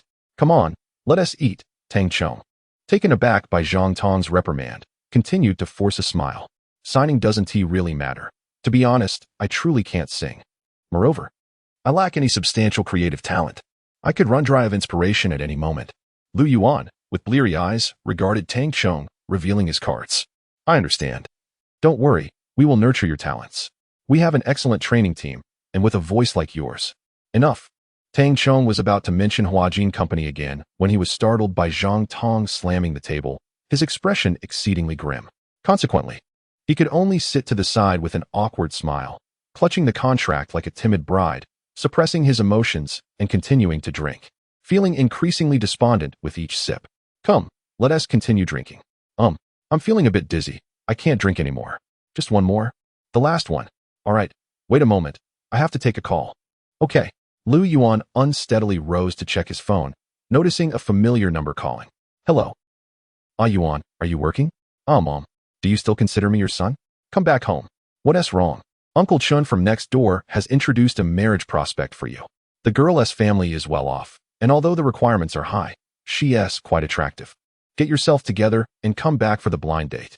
Stop messing around all the time. Uncle Chun has gone through great lengths for this. What? A blind date? Lu Yuan shook his head, his mother's image flashing in his mind.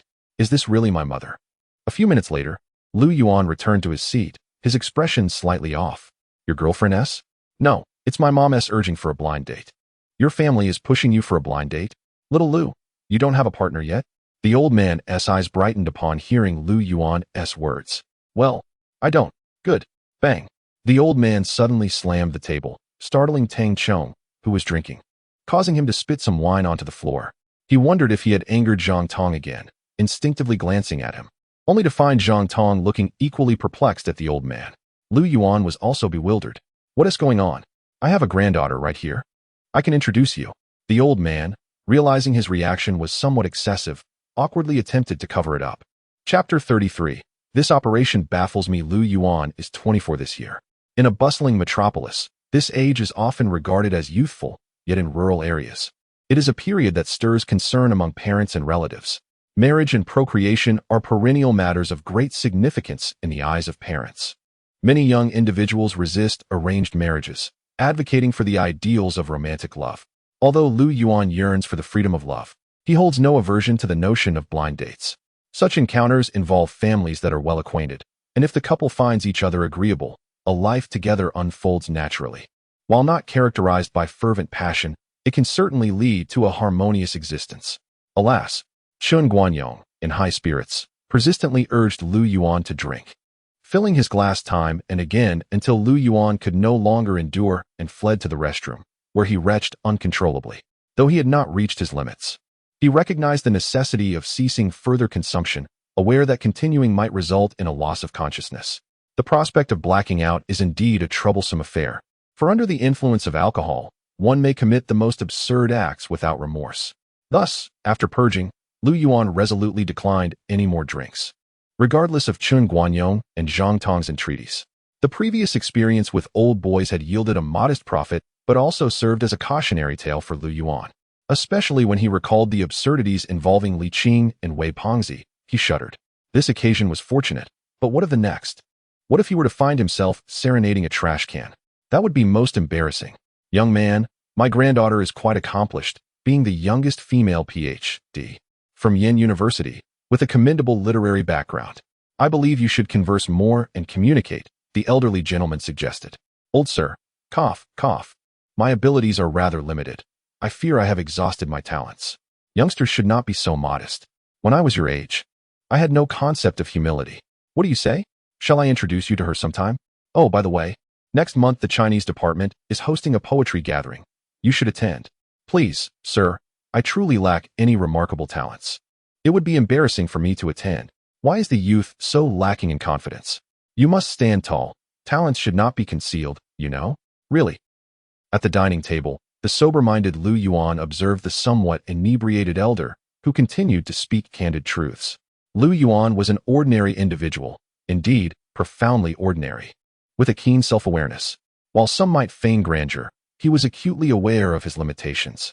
If he were to reveal his inadequacies, he might find himself humiliated beyond measure. Thus, he preferred to withdraw gracefully rather than face the shame of exposure. Some aspirations may be pursued, yet others must be approached with caution. Lu Yuan had always maintained a commendable sense of balance. However, the elder did not share this perspective. The more Lu Yuan spoke candidly, even invoking the notion of having exhausted his talents, the more the inebriated elder perceived him as genuine and humble. Perhaps under the influence of alcohol, the elder increasingly viewed Lu Yuan favorably, sensing a potential compatibility with his granddaughter.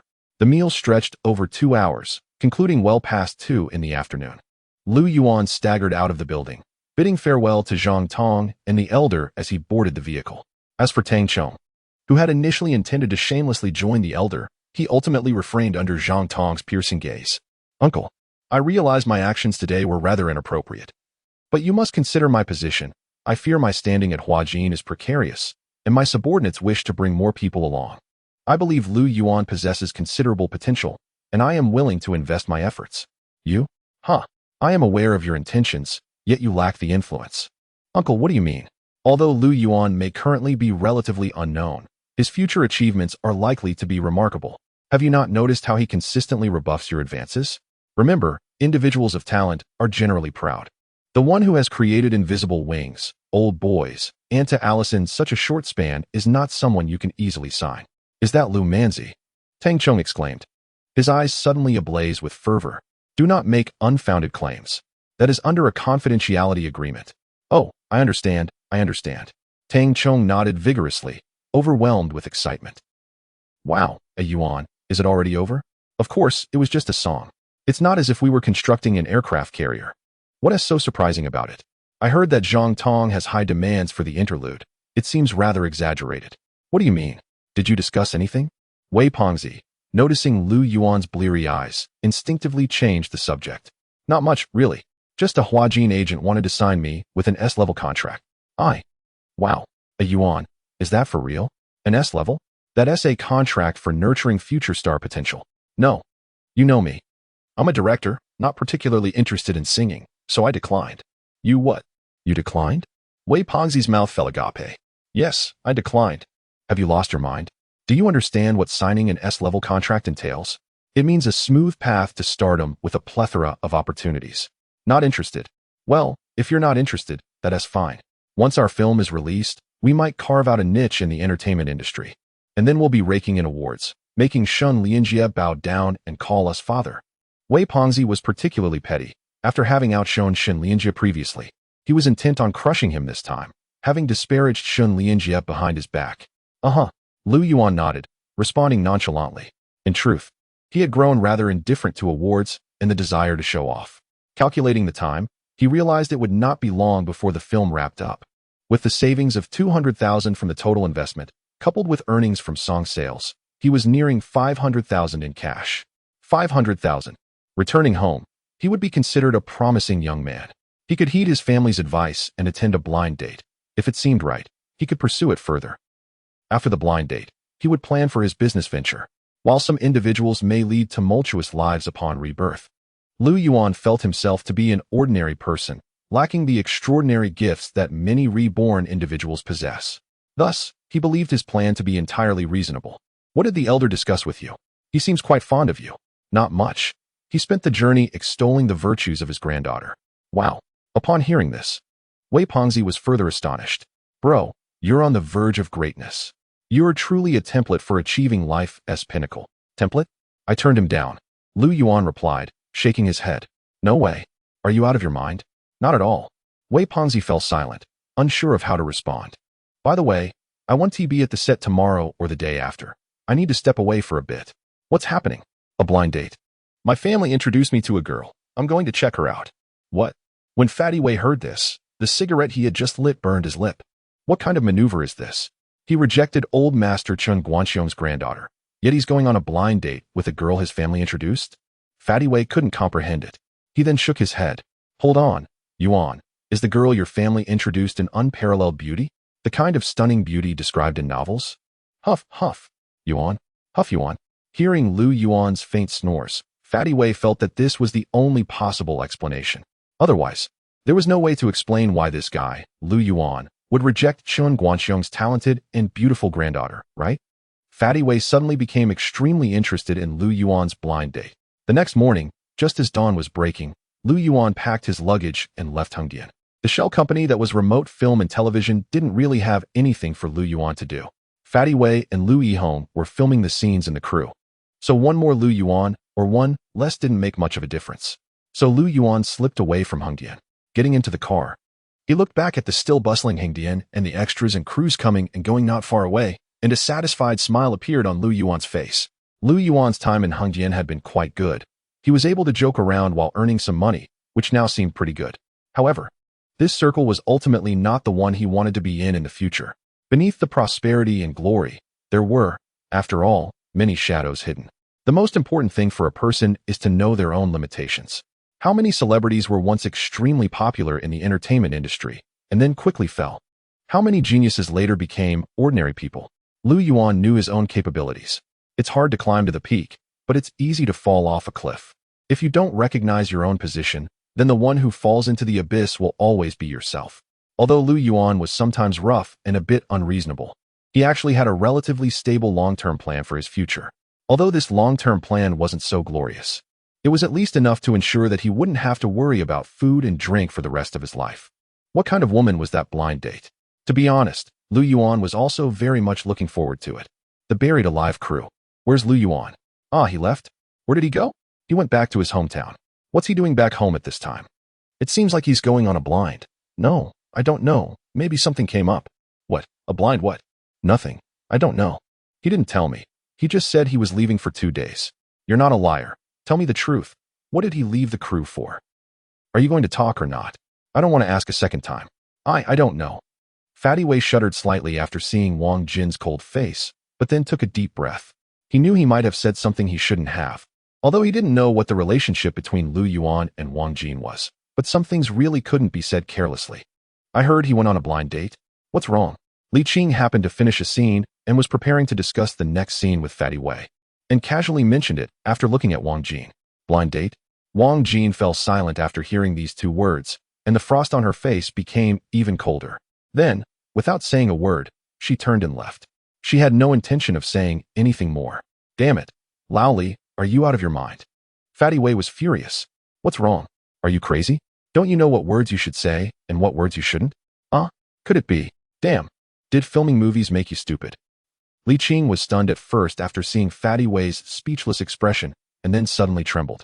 He suddenly had a strange feeling that Mars was colliding with Earth. Ji County is located in the east of Zhejiang Province. It is a small county town that has barely escaped poverty. Lu Yuan's family had been honest farmers for 3 generations. There had never been any remarkable figures in his ancestry like some novel protagonists, nor had there been any bloody events such as fleeing to the countryside to avoid war. After getting off the bus, Lu Yuan looked at this familiar place, his heart filled with the sentiments of a literati. Before his rebirth, he had found a job next to Hengdian after graduating from university, working diligently and expecting to be promoted and get a raise. Unfortunately, the company was poorly managed, and the boss saw that he was honest, so he kept using various methods to delay his salary and make him work. After owing him 4 months' salary, one morning, the company suddenly disappeared, leaving only the foolish Lu Yuan standing there in a daze. He was abandoned, foolishly abandoned. After the closure, Lu Yuan couldn't find a job for a while, so he simply wandered around Hengdian to relax. This relaxation turned into more than half a year, and the money he had managed to save was spent in these months, falling into a state of poverty. Going back like this, Lu Yuan didn't have the face to go back, but staying in Hengdian was really unbearable.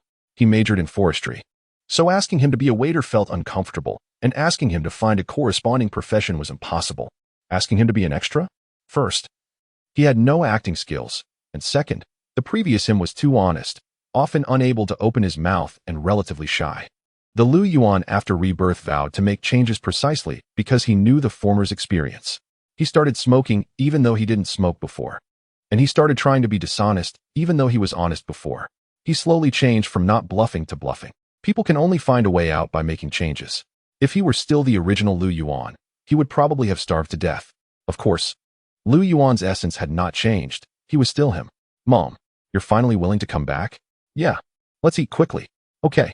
Lu Yuan's nose felt inexplicably sore after seeing his mother's graying hair, and he naturally called out Mom. His mother glanced at Lu Yuan, shook her head, and didn't show anything, but just beckoned Lu Yuan to sit down and eat. Lu Yuan's nose felt even more sore for some reason after looking at the table of dishes. Lu Yuan's family conditions were ordinary, so they usually just had 1 or 2 dishes to get by. In Lu Yuan's memory, only during the New Year or when relatives came would they have a lot of meat, but today's table of dishes was not far from that of the New Year. Parents' kindness is never expressed, it is always so natural. Don't eat like that. How old are you? Still like a child, eat properly. Lu Yuan's father looked at Lu Yuan, who was gobbling down the food as soon as he sat down, and reprimanded him sternly but gently. Are you okay? No. Don't choke. Yeah. Want to drink some wine? Let's have a little. Pour it yourself, and pour some for me too. Okay. Tomorrow, this girl works in a big city. She is the daughter of the old man who runs the hemp flower shop in the next town. Her family conditions are good. Uncle Chen next door put a lot of effort into this blind date. If it works out, it can be considered our family's good luck. Well, after the blind date, whether it works out or not, we have to treat them to a good meal, you know? Yeah, I know. What are your plans for the future? I want to open a shop. Open a shop? Hearing these words, Lu Yuan's father's originally serious face became a little stagnant, and then he took out a cigarette and smoked it. Yeah, a small restaurant. Can you cook steadily? I want to hire someone to cook. Where's the money? Hiring someone for a job requires payment. I have a little. How much? It should be enough to open a store. Lu Yuan's father fell silent, merely casting a glance at Lu Yuan's mother. Then his facial muscles twitched slightly. He found himself at a loss for words. Let us arrange a blind date first. There's no need to rush into opening the store. Lu Yuan's mother nodded, her eyes reflecting a hint of helplessness, yet she had always supported her son's endeavors. All right then. The next day, Lu Yuan woke up quite early. After grooming himself and admiring his reflection in the mirror, he set off towards the county town. Following his mother's numerous instructions, the meeting place for the blind date was a CAF in Jixin County. Lu Yuan arrived early, seated by the window, eagerly awaiting his supposed date. He felt a sense of anticipation for the girl who might soon be by his side. He ordered a cup of Blue Mountain coffee and waited patiently. Half an hour passed, and Lu Yuan glanced at the clock, his brow furrowing slightly. She was already half an hour late. Where could she be? He retrieved his phone and dialed the number written on the note. Hello? Hi, this is Lu Yuan, Oh, just wait a moment. I'll be there shortly. Okay, goodbye.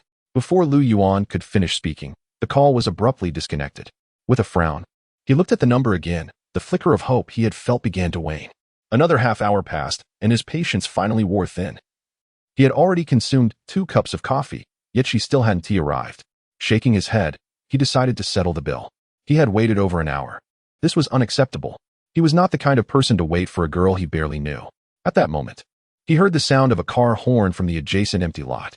A red BMW 3 Series pulled up, and a girl with an air of disdain stepped out, carrying a designer handbag. Just then, Lu Yuan's phone rang again. Are you still there? Yes. Where are you? At number 8. Okay. Could you order me a latte? No sugar? Oh, better wait until you arrive to order. Otherwise, it'll get cold. Upon hearing her almost commanding tone, Lu Yuan frowned, feeling a wave of displeasure. He almost hung up and left, but instead, he hesitated, curious to see what kind of person could afford to be over an hour late and still speak in such a condescending manner. Order a latte? With that kind of tone, I certainly won't comply. Chivalry was never something Lu Yuan possessed. A reader expressed their understanding of my writing, which I found surprising. I followed the author from another entertainment piece and was captivated by their prose. Thus, I am eager to delve into this new narrative. The story reflects the harshness of reality. Even though the author writes with joy, I still find it heart-wrenching. Life is filled with temptations and constraints, and there are countless things we cannot change. The narrative mirrors the lives of ordinary people, and I admire the author's style. I will continue to follow their work. Being a student, I can only save a meager allowance to buy books, and I currently lack the funds to offer rewards. I apologize, dear author. However, I promise to support you as long as you write novels. Hello, Auntie, is Lu Yuan here? Ah, hello. May I ask who you are?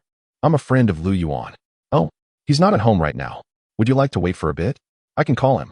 No need. He is probably in the county town, right? Yes, but he might be busy. Is he on a blind date? Yes. How did you know? Lu Yuan mentioned it. I'll take a stroll around the county and come back later. Oh, why not stay for a meal? I can call Lu Yuan. No, Auntie. I've already eaten. The CAF's decor was somewhat outdated, lacking the charm of other establishments. It exuded a peculiar odor, slightly musty. And even the coffee tasted off to Lu Yuan. Sunlight streamed through the window, illuminating the girl's slightly haughty face, creating an enigmatic atmosphere. Lu Yuan adjusted his glasses and forced a somewhat naive smile, masking any displeasure he felt. Your name is Lu Yuan? Yes, and you must be Lu Yu? Lu Yuan, you are aware of my family background, right? Lu Yu did not engage in small talk. Instead, she smiled slightly, exuding an air of superiority, making Lu Yuan feel as if he were beneath her.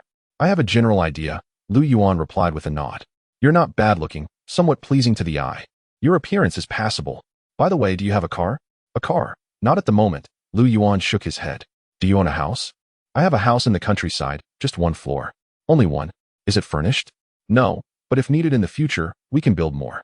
Lu Yuan gazed at Lu Yu with a calm demeanor, unfazed by her aggressive questioning. Oh, after observing Lu Yuan's serious expression, Lu Yu's patience began to wane, and she sipped her coffee. Noticing her silence, Lu Yuan took a sip of his own, although he found the coffee's taste increasingly unappealing. Could it be a counterfeit? He disliked this quiet moment. He felt the urge to smoke. He pulled out a pack of cigarettes. Usually, he would restrain himself in front of a girl, especially a blind date, as first impressions mattered greatly. However, at this moment, he felt little desire to conceal his habits. Perhaps in a blind date where neither party felt any affinity, pretense was futile. Do you smoke? Yes. You smoke that kind? Lu Yu's expression turned disdainful upon seeing Lu Yuan light a red lawn cigarette. 8 yuan for a pack. In her eyes, such cigarettes were only favored by laborers. Yes, what of it? Lu Yuan inhaled deeply, savoring the smoke. The previous night, his mother had warned him multiple times not to smoke, lest he leave a poor impression on his date. Thus, he had suppressed his craving, almost losing sleep over it. He brushed his teeth meticulously the next morning, striving to rid himself of any lingering odor. But now, all those efforts felt wasted. I dislike men who smoke, especially those who smoke this brand. Lu Yu's tone revealed her distaste for Lu Yuan, as she almost voiced her thoughts on his lack of refinement but managed to hold back. Oh, I don't smoke much, just about half a pack a day. This brand isn't bad. It has a genuine flavor and is reasonably priced, Lu Yuan replied, shaking his head. The introducer claimed you are an honest person. However, I find that hard to believe. Lu Yu shook her head and distanced herself slightly from Lu Yuan, as if he were something repugnant. She regarded him with a hint of disdain. I truly am quite honest. At the very least, I do not deceive anyone. Everything I say is genuine. After finishing a cigarette, Lu Yuan extinguished the stub and refrained from lighting another, adopting a somewhat more serious demeanor. How much savings do you have? Lu Yu continued her inquiry. Savings? I don't have much available at the moment, but I anticipate having plenty in the future, Lu Yuan replied with a smile. When do you foresee that future? Perhaps in a few days or a few months, he responded. Lu Yu scrutinized him further, noting his attire and demeanor, as well as the cigarette he smoked, her impatience growing deeper. This is just a laborer. Even if one were to seek a backup partner, it certainly wouldn't be someone like him. I am a sincerely genuine person, Lu Yuan insisted, shaking his head and displaying a look of earnestness. So you should trust me. I heard you are currently unemployed? Yes, that is correct. I don't have a stable job at the moment, but I plan to venture into entrepreneurship soon. Lu Yuan nodded. My requirements aren't particularly high. I simply seek a sincere individual who understands how to care for others. Of course, the basic criteria include having a car and a house. After all, I currently drive a BMW 3 Series. I cannot afford to lose face in my search for a partner. Do you understand? Yes, I do, Lu Yuan nodded again. My expenses are not substantial. A monthly budget of around 5,000 for cosmetics will suffice. Additionally, my partner should possess a respectable job, preferably within a government institution. Having the ability to start a business is ideal, but one must have savings. However, looking at you, I assume you would need to take out a loan to start a business, right? If your venture fails, a family like yours would take years to recover. In theory, that is correct. How many of my requirements do you believe you meet? How many do you think you fulfill? Lu Yuan countered. Although the introducer did not mention any other details, it was evident to Lu Yu that Lu Yuan did not meet a single one of her criteria. His appearance was unremarkable, his family background was lacking, he had no car or house, and certainly no savings. The only quality she could perceive was his honesty. But did he truly think he was qualified to court her? Do you have any idea how much a cup of authentic coffee costs in a big city? Lu Yu's tone dripped with scorn and condescension, her lips curling into a slight smirk. I'm not very familiar. I drink it infrequently. You wouldn't earn enough to pay for a single cup after several days of work, she scoffed. Lu Yuan remained silent, gazing at Lu Yu with a sense of bewilderment, akin to observing a clown. He felt derided, and the derision was harsh, offering no semblance of courtesy. Yet he did not feel hurt. He recognized that this girl was not of good character. Do you know how much this bracelet costs? I don't. 30,000. Oh. And do you know how much this phone of mine costs? 10,000. Oh. Lu Yu appeared increasingly dissatisfied with Lu Yuan's nonchalant demeanor, particularly the subtle detachment in his eyes, which irked her greatly. This was entirely contrary to her expectations. She had envisioned Lu Yuan as a sycophant, someone utterly infatuated with her, willing to comply with her every whim. In that case, she could perhaps have him play the role of a backup partner, as she had been single for 3 months. However, from the very beginning, Lu Yuan had regarded her with that same dispassionate gaze. Thus, she sought to belittle him. She aimed to diminish his stature until he felt hopeless, inferior, and trembling. Pretending? Go ahead, keep pretending. Let us see how long you can maintain your self-respect. She waved her handbag, bracelet, and other valuable items before Lu Yuan's eyes. Altogether, my possessions are worth around 200,000. Do you truly believe you are in a position to compete with me? By the way, I have a car parked right outside.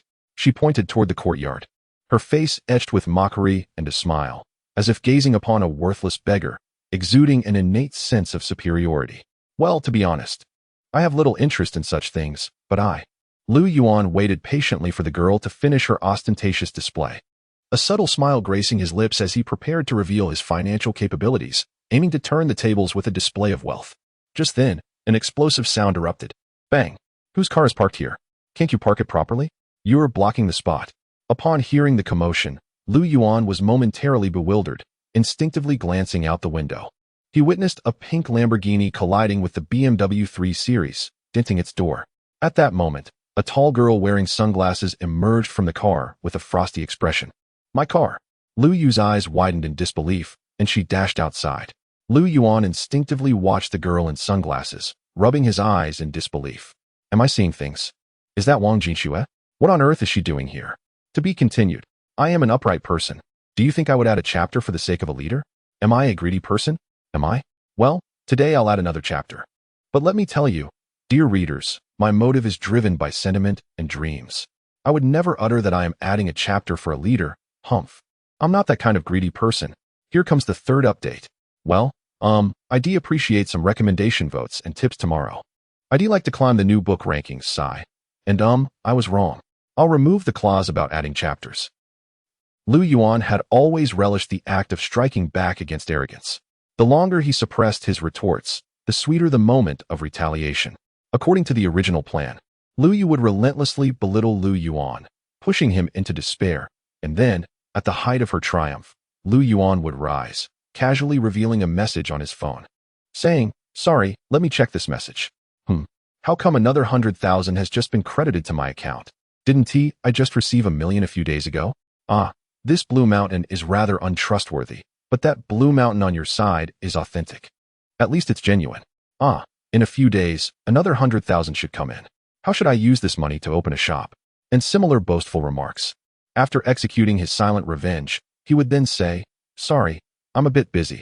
I'll take my leave now. This coffee is on me. With that, he would turn and leave, leaving Lu Yu in a state of shock and frustration. That would be quite satisfying. However, after that explosive sound, Lu Yuan realized that everything had spiraled beyond his control. Stepping outside the CAF, he saw Wang Jinxue inspecting her car door, then glancing at the door of the BMW 3 Series. Do you know what you are doing? Do you know? Lu Yu glared furiously at Wang Jinxue, initially intending to remark about the cost of her car door, but upon seeing Wang Jinxue's Lamborghini, she instinctively fell silent. She had seen this car at an auto show before. It was one of only 300 units produced worldwide. Even if one had the money, it wouldn't guarantee a purchase. In terms of market value, it could buy dozens of BMWs, and that was a conservative estimate. The two of them existed in entirely different realms. Oh, so this car belongs to you? Your vehicle wasn't parked properly, so I moved it a bit. Now it's parked correctly, Wang Jinxue said, removing her sunglasses and not even looking at Lu Yuan. Instead directing her gaze at Lu Yu with a slight shake of her head. You move cars like this? You owe me compensation. Lu Yu instinctively glanced at the dented car, which indeed had been maneuvered into the parking space. When she turned back to glare at Wang Jinxue, her fury reached a boiling point. How much is this car worth? You must compensate me at least 50,000. Look at the damage. The entire door is essentially totaled. Wang Jinxue inquired, gazing at the car. What do you mean? Lu Yu was infuriated, unable to comprehend the insinuation. Nothing much. I simply found this car quite unsightly all of a sudden. What do you intend to do? Let me tell you, it's worth 300,000. All right. Wang Jinxue nodded and promptly dialed a number on her phone. Are you even a man? Can't you see she crashed into my car? Why are you just standing there? You worthless fool. Won't you call the police? Still smoking. Why don't you smoke yourself to death? Wang Jinxue's commanding presence left Lu Yu seething with anger. She abruptly turned to the utterly speechless Lu Yuan, unable to restrain her fury. Slap. Upon hearing the term worthless, a surge of indignation ignited within Lu Yuan. He stepped forward, frowning, preparing to retaliate verbally, but was interrupted by a sharp sound. He watched as Wang Jinxue delivered a resounding slap to Lu Yu, sending her stumbling back several paces, her face flushed, with a trickle of blood seeping from her mouth. Lu Yu, clutching her face, stared in disbelief at Wang Jinxue. She had dared to strike her. She never imagined that this seemingly innocent and beautiful woman could be so fierce. Lu Yuan took a deep breath, nearly choking on the smoke. He never anticipated Wang Jinxue would exhibit such audacity. Who do you think you are to insult me? Wang Jinxue glared at Lu Yu, her eyes glinting with a hint of anger. You. Lu Yu stammered, looking between Wang Jinxue and the exasperated Lu Yuan, suddenly feeling lightheaded. What on earth was happening today? Did this individual actually know that woman? Lu Yuan, how could you go on a blind date with such a piece of work? Are you wearing those glasses for show? Or pretending to be cultured? What brings you here? Lu Yuan adjusted his glasses, casting a resigned glance at Wang Jinxue. The previously entertaining spectacle of face-slapping had indeed turned into a reality for him. He extinguished his cigarette and reached for another, feeling an overwhelming urge to smoke after witnessing the recent events. I merely came to observe our extraordinarily talented director returning home to court a goddess. I must say, everything else seems commendable, except for your taste. Are your eyes perhaps clouded? Wang Jinxue cast a disdainful glance at Lu Yuan before turning her attention back to Lu Yu. That fat way. Lu Yuan spat, feeling quite annoyed. What do you mean by that? Lu Yu's face turned a patchwork of red and blue, and her fury intensified upon seeing Lu Yuan. It was apparent to even the dimmest of minds that Lu Yuan was playing the fool to trap the unsuspecting. Nothing much. I simply find you lacking in taste. Your bracelet is the third model from the KX series, which was heavily discounted due to numerous defects a few years back. Priced at 30,000. It is worth only about 3,000. What? Lu Yu's eyes widened in shock. And that outfit of yours, every piece, including your bag, is from the clearance sales of the largest store in Kyoto. The entire ensemble wouldn't even amount to 3,000. You. And your car. I noticed the touch-ups on the mirror, and the date on the plaque indicates it's an older model from several years back, refurbished and secondhand. 300,000. Huh. It's worth around 150,000. Observing Lu Yu's furious expression, her body nearly trembling with rage, Wang Jinxue pointed back at the car. You. Lu Yu was so incensed she felt she might explode. Suddenly, she pulled out her phone and angrily dialed a number. Wang Hu, you scoundrel. Did you say this car was the latest model? Wang Jinxue quietly observed Lu Yu as she both cried and cursed, then coldly shook her head at Lu Yuan. Your taste is rather peculiar. What do you mean? Do you favor second-hand goods or prefer raising someone else's child? What? That is impossible. Did you not notice how she walks in her abdomen? What does it mean when a person leaves a film halfway through? Do you intend to breach the contract? Wang Jinxue approached the Lamborghini and started the engine.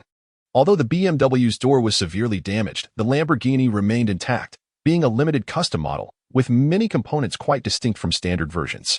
No. I merely took a leave of absence. Get in the car. Wait, no smoking. You cannot smoke in my car. Wang Jinxue looked at Lu Yuan with distaste as he lit up again. Oh, Lu Yuan nodded, glancing once more at the infuriated Lu Yu, then shook his head. He was no saint and had no desire to comfort her in this situation. He had no intention of raising someone else's child or living life as a cuckolded fool. You cannot leave my car, you. Fear not. Someone will arrive shortly with money to smash your car into scrap metal. Smash it. Lu Yuan, how could you? No, wait. That is not what I meant. I don't want that money. Just accompany me, would you? Upon hearing their conversation, Lu Yu realized that Lu Yuan, with whom she was on a blind date, might be someone quite remarkable, prompting her to change her demeanor instantly. Stay away from Lu Yuan, disgusting. Wang Jinxue's expression darkened. My apologies, we're just not compatible. We inhabit different worlds. I'll pay for the coffee next time. But I must excuse myself for now. Lu Yuan shook his head, returning Lu Yu's previous words to her, then got into the car and fastened his seatbelt. Such hypocrisy. Like a false gentleman. Apologies, we're just not compatible. We belong to different worlds. Lu Yu's eyes widened in disbelief, and in an instant, she felt as though the world was spinning around her. What was she even doing? Once in the car, Lu Yuan felt an inexplicable sense of melancholy wash over him. This was supposed to be his moment to shine. Yet it seemed he had been overshadowed by Wang Jinxue, the affluent beauty. Was he merely a spectator in this play? How disheartening. Chapter 37. I am truly exceptional. The Lamborghini sped along the country road. Lu Yuan, seated in the passenger seat, inhaled the faint fragrance of the Lamborghini while gazing at the rapidly passing scenery. A feeling of oppression swelling within him.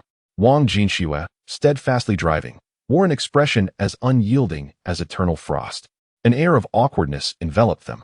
Lu Yuan found himself disliking this sensation, yet was at a loss as to how to alleviate the tension. After all, Wang Jinxue had just exuded an imposing aura, successfully overpowering Lu Yuan, rendering him as helpless as a lamb beneath her presence. Caught in a labyrinth of complex emotions, he yearned to flaunt himself, to relish in the act of showing off.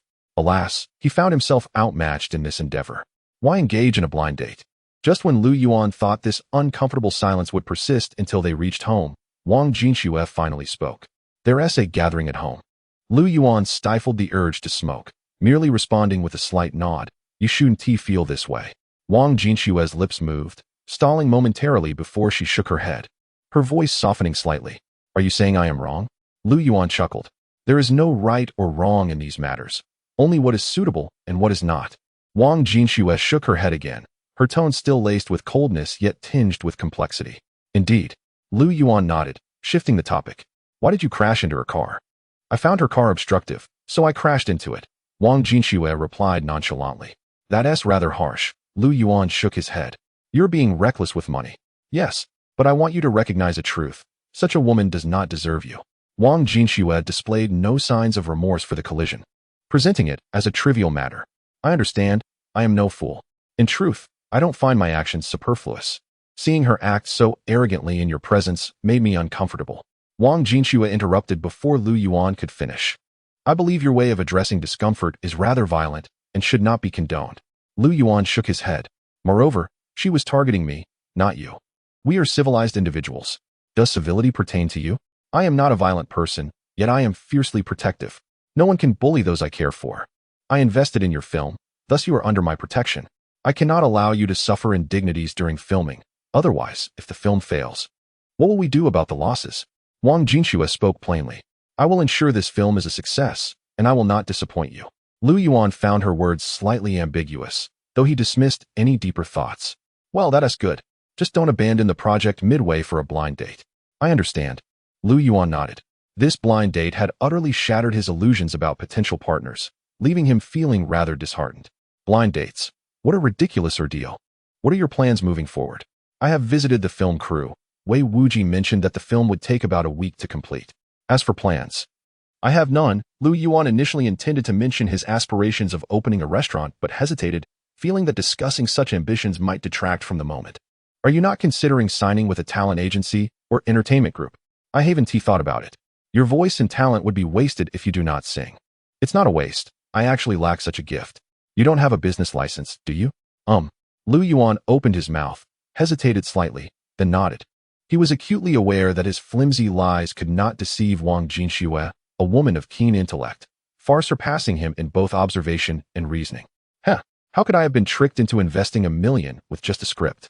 Wang Jinxue chuckled, her icy demeanor transforming into a warm smile.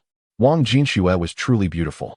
Her cold elegance melted into a radiant charm, warming the heart. You seem quite dual-natured. I did not deceive you. I am genuinely sincere. Upon hearing her teasing, Lu Yuan finally pulled out a cigarette, glancing at Wang Jinxue. I said no smoking in my car. Fine, it's just a habit. I've noticed a peculiar trait about you. What trait? When you lie, your eyes appear remarkably sincere, and your tone, along with your gestures, is extraordinarily convincing, leaving no room for doubt.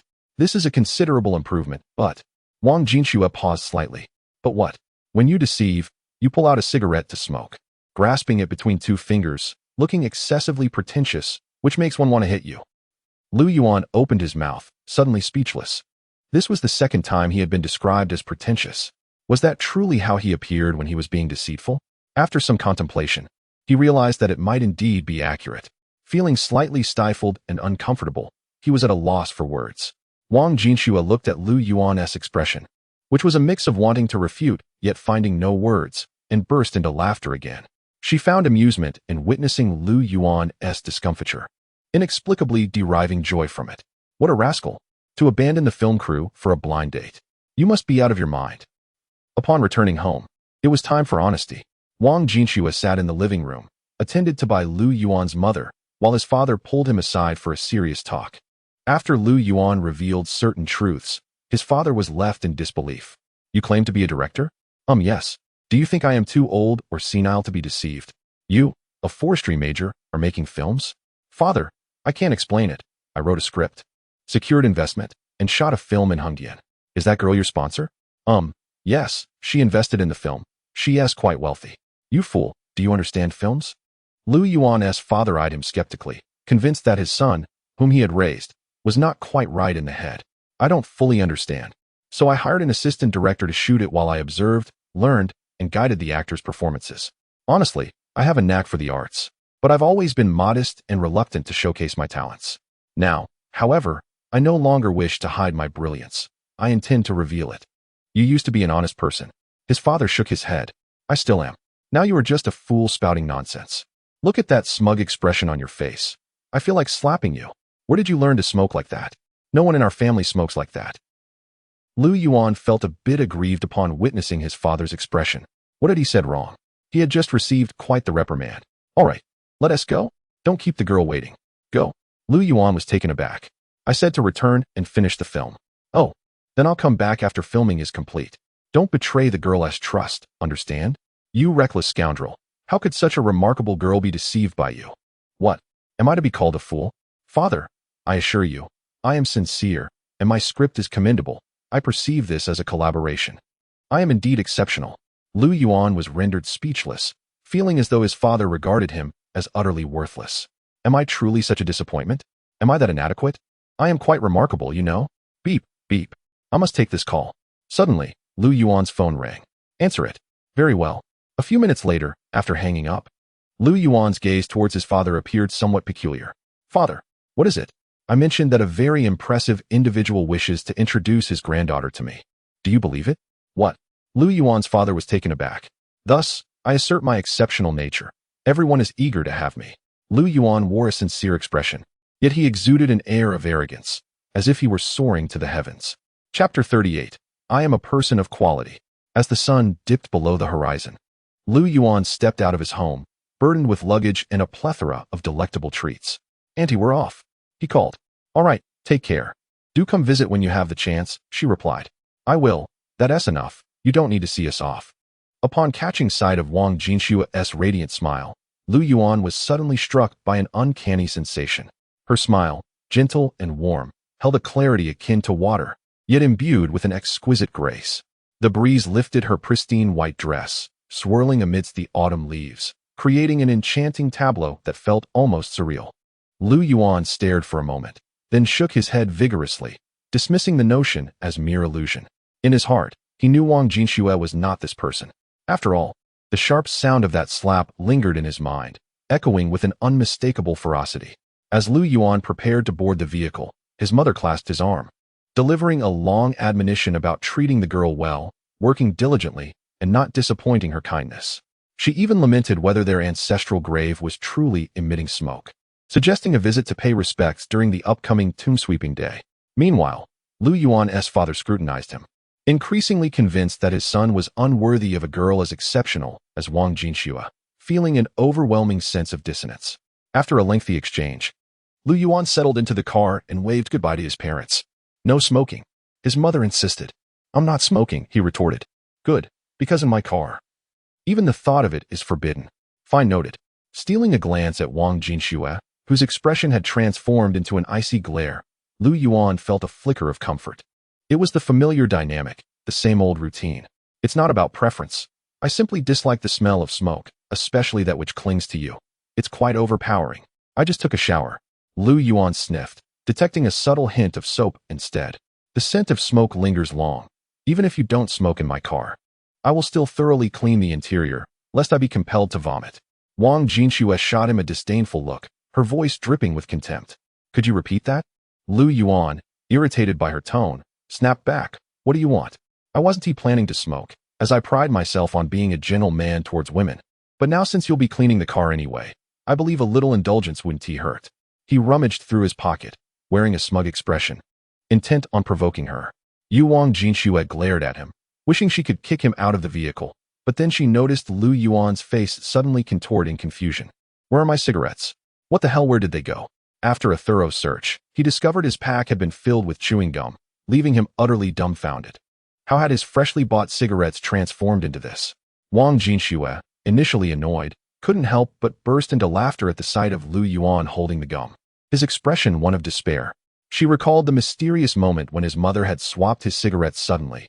She felt a surge of understanding towards Lu Yuan's mother. After several hours of chewing gum, Lu Yuan returned to the company in Hengdian, watching the Lamborghini speed away with a long sigh. Gazing at the bright moon above, he felt a wave of melancholy wash over him. In that moment, he was struck by a sense of profound desolation. Inside the company, chaos reigned as Li Qing, Lu Yuan, and Wei Fadi were engaged in a raucous game of cards. Before Lu Yuan entered, the room was filled with boisterous shouts. But as he stepped through the door, they all startled and turned to him. "Ah, Yuan, you're back, are you all right?" Wei Fadi gulped nervously. "What do you think?" Lu Yuan spat out a piece of gum and shot a cold glare at Wei Fadi. "So did Wang Jinxue leave?" "She did," Lu Yuan replied, still maintaining his icy demeanor towards the unreliable trio. Wang Jinxue's presence in his hometown raised questions that needed no answers. "It wasn't me, it was old Li." Wei Fadi pointed at Li Qing instinctively, sensing Lu Yuan's wrath. "I didn't know this," Li Qing stammered, realizing the gravity of the situation and feeling a twinge of guilt. "Forget it, let us open the windows, it's stifling in here." Lu Yuan glanced at the three and shook his head. "Oh, and from now on, smoking is prohibited in the dormitory. Hand over your cigarettes. I'm confiscating them." What?" they exclaimed in unison. "Just look at the state of this place. You're a director, a renowned actor, and a crew leader. Look at yourselves." Lu Yuan began his reprimand without hesitation. "What do you mean?" Wei Fadi surveyed the disarray, bewildered by Lu Yuan's serious demeanor. "Remember, you are individuals of quality, refined individuals, the backbone of the future entertainment industry." Lu Yuan addressed each of them, shaking his head as he took the cigarettes they offered, resembling a disappointed father lecturing his wayward children. Perhaps it was the excessive smoking or the lack of oxygen, but the trio found Lu Yuan's earnestness oddly amusing. Did Lu Yuan lose his mind? "I'll step out for a moment. While it's still early, you all should clean up the company. Tomorrow I'll find time to register a business license. We can't have a FAA of a company, it needs to appear somewhat legitimate." "What? We really don't have a business license?" Wei Fadi's eyes widened in shock. "Why ask so many questions? Clean up and get some rest. We have to rise early for filming tomorrow." Seeing their despondency, Lu Yuan felt a pang of shame for being associated with them. He shook his head in disappointment and left the company, leaving the three in a state of confusion. They exchanged glances, each wondering what had just transpired. What just happened? Did we trigger something? Oh no, I suddenly feel afraid. Did Yuan lose his sanity? Then clean up? Go ahead, I'll step out and see what is happening. Wei Fadi hesitantly ventured outside only to discover the street was eerily empty, with no sign of Lu Yuan. Where could he have gone? Just then, he heard a phone ringing. "Hello, old man, about the poetry exchange tomorrow? Look, I'm really not the cultured type. I'm quite vulgar. And such refined gatherings really aren't for me. I know your granddaughter is exceptional, but she deserves someone worthy. I'm just a mediocre talent. I fear I'd embarrass myself.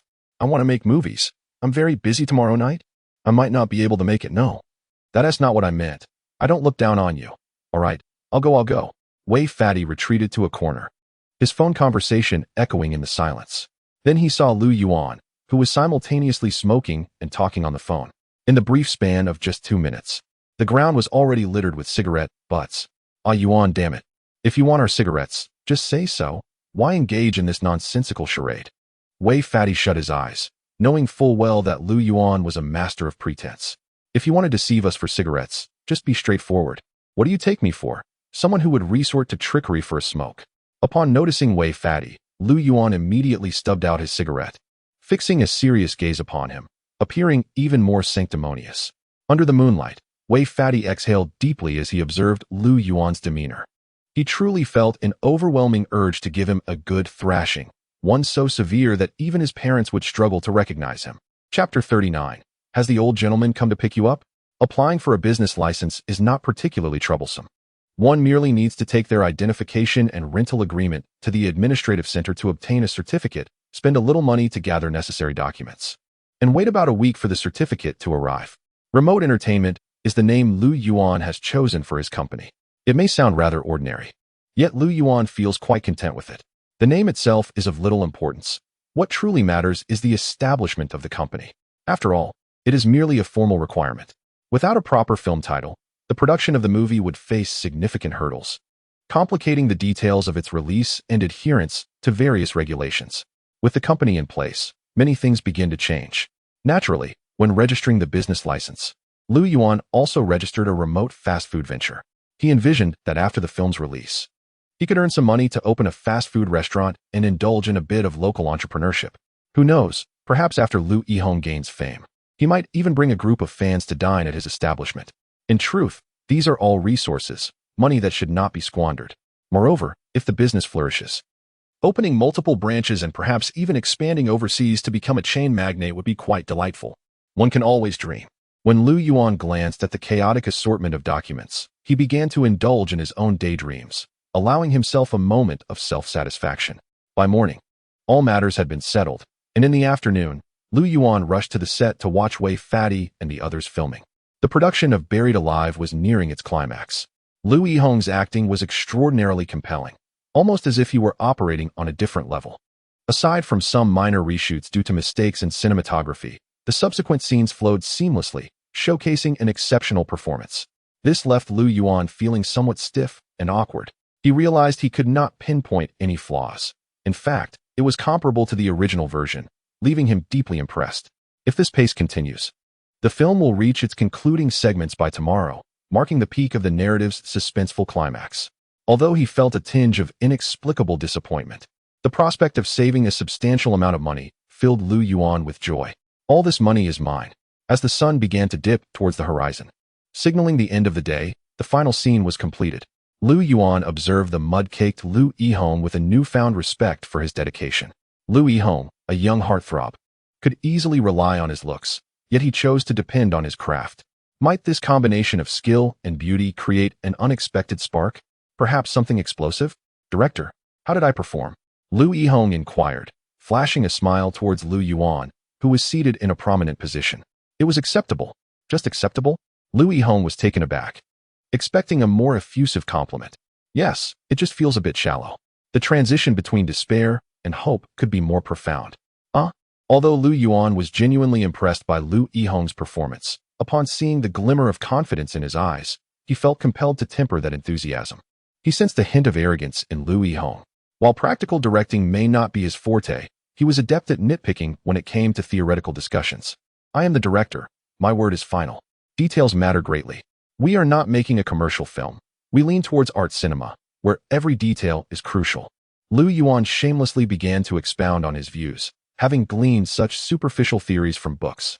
He felt no guilt in drawing on them for his own purposes. I understand. Lu Yihong nodded after reviewing the footage, his previously confident demeanor dimming slightly. That's good to hear. Lu Yuan feigned solemnity, secretly reveling in his own cleverness. Perhaps it was Lu Yuan's convincing performance or his overly professional demeanor that momentarily left Lu Yihong bewildered. He suddenly found Lu Yuan's comments profoundly insightful. Instinctively, he moved closer to the camera beside Li Qing to review the video. Upon rewatching, he recognized that several subtle expressions indeed had imperfections that left him somewhat dissatisfied. Then, I would like to request a reshoot of the first segment of the 8th scene, Lu Yihong stated after a long silence, fixing a serious gaze on Lu Yuan. What? You're right. I want a reshoot. I'd like to stay late tonight to finish this segment. Lu Yihong looked earnestly at Lu Yuan. Actually, I believe it is acceptable. There is no need. No, I think you are right. My performance lacks the necessary depth. If it weren't for your reminder, I might have thought I did well. Lu Yuan, let us reshoot. I am confident I can do better. Grant me this opportunity. Lu Yihong nodded affirmatively. Very well, then. Let us proceed with the reshoot. Lu Yuan gazed at Lu Yihong's earnest expression, feeling a mix of pleasure and regret. At that moment, he wished to slap himself, feeling a deep pang of remorse. What was I thinking? A reshoot is not insignificant. It incurs considerable expense. We're not talking hundreds, but thousands. What was I thinking, jeopardizing finances for pride? Let us go ahead with the reshoot. Wei Fatty approached, his exhaustion evident. He had reviewed the footage and agreed with Lu Yuan's assessment. Although he found Lu Yuan's smoking demeanor slightly irksome, he had to concede that the critique was spot on. With renewed vigor, he directed Li Qing to resume filming. His sole focus was to create an exceptional film, to outshine that scoundrel Shun Lianjia. He must ensure that the glaring dishonor does not go unpunished. All right, I'll make a call. I was supposed to attend a poetry gathering tonight, but I'll cancel. Lu Yuan thought about the crew's unanimous approval of the reshoot and closed his eyes. Contemplating the evening's plans, he felt a sense of acceptance wash over him. Perhaps a misfortune may lead to a blessing in disguise. A reshoot may not be so bad after all. Lu Yuan took out his phone and dialed the number of Old Master Chun. Yes, I apologize, Old Master, but I cannot make it. We are busy with a reshoot. Perhaps next time? What? You have already sent someone to pick me up? No, please do not trouble yourself. Am I being difficult? I assure you, I am not that kind of person. What? The car has arrived? The familiar Volkswagen Phaeton and the familiar driver appeared, but the absence of the familiar old gentleman made Lu Yuan feel even more rigid. He could tell that the old man had come especially to collect him. Lu Yuan felt utterly uninterested in such gatherings. They were filled with pretentious literati. And what business did he, a mere commoner, have among them? Would he not be embarrassed? After all, he was a man who valued his dignity. Yet, the old gentleman's persistent enthusiasm was quite irksome. Despite his claims of lacking talent, the old gentleman remained unconvinced. Lu Yuan found it all rather ironic. In this world, people believe the lies but disbelieve the truth, and that is a true predicament.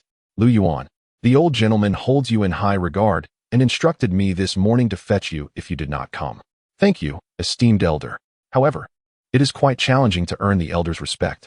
I believe that youth should embrace their spirited nature rather than confine themselves with restraint and humility. Lu Yuan fell silent, uncertain of what to say. I have heard your to Alice, and it is truly remarkable. I have heard that several professors from the music department at Yin University hold this piece in high regard, and it seems they wish to meet you. Oh dear. Will they be coming this time? Lu Yuan felt a pang of anxiety. Not at all. This gathering is solely for the literary circle, and the musicians will not be participating. Oh, that is a relief. Lu Yuan nodded, feeling slightly reassured. In any case, he would simply remain in the corner, silently observing the pretentiousness of others as time passed. This thought was somewhat comforting. Yes, it is indeed. Huh, so that is good? What do you mean? It's nothing. I just think it's quite nice. I post twice a day, not just once. There is a significant difference. Please do not slander me. No way. After about 2 hours, the car transported Lu Yuan to the adjacent Hangzhou city. The scenery in Hangzhou is delightful and the atmosphere is pure, particularly by West Lake where the gentle breeze brings tranquility and elegance. A favored locale for scholars and poets throughout history. Lu Yuan glanced out the window, observing a full moon suspended in the night sky, where lanterns floated alongside West Lake. With young men and women gathered, exuding romance and happiness.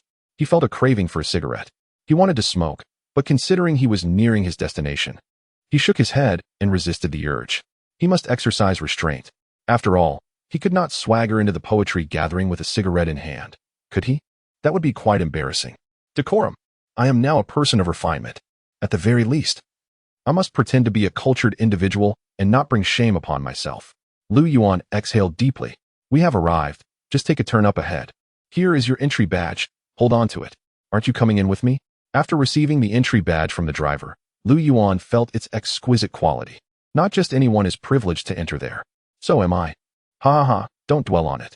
If the elder's repeated invitations are not sufficient for qualification, then who would be? The driver couldn't help but laugh at Lu Yuan's bewildered expression. He found this young man quite amusing. This youth exhibited none of the arrogance often associated with scholars. Rather, he was humble and approachable. Such young individuals are indeed a rarity in today's society. Oh, Lu Yuan nodded, unfazed by the driver's remarks. An establishment for literati is certainly not accessible to just anyone. A person of my commonality. TSK. Upon exiting the vehicle, Lu Yuan made his way toward a grand edifice by West Lake known as the Cultural Building, where the poetry gathering was being held. Initially, Lu Yuan assumed the event would attract only a handful of poets, perhaps a mere few dozen, but as he approached the Cultural Building, he was met with a throng of people, with numerous reporters conversing animatedly before their cameras. It seemed this poetry gathering might even be broadcast on television. Of course, Lu Yuan merely marveled at the scene. He did not envision himself outshining others at the gathering to the extent of capturing a moment on screen. He was self-aware. Brother, are you also here by chance? Allow me to introduce myself.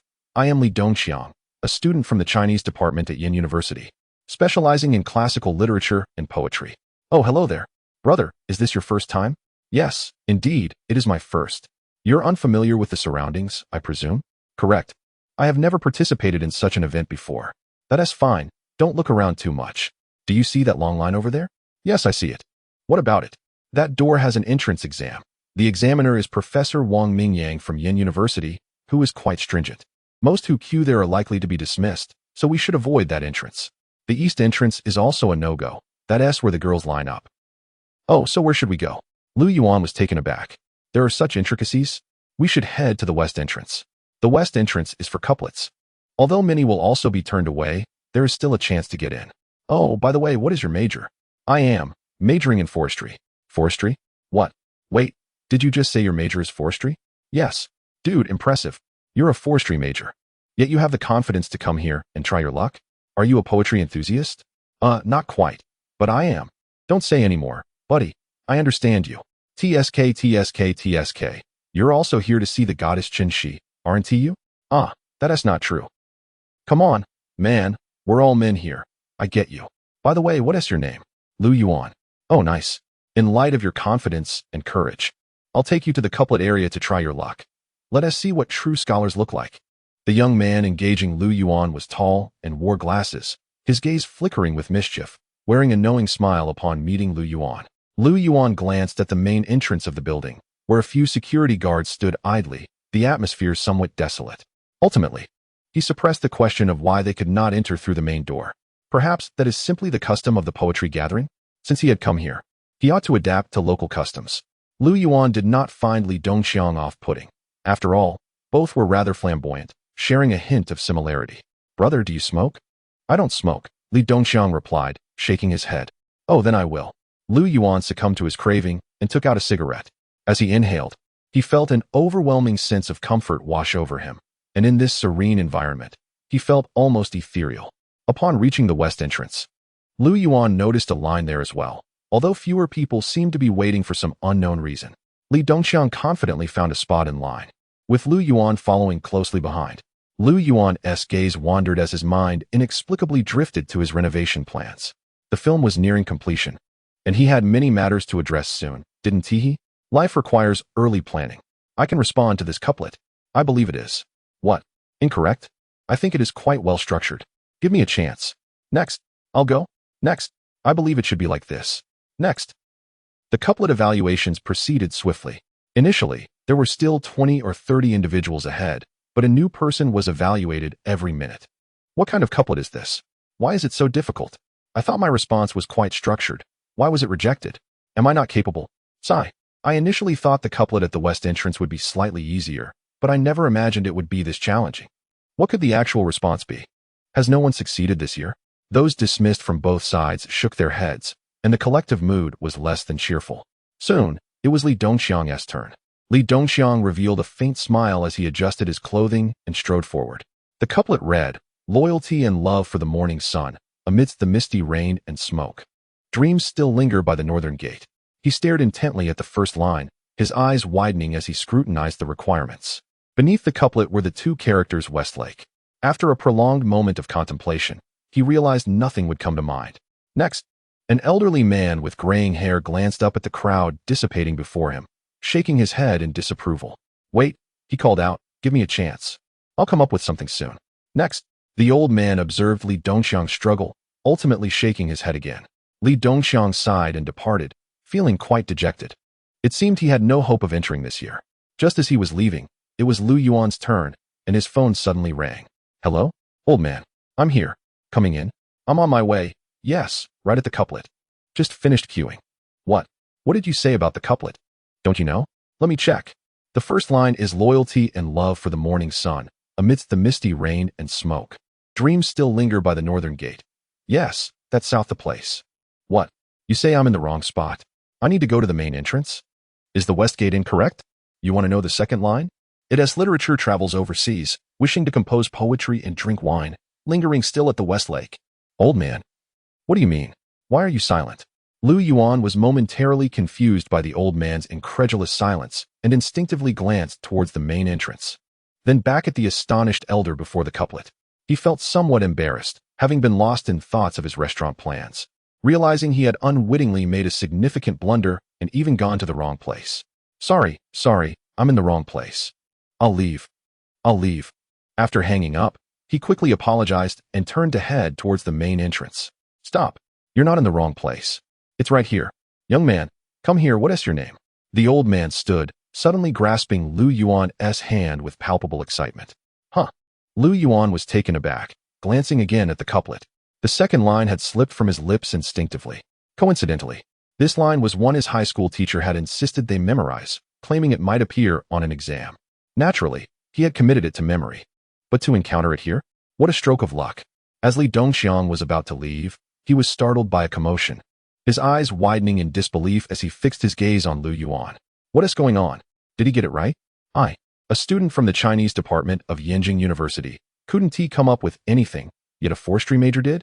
Wait, did I hear something about the main entrance? What does that mean? Is he part of that inner circle? Li Dongxiang silently observed Lu Yuan, who habitually reached into his pocket. Li Dongxiang assumed Lu Yuan was about to pull out a cigarette, but when Lu Yuan produced a pass, Li Dongxiang's heart skipped a beat, and he felt a tightening in his throat, overwhelmed by a sense of suffocation. You, Lu Yuan. So, you're actually one of the invited members? He stared at the pass, feeling both familiar and dazzled under the lights, finally stammering, This is my first time here. I'm not too familiar with the area, but I should be invited. By the way, I now have 2 passes. Would you like one? Lu Yuan looked at the empty main entrance and then at the pass in his hand, contemplating. After all, he already had one. An extra wouldn't do much good. And Li Dongxiang appeared eager. Thus, he thought it would be nice to do a good deed. Li Dongxiang swallowed hard, his eyes glinting with desire as he gazed at the other pass in Lu Yuan's hand. This represented qualification and honor to him. Even returning to his dormitory, he could boast about it for days. After all, being able to attend a poetry and prose gathering was inherently prestigious, but more importantly, it meant he could see the most beautiful goddess of Hengdian University, Qinshi, up close. If he could exchange a few words with her, leaving a lasting impression, he would surely wake up smiling from the dream. Here you go. Lu Yuan offered him a pass. I want it badly, but it's useless to me since it was given to you by an esteemed professor. Even if I entered with your pass, I'd just be kicked out. Li Dongxiang shook his head, closing his eyes. Dreams are delightful, but reality is never so. He felt utterly despondent at that moment.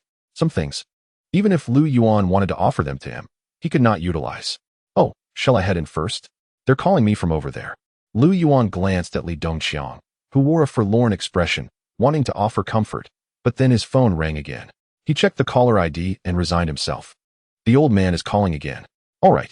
Li Dongxiang nodded, watching as Lu Yuan entered through the main gate, presenting 2 passes to the astonished security guards. After showing the passes, he thought he saw Lu Yuan shake his head slightly, frowning as if the extra pass was more of a nuisance than anything else. In that moment, Li Dongxiang felt his fragile spirit endure an unprecedented blow. He had initially believed that being a student from the Chinese department at Hengdian University would afford him a certain swagger, even allowing him to boast in front of someone like Lu Yuan, showcasing his knowledge and culture to highlight their differences. But everything changed after Lu Yuan made that phone call at the West Gate. They were indeed different.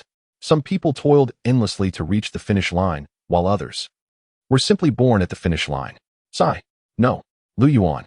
Just as Lu Yuan was about to enter, Li Dongxiang suddenly thought of something and dashed after him. What? Lu Yuan halted.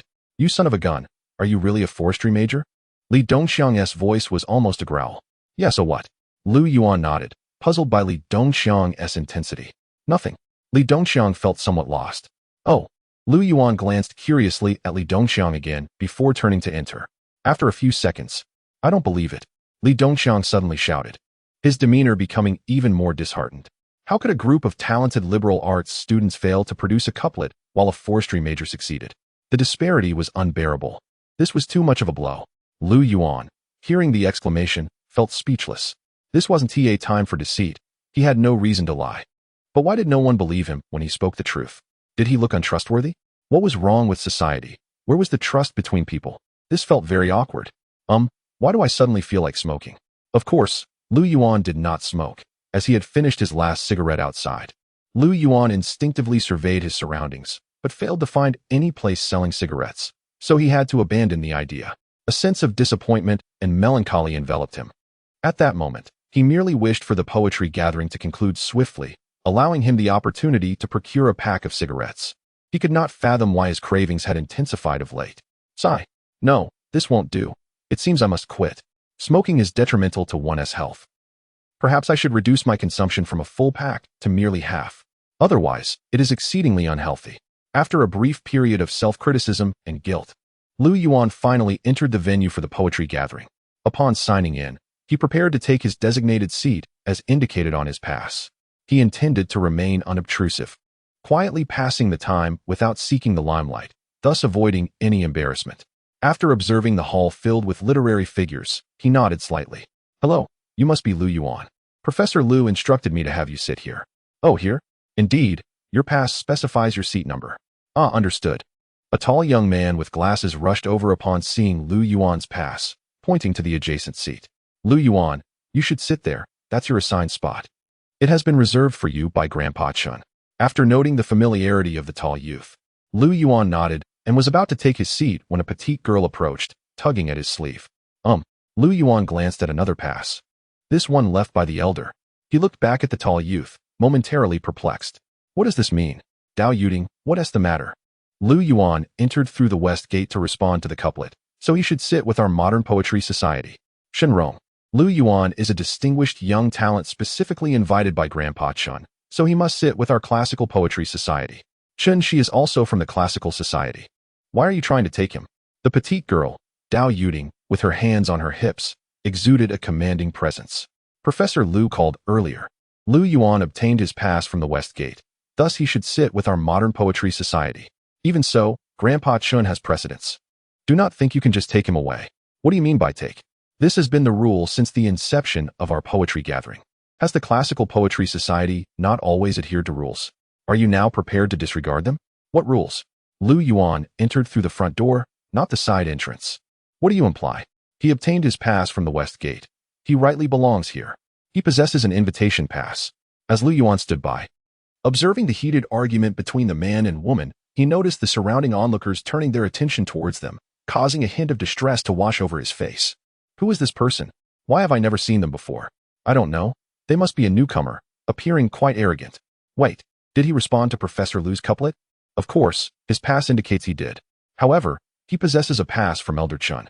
Why would he respond to Professor Lu's couplet? Could he have come here to challenge us? This person is audacious. Let's teach him a lesson. He arrives here so presumptuously. Amidst an incessant murmur of discussions, Lu Yuan caught wind of several unkind remarks. At that moment, he felt as though he had become the focal point of attention, akin to a public enemy. What is going on? Is there truly a distinction between sitting here or there?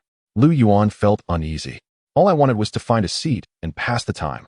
Why did this suddenly escalate into an argument? Can I remain low-key? Chapter 42. I am a very humble person. The article speaks of a longing for poetry and wine amidst the beauty of Westlake. It seems that Lu Yuan possesses genuine talent.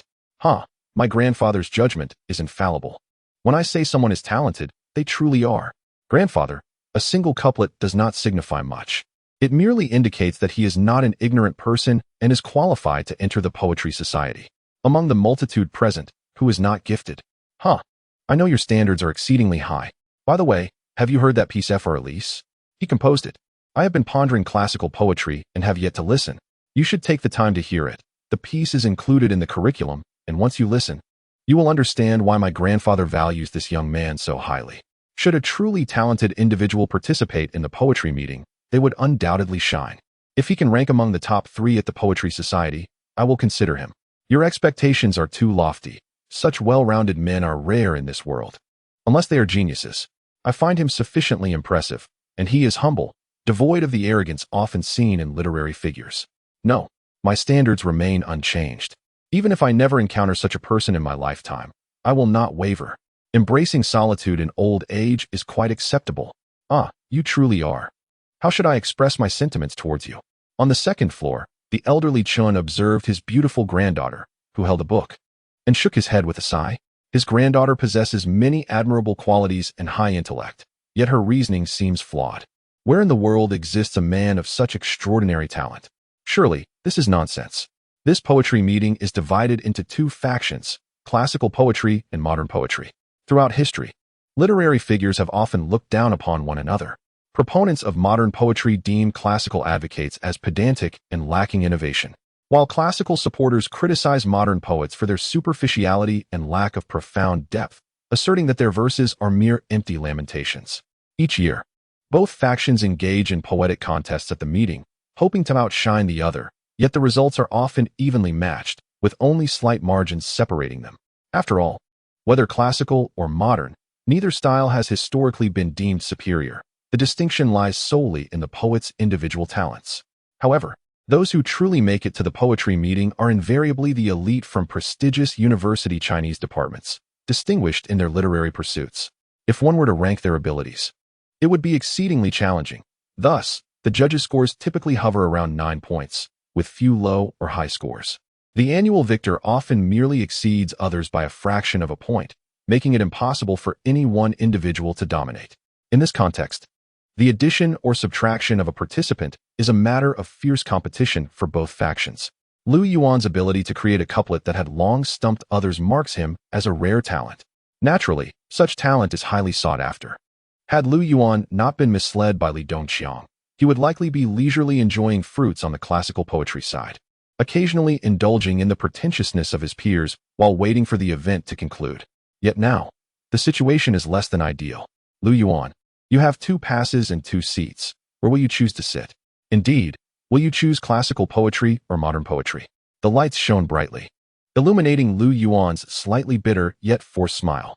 Not far away, several staff members wielding cameras quickly pointed their lenses at him, capturing video footage, while nearby reporters feverishly scribbled notes, their expressions brimming with excitement. At this moment, members of the Poetry Society, whether envious, disdainful, or merely curious, fixated their gazes upon Lu Yuan, awaiting his decision, creating a rather awkward atmosphere. Is it permissible for me to simply stand and observe? I believe standing is quite agreeable. Faced with so many eyes upon him and the incessant clicking of cameras, Lu Yuan exhaled deeply, feeling that no matter what he chose, it would inevitably lead to trouble. No, I must make a choice. Both Shenrong and Dao Yuding spoke almost in unison. This is unfortunate. My stomach aches terribly. Where's the restroom? I must excuse myself in a moment of inspiration. Lu Yuan, observing the astonished faces around him, turned and rushed towards the restrooms, clutching his stomach. The best strategy is to retreat. He would decide upon his return. All right, that works. Dao Yuding and Shun Rong exchanged a few sparks of tension before returning to their seats. Upon reaching the restroom, Lu Yuan instinctively checked his pockets. Disappointment surged within him. He had initially contemplated lighting a cigarette and hiding in the restroom, emerging only after the poetry meeting concluded, thus escaping for the day. However, unbeknownst to him, someone had fallen ill, and the restroom echoed with cacophonous sounds reminiscent of firecrackers, the stench so unbearable it nearly made him retch. Without a cigarette to soothe him, Lu Yuan found himself unable to endure such bombardment. After cursing under his breath, he exited the restroom in exasperation. Standing under the bright lights, he gazed at the 2 passes in his hand. Forget it, I shall approach the elder. Ultimately, a choice must be made. After a moment's hesitation, he proceeded in the direction indicated by Shun Rong's sighs and Dao Yuding's eager glances, taking a seat. The talented individuals of the classical poetry faction regarded this scene with a sense of satisfaction, while those from the modern poetry faction glared at Lu Yuan with jealousy, disbelief, and anger, each displaying a myriad of expressions. Had looks possessed lethal power, Lu Yuan would have surely been slain. Good sir, splendid choice. You possess great discernment. I am Su Xiaoyan. It is an honor to finally meet you. I am Lu Yuan. The honor is mine. As soon as Lu Yuan settled down, a youth clad in traditional Han attire addressed him, bowing respectfully. Lu Yuan mimicked his gesture, yet the more he tried, the more awkward he felt. Truly splendid. Your presence elevates our classical poetry society. I must confess, I am not well versed in poetry. I am merely a novice here to learn. Your humility is commendable. To be able to conjure phrases such as the article speaks of a longing for poetry and wine amidst the beauty of Westlake. If you are indeed a novice, then I am less than a farmer. I merely had good fortune. Truly, I possess little genuine talent. Lu Yuan looked at Su Xiaoyan's admiring demeanor, feeling utterly embarrassed and awkward. You are excessively modest. By the way, I have received insider information that this year's topic is the farmer. What insights do you have regarding composing poetry on this theme? The farmer? I am afraid I have none. I would much rather observe your writing. Everyone must compose a piece. It is the rule of the competition. Rules of the competition? Indeed. Are there any rewards? Each round's winner receives a certificate of honor. I am not inquiring about the certificate. I am asking if there are any monetary prizes. Indeed. There exists approximately 50,000 in each round. 50,000. Suddenly, Lu Yuan, who had been silently drifting along like a salted fish, radiated an excited gleam in his eyes. Farmers? Wait a moment. am grateful to my elementary school language teacher. Lu Yuan took a deep breath, feeling an exhilarating rush. Yes. What of it? It's nothing. The two conversed below, while on the stage above, the sounds of music akin to an opening ceremony filled the air. Subsequently, a few elderly gentlemen took their seats at the judging panel, with the most distinguished position occupied by Elder Chun. Esteemed scholars and talented individuals, good evening. Tonight, we are profoundly honored to welcome to our poetry gathering. After the host's introduction, the lights dimmed dramatically, and the previously bustling atmosphere below fell into an abrupt silence. A large screen at the back of the stage gradually unveiled a poetry examination topic. The theme was farmers. Farmers, huh? Just as I expected. Fortunately, I am prepared. Brother?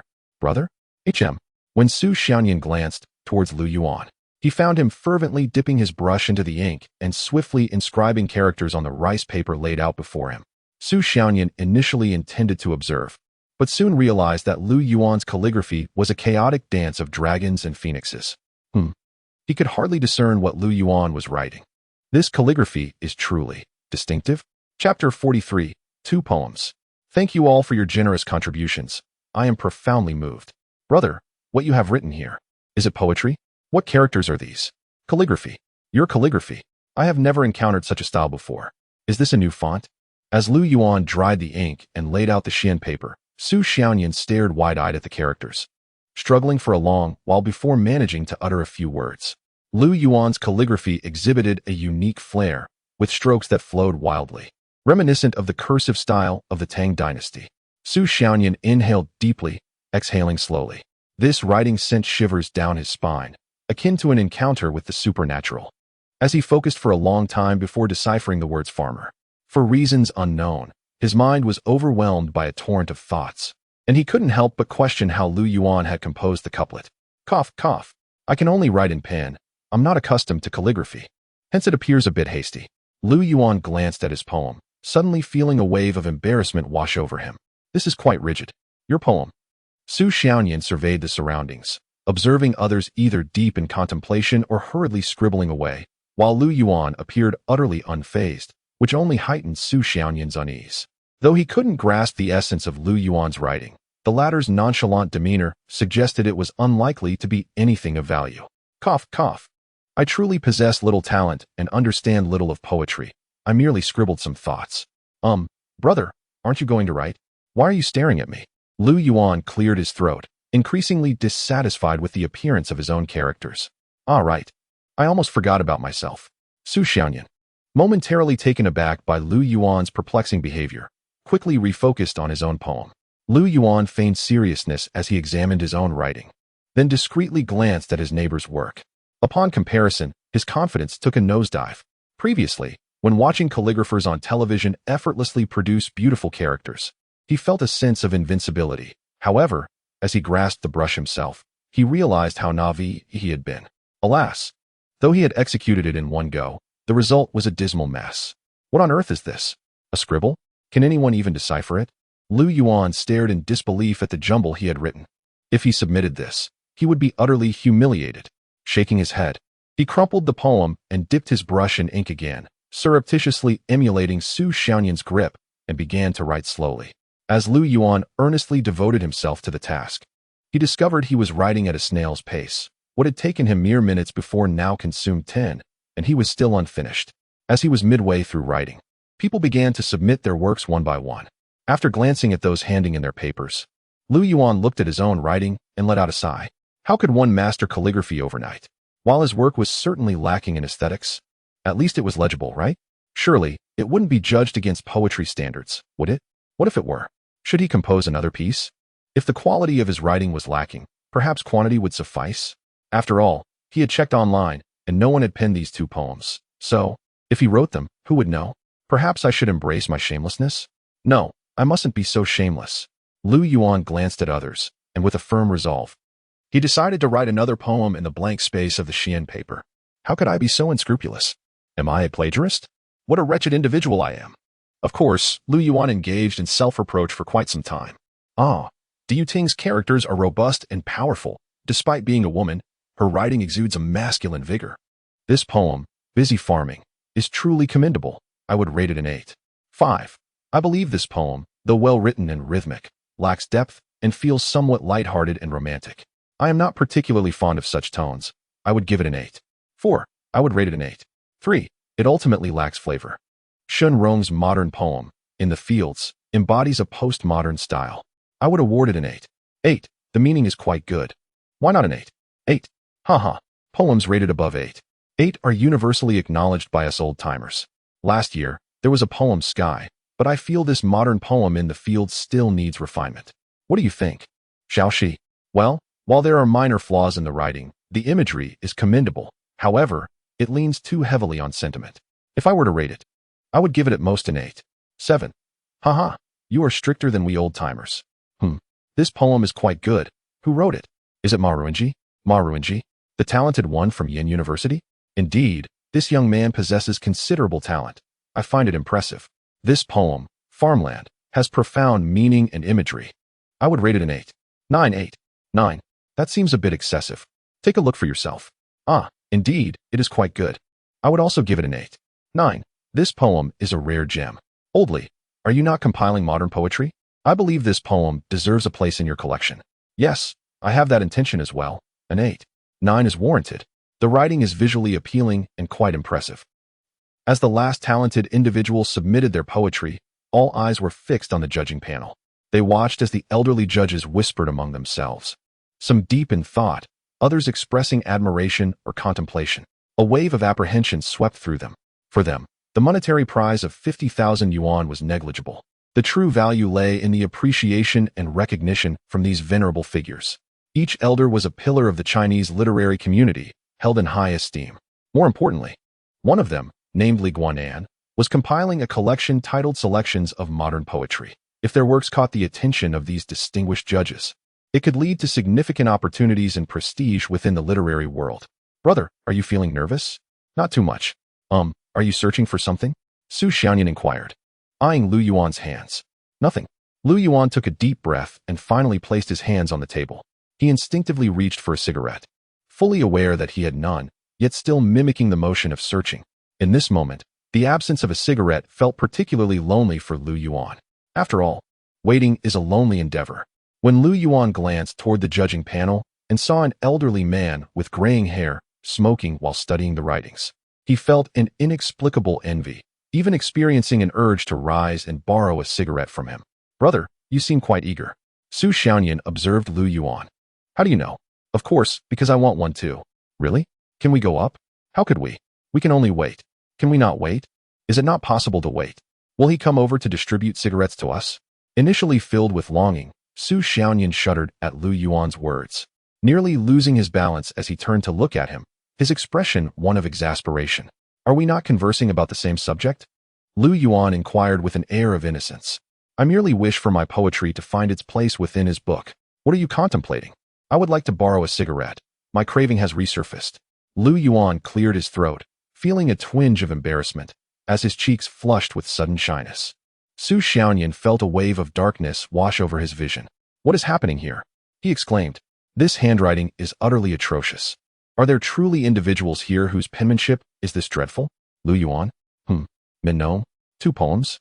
This is rather exaggerated, is it not? If the writing lacks quality, must we compensate with quantity? Weeding under the midday sun? Spring sows a grain of millet. What? Bang! A resounding thud echoed throughout the grand hall as Mr. Li, who had been smoking, abruptly stood up, his eyes wide with shock, his entire being trembling with astonishment. The next update will be at 2:30 p.m. Listen, Weeding Under the Midday Sun is a profoundly serious poem. I am a very earnest person. Therefore, I believe that our esteemed readers must also be a serious lot. So, before I take the wheel, can everyone please refrain from driving? At this moment, the review section is overflowing with luxury cars. It easily leads one to perceive me as rather impure. Let us maintain a serious demeanor. We are crafting a legitimate novel. Let me reiterate, I am a serious individual, penning a legitimate narrative. Chapter 44. Excuse me, I need to grab an award. A profound silence enveloped the room, with all eyes fixed upon the elderly gentleman, Mr. Li, their expressions laden with disbelief. In their memories, Mr. Li had always been a figure of remarkable composure. From the founding of the nation to the present day, he had weathered countless storms. Through such experiences, He had garnered wisdom and maintained an unruffled demeanor. At least, none of those present had ever witnessed him display such agitation, for he had always regarded the world with serene detachment. But today, what was amiss? What had transpired to cause such a disturbance? At that moment, Mr.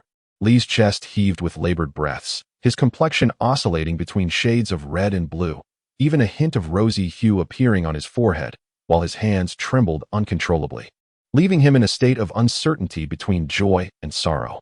Step aside. I am perfectly fine. A few medical personnel, fearing a heart attack, rushed forward, only to be met with Mr. Li's formidable shout, which startled them into retreat. Once behind the scenes, they exhaled in relief. Such vigor and demeanor could hardly indicate a heart ailment. Yet, what was troubling the old man? Why did he appear so uncharacteristically agitated? Mr. Li, what troubles you? Surely, you must. Look at this. The writing is utterly atrocious. Could it be that you are incensed by this calligraphy? That seems unlikely. Wait, what? 2 poems? Hold on. These are 2 classical poems. Let me see what has transpired. This poetry. Am I dreaming? A sheet of rice paper, neither too large nor too small, was passed among several elderly gentlemen, each one gazing at it as if struck by lightning, their speech faltering into stutters. When the poems reached Chun Shi, she was initially taken aback by the sheer ugliness of the handwriting. After a moment of speechlessness, her beautiful eyes widened in shock as she beheld the verses. Upon seeing the signature, she stared at Lu Yuan in the 4th row, who was whispering to his neighbor, her heart racing with tumultuous emotions. This individual is astonishingly. Are they looking at me? Good sir, your handwriting is. Ahem. The judges have high standards for everything, especially for calligraphy. I just glanced at your writing, and, dear friend, could it be? Have my writings offended them? Lu Yuan's mouth opened in disbelief as he increasingly felt the judges' scrutinizing glares, as if they wished to devour him whole. You likely do not know Mr. Li's temperament, do you? His 2 greatest passions in life are calligraphy and poetry. I recall an incident where a talented individual was expelled from the venue for poor handwriting, and it made the news. He was utterly humiliated. What? Expelled? That's quite exaggerated. Indeed. Mr. Li declared that the individual showed disrespect towards the poetry gathering, a fraud among the ranks. Lu Yuan surveyed the room, noting the peculiar expressions fixated on the stage. Swallowing hard as a chill crept down his spine. Could it be that? Good sir, if I am not mistaken, did you write 2 poems in succession? Su Xiaoyan, noticing the increasingly alarming expressions around him, spoke in a hushed tone. Yes, I wrote 2, but, Lu Yuan, typically carefree and oblivious to nerves, found himself deeply anxious after Su Xiaoyan's comment, coupled with his own unsatisfactory calligraphy. He inhaled deeply, feeling the tension coil within him. As he raised his gaze, he caught the penetrating stare of Mr. Li, whose eyes glinted with an unsettling intensity, the wrinkles deepening, leaving Lu Yuan uncertain of what to make of it. The thought of being expelled in front of a crowd was mortifying. Oh dear, good sir, may you find fortune in this. Su Xiaoyan, sensing the awkward tension, could not help but feel pity for his new acquaintance, deeming him a hapless soul. When will the scores be announced? Perhaps in half an hour. Oh, my stomach aches terribly. I must excuse myself. Please inform them that I am unwell, suffering from a severe bout of diarrhea. Lu Yuan clutched his abdomen, squeezing out a few tears, and seized the opportunity to hastily exit towards the exit while the spotlight was elsewhere. Good sir, that's a splendid idea. Rest assured, I shall convey your message. Su Xiaoyan nodded in approval, admiring Lu Yuan's dramatic exit. With his head down, Lu Yuan discreetly approached the exit, casting a final glance at the solemn poetry gathering before heaving a sigh of relief. Surely, leaving was preferable to the alternative. Hello, you cannot exit freely here. What? I am leaving and will not return. Not returning? The poetry gathering has not concluded. I have a matter to tend to. Kindly open the door. Leaving early? Very well. The security guard regarded the young man with curiosity. He recognized Lu Yuan as the only individual in recent years to possess 2 passes for the poetry gathering, an extraordinary feat. Most attendees had only 1 pass, making Lu Yuan's dual possession truly remarkable. Noticing the urgency etched on Lu Yuan's face, the guard complied and opened the door. Lu Yuan hurriedly made his way towards his vehicle. Yuan, why are you out so soon? Were you eliminated already? That seems unlikely. No. Just a bit of a situation. What situation? Do not inquire. I apologize. I must take my leave. Observed Lu Yuan's hasty departure, bewildered by the unexpected turn of events. He had never heard of anyone leaving the poetry gathering prematurely, save for ejection. Was Lu Yuan truly expelled? A wave of sympathy washed over him as he considered the implications of such an embarrassment. One poem would suffice for greatness, and yet this fellow presented two. How remarkably talented. Indeed, I am quite eager to meet him. 9-6. These two poems, in terms of meaning, rhythm, and subject matter, surpass any in recent years. Were it not for the atrocious handwriting, I would bestow a 9. 9. I will give it a 9. 5. The poetry is commendable, yet the handwriting is so poor that it is hard to fathom the creator of such verses could produce such calligraphy. Yes, I grant it a 9. 6. For I wish to include these two poems in my book, at both the front and back, as a reminder of the arduous labor of farmers and the challenges of cultivation. I propose we include it in the Wenhua Pavilion. I believe these two poems deserve to be ranked first. Wenhua Pavilion? I concur with your sentiment. Let us announce the results of the first round. Moments later. In the first round, the highest score is 9. 6 for the two poems on the farmer's sorrow. The poet is Lu Yuan. Clap, clap, clap. All the lights, all the cameras, and every gaze were directed towards Lu Yuan's position. Everyone strained their eyes, searching for this individual named Lu Yuan. The name felt unfamiliar, momentarily eluding their recollection. However, upon glancing at Lu Yuan's designated spot, they were met with an empty space. That, brother Lu Yuan is feeling unwell and has left early. Su Xiaoyan trembled as he stood up. What? Old Master Chun, who had been brimming with excitement, suddenly wore a gloomy expression and hastily retrieved his phone. This rascal, what on earth is he doing? Is he always this unreliable? What? Old master, I have matters to attend to. I must take my leave. Indeed, I am unwell, my stomach hurts, and the film is still being shot. What? You say I am? First place? No, I will come right away. I will be there. What? Must I come? All right. My stomach suddenly feels better. You. Step aside, I need to go in. You are not. Apologies, there is no time to explain. I am going to collect an award. Li Dongxiang stared in astonishment at Lu Yuan, who had dashed back. Going in for that award? What does that even mean?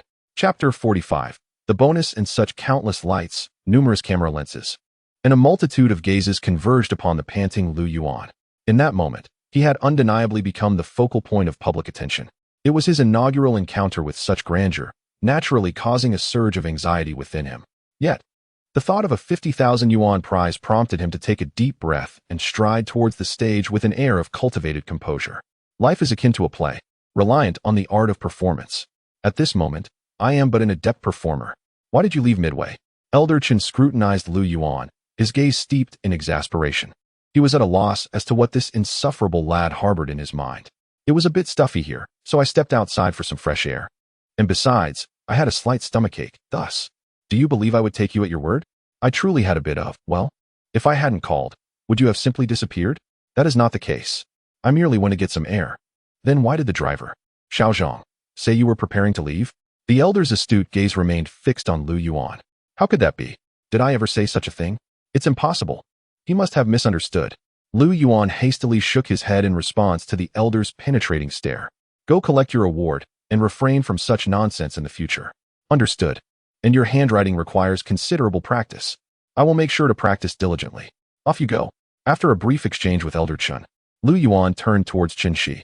The tall figure of Chun Shi stood at the center of the stage, silently observing Lu Yuan's approach, her beautiful eyes shimmering with curiosity. Is this the person my grandfather often speaks of? He appears to possess a modicum of talent. Indeed, he seems quite sincere. Lu Yuan regarded Chen Shi, captivated by her stunning beauty. She emanated an aura of literary charm, particularly her eyes, which, though gentle like water, concealed a hint of frosty pride. Congratulations. Thank you. Lu Yuan accepted the certificate and a rather impressive-looking large brush. Do you have any remarks? Well, I honestly did not expect to receive such a high score, but here I wish to express my gratitude. Taking a deep breath, Lu Yuan surveyed the audience, mimicking the format of certain televised award shows as he delivered his remarks. In the end, it was merely an insipid expression of thanks to the judges and fellow participants. After concluding, he humbly bowed. As he did so, applause erupted. The host beside him wore a smile, slowly preparing to step onto the stage. However, upon noticing Lu Yuan still standing in place, he inquired, "Why haven't you left the stage after receiving your award? Do you have more to say?" Lu Yuan remained stationary, seemingly lost in thought for several seconds, as if awaiting something. Is there anything else you wish to express? Chen Shi, observing his reluctance to exit, cast him a curious glance. Ah, no, nothing. Lu Yuan shook his head, yet still lingered on stage. Then, may I pose a question? Please do. Is there not something else to be awarded? For instance, the bonus. When shall I receive it? Lu Yuan leaned closer to Chen Shi, his gaze laden with implication, lowering his voice. Please, don't misunderstand. It is not for the money that I write poetry, but for the sentiment, for the countless farmers. As he observed Chen Shi's expression shift slightly, he hastily clarified in a whisper. The bonus will be provided backstage. You merely need to report your bank account number. Chen Shi inhaled deeply, her once gentle gaze now tinged with resignation. Lu Yuan's lack of explanation was tolerable, however. Upon elaborating, Chen Shi could not help but feel that this fellow truly embodied the frivolity her grandfather had described. In an instant, the image of Lu Yuan as a talented poet crumbled, revealing a desperate pursuit of monetary gain. Upon hearing this, Lu Yuan felt a sense of relief wash over him, his steps noticeably lighter as he descended the stage, oblivious to the faint discontent etched on Chen Shi's face. Money. 50,000 yuan, a substantial sum indeed. Would I truly bow for that paltry amount? Am I so lacking in dignity? I am certainly not that kind of person. Descending from the stage, Lu Yuan suddenly resumed a facade of dignified composure, adopting the demeanor of a cultured gentleman as he seated himself. Time passed swiftly, and before long, the poetry conference approached its conclusion. The advocates of classical poetry erupted into applause once more after Lu Yuan's triumphant return, their claps resonating with vigor. They even wore triumphant smiles as they cast sidelong glances at the modern poetry enthusiasts. Conversely, the modern poetry supporters bore grim expressions, trapped in a suffocating silence. The atmosphere was palpably tense. The classical poetry aficionados reveled in their triumph, as Lu Yuan's poem had secured the top score, leaving the modern poetry society gasping for breath. Without a doubt, Lu Yuan had become their hero. After his exit from the stage, countless individuals flocked to him, eager to forge connections. Anticipation swelled among the classical poetry advocates for Lu Yuan's next performances, hoping he would present more excellent verses to further suppress the modern poet's spirits. Alas, to their disappointment, Lu Yuan submitted blank papers in subsequent rounds, seemingly disinterested in aiding the classical poetry supporters. Without Lu Yuan as a variable, the poetry conference reverted to its previous state of equilibrium, with no clear leader emerging. Brother, why have you ceased to write? I am at a loss for words. I refuse to believe that someone who could swiftly compose 2 poems would be unable to respond to the upcoming prompts. Indeed, I have exhausted my creative well. Lu Yuan nodded earnestly. I see. You wish to spare the modern poets from embarrassment, granting them a measure of dignity? Brother, I did not expect you to possess such noble character. This quality is truly commendable. As Su Xiaoyan observed Lu Yuan calmly indulging in fruit, a newfound respect blossomed within him, and his gaze towards Lu Yuan grew fervent. There was a hint of admiration. Ahem. Lu Yuan was momentarily taken aback by this remark. Have I spoken the truth, yet none believe me? What has become of this world? Must I resort to deceit to gain credence? Must I boast of my talents to be taken seriously? He could barely recall the scant few classical poems he had memorized. It was a stroke of luck to match a prompt. Failure to do so was entirely reasonable. Thus, claiming a lack of inspiration was genuinely accurate. He did not desire to feign brilliance, yet opportunities were not afforded to him. At long last, the poetry conference concluded with the host's impassioned summary. The young talents gradually dispersed amidst a chorus of compliments and mutual admiration. Naturally, Lu Yuan found himself the subject of flattery. However, he felt somewhat uneasy amidst the praise. Repeatedly asserting that he had run out of creative ideas, that he had but a few tricks up his sleeve, and that he truly possessed no remarkable talent. No one believed his words. All perceived Lu Yuan's humility as excessive. Even Chen Shi, who trailed behind, deemed his modesty somewhat disingenuous. Old Master Chen had initially intended to take Lu Yuan and Chen Shi out for evening tea, hoping to facilitate their acquaintance. He felt a sense of joy observing the way Chen Shi gazed at Lu Yuan, believing that there might be potential for a connection. However, after Lu Yuan received a phone call, Old Master Chen was compelled to abandon his plans for the time being. Once Lu Yuan ended the call, his expression revealed a hint of concern. Master, I must return now. Return? At this late hour? I just received a call. It seems my film has wrapped up earlier than expected. The assistant director has consumed some alcohol and appears to be struggling to manage his emotions. I need to rush over and check on him. Struggling to manage his emotions? Is it serious? Indeed, it seems to be quite serious. Do you require me to send someone? No, I will go and see for myself. Very well. I shall have the driver take you. Thank you, old master. There's no need for such formality. If anything arises, you must call me. Understood? Understood. Chapter 46. Let us do it at 3 in the morning. In a small park adjacent to a remote entertainment venue, the grass was littered with beer cans, cigarette butts, sunflower seeds, and a plethora of refuse. A guitar was being strummed by a trio of intoxicated gentlemen, their voices a cacophony of discordant notes. That person, whom I long for day and night. How shall I convey my feelings? Will she accept me? As Lu Yuan arrived at the park, he observed Wei, his intoxicated friend, sitting on the grass, strumming the guitar and belting out the song Old Boy with a voice that was more raucous than melodious. The rhythm was chaotic, often missing the mark. Yet the fervor in his performance was palpable. Li Qing, smoking a cigarette, watched as Wei endlessly repeated a single line, his frustration growing with each iteration. It was clear that something was amiss with Wei. One moment he wore a satisfied grin, and the next, tears streamed down his face. An emotional outburst that took Li Qing by surprise. Initially, he assumed it was excitement, but the peculiar nature of Wei's tears suggested a deeper turmoil, resembling that of a tormented artist unraveling under the weight of midnight despair. No amount of consolation seemed to help. Let us go drink. I want to sing. Wei shouted. No, I want to play the guitar. Find a secluded spot. As he called for Lu Manzi, it became apparent that Lu Yuan was nowhere to be found. Oh, call him. This Lu Manzi. Under the moonlight, Wei grew increasingly animated, his refrain echoing through the night. To Li Qing's astonishment, Lu Yihong joined in, the two of them resembling wild beasts in their fervor. It seemed they had finished filming and were reveling in their release. Yet the sheer madness of it all made Li Qing contemplate calling an ambulance to bring them to a psychiatric ward. After smoking nearly half a pack of cigarettes, he turned to see Wei and Lu Yihong, utterly perplexed. Although he had consumed some beer, he remained composed and rational. What? Has the filming driven them to madness? Lu Yuan watched Wei, who was stuck on a single line like a broken record, and felt an overwhelming urge to kick him. You're far too invested in this, he thought. Lu Yuan was perfectly sane until Wei's outburst sent him spiraling. Taking a deep breath, Lu Yuan observed the two madmen on the lawn and felt a strange certainty that, without intervention, they might continue their drunken revelry until dawn. Drink, sing, cry. This absurdity left Lu Yuan at a loss for words. A Yuan, you've arrived? Come. You play, I'll sing. No. You play, you sing, I'll cry. Wei, dazed and intoxicated, turned to Lu Yuan, his eyes ablaze with fervor. Before he could finish his thought, tears cascaded down his cheeks once more. What on earth is wrong with you? Have you truly lost your mind? Lu Yuan exclaimed, taking the guitar and forcefully knocking Wei to the ground. I miss her. Wei sobbed. I promised I would make an extraordinary film for her to watch with me. I want to show off, to impress her. But why? Oh, why? Lying on the ground, Wei continued to weep like a child.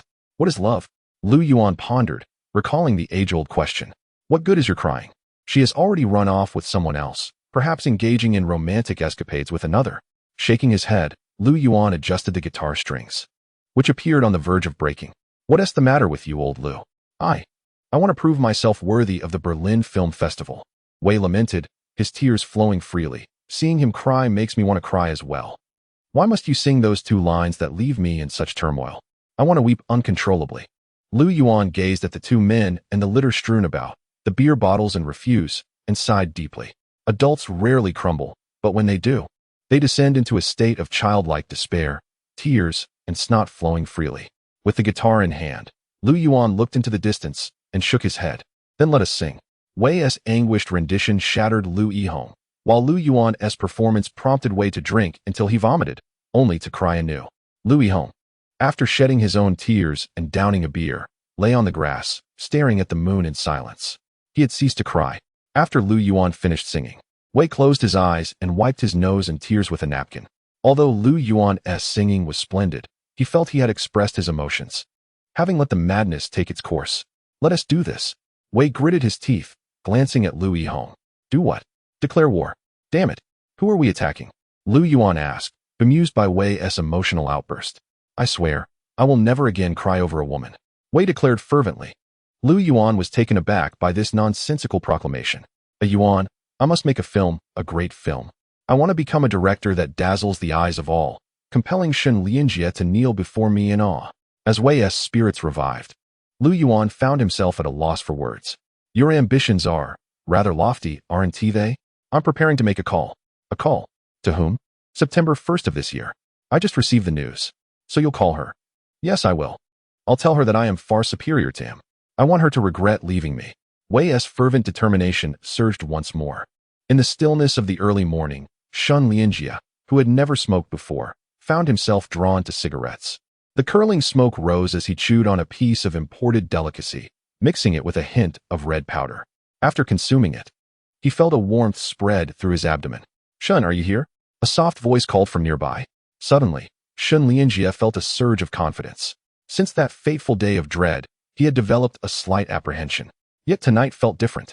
He had consulted an old Chinese physician for a special concoction, preparing himself for a night of conquest. I'm here, you little temptress. Tonight, I will not treat you like a mere mortal. The intense sensation ignited an unparalleled excitement within Shen Lianjie, propelling him forward, ready to confront any challenge.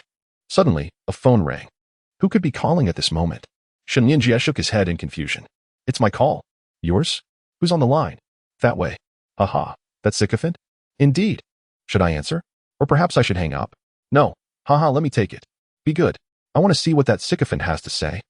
At that moment, Shen Lianjie felt an overwhelming sense of joy, and with a sudden playful gesture, he stirred a ripple of emotions in the woman's eyes.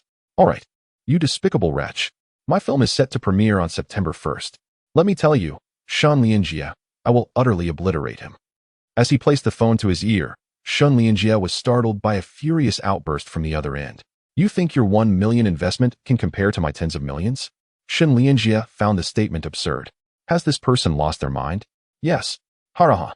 What a joke. I've never heard such a delightful jest in my life. What are you laughing at?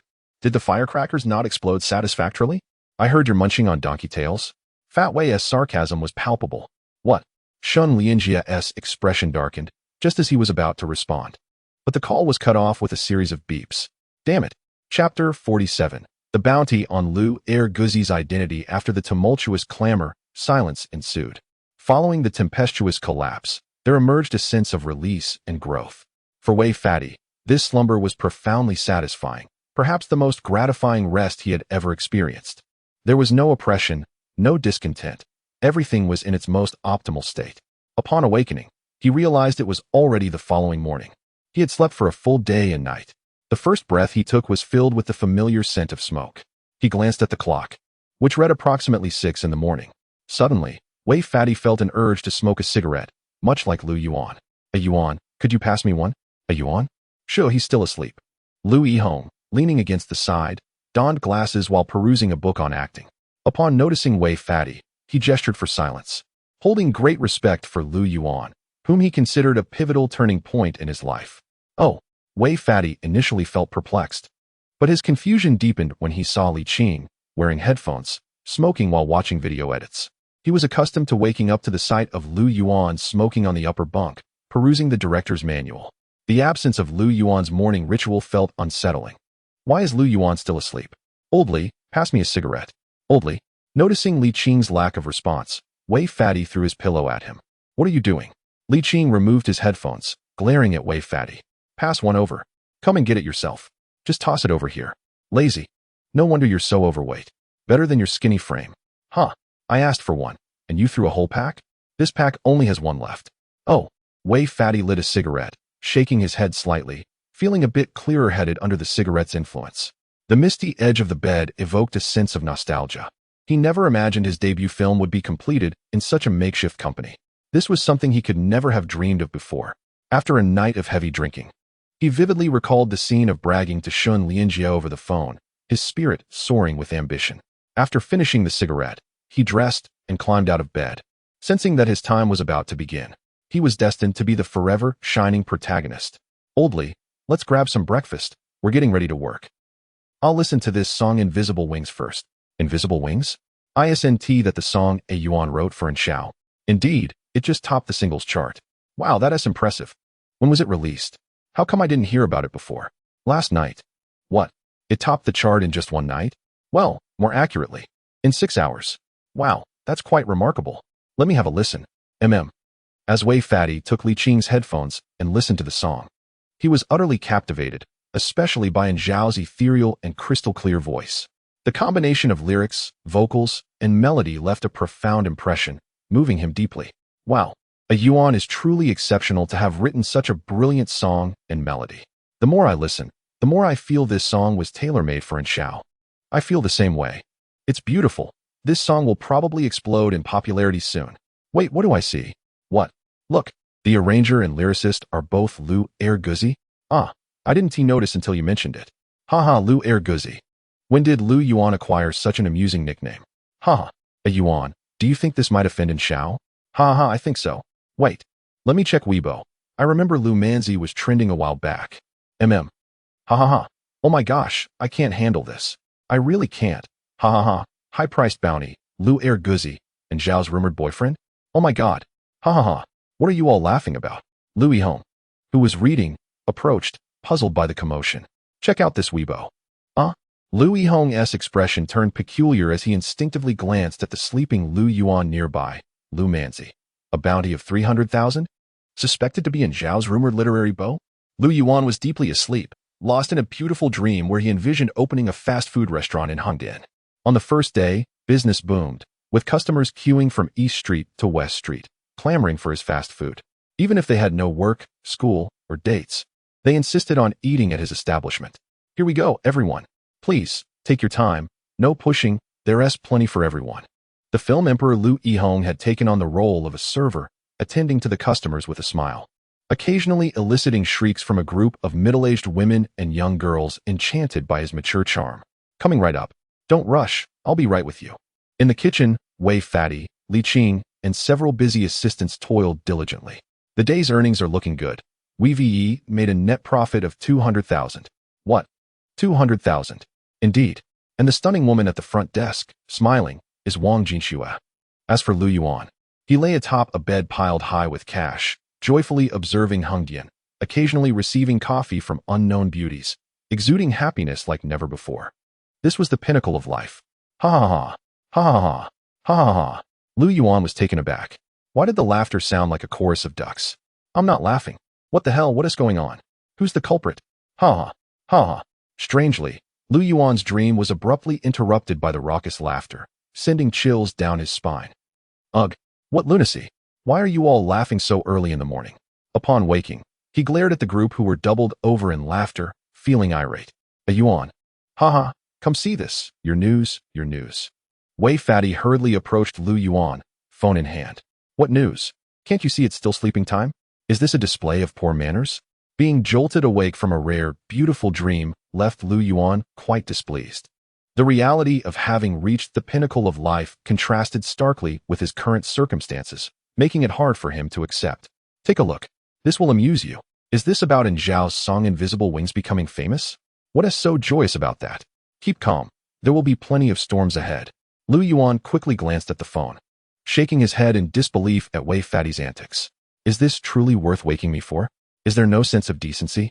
Do you not realize how hard it is to have a pleasant dream? Check Weibo. Wei Fatty resumed scrolling through Weibo. Lu Yuan. The true identity of Lu Manzi is under bounty? What is this? And Zhao's rumored boyfriend, Lu Yuan? Who is Lu Yuan? What? 300,000. Lu Yuan stared at the Weibo headlines, and upon seeing the figure of 300,000, his eyes widened in disbelief, as he struggled to maintain an air of composure while feeling a surge of anxiety. Chapter 48. The bounty continues to rise. The sweltering heat of late July enveloped the atmosphere, rendering the air oppressive. Despite the air conditioning being set to its lowest, beads of perspiration still trickled down Wei's brow. Lu Yuan, too, felt the heat, yet he experienced a refreshing sensation, as if he were soaring among the clouds. This world is rife with countless temptations, some so potent they cause one's heart to race and one's soul to tremble, leading one to surrender like a devil selling their essence. Lu Yuan's eyes widened in astonishment, feeling as though he were adrift in a sea of currency, utterly entranced and unable to extricate himself. Selling one's soul, perhaps, is not so terrible after all? A sudden notion struck Lu Yuan. He inhaled deeply, regarding the perplexed Wei with utmost seriousness. What idea do you have? Wei, still caught up in mirth, had not considered Lu Yuan's thoughts. What if Lu Yuan swallowed hard. His emotions stirred after glimpsing a particular post on Weibo.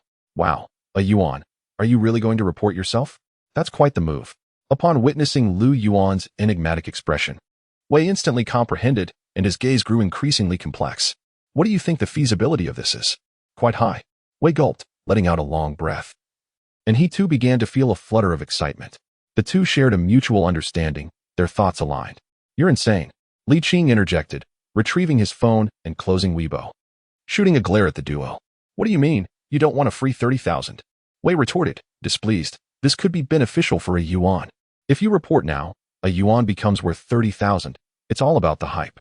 Do you even know what hype means? Your brain must be filled with pork. What do you mean by pork? Damn it. Wei's face flushed with anger as he lunged at Li Qing.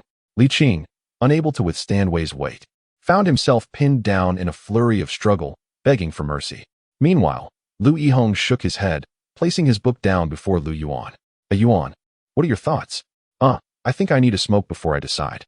The last cigarette was smoked by Wei. All right then, Lu Yuan scratched his head. He longed for that 30,000, and the thought of self-reporting crossed his mind. But as he contemplated the absurdity of such an act, he realized it was utterly shameless. What kind of decent person does that? It's far too lowbrow. I consider myself a respectable individual. Could I truly stoop so low? I believe that Invisible Wings has just gained traction and has not yet peaked. Much of this is mere hype, which can be elusive. Now is not the right time for you to expose yourself, a Yuan. After all, we cannot maximize commercial potential at this juncture.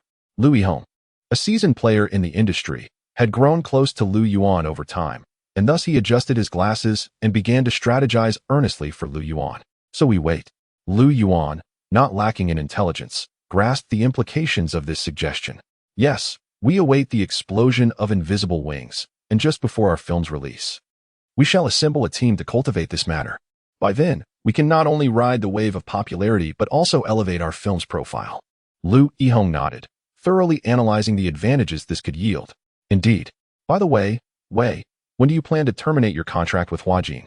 Wei, still pinning Li Qing down, perked up at Lu Yihong's analysis. By the end of this year. Why? Terminate your contract and join us. We need a strategist. As long as we have a meal to share, you won't be neglected. Wei's eyes sparkled with excitement. Get lost. Lu Yihong, hearing the term strategist and feeling Wei's face nearly pressed against his, exhaled deeply and politely uttered this single word. What are you on about? We're a group of exceptionally talented youths. The future entertainment industry will undoubtedly have a place for us. We all have dreams and aspirations, especially a Yuan, truly remarkable. You're all delusional. You're just a bunch of misfits. Li Qing was infuriated. What? Say that again. Wei, now seething, once more pinned Li Qing down. Lu Yihong surveyed the room, glancing at Wei and Li Qing, then at Lu Yuan, who remained composed and deep in thought. He closed his eyes. In truth, he relished this lifestyle. If the film were to succeed, then, he shook his head. It was too soon to speculate. As for Lu Yuan, he was indifferent, merely wishing to earn some money. Discussing ideals with him was futile. His sole ambition was to become wealthy. Days passed, and the motley crew of Lu Yuan became unexpectedly earnest, beginning preparations for the film's post-production, liaising with theaters, seeking advertising sponsorships, and no longer concerning themselves with the 30,000. Although they had temporarily shelved this idea, the media frenzy escalated. I finally see old dreams blossoming. The youth chasing their aspirations, their voices resounding. I finally soar, gazing intently, unafraid, wherever the wind may take me. Initially, the song was merely a hot commodity on CDs and tapes, but as the days unfolded, it began to resonate throughout the streets and alleys. Posters of Inshao adorned various locales, and the melodies filled music sites, record companies, and bustling cities across Huaxia. Within a fortnight, Invisible Wings had become a staple in KTVs, reaching unprecedented heights of popularity. Invisible Wings soared, marking Zhao's debut solo album as a resounding triumph. Naturally, the accompanying buzz also included news about Lu Erguzi. Daily headlines brimmed with sensationalized news involving Lu Erguzi and Lu Manzi. Some speculated that Lu Erguzi was a talented billionaire, smitten by Inshao, who spent months professing his love through this very song. Others believed he was a well-known musician within the industry, and Shao had traversed countless mountains and worshipped innumerable deities to procure such a song.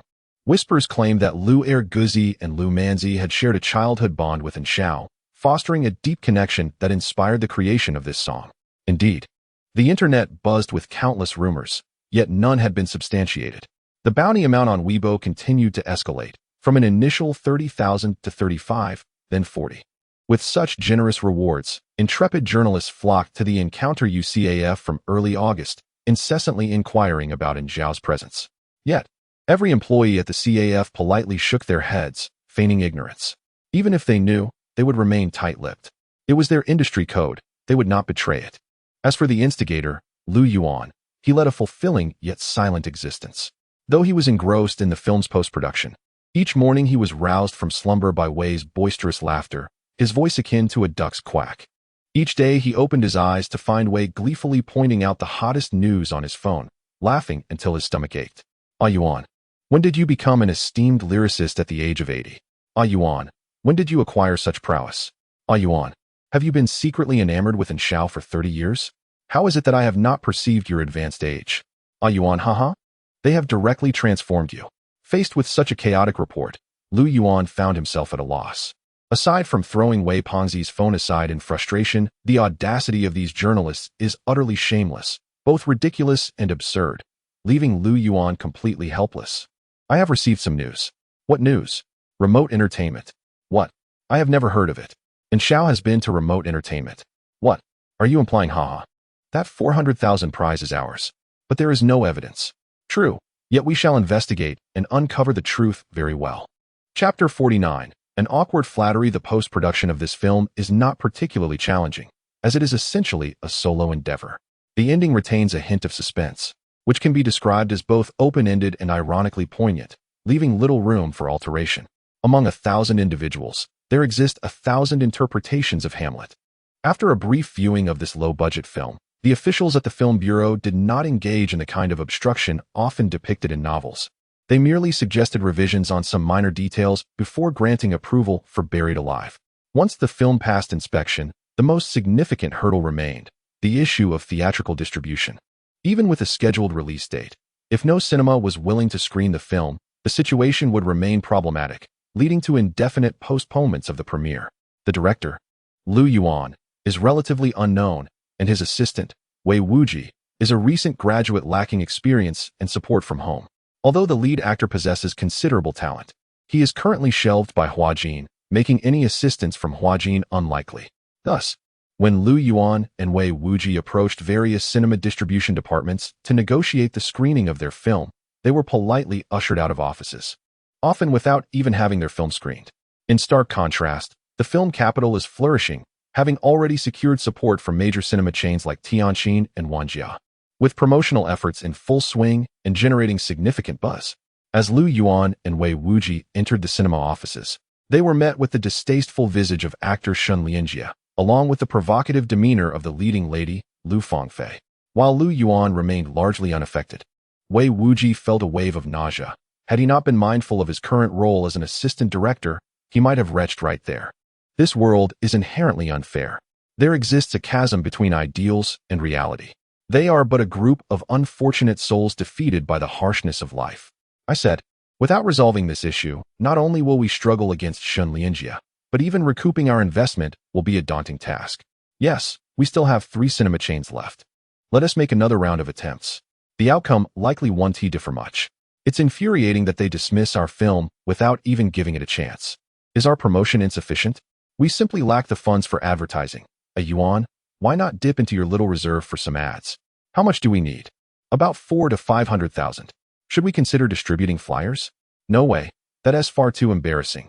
We are individuals of higher caliber and cannot resort to such tactics. Is this old man's cigarette even real? The taste seems off. I think so too. Should we confront him about it? Forget it. It's just a pack of cigarettes. Only 8 yuan. What a steal. I should smoke the 20 yuan ones. Lu Yihong has left. He has returned to Huajin. Although currently sidelined, he remains an employee of Huajin and must fulfill his obligations. Li Qing has also departed, as an employee of Capital from Tianyu. He has completed his tasks for Buried Alive and is now gone. Thus, the once bustling Yuanqing Entertainment is now but a shell.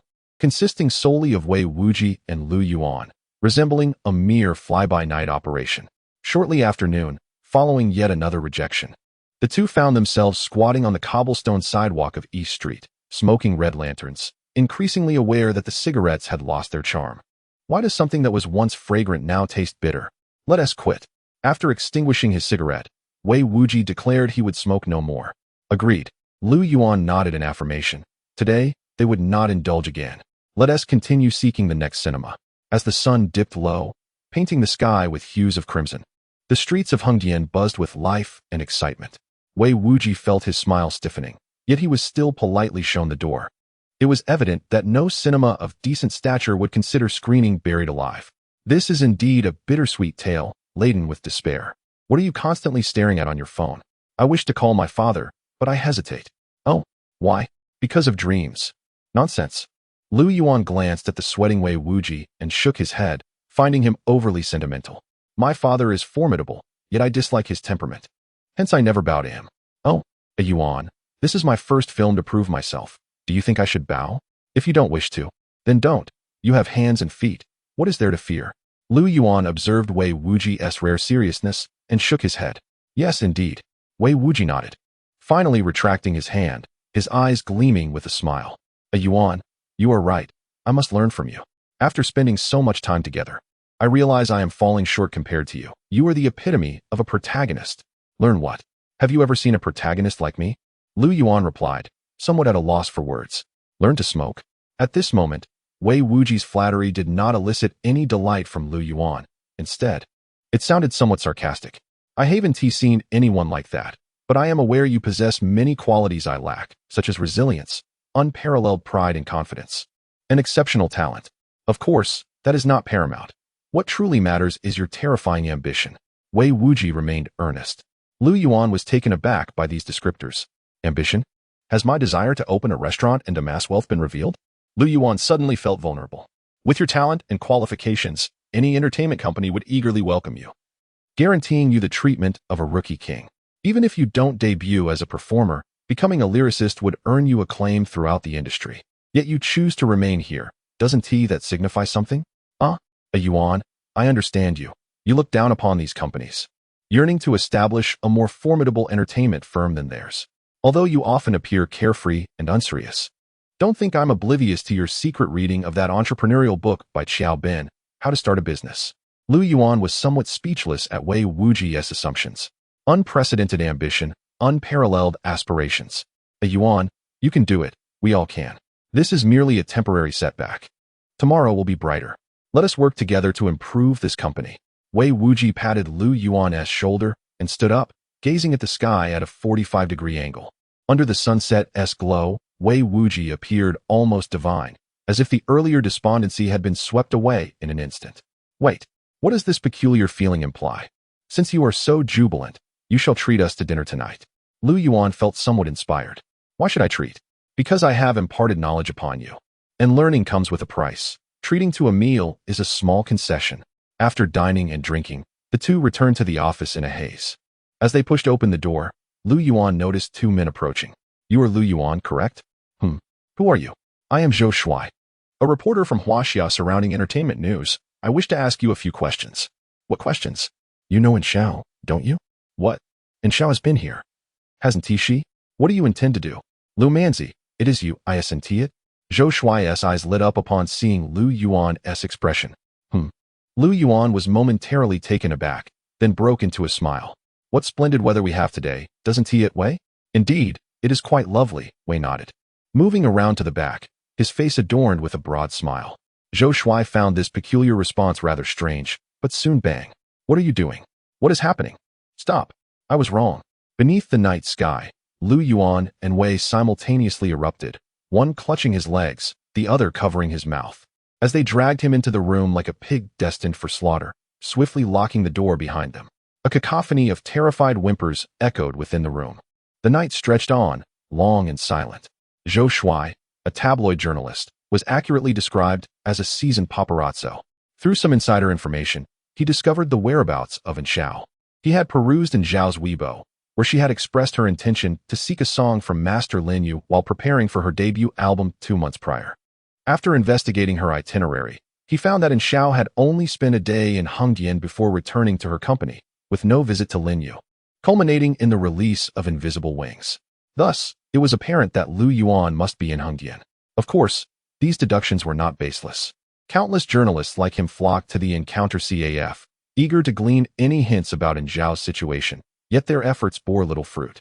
He was not so naive as to believe he could extract answers amidst such a crowd. Such endeavors would surely be futile. He decided to approach Su Miao, one of Zhao's closest friends and a member of the KP girl group. Fortune smiled upon him, and he obtained the desired information. The lyricist and composer of Invisible Wings was none other than Lu Yuan. Although Su Miao was unaware of Lu Yuan's true identity, Zhou Shuai was electrified with excitement.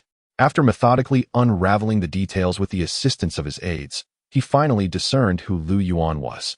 Discovering Lu Yuan's multifaceted identity as a poet, composer, screenwriter, and director left him utterly astounded. Without hesitation, he resolved to confront Lu Yuan to confirm his identity. However, unexpected circumstances arose. The lights flickered ominously in a hall reeking of alcohol and tobacco. Though the space appeared relatively tidy, Zhou Shuai was overwhelmed by a wave of nausea. The grilled fish he had eaten for lunch threatening to resurface. Why? Because his mouth was stuffed. Stuffed with smelly socks. Yes, smelly socks. A tragic tale indeed. Wei, take another shot here. Yes, right here.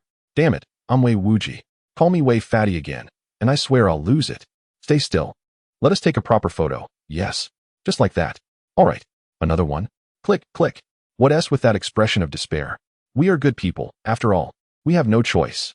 Bound tightly to a chair, Zhou Shuai faced the glaring lights and two inebriated figures, his spirits plummeting. The camera flashed incessantly, capturing numerous dubious photos. He counted, over 30 shots. Are we done? Snap a few more. Don't the paparazzi love these sensational moments? Have you stripped off the last pair of underwear? That's inappropriate. It would turn into a nude photo, shocking the children. Right, let us call it quits. We are moral individuals, after all.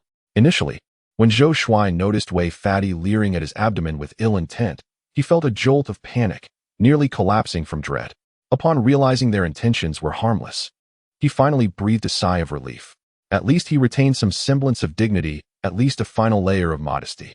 Once finished, Wei Fatty pocketed all the negatives and removed the sock stuffed in Zhou Shuai's mouth. What are you doing? I warn you, this is illegal. Let me go? Zhou Shuai, I've heard of you.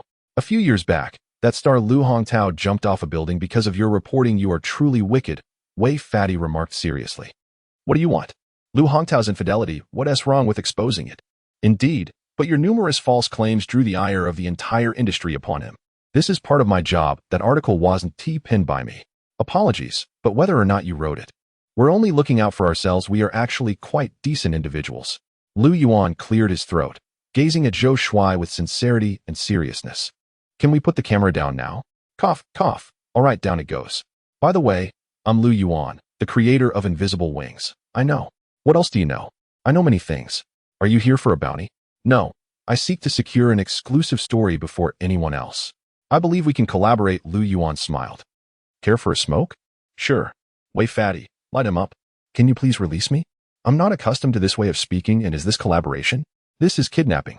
I can help you obtain an exclusive story, but not right now. What's that? Before the release of our film at the end of this month release? From my investigation, you've been to numerous theaters these days, yet none are willing to screen your film. Indeed, it's quite troubling. Do you have any connections? Wei Fatty hesitated for a moment, then suddenly his eyes lit up, fixating on Zhou Shuai. I want to assist you. Zhou Shuai shot a cold glare. I've taken many photos of you.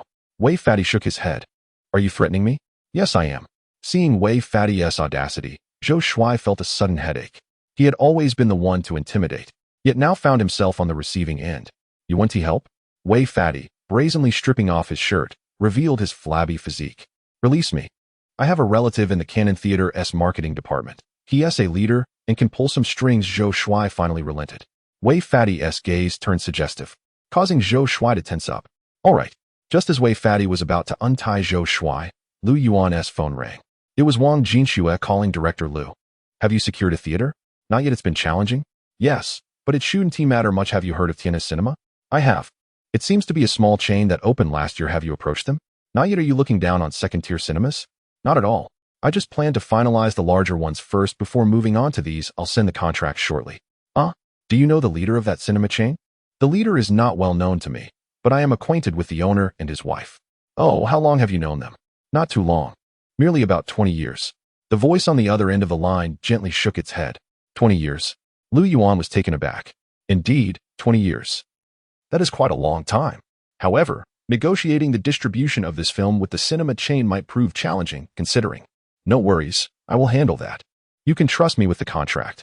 I assure you, you will not incur any losses.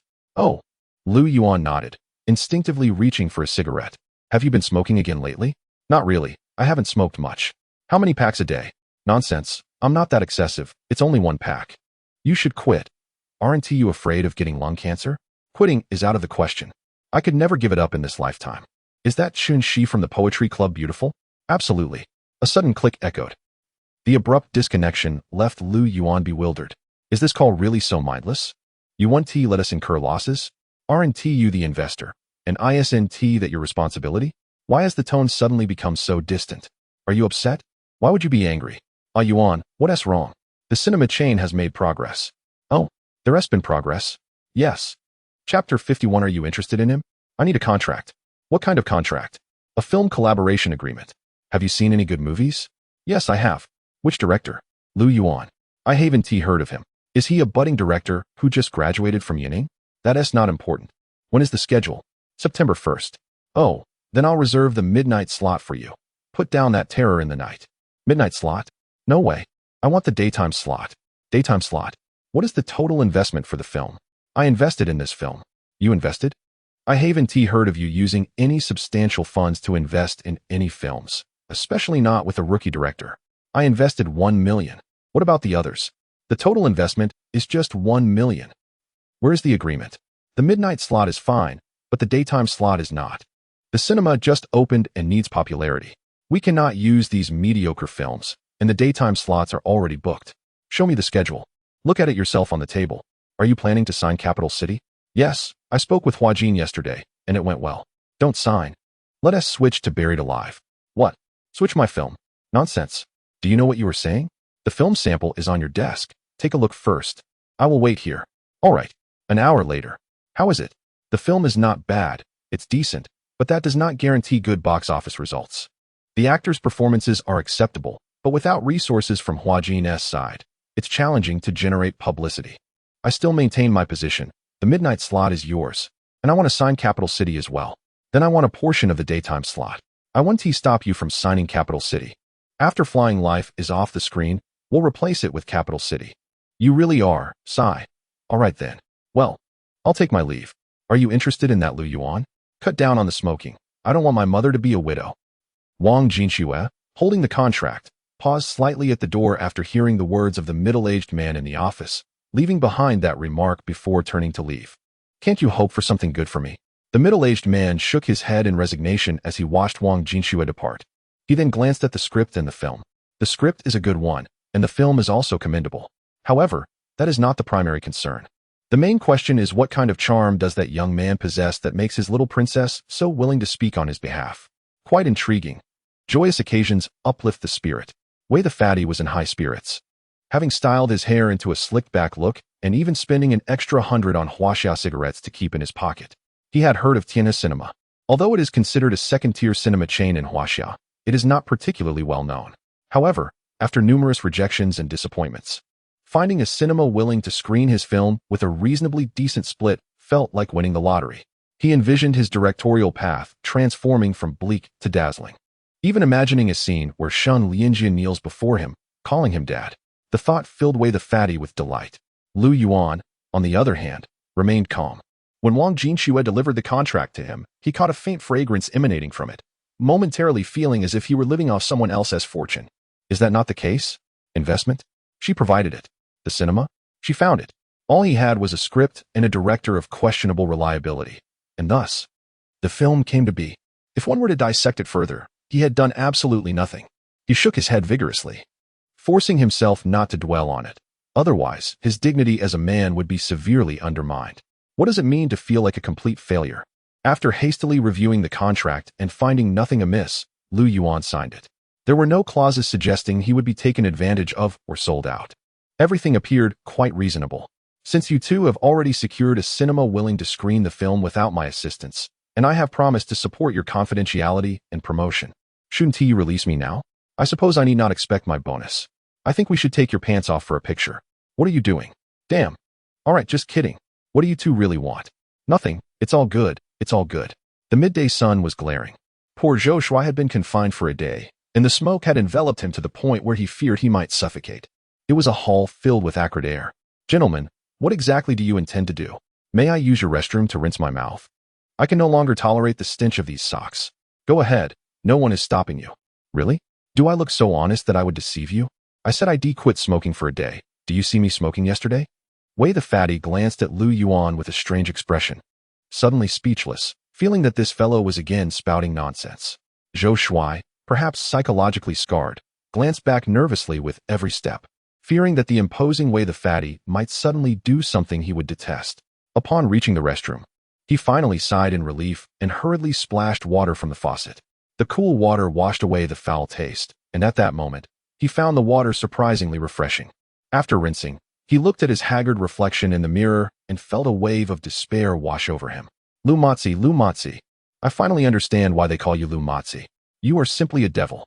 Emerging from the restroom, Zhou Shuai saw Lu Yuan and Wei the fatty staring at him. Especially Wei the fatty's gaze filled with ill intent, causing his previously relaxed heart to tighten again. What do these two want? By the way, do you want an exclusive scoop? What do you intend to do now? Don't be nervous. Come on, brother. It's a misunderstanding. We explained before. We were just trying to protect ourselves, afraid you might write something reckless. In truth, we are all good people. Come, sit here. Don't be so stiff. We are all good people. Wei the fatty cheerfully gestured to the seat beside him, his smile blooming like a chrysanthemum. What exclusive scoop? Zhou Shuai did not sit, but instead fixed his gaze on Wei the fatty, sensing that this person harbored ulterior motives. TSK. You could conduct an exclusive interview with Lu Yuan. A few days before our film's release, you could publish this interview. And Lu Yuan will share some secrets about Shao and the creative process behind Invisible Wings. This is a rare opportunity. Really? It must be true. All right. Time passed swiftly, and in the blink of an eye, half a month had gone by. The popularity of the song Invisible Wings surged, and walking down the street, one could find anyone humming a few lines of the melody. The television song request channel plays this song on a continuous loop every day, consistently topping the music charts, while the album is sold out, overshadowing the works of other artists by nearly half. Merchants line up at dawn at the factory, eagerly anticipating the first batch of goods, and almost as soon as they are on the shelves, they are completely sold out.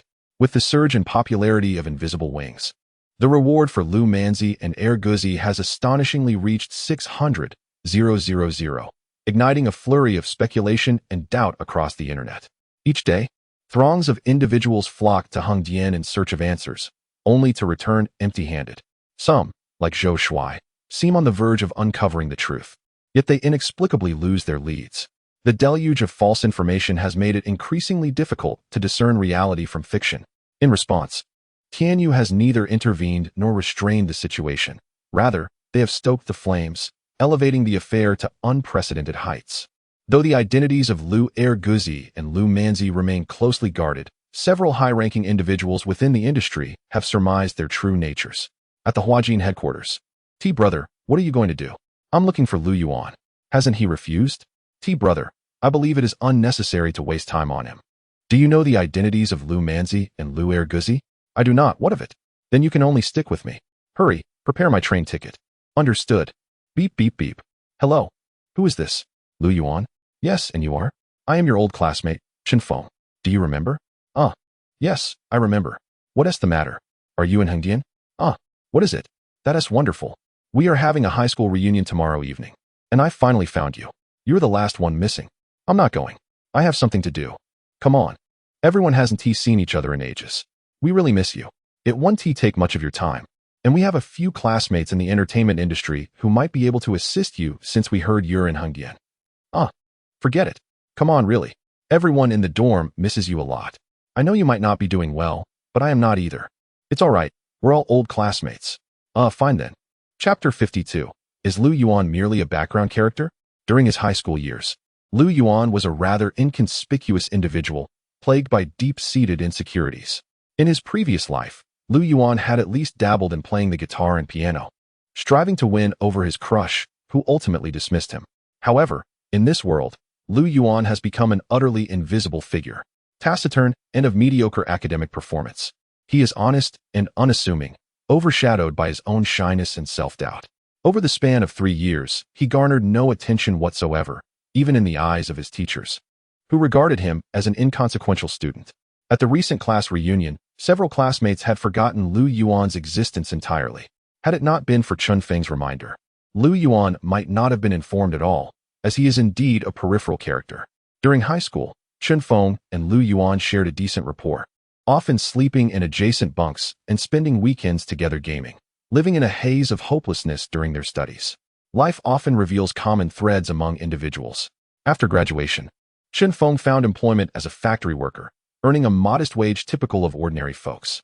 Prior to the reunion, he had inquired about the current situations of his classmates and discovered that a few had found great success in the entertainment industry, signing with Huajin Entertainment thanks to their looks and family backgrounds. Others had opened their own creative businesses, earning substantial incomes, while some had become employees in large corporations, navigating the bustling cities with enviable salaries.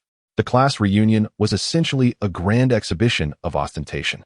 Chun Feng weighed his own identity and status against those of his peers, realizing that he had little choice but to envy their accomplishments. Ultimately, his gaze turned toward those who fared less favorably, such as Lu Yuan. Aware of Lu Yuan's struggles in Hengdian, he compared their situations and, rather than feeling a kinship in misfortune, found himself reassured by his own circumstances, feeling superior to Lu Yuan. Thus, when Chun Feng decided to call Lu Yuan, he volunteered without hesitation. Upon learning that Lu Yuan was reluctant to attend, he employed his persuasive skills to coax him into coming. After all, if Lu Yuan did not show up, Chun Feng would truly become nothing more than a backdrop for others' pretentious displays. Such a fate was intolerable. The reunion was set at the Yangfan restaurant, located at the westernmost part of Hengdian. Lu Yuan spent 1 yuan on bus fare to reach the restaurant's entrance, gazing up at the multi-storied building, scratching his head. In what he deemed a formal occasion, Lu Yuan had initially considered wearing a suit, but upon inspecting his wrinkled, smoke-stained attire, he ultimately abandoned the idea. He valued his self-image too much to risk ridicule by donning such a suit. After much contemplation, he opted for casual attire, glancing in the mirror before leaving and feeling mildly satisfied with his appearance. Is that really you, Lu Yuan? You are Chun Feng? Yes, it's been ages. Indeed, it has. Seeing the well-dressed young man beside him, Lu Yuan smiled nostalgically, reflecting on their shared past. The boy who once gamed alongside him now wore a suit, looking quite dashing. Chun Feng's smile remained unchanged, but Lu Yuan sensed an intensified eagerness in his gaze, as if he were genuinely pleased with his current self. Chun Feng was, of course, quite pleased, observing Lu Yuan's appearance and demeanor as he descended from the bus. Every detail exuded a hint of poverty. Though he himself could not match Lu Yuan in terms of attractiveness, the initial impression was starkly in his favor, especially given the exorbitant price of his tailored suit, which bolstered his confidence. It was evident that Lu Yuan had indeed struggled in the years since their graduation, likely ranking among the lowest in their class. Having such a friend to contrast with was a source of comfort for Chun Feng, who was naturally enthusiastic in his demeanor. However, he refrained from overtly treating Lu Yuan as a mere backdrop, as they were both adults and certain things should not be too directly addressed. This is the latest model from the Mercedes GP series, reportedly worth over 500,000, Chun Feng boasted. Oh, and that BMW XE over there. Can you guess whose it is? Whose? That's Chun Zhixiang's car. Can you guess the price? I'm not well versed in cars, to be honest. The total comes to over 1 million. Such a high price? Absolutely. And that's not even the most expensive. Really? What about that Audi PT sports car? Over 2 million. It's the ride of our future star, Chun Jiun, specially arranged by Huajin Group. Wow, that's impressive. As they passed the parking lot, Chun Feng regaled Lu Yuan with tales of the luxury cars parked there, and Lu Yuan reciprocated with genuine surprise, never expecting such success from their classmates. Actually, I'm also considering purchasing a Volkswagen when the new model arrives, Chun Feng remarked with a smile, sharing his thoughts with Lu Yuan. How much? Not too expensive. Around 200,000 or so, he replied nonchalantly, reveling in the moment of satisfaction as Lu Yuan inquired about the price. "Oh, how's the performance?" "The performance is certainly excellent." "That sounds promising." Lu Yuan nodded, mentally calculating his finances. With over 600,000 in hand, spending 20,000 on a car seemed feasible, perhaps even allowing for a more luxurious purchase. Chen Feng, pleased with himself, led Lu Yuan through the entrance, feeling that this was a splendid beginning. He was grateful for his decision to call Lu Yuan. Otherwise, his entrance would not have been nearly as enjoyable. "Director Zhang, should we release the teaser for Old Boy online in advance to generate some buzz? Is the editing complete?" "Yes, it is." "Very well, let's set it loose. By the way, I heard from the editorial department at Huaxia Entertainment News that Lu Yuan's identity might be revealed tonight." "Tonight? What? Lu Yuan is Lu Manzi, right?" "Yes." "How did you know?" "That's not a secret for me. It's an excellent opportunity. We should take advantage of this momentum to release the edited teaser and include Lu Yuan's recording footage. This could create a significant promotional wave. Timing is crucial." "Absolutely. I'll handle it right away. Make haste." "Yes." Chen Jiyun, Chen Shanbin, and Chen Jixiang, known as the Chen F3 of Class 2 in their senior year, commanded respect and admiration in school, excelling academically while being the envy of all. As time passes, some things change while others remain constant. When Lu Yuan accompanied Chen Feng to the venue, he encountered a group of young individuals who seemed vaguely familiar, yet somewhat estranged. Among them, Chen Jiyun and Chen Jixiang were particularly well received, surrounded by admirers showering them with flattery, embodying the essence of popular figures. In contrast, Chen Shanbin appeared somewhat disheartened, blending into the crowd and lacking the former splendor he once possessed. "Ah Yuan, we must cultivate a good relationship with Chen Jiyun and Chen Jixiang. One is poised to become a major star this year, while the other has established a successful company. If we can maintain a favorable rapport, it would be advantageous for us," Chen Feng remarked, instinctively raising his glass, his face reflecting envy and obsequiousness as he approached Chen Jiyun. Lu Yuan, having little interaction with these classmates and feeling even more estranged after so many years, stood amidst the crowd uncertain of what to do. He casually found a spot, indulging in the pastries on the table while observing the boisterous camaraderie around him. He maintained a calm demeanor, knowing that gatherings like these often spotlight those who have thrived, while others either become sycophants hoping for a lift or retreat to the corners, bitterly watching others flaunt their success. Lu Yuan should have felt the sting of envy, perhaps even lamenting his situation. Yet, at that moment, he found himself surprisingly at peace, almost in a state of detachment. What was happening? "Jiyun, I heard that the contracts are tiered. What level are you at?" Someone asked. "What level?" "Naturally, I am at level C, unlike those at level D. I have a dedicated agent," Chen Jiyun replied modestly. "Wow, that's impressive. You were the star of our school, and now you've truly entered the entertainment industry. There's no doubt you will have a significant presence in the future." "Ah, I dare not claim such a title. I simply had the fortune of being noticed by a director and landing a role." "Not quite, Jiyun. I heard you play the male fourth lead in Our Youth, which premieres on September 1st, and your role is substantial. This is remarkable. The company must be planning to nurture you." "Well, it's decent, I suppose. The company seems to have a favorable view of me." "Jiyun, you must give me your autograph. Once you become a big star, your signature will be priceless." "Of course, it's nothing. We are old classmates, after all." As a group of girls surrounded Chen Jiyun, chattering excitedly, he wore a modest yet proud smile, exuding a sense of superiority with the casual display of his phone and watch. To him, the entertainment industry was a glamorous world, and he was destined to shine brightly within it. Chen Feng, intoxicated, stumbled over from Chen Shanbin, his face glowing with delight. "Lu Yuan, why aren't you joining in for a toast?" I don't drink much." "Oh, that's not how we do things. Come, let me introduce you to Chen Jixiang for a toast. He is quite amiable and has promised to help me secure a design position at his company with a salary of 3,500. That is really not necessary. I'm doing just fine." Lu Yuan shook his head after Chen Feng patted him on the shoulder. "Now's not the time for pride, Lu Yuan. We've left the academic world. We should adapt to the realities of society. When it's time to bow, we bow. When it's time to smile, we smile. Look at how they shine. We may not reach their heights, but a little flattery could improve our circumstances. What is pride worth? It's foolish to cling to it when we can benefit from their goodwill." Chen Feng believed Lu Yuan was still holding on to his old school mentality and pressed him to be more flexible. Lu Yuan munched on a pastry, unsure of how to respond. He understood Chen Feng's intentions were noble, Yet he felt he and Chen Zhixiang were worlds apart. During their school days, he remembered Chen Zhixiang always looking down at him with disdain, dismissing him with an air of superiority. Lu Yuan had his pride.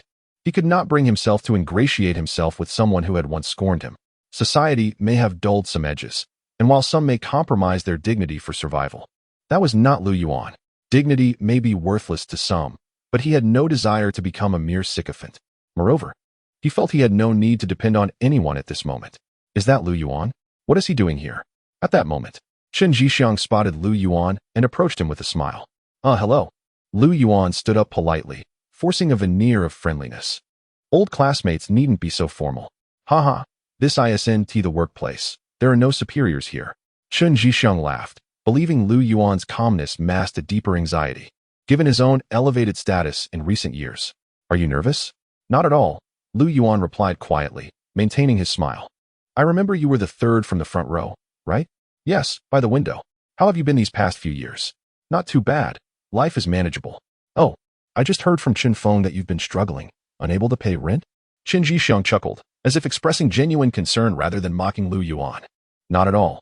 Things are quite fine, Lu Yuan replied, though internally he felt exasperated. In a public setting, such remarks felt like a slap in the face. Yet, Lu Yuan remained composed, silently observing. How about this? I need an office clerk. If you're interested, you could come work for me at a base salary of 2,800, plus overtime. Chen Zhixiang beamed, eagerly awaiting Lu Yuan's gratitude. He reveled in the power dynamic, relishing the way Lu Yuan's eyes might reflect excitement and appreciation. It reminded him of the days when he commanded respect. Lu Yuan, it's rare for Chen to make such an offer. You should express your gratitude. Come on, Lu Yuan, are you really this oblivious? With Chen's support, you're bound to succeed. Various voices surrounded Lu Yuan, instructing him on how to navigate the social landscape. Join me in planning. I need someone to help with logistics. At that moment, Chen Zhiyun, having just finished a call, approached, glancing at Chen Zhixiang with a hint of challenge. What is a reunion? It is a contest of pretenses. What is Lu Yuan? A trivial individual, hardly worthy of notice. Yet, he cannot allow Chen Zhixiang to steal the spotlight. It is a class reunion. What does a class reunion signify? Merely a gathering for ostentation. Thus, he must offer Lu Yuan a position. Lu Yuan, join me, and I shall provide you with a base salary, along with 5 insurances and 1 fund, plus a year-end bonus. Lu Yuan, by working with me, you will have the opportunity to be in close proximity to stars. Do you know in Shao? I can procure her autograph for you, and you should be aware of the entertainment industry. Joining me could lead you to a formal position at Huajin, an opportunity that feels like a windfall. He cast a glance at Chen Zhiyun, whose handsome face bore a hint of a provocative smile. When he looked at Lu Yuan, despite his well-crafted facade, he was merely a backdrop of pretense. He was once a figure of great influence. Everything flowed so seamlessly, so comfortably.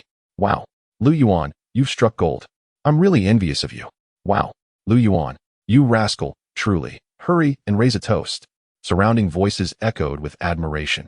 Even Chen Feng could not restrain his thoughts on Lu Yuan's remarkable fortune. Ahem, I must take a call. At that moment, Lu Yuan's phone rang. Upon checking, he saw it was a call from Tang Chong. He stood and moved to a secluded area to answer. Hello, Yuan, is it a convenient time? I'm at a class reunion. Where? At Yangfan restaurant. What is the matter? Well, if it's convenient, I believe we could discuss something. I'm genuinely sincere. I'm busy. Is it the Yangfan in Hengdian? I'll come over. Just a moment. I won't take up too much of your time. Just as he hung up, another call came in, this time from Wang Jinxue. Where are you? At the class reunion. Is it done? Not yet. Then I'll come over. For what? To discuss the movie arrangements. Let us postpone it for today. I won't be back until very late. Are there many female classmates? Quite a few. Beep, beep, beep. Chapter 54. Can you not interrupt my pretentiousness? Wang Jinxue hung up the phone, leaving Lu Yuan in a state of bewilderment. Was she angry? Had he truly said something amiss? However, recalling that Wang Jinxue had previously terminated calls in a similar fiery manner, Lu Yuan simply tucked his phone away, not dwelling on it further. The moonlight of the night was translucent and imbued with a certain radiance, casting a silvery glow upon the earth. Gazing through the window at the distant street, illuminated by flickering lights, it resembled a city that never slumbers, bustling with life.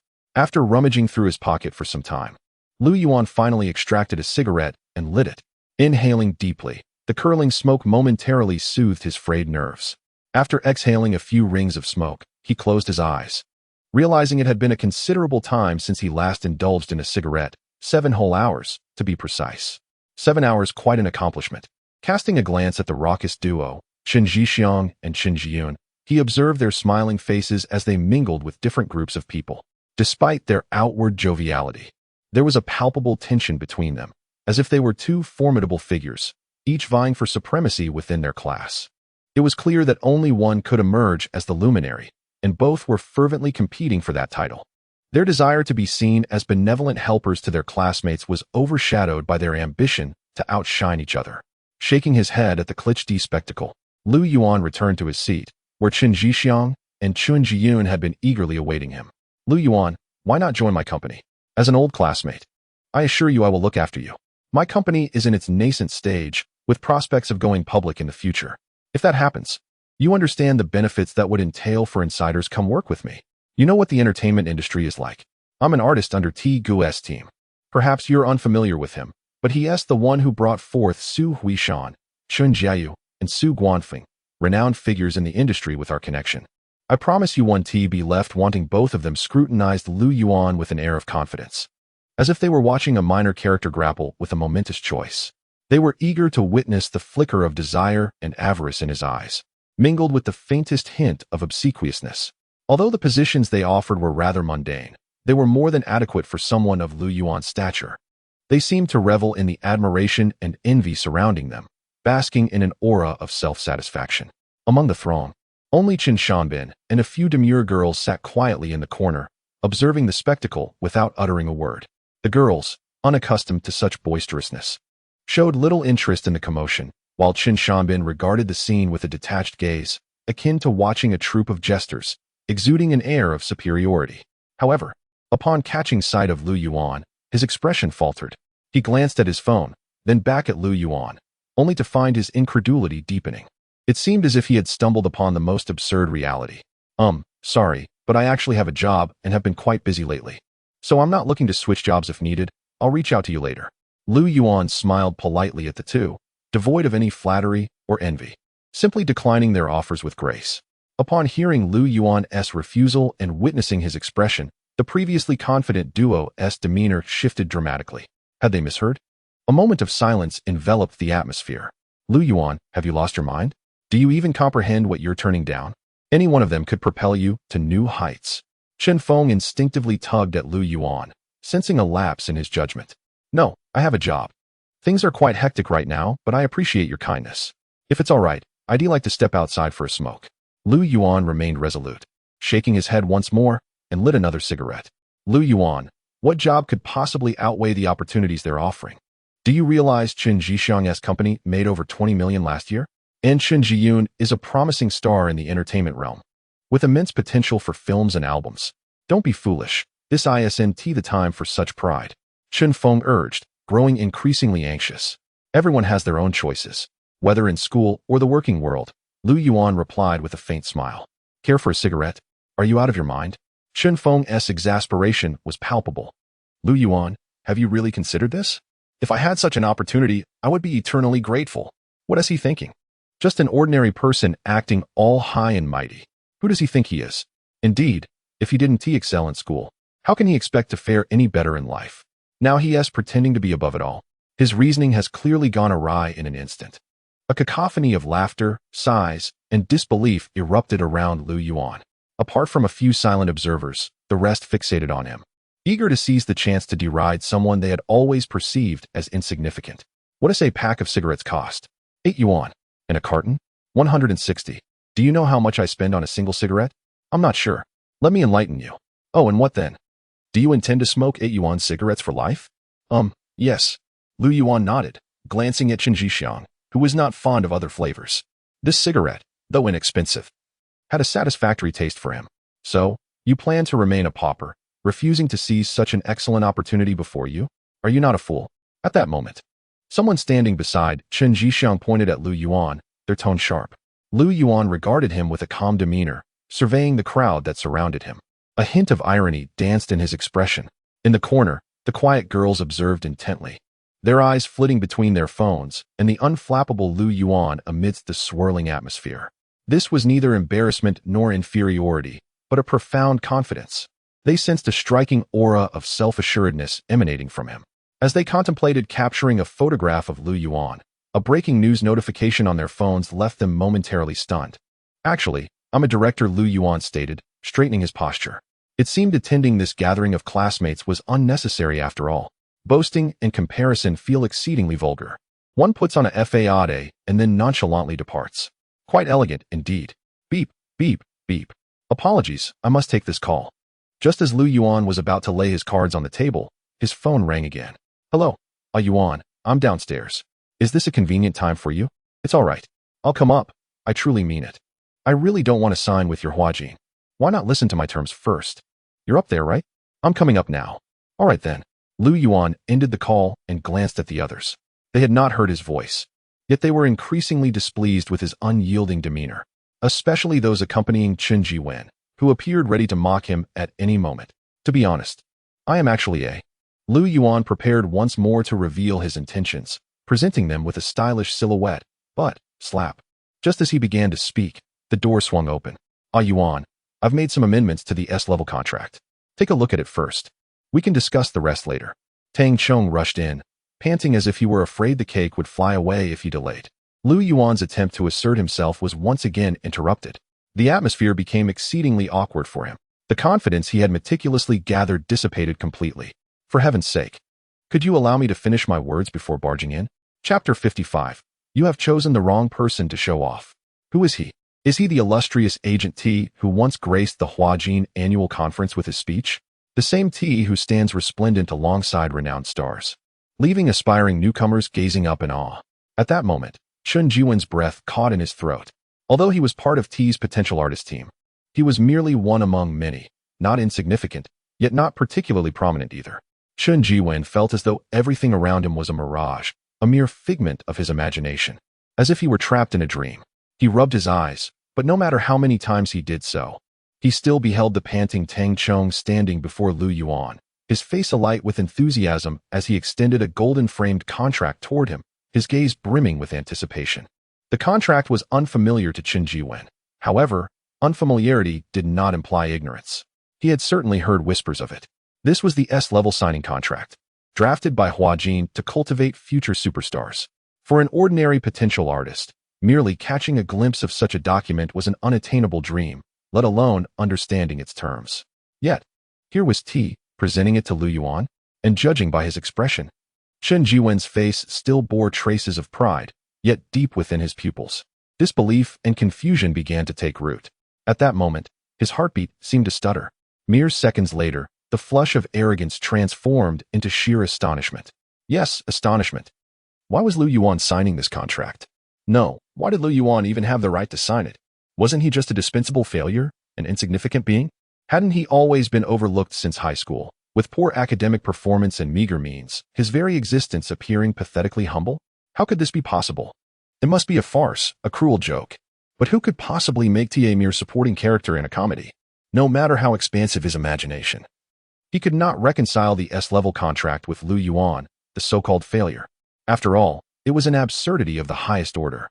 Even those unfamiliar with T were not fools. Upon witnessing Chen Jiwen's expression, they fell silent. A few students acquainted with the S-level contract stood agape, as if their mouths could house an egg. They were utterly bewildered, their imaginations spiraling out of control. Apologies, but I truly have no intention of signing with Huajin at this moment. Thus, I shall refrain from perusing the contract. Under the spotlight, the entire venue fell into a profound silence. Lu Yuan glanced at the contract, hesitated momentarily, and ultimately shook his head, returning it to Tang Chong. To him, signing this contract was out of the question. Regardless of its enticing terms, he understood his own limitations. He was acutely aware of the perils of soaring too high only to crash down. Therefore, he declined. Earlier, I expressed my sincerity over the phone. You might consider the terms on the contract, which are more favorable than typical S-level contracts. It won't hinder your directorial endeavors, and if your screenplay is commendable, we can increase our investment, assist in promotion, and the revenue sharing will adhere to standard conditions without substantial deductions. Moreover, Huajin is among the top companies in the Huaxia circle. You can rest assured of that. At this moment, Tang Chong's mind was set on signing Lu Yuan, his tone almost desperate. He had grasped Lu Yuan's identity and other pertinent information. He recognized that Lu Yuan was a treasure trove of talent, and securing him would undoubtedly be advantageous. Furthermore, it was crucial to act swiftly while Lu Yuan had yet to rise to prominence. I apologize, but I truly lack that capability, and presently, I have no plans for further development. Lu Yuan shook his head once more, finally turning down the offer. The crowd is too large. Shall we find a quieter place to converse? Tang Chong was sweating profusely, feeling as if he had returned to the initial days of his career at Huajin, signing his first artist, utterly helpless yet unwilling to give up on Lu Yuan. The S-level contract has been revised. It is now more flexible, directorial opportunities, increased investment, without deductions. An S-level contract, meticulously revised, was rejected by Lu Yuan, and without a word, just like that? My goodness. Chen Jiwen gasped, his mind swirling in tumultuous waves, nearly causing him to faint. Others were equally stunned. They struggled to believe their ears and eyes. Everything felt surreal. What on earth has transpired? Who am I? Where am I? And what am I doing? It was as though they could hear the sound of slaps to the face. Slap, slap, slap. Well, the gathering has nearly concluded. It might be best to step outside. Lu Yuan hesitated, glancing at the others, then straightened his posture. Under the spotlight, he felt compelled to put on a show before departing. I mentioned I have work to attend to. I am quite busy. In fact, I am. Shall we proceed to the CAF to continue our discussion? I will drive you. Upon hearing this, Tang Chong immediately grasped Lu Yuan's hand. You have interrupted me for the third time today. Lu Yuan opened his mouth, only to find his words caught in his throat. After a long pause, he managed to utter this single sentence. What was meant to be an opportune moment for bravado had turned into an awkward situation. He felt immensely uncomfortable. Oh, then do say it now. No more talking. I must take my leave. Lu Yuan shook his head, a pained expression on his face, before turning on his heel and striding toward the exit, entirely devoid of the grandiose, nonchalant demeanor he had envisioned. Brother T, hello Do you recognize me? Hello, I am Chen Jiwen, one of your signed artists this year, associated with Lu Ji's group. Oh, I recall now. You are also a classmate of a Yuan's? Yes, we are classmates. Oh, splendid. I see. Let's chat next time. I must take my leave now. Please, continue the gathering.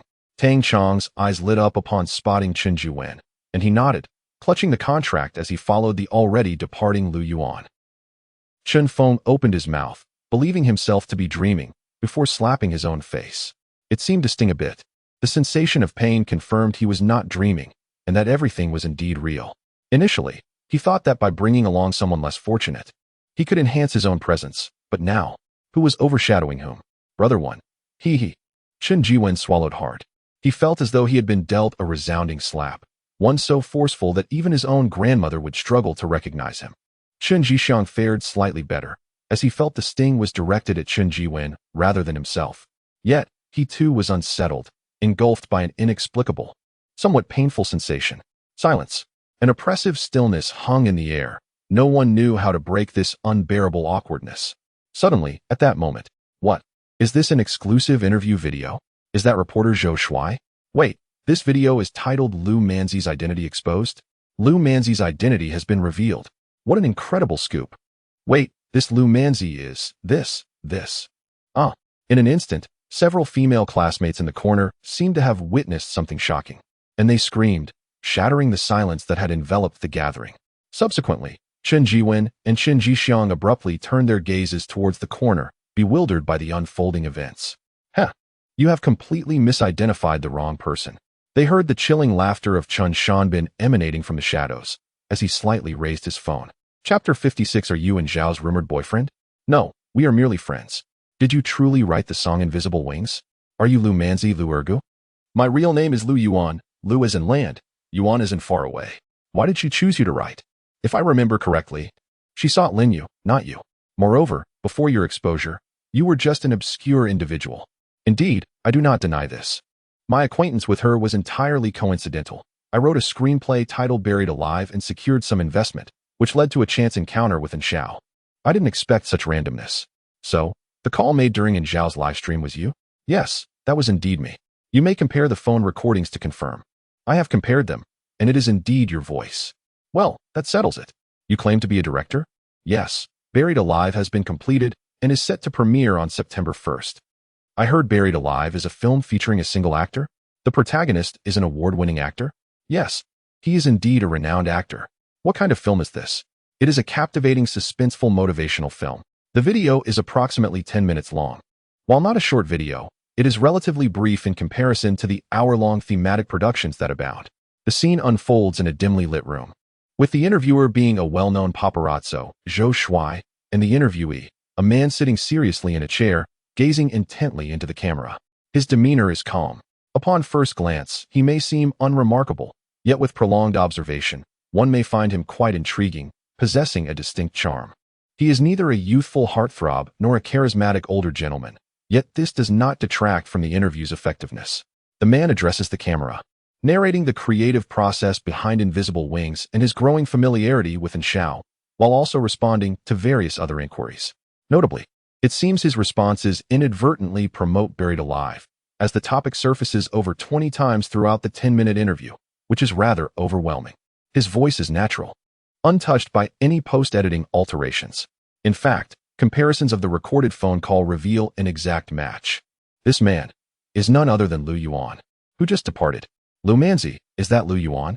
The rumored creator whose bounty has reached 500,000 is indeed Lu Yuan? The video suggests as much, and upon examining certain details, it appears there is little doubt. While voices can be fabricated, we cannot ascertain authenticity. Perhaps it is merely an attempt to ride the coattails of fame.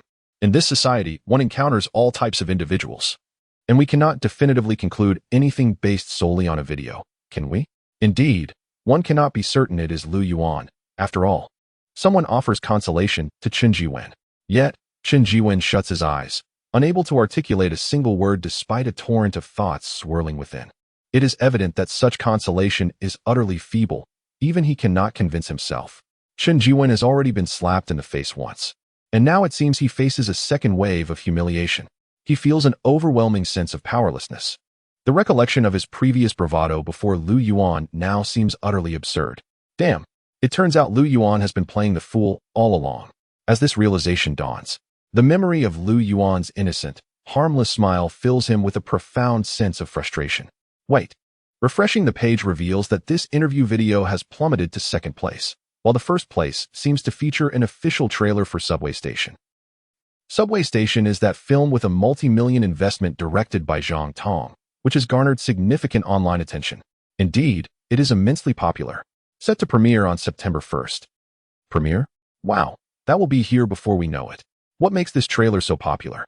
The video is titled A Tribute to Past Youth. We are all old boys. As the prelude of Old Boys begins and the trailer unfolds, the earlier awkwardness dissipates significantly. Everything feels right. The song is delightful, quite professional. It seems director Zhang Tong has enlisted a skilled singer for this piece, taking a deep breath to dispel any lingering discomfort. Zhang Jiwen prepares to share his thoughts on the video. After all, he cannot remain awkwardly stagnant forever, can he? Yes, precisely. Especially the singer's voice. It resonates deeply, evoking a sense of emotion. The lyrics are commendable. Indeed, it appears the creator possesses considerable talent. This song is destined to be a hit. Aside from Chun Shanbin, who lurks in the shadows with a smirk, the others join in agreement, attempting to dispel the earlier discomfort. However, this singer, why does it feel? Wait, is that Lu Yuan? Damn, it truly is Lu Yuan. Just as the earlier awkwardness fades and Chen Jiwen begins to regain his composure, his pupils narrow once more. Breath halts. Heart stops. A wave of nausea washes over him. A third wave of shock strikes suddenly, and this one is even more intense, more piercing. Boom. Weibo explodes. What happened? There seems to be another video on Weibo, possibly featuring Lu Yuan. Is it a poetry recital? Lu Yuan has written poetry? Boom. The fourth wave of shock leaves everyone in a state of bewilderment, gazing at the trending topics on Weibo, alongside the two videos, revealing Lu Manzi's exposure. Two poems from the poetry recital. The creator of Old Boys. A 1 million investment. Can a good film emerge from this? Who is the award-winning actor? This night feels as if a bomb has dropped, exploding across the entire network in a frenzy. Chen Jiwen stumbles back, collapsing into a nearby chair, his mind echoing with Lu Yuan's innocent response. Actually, I have work. I am quite busy. Thank you for your kindness. Do you wish to spend your life smoking $8 cigarettes? Yes, indeed. The words replay in a relentless loop, accompanied by the sound of slaps echoing in his mind. Who can explain what on earth is happening in this world? I merely wish to make a mark at the gathering. Yet why? Has Lu Yuan stolen my thunder? At this moment, a whirlwind of confusion engulfs him, accompanied by a chorus of exclamations. Tell me, what is going on today? Where did Lu Yuan even come from? Damn. Hey, look downstairs. Downstairs? That man standing in front of the Lamborghini, smoking, is that Lu Yuan? Seems so. Wait, a beautiful woman just emerged. Is she chatting with Lu Yuan? They appear quite familiar. Is that Huajin's manager standing beside them? Did Lu Yuan just get into the woman's car? This time, Chen Jixiang takes a deep breath, politely closes his eyes, and mentally recites several civil phrases. Jealousy, anger, envy, yet he must maintain his composure. I bought a watch last year. As for Chen Jiwen, well, his complexion has turned ashen. The only sound echoing in his mind is the relentless thudding. Pain. Has the reunion concluded?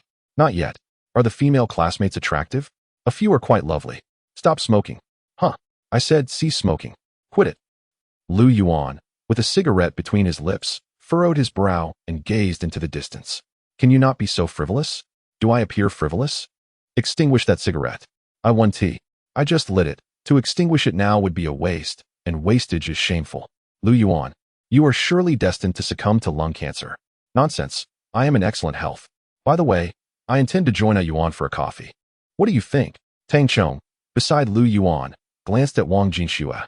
I wish to discuss some matters regarding films with him tonight. As I am one of his investors, perhaps you could reschedule this. Tang Chong looked at Lu Yuan, then nodded. I shall visit a Yuan tomorrow instead. Wang Jinxue emanated a formidable aura, and Tang Chong inexplicably felt subdued. Moreover, he seemed to recognize Wang Jinxue, and upon recalling her identity, he ultimately placed the contract back into his possession. What matters pertain to the film? Lu Yuan finally extinguished the cigarette, and turned his gaze to Wang Jinxue. Preparations before the premiere. Preparations? Get in my car. Where to? Get in. Chapter 57. Some choices last a lifetime. Lu Yuan sensed that Wang Jinxue harbored a deep-seated disdain for him, a feeling that seemed to emanate from the very core of her being. However, Lu Yuan was resolute. He would not alter his essence merely to appease her. Their relationship could best be described as one of collaborative friendship. You invest in me, and I shall endeavor to promote the film to the best of my abilities. Should the box office yield favorable results, a share of the profits would suffice for a job well done. Thus, Lu Yuan felt no compulsion to transform himself, particularly when it came to quitting smoking. The prospect of giving up smoking was utterly implausible. It was his means of alleviating boredom. What would he resort to without it? Chewing gum? Yet, after ascending into the Lamborghini, Lu Yuan refrained from lighting up another cigarette. At times, one must adhere to certain principles, at least to maintain a semblance of integrity. Have you contacted any other brands for advertising sponsorship for the film? No. Oh, what is the matter? Nothing. If you haven't, then I shall secure an advertising slot myself. You will? Yes. What kind of advertisement? Clothing sales. Lu Yuan nodded. He held no strong opinions regarding sponsorship opportunities, as Wang Jinxue had financed the entire film. She was free to pursue whatever she desired. Do you have any thoughts for your next film? The next film? No. What are your company's future plans? Will you follow the film route or the talent agency path? Wang Jinxue cast a sidelong glance at Lu Yuan, who was leaning against the window, chewing gum. At that moment, Lu Yuan's gaze appeared profound, as if he were contemplating something significant. She inquired lightly, nothing? Lu Yuan shook his head. Do you not trust me? Or do you believe I would disrupt your plans? Upon hearing Lu Yuan's dismissive response, Wang Jinxue felt a faint discomfort, a peculiar sense of alienation. It was as if they existed in entirely different worlds, and she detested this feeling. No, why would you say that? Lu Yuan found Wang Jinxue's sudden coolness perplexing. Following the film route may be preferable. Wang Jinxue did not respond directly to Lu Yuan's query. Once this film achieves success, we can capitalize on the momentum. If we pursue the talent agency route, we will require a capable assistant. Of course, you have another option. What option? Lu Yuan pressed. Sign with Huajin. Their S-level contract is quite favorable. Given your talent and vocal prowess, you still have a chance to ascend to stardom, but I suspect you will not choose this path. Indeed, I will not. Lu Yuan nodded. Some reincarnators and time travelers can effortlessly write various novels and scripts, appearing like deities. Yet, Lu Yuan was merely an ordinary individual. You are not one to acquiesce to the whims of others. I discern that from the moment you handed me your script, you were plotting a series of subsequent moves. In truth, you have orchestrated them quite astutely, and even I cannot help but admire your ingenuity. Wang Jinxue recalled that day when a stranger had rushed up to her. Breathless, pitching his script. She could not suppress a smile. That day was sunlit and bright, and Lu Yuan's expression was a blend of shyness and an odd tenacity, as if he were on the brink of a crucial decision. It was hard to imagine that this young man was both rough yet meticulous, a true talent, and equally challenging to fathom his ambition. Perhaps you have misunderstood. Lu Yuan furrowed his brow. I have no plans. Haha, do you think me foolish? Wang Jinxue frowned, occasionally irritated by Lu Yuan's aloofness. No, you are not foolish. You are quite astute. However, there are times when perceptions can be misleading. Lu Yuan spoke earnestly. Some possess talent yet fail to seize opportunities, while others, equally talented, manage to grasp them, and you belong to the latter. I cannot believe the pervasive presence of your name online is purely coincidental. If it were, it would be an extraordinary coincidence indeed. Wang Jinxue cast another sidelong glance at Lu Yuan. So, you claim it is all coincidence, and you expect me to believe that? I am not a simpleton. Wang Jinxue shook her head. Oh, Lu Yuan nodded. He was candid, yet sometimes, honesty does not elicit belief. At least he was sincere in his statements, even if Wang Jinxue remained skeptical. Thus, he chose not to elaborate further.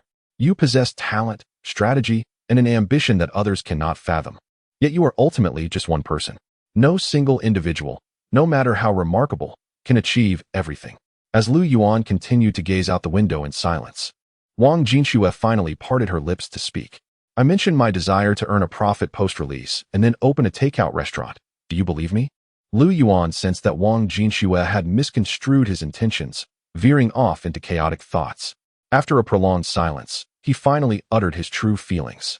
Do you think I would fall for such a flimsy lie? Wang Jinxue chuckled. You do not believe me.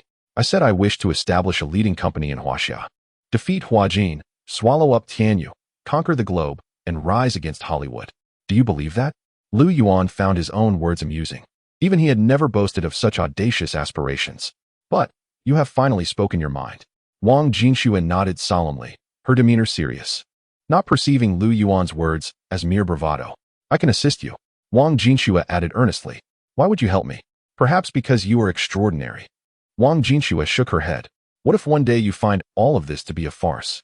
Certain choices, once made, cannot be relinquished. If it is a farce, then let it be a farce. Life is too brief. What was initially a light-hearted topic lost its levity upon witnessing Wang Jinxue's grave expression. Lu Yuan found himself unable to laugh. He wanted to voice that he was merely jesting, that he was boasting, but for reasons unknown, the words lodged in his throat. Life is too brief. What does that mean? So poetic? The Lamborghini halted at the entrance of a CAF named Meeting You. Upon exiting the vehicle, Lu Yuan glanced at Wang Jinxue quizzically. She showed no intention of alighting. Why did you bring me here? To drink coffee at this late hour? Someone wishes to meet you. Who? In the last row of booths inside. He has been waiting for you. And you? I am somewhat tired at this late hour. Wait. Who is this person? You may choose not to meet him, but encountering him will not bring you harm. Lu Yuan was momentarily taken aback as he watched Wang Jinxue drive away. Staring at the retreating Lamborghini, he scratched his head in confusion. What does this mean? You introduce me to someone, yet do not disclose their identity? This feels rather underhanded, doesn't it? Meeting a stranger, how awkward that would be. Even in matchmaking. It should not be done this way. Lu Yuan stood silently at the entrance of the CAF, hesitating momentarily before ultimately deciding to purchase 2 packs of cigarettes from the nearby convenience store. 1 pack of Honglan and another of Huaxia. After acquiring the cigarettes, he finally stepped into the CAF. Although Wang Jinxue could be rather aloof at times and seemed increasingly disdainful of herself lately, Lu Yuan understood that she would not wish him any harm, nor was there any need for her to do so. I'll escort him to the door, he had said. Oh, then you two should come up. I've already brewed tea, she replied. I'm off to bed. Why? I dislike being around smokers, especially 2 of them. It makes me feel nauseous. The familiar CAF, with its subtle aroma and the soft strains of a piano piece, welcomed him. Lu Yuan paused for a moment, noting that today's piano tune was not the girl from Ipanema, but rather F. or Elise. He recognized the pianist, Zhou Yao, whose skilled hands and graceful demeanor, accentuated by a flowing white dress, created an oddly enchanting atmosphere under the gentle CAF lights. Lu Gu, You're here, she exclaimed. Yes, he responded. There are seats available upstairs. Let me show you the way. No need. I can find it myself, he insisted.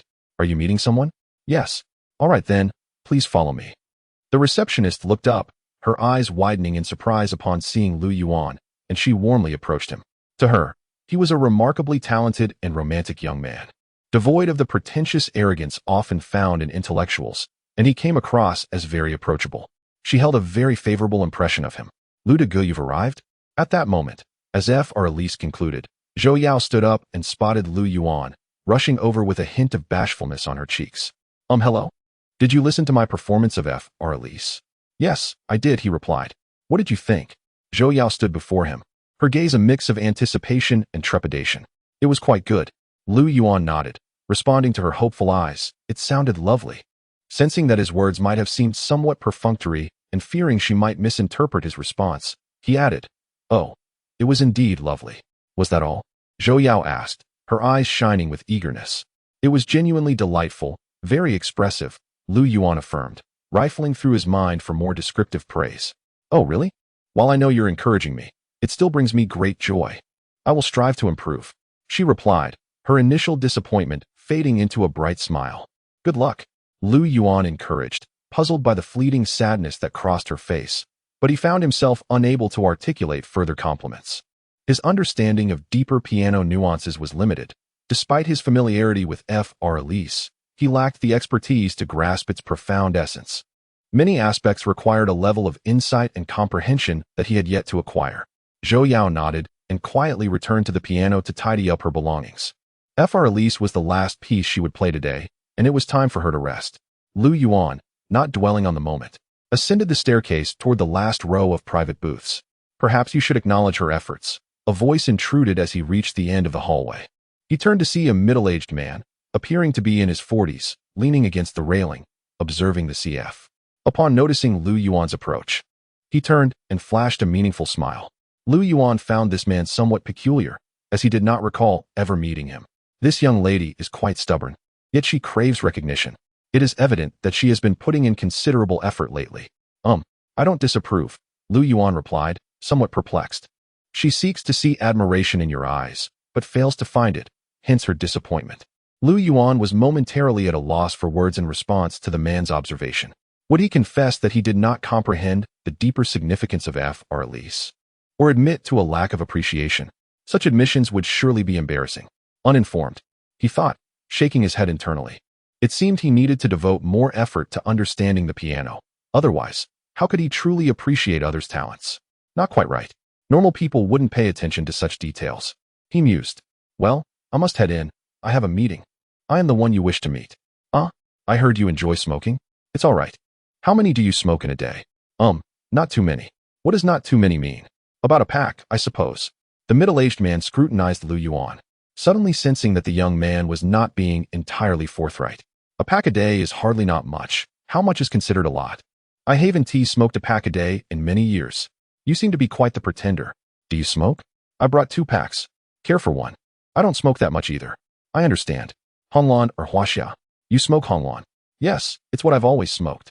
Lu Yuan instinctively opened a pack of Honglan and offered it to the middle-aged man, who brightened upon seeing it. He accepted it and lit up, exuding the air of a seasoned smoker.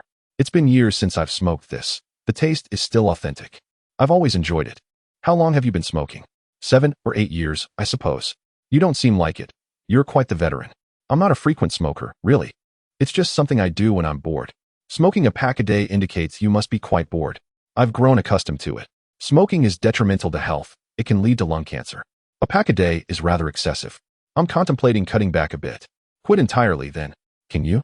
To quit smoking requires tremendous self-discipline. They both chuckled, finding a kindred spirit in each other. As they lit their cigarettes, they sat in the booth, savoring the curling smoke that enveloped them, an unspoken camaraderie forming in the air. This was a profound, yet simple pleasure. The middle-aged man sensed Lu Yuan's sincerity and relaxed demeanor, while Lu Yuan felt the kindness and tranquility emanating from him, an immensely comfortable feeling. I watched your film. It was excellently made, and the actors you chose displayed considerable skill. More importantly, your intentions were commendable. Achieving box office success on a modest budget, a solid plan with a promising idea. Thank you. Are you aware of my identity? I wasn't he before, but now I have some understanding. Oh, you must be the owner of Tianhe Film Distribution, or at least a high-ranking figure within it. Lu Yuan chuckled. Indeed, you have guessed correctly. My name is Wang Yaohua, and I am the proprietor of Tianhe Film Company. Ah, what a pleasure to meet you, Brother Wang. Lu Yuan exclaimed in astonishment, quickly rising to greet the jovial Wang Yaohua with a handshake, feeling both honored and somewhat flustered. What did you just call me? Wang Yaohua's cheerful demeanor suddenly faltered. I believe calling you Uncle Wang might be, well, a tad inappropriate? Lu Yuan observed the middle-aged man, feeling that he was not quite old enough for such a title to be fitting. Brother Wang it is, then. Wang Yaohua shook his head in bemusement, as if caught between laughter and tears. What are your plans for this film? I await its release, Lu Yuan replied. No, I mean, will you take it to Berlin, or to the Golden Horse Awards in Taiwan, or perhaps both? What difference does it make? Lu Yuan, after observing Wang Yaohua's expression, suddenly understood. The Berlin Film Festival or the Golden Horse Awards in Taiwan. After all, for an art film, there are indeed opportunities for accolades. Box office performance is secondary. The pursuit of awards is paramount. The Berlin Festival occurs in March of next year, while Taiwan's event is in November. Of course, we could submit it for consideration prior to its release, and there is also a film festival in Spain that could be explored. Do you believe it will win any awards? Art films do not typically achieve significant box office returns. Their true worth lies in nominations and accolades. I have high hopes for Buried Alive. So, you mean, let us submit it everywhere. There's no harm in trying for awards. That makes sense. After observing the earnest expression on Wang Yaohua's face, Lu Yuan nodded. It seemed that Buried Alive had garnered quite a few awards and received favorable reviews in the previous world. The two engaged in conversation until the early hours, both sipping coffee and smoking, quickly depleting 2 packs of cigarettes. Around 1 in the morning, Lu Yuan returned to the company in Wang Yaohua's Rolls-Royce. Wang Yaohua glanced at Lu Yuan's company and then at Lu Yuan himself, a look of reflection crossing his face, but ultimately imparted a few words of advice, urging him to work diligently and to smoke less in the future before taking his leave. He resembled an elder to Lu Yuan. Upon entering the office, however, Lu Yuan discovered that Wei the fatty was still awake. Not only awake, but, hey, Yuan, good news, good news. I've received a fantastic script, and there's a role that is perfect for you. What role? The male lead. Is it truly that impressive? Yes. The male lead is a vagrant, a chain smoker, a drunkard, a drug addict, and someone who has never known love. A true inspirational tale. What? At this revelation, Lu Yuan was immediately taken aback. What? Chapter 59. Are you brave enough to screen a low-budget film? Yuan, how are things progressing? This is an inspirational film that tells a healing story between a human and a dog. Can a vagabond who embodies the vices of smoking, drinking, and drug use truly inspire? Indeed, it is quite commendable. Do not stray from the path. We are individuals of refinement, not creators of films laden with heavy themes. Yuan, you are mistaken. This is no ordinary dog, nor is it a forbidden film. Where did your thoughts wander? Wei, the chubby one, replied with unwavering seriousness. What is it then? It is a gaunt stray dog that miraculously escaped from a slaughterhouse. Inspirational? Quite so. Why did you think of me? Because you are a smoker, and a particularly addicted one at that. The sensation of smoking again after a day without is akin to the high of drug use. I believe portraying this role would be splendid, a true shining performance. Lu Yuan suddenly found himself at a loss for words. He could see the fervent confidence in Wei's eyes, filled with passion. The moment he looked at Lu Yuan, his gaze radiated enthusiasm, reminiscent of a novice who has just tasted success, eager to seize the moment. Lu Yuan gazed out at the moon and then at the somewhat empty company lobby. In the past, he would have eagerly celebrated this moment, yet now he felt a sudden disinterest. Have you been drinking? Just a little. Sleep now. We can discuss it tomorrow. Yuan, I am quite serious. Once Buried Alive is released, we shall prepare for the Rogue. The investment required is minimal, under 1.3 million, well within our means, and it offers the potential for significant returns, blending tears with inspiration. I feel somewhat tired. Why not read the script first? Then you can sleep? All right. Observing Wei's fidgety demeanor, Lu Yuan finally succumbed to silence and turned on the lights in the lobby, taking the script from Wei. Initially disinterested, he soon found the script surprisingly appealing. The portrayal of the male protagonist's high school days resonated with him. What do you think? Not bad. Shall our next film be this? Very well. You will take the lead role, and I shall direct this time? Wei cautiously glanced at Lu Yuan. Absolutely, no problem. Should I purchase the script now? How much? 7,000, I suppose. Oh, wait, how much did you say? The asking price is 7,000, but with a little negotiation. Perhaps around 5,000 will suffice. Oh, Lu Yuan found the script to be rather inexpensive. 5,000 for a script? Well, could you lend me 7,000? Didn't you just receive your director's bonus? I need to pay off some previous debts. I owe oldly 20,000. And considering how great this script is, and that you are our company as president, well. All right. Lu Yuan looked at Wei's awkward demeanor and felt exasperated. He had indeed dealt with him before. Excellent, boss. Wei beamed with delight, his smile radiating like a blooming chrysanthemum, gleefully enthusiastic. It seemed he could see a promising future beckoning him. Everything appeared to be wonderfully bright. The future director of Huaxiao has arrived. Time passed swiftly, and before long, it was the end of August. Though the weather remained characteristically hot, it bore a hint of coolness compared to July. Numerous film crews flooded Hengdian daily, with countless extras and celebrities congregating, leading to bustling hotels fully booked and thriving business, much to Lu Yuan's envy. He even fantasized about opening a hotel specifically for stars. Alas, he knew such dreams were mere fantasies. Why? Obviously, because he was broke. With mere tens of thousands, how could one open a hotel? That would be absurd. Reality is, after all, not a dream. Indulging in such fantasies is one thing, but pursuing them would be foolish. While Wei took care of the film's promotion, Lu Yuan focused on immersing himself in various acting techniques, occasionally watching art films on television, learning much from them. By the way, what do you call that person? Brother. Why? During this time, Wang Jinxue briefly called Lu Yuan. After he answered her questions, she abruptly hung up. Lu Yuan felt perplexed after he called her. Her phone was switched off. For over 10 days, she didn't reach out again, seemingly having vanished. Women are indeed curious creatures. Lu Yuan pondered, shaking his head to dismiss his thoughts. Of course, he did not admit to having low emotional intelligence. Even those with high emotional awareness can occasionally fall into misconceptions, which is entirely normal. Besides, he was not a psychologist. Another noteworthy occurrence in August was Lu Yuan's rise to fame.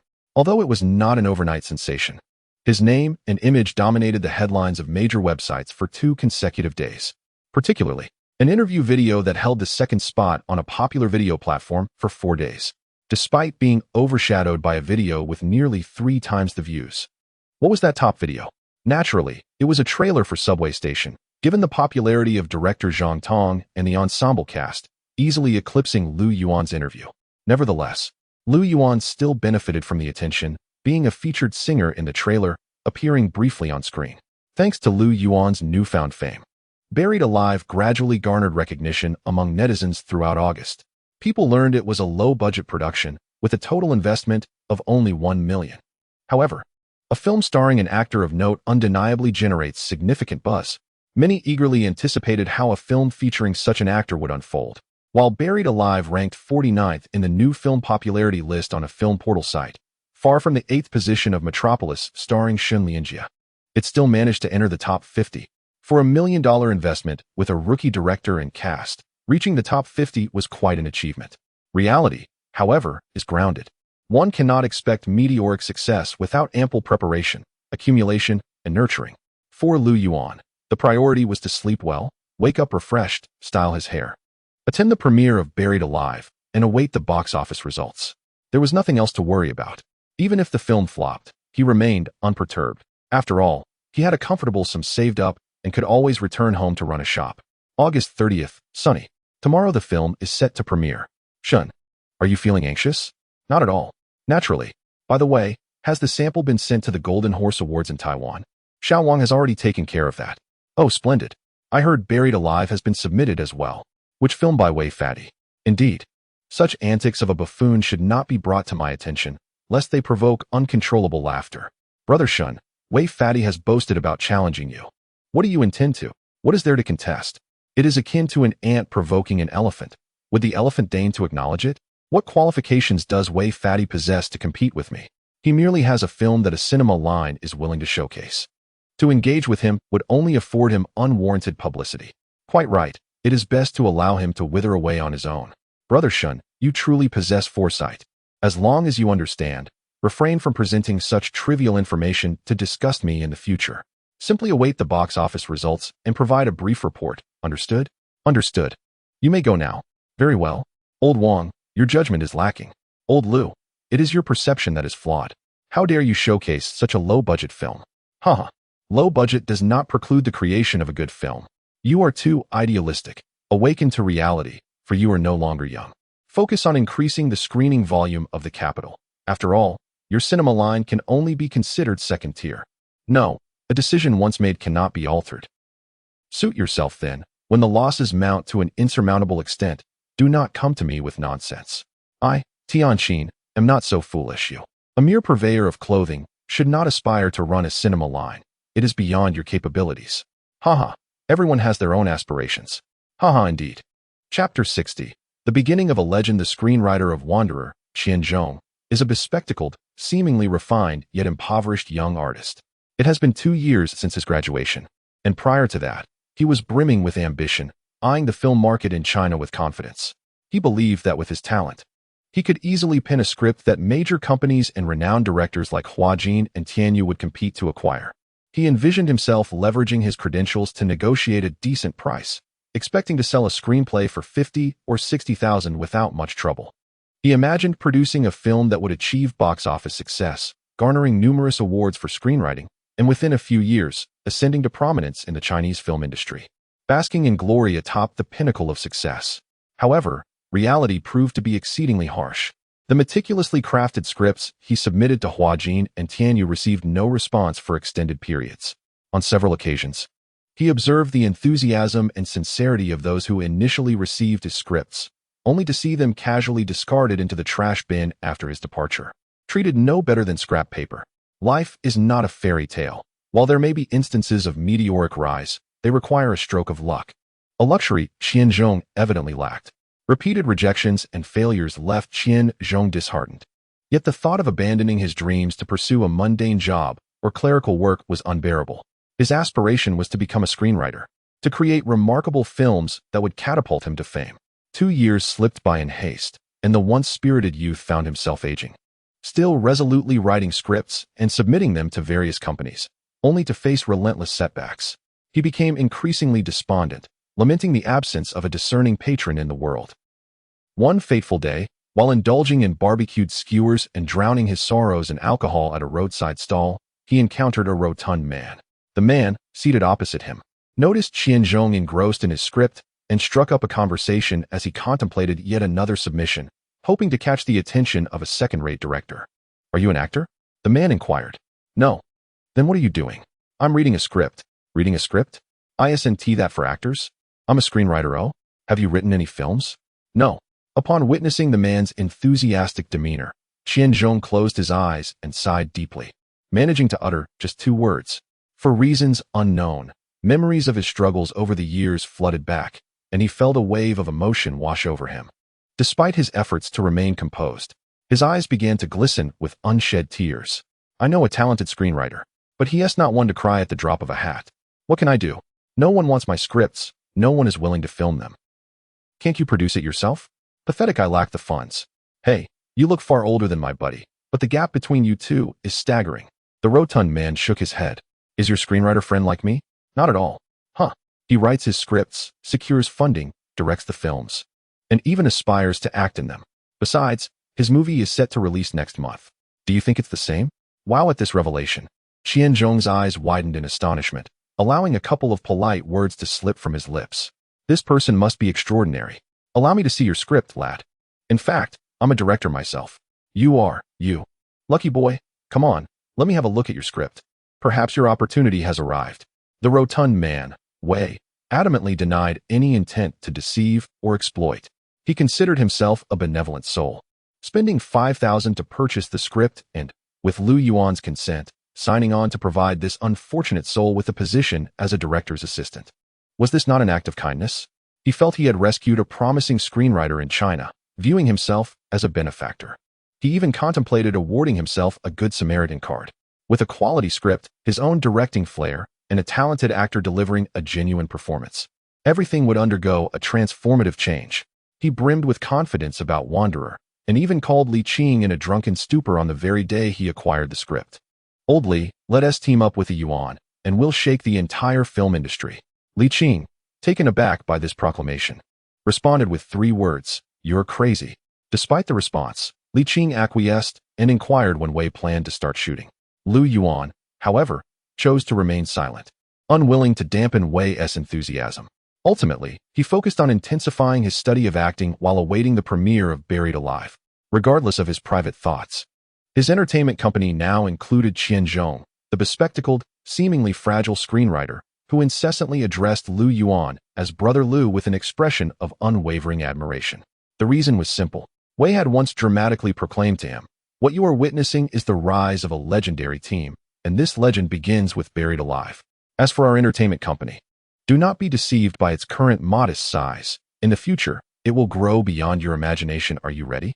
Wei's words were captivating, stirring, almost cult-like in their allure. At that moment, August 31st, sunny. Strictly speaking, Buried Alive is set to premiere tonight at 11:59 p.m., a rather inconvenient time. Even more so than the midnight screenings. It is, in fact, the only film recently released at such an ungodly hour. No one in the industry paid heed to this film. Even Shen Lianjie refused to acknowledge it. No matter how much Wei boasted, Shen Lianjie remained unfazed, never resorting to online mockery of the film. He could not fall into Wei's trap. As a somewhat reputable director, mocking the film would only serve as free advertising, something only a fool would do. And he was no fool. Though September 1st is not October 1st, a plethora of films were set to release, with many mid-range and low-budget flicks deliberately avoiding the explosive chaos of the 1st of October, opting instead for the relatively quieter September 1st. Nevertheless, that day still witnessed fierce competition, featuring strong films like Zhang Tong's Metro Station, Shen Lianjie's Capital, Su Xiaoming's War Night, and numerous youth-oriented art films. In this crowded field, Buried Alive found little room for survival. Even Lu Yuan's online promotions and trending headlines failed to secure a spot in the top 10 films releasing in September. Beep, beep, beep. At noon, Lu Yuan donned a suit, styling his hair in a mature fashion, preparing to check out other films at the theater when his phone rang. To his surprise, it was a long-awaited call from Wang Jinxue. "Where are you?" "At the company." "Oh, we're on our way." "We? Haven't you checked Weibo?" "Ah, no. What is up?" "I'm just wondering if you could pay a bit more attention to your own film." "I care a lot." "Then check in Xiao's Weibo." "Oh." When the call ended, Lu Yuan unlocked his phone and scrolled through Weibo. Upon opening a post by Xiao, he was greeted by an image accompanied by a line of text. "In the early hours of September 1st, I will be at Tianhe Cinema to watch Buried Alive. Everyone is welcome to join. The first 10 film enthusiasts will receive a signed photograph from me. As for which regional branch of Tianhe it will be, that will depend on everyone's luck." Chapter 61. Are the tickets sold out? Brother Wei, do you think Lu and An have a relationship? What does it matter to you what their relationship is? No, it's just that it was all over the internet a while back, and I was a bit curious. Curious about what? Did you buy the movie ticket? Movie ticket? No. You didn't buy one? I thought you would. I wanted to help you buy it. But you need to support the company's development, you know? Every ticket sold contributes to the box office. What is real, do you understand? We don't deal in illusions. I have no money. Didn't I spend 5,000 on your script? Brother Wei, speaking of which, I'm a bit annoyed. Annoyed about what? I asked for 7,000. Lu clearly gave you 7,000, yet you lied to me, saying you had only 5,000. If I hadn't insisted on 5,000, you would have deducted another 500. Deduct? Can we even use that word in the context of a major director? Forget it, forget it. Don't look at me like that. Let us say I'm unlucky. Today, Brother Wei will treat you to a movie. A man must have a broad mind. With such a narrow mindset, how can you achieve great things? Well, you can at least treat me to the drinks. All right. Wait, why should I treat for the drinks? I, a great director, am taking you to the movies and inviting you to this promising company, and you still want me to pay for the drinks? Do you understand the rules? No wonder you're struggling. Qian Zhong watched Wei with a scolding expression, feeling inexplicably cheated. As for Wei, he recalled his conversation with Lu Yuan. If 5,000 can be settled, then the remaining 2,000. You can keep whatever you can negotiate, the rest is yours. That sentiment lingered vividly in his mind. Suddenly, he felt a pang of regret. Looking at Qian Zhong's foolish expression, he felt that 4,500 could have been secured. Yet, fearing the script might slip away, he insisted on 5,000. Damn. He chastised himself for being too young, lacking the steadiness and cunning required. Sigh, what a poor deal. Otherwise, he could have earned an extra 2,005. What a failure. A yuan. What? Do you have any internal tickets? No, why? What a letdown. The tickets are sold out. Is our movie that popular? Or is there some underhanded maneuvering? Lu Yuan had never been optimistic about the ticket sales for Buried Alive, knowing it wasn't the kind of blockbuster that could attract attention immediately. The low-budget, small-scale production meant it couldn't plaster advertisements everywhere like other films. Without tangible promotion, relying solely on online marketing was bound to fall short, significantly affecting ticket sales. Even if Shao called on Weibo for everyone to watch the movie, Lu Yuan doubted it would have much impact, especially since it was the midnight premiere. Who would be foolish enough to go watch a movie at such an hour? However, when Wei called to say all tickets at Tianhe Cinema were sold out, Lu Yuan was taken aback. He then glanced up at Shao, who was cheerfully chatting with Wang Jinxue in the CAF. It seemed absurd. Was Wang Jinxue so concerned about attendance that she reserved the whole theater? This impulsive rich woman, who would crash a Lamborghini without a second thought, really knew how to play it. Lu Yuan, what does your dubious expression mean? Nothing. All the tickets are sold out? Yes, Brother Wei said today's tickets are gone. Oh, Wang Jinxue nodded, her expression unperturbed, and even Shao remained calm, as if it were a trivial matter. Seeing this, Lu Yuan felt a realization dawning. It was indeed a dirty self-circulation strategy. Fill the box office on opening day, then continue the next day? How many would they cheat? Lu Yuan, what do you mean by that knowing look? Do you suspect I'm inflating ticket sales? Wang Jinxue frowned. Cough, cough. No, it's just that we often understand these things. Lu Yuan didn't nod, but merely smiled. I'm not as unscrupulous as you think. These tickets are genuine, not ghost tickets. Wang Jinxue found Lu Yuan's gaze uncomfortable. Her previously cheerful demeanor while chatting with Shao suddenly darkened. Huh. Lu Yuan looked at Wang Jinxue, puzzled by her solemnity. Lu Manzi, let me tell you, most of these are my fans. Of course, I didn't expect my fans to be this united. After we finish this cup of coffee, let us go to the cinema. And Shao, noticing Lu Yuan's expression, was also displeased. All right, what else with the Lu Manzi? Don't just give out nicknames. Oh, Lu Ergo. Damn, what do you mean I have to go to this ridiculous movie Buried Alive as a film critic? Are you kidding? No way. It's the middle of the night, I'm not going. Let Xiaozhang go. Bullying the newcomers? How am I bullying the newcomers? Isn't it right for newcomers to watch new movies and write new reviews? That's how it is. I'm hanging up. What did you say? Zhou Shui has already bought a ticket and is sitting there? Is he out of his mind? Forget it. Let Xiaozhang go. I'm going to sleep. The wait was always excruciating. After Shao donned a hat, sunglasses, and her standard star attire, she and Wang Jinxue strode into the VIP seating area. Lu Yuan glanced at the 3 tickets in his hand, and then at Wang Jinxue and Shao entering the VIP box, feeling discontent. Was Wang Jinxue doing this on purpose? They left him a front row ticket, and it was right at the side, making it painfully exhausting to watch the big screen. Was this how it felt to premiere his first film? A yuan, this ticket.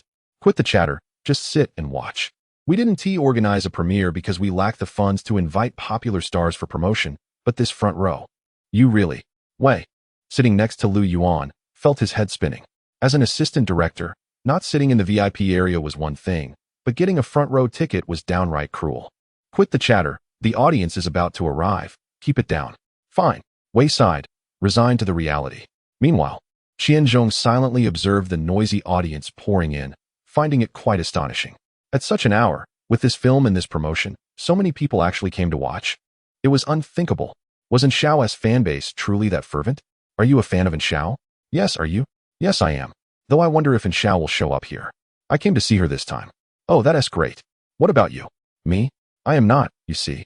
I was referred here by Lord Qian, who mentioned that a protege of his had directed an art film. I suppose that is not entirely true. I am merely an ardent admirer of Lu Yihong. This is the young master Lu's inaugural artistic endeavor, and I wholeheartedly support it. Well, I noticed a multitude of people purchasing tickets and decided to follow suit. A cacophony of voices erupted in the venue. After listening to the conversations surrounding him, Lu Yuan began to comprehend why so many had gathered. Each individual had their own reason for being here. While Zhao's fans were undeniably fervent, not everyone present was a devotee of Shao. He found himself unexpectedly grateful to the elder. Of course, these matters were of little consequence. Lu Yuan believed that the essence of the film itself was paramount. If the film garnered enough acclaim, it could indeed serve as a form of promotion. The previous iteration of this world, Buried Alive, had achieved tremendous success. What about this version? Will it thrive? Or perhaps suffer from an inhospitable environment. The previously calm Lu Yuan suddenly felt a surge of anticipation. Grandfather, do you believe he can craft a remarkable film? I do not know, but I have read the script, and it is quite decent. Oh, he is a talented young man. I hold him in high regard. This individual lacks manners. Haha, talented individuals often possess a touch of arrogance. Much like yourself, no? I am not like him. Ah, the film is commencing. Indeed. Let us hope for a fine cinematic experience. With an investment of 1 million. What kind of masterpiece could emerge? But let us observe for now. The title card displaying the director's name was rather ostentatious, as if fearing that others might not recognize Lu Yuan as the director. Ahem, young people, after all, tend to be somewhat brash. This is a thrilling suspense film. The opening credits appeared rather scattered, with the names Li Qing, Lu Yuan, and Wei Wuji dominating the list of contributors. Naturally, there were numerous other staff members, though they seemed rather inconsequential. What is this editing? Indeed, this technique feels rather antiquated. Why is there a complete absence of sound effects? So eerily silent? I have heard that Lu Yuan is a remarkably talented composer. Why does he not incorporate sound effects into his own film? It appears we are faced with yet another masterpiece. As the opening credits rolled, most of the audience began to whisper amongst themselves. Apart from Lu Yuan and Lu Yihong, the audience was unfamiliar with the other names.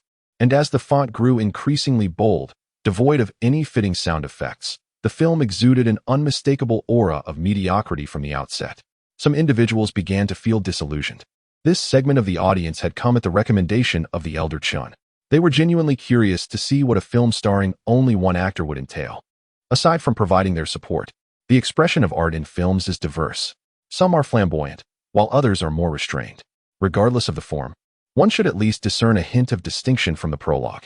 They initially believed this film would be somewhat unique, but upon witnessing the credits and editing style, they closed their eyes. Indeed, a novice director, a faded actor, and a low-budget production culminating in a lackluster film? Had they known, they would not have attended. However, there remained a portion of the audience that was not disappointed, though they were surveying their surroundings. These were In Zhao's fans, whose intent in purchasing tickets was not to watch the film, but to see In Zhao. They fantasized about the possibility of her appearing at the film's conclusion, allowing them to be among the fortunate few to receive autographs and bask in the favor of their idol. That was their primary objective. As for the film, even if it were a disaster, it mattered not to them. Would it have any impact? No, not in the slightest. With a 1 million investment, what astonishing film could be produced? Haha.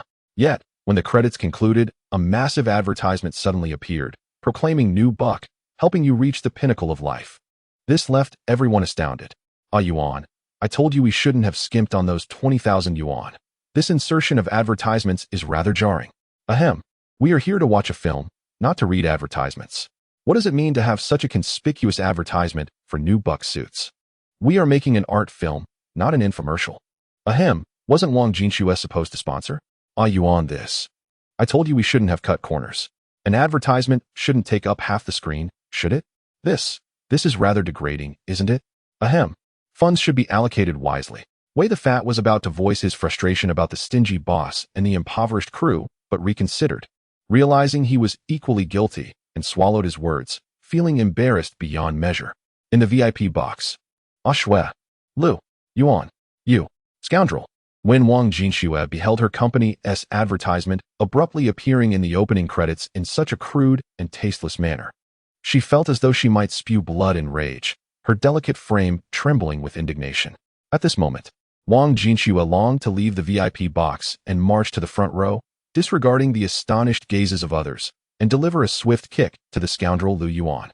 She was beyond caring about maintaining her ladylike composure. This man truly. I asked you to include advertisements, but I did not intend for you to insert them so thoughtlessly. Could you not have exercised a modicum of artistic finesse? If word of this spreads, how shall I face others? I am investing in this film, placing my advertisements. My reputation is being tarnished. And Xiao inhaled deeply, unable to articulate her feelings. This is not merely a bad film.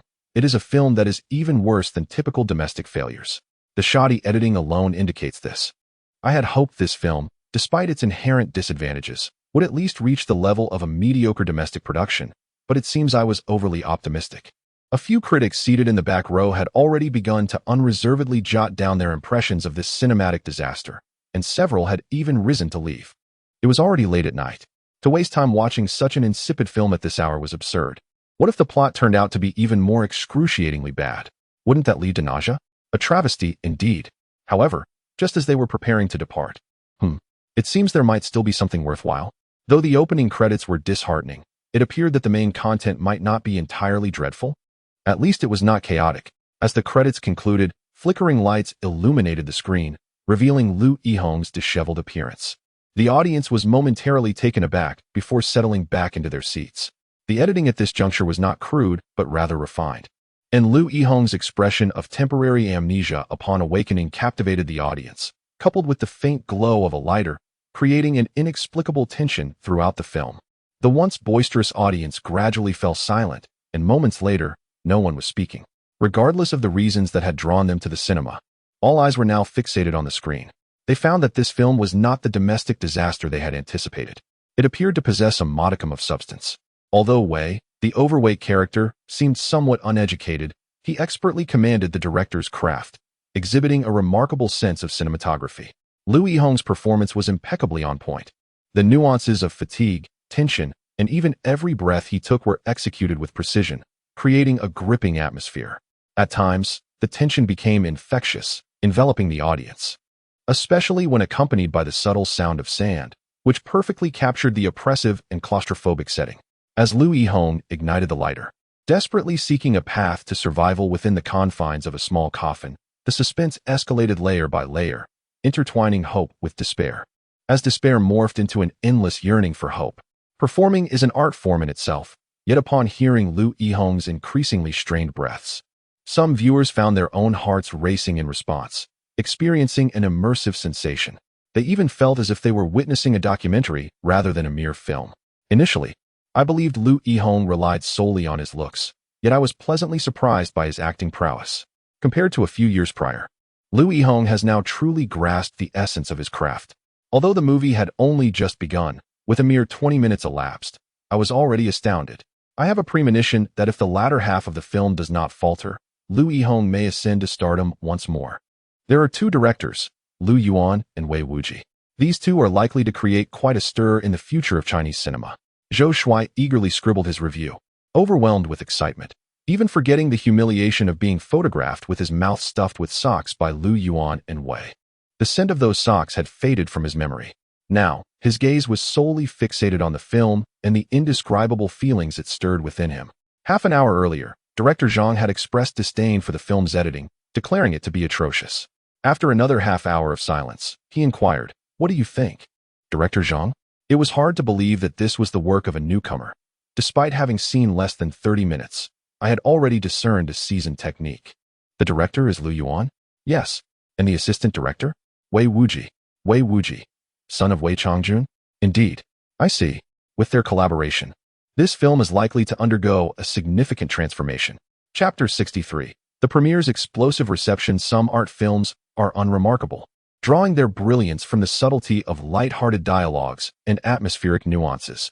Others are grand and sweeping, launching into a breathtaking climax from the very beginning, leaving audiences in awe. However, Buried Alive does not belong to either category. It embarks on a path of suspense, teetering on the edge of horror without fully crossing into that realm. From the outset, it ensnares the audience's psyche within a confined space, skillfully unraveling the intricacies of human nature and the conflicts within its narrative. Employing a profoundly suggestive and veiled approach to satirize certain individuals and matters, the original Buried Alive is strikingly sharp. Lu Yuan's adaptation makes some alterations, slightly adjusting the satirical elements to align more closely with the tenets of Huaxia ideology, revealing glimpses of humanity amidst despair, thereby softening the sense of hopelessness. Yet, Lu Yuan's performance gradually spirals into a frenzy, leading even Lu Yuan to question his sanity. What?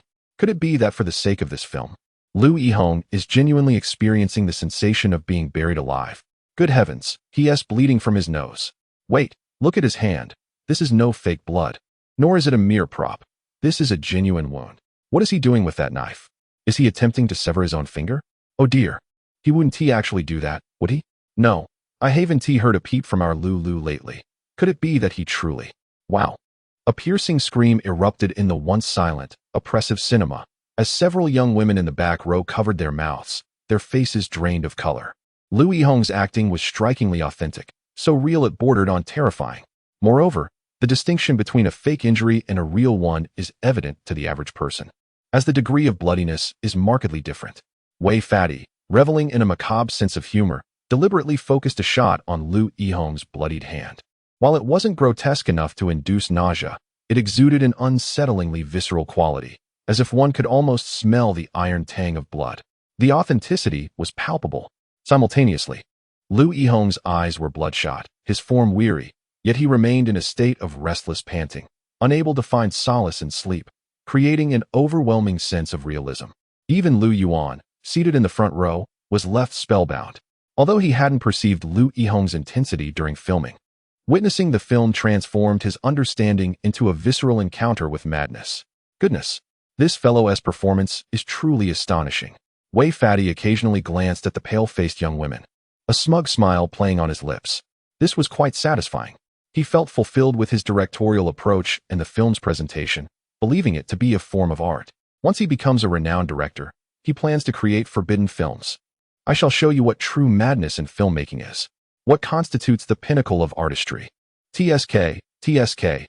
Old Lu's acting is commendable. Such films should feature him as the lead.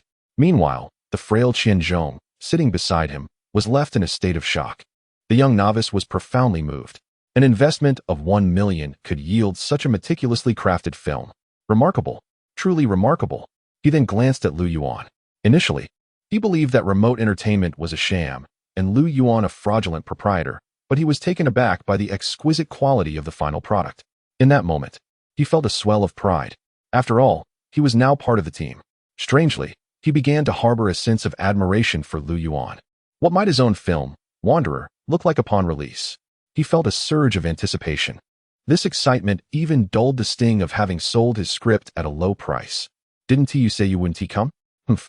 I only came to see what this untalented youth could produce, trying to imitate filmmaking before he even spread his wings. Old Wei, why must you be at odds with him? After all, he is our son. That's a different matter. I have never taught him any misguided paths. Old Wei, your era has come to a close. The future is one of blossoming diversity. Must you insist he follows the same rigid path as you? Humph. This film, I find rather commendable. Though it deviates from academic conventions, it possesses its own novel approach. It barely qualifies. In an unnoticed corner, a middle-aged couple watched the large screen. The stout man wore a stern expression, his tone dripping with disdain, yet his gaze remained fixated on the screen. Look at this technique. If only it were slightly more progressive, the plot wouldn't have strayed. The pacing during these few seconds of narrative divergence is truly a failure. Observe. The tension of the shots is lacking the necessary potency. A stream of critical remarks flowed from his lips. Yet, his eyes betrayed a hint of wistful regret, which the woman had discerned entirely. Their son had grown up. Shall I recommend this within the industry? No. Otherwise, this lad might misconstrue my approval and think he has truly achieved greatness. The middle-aged man shook his head. A good film inevitably approaches its conclusion. Before the curtain falls on many matters, there lingers a bittersweet sentiment. As the yellow sand infiltrated the coffin, Lu Yihong could only scream in madness. Struggling as blood stained the yellow grains, his crimson eyes reflecting hope intertwined with despair, oscillating between hopelessness and the resurgence of hope, all intertwined with irony and a touch of sincerity. His screams resonated like that of a wild beast. The camera flickered in and out, the tempo accelerating. I'm sorry. As the words "I'm sorry" echoed from the other end of the line, the audience felt a tremor deep within their hearts, leading several individuals to instinctively break into tears. The yellow sand consumed Lu Yihong's body, the air thinning. No light remained. The lighter extinguished, the phone's light dimmed. His breaths grew heavier, as sand infiltrated his nostrils, enveloping half of his being. His gaze turned even redder, filled with fury and defiance. He chose to believe in everything, yet it seemed that everything was playing a cruel trick on him. Time trickled by. The atmosphere thickened, tension mounting, madness escalating. Struggling, roaring, weeping, suffering, darkness, light. Everything converged in that singular moment. A series of strange sounds twisted the hearts of all present. I'm sorry, I'm sorry, I'm sorry. On the other end of the line, there seemed to be sobbing and expressions of regret. In the cinema, Several girls with fragile mental fortitude broke down in tears, deeming the film excessively dark, while the boys, though outwardly unresponsive, felt a lump form in their throats, choking them with discomfort. All eyes were riveted on the screen. They awaited the final outcome. In that moment, no one perceived this as a poor film. In that moment, everyone was immersed in a blend of hope and despair. As all sensed the impending conclusion, the screen plunged into darkness, only to be pierced by an ethereal light, as if the coffin lid had been lifted. It hinted at rebirth, yet also at a phantasmagoria. However, when the lights illuminated, the film had already concluded. And then, there was nothing further. The ending left an air of suspense. Strangely enough, in a scene where the film should have ended and everyone was expected to depart, only a handful chose to leave. Instead, all eyes remained fixated on the screen, creating an odd atmosphere. I stepped out first. Wang Jinxue closed her eyes and exhaled deeply, and Zhao's expression was complex as she departed the VIP room, escorted by several bodyguards. She had her own obligations to fulfill, namely, to honor her promises made on Weibo. However, upon exiting, she noticed that the crowd lacked any sense of exhilaration. The atmosphere felt overwhelmingly oppressive. "Hello everyone, I am Shao. Today As Shao uttered these words, an eerie silence enveloped the room. Suddenly, a few fans with reddened eyes rose, both excited yet cautiously scanning their surroundings as they approached Shao, fearful of disturbing the moment. After receiving their autograph photos, they did not erupt into the anticipated cheers and applause. Instead, they discreetly exited the cinema, only to erupt into jubilant cheers once they were outside. Observing the audience approaching her, Shao felt an unsettling sensation, as if her fans had transformed into Lu Yuan's admirers. How was it? A rare small-budget gem. While the box office remains uncertain, the critical reception will undoubtedly be high. Is the screenwriter Lu Yuan? This young man is remarkable. Indeed, I have heard of Alice. This young talent is truly extraordinary. Tomorrow marks the first day of box office announcements, right? Yes, I am eagerly anticipating it. So am I. Buried Alive is the first film to premiere in September. Following the conclusion of the premiere, the head of Tianhe Cinemas specifically recorded the attendance rate, which was nearly 100% across all cities. Perhaps this is attributed to the efforts of Shao and others. But it is a genuine attendance rate devoid of any post-production alterations. For this, both Wang Yaohua and Wei Pengzi expressed satisfaction. As for Lu Yuan, well, he has been content since receiving that $1 million investment, and, seeing the full house, he was not overly excited. Regardless, I am profiting. The only question is how much profit I will make, isn't it? After the premiere, he returned to the company to sleep, read, ponder scripts, and casually wander the streets in search of suitable fast food locations, seemingly unconcerned with attendance rates or box office results. Is he zen? Yes, he truly exhibits a zen-like demeanor. Of course, the premiere attendance does not necessarily reflect the film's overall performance. After all, even the smallest budget films tend to perform well upon release. Though Buried Alive made a strong start, its true success will depend on subsequent performances. At 3 in the morning on September 1st, the Huaxia Entertainment News published a special feature focusing on Buried Alive. Zhou Shuai, notorious for his poor reputation in the entertainment industry and regarded as one of the paparazzi most despised by stars, had a particularly dismal online reputation. He frequently exposed the private lives of other celebrities and harshly criticized many previous high-grossing films, filling pages with reviews that failed to commend any film with a passing grade. Apart from being a terrible paparazzo, he also had the reputation of being a harsh critic. Yet today he lavishly praised Buried Alive, extolling its cast, filming techniques, atmosphere, and creativity. His effusive compliments left netizens questioning their own lives. Buried Alive is indeed an exceptional film. Its narrative style, attention to detail, and filming angles are remarkable. This film is, without a doubt, the best I have seen in my journalistic career, and I will not entertain any rebuttals. Of course, my critique is solely aimed at the film itself, not at its directors, as I find both Lu Guzi and Wei Pengzi to possess qualities I cannot respect. They are uncouth, unreasonable, and shameless. I have never encountered such inexperienced directors, particularly Lu Yuan, who embodies the essence of an artistic rogue. I am not disparaging. I am merely stating a fact. From the moment I laid eyes on Lu Yuan, in addition to praising the film, Zhou Shuai reverted to his typical critical demeanor, initially targeting both Lu Yuan and Wei Pengzi, but eventually directing his ire solely towards Lu Yuan, calling him a miser, despicable, shameless, and a cultural rogue. His tirade incited netizens to a frenzy, creating a stark contrast with his earlier praise for Buried Alive. Initially, the online community believed Zhou Shuai had undergone a personality change, but after his latest outburst, they realized he remained unchanged. The familiar formula, the original flavor. Regardless of how harshly Zhou Shuai criticized Lu Yuan, it did not affect the online reception of Buried Alive. By around 6 in the morning, the film's rating on Tomato Movies soared to 9.5, with the overwhelming majority of comments being overwhelmingly positive, aside from a few disruptive individuals. Concurrently, various film forums began to see an increase in posts about Buried Alive, all filled with praise and accolades, propelling the film's ranking from 45 to 20, with its popularity continuing to rise. A small budget, yet grand production, Lu Yuan's Buried Alive may very well be his pinnacle performance to date.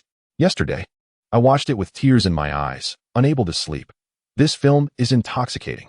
I heard the screenwriter is Lu Yuan. Lu Yuan, sigh.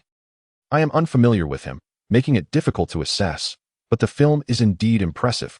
With $1 million investment, this exquisite film emerged. It is truly outstanding. Remarkably so. Indeed, this film is quite enjoyable. Its only flaw is an overall sense of oppression without release. Perhaps it is a niche film. Such artistic films cannot possibly achieve significant box office success, so I plan to watch it again. Yes, me too. Together. Great. Wait. Why are tickets only available for September 3rd? Sold out. Is it really that popular? Seriously, could it be that the investors bought out the tickets? After all, such artistic films cannot be this successful, right? Exactly. I suspect it must be ghost tickets. It is absurd for an artistic film to sell so well. The investors are likely trying to cover their bases by buying out a couple of days to save face. Yes, foolish investors. Damn, never mind. The third day will have to do. Sigh. These foolish investors, their actions are truly touching. Just as the word of mouth began to ferment by noon on September 1st, when a group prepared for a second viewing, they discovered that tickets for the third day were already sold out. This left them speechless, and online film enthusiasts began to criticize the seemingly unnecessary actions of the investors. Are you insane? For $1 million investment film, is it really necessary for the investors to buy out the screenings? They are not swimming in cash. Indeed, a rookie director, an artistic film, and underappreciated actors. Why would they expend such effort? Wait, that makes sense. So, perhaps these tickets are genuine? Damn, in the midst of our discussion, the tickets for the third day were also snatched up? The pre-sale tickets for the fourth day have been released. I rushed to grab some, but wait, they're sold out again. Damn it, why aren't there more showings at this cinema? Only 4 screenings in a day. Are they out of their minds? Leaving money on the table? Stupid cinema. The frustrating part is that this film isn't available in other theaters either. What the hell? Consequently, netizens unleashed a torrent of criticism towards the investors and Tiana cinemas, hurling insults left and right. As summer wanes and autumn approaches, the gently falling leaves dispel the lingering heat of late summer, ushering in a refreshing coolness. September is typically an unremarkable month, passing by slowly without any significant events.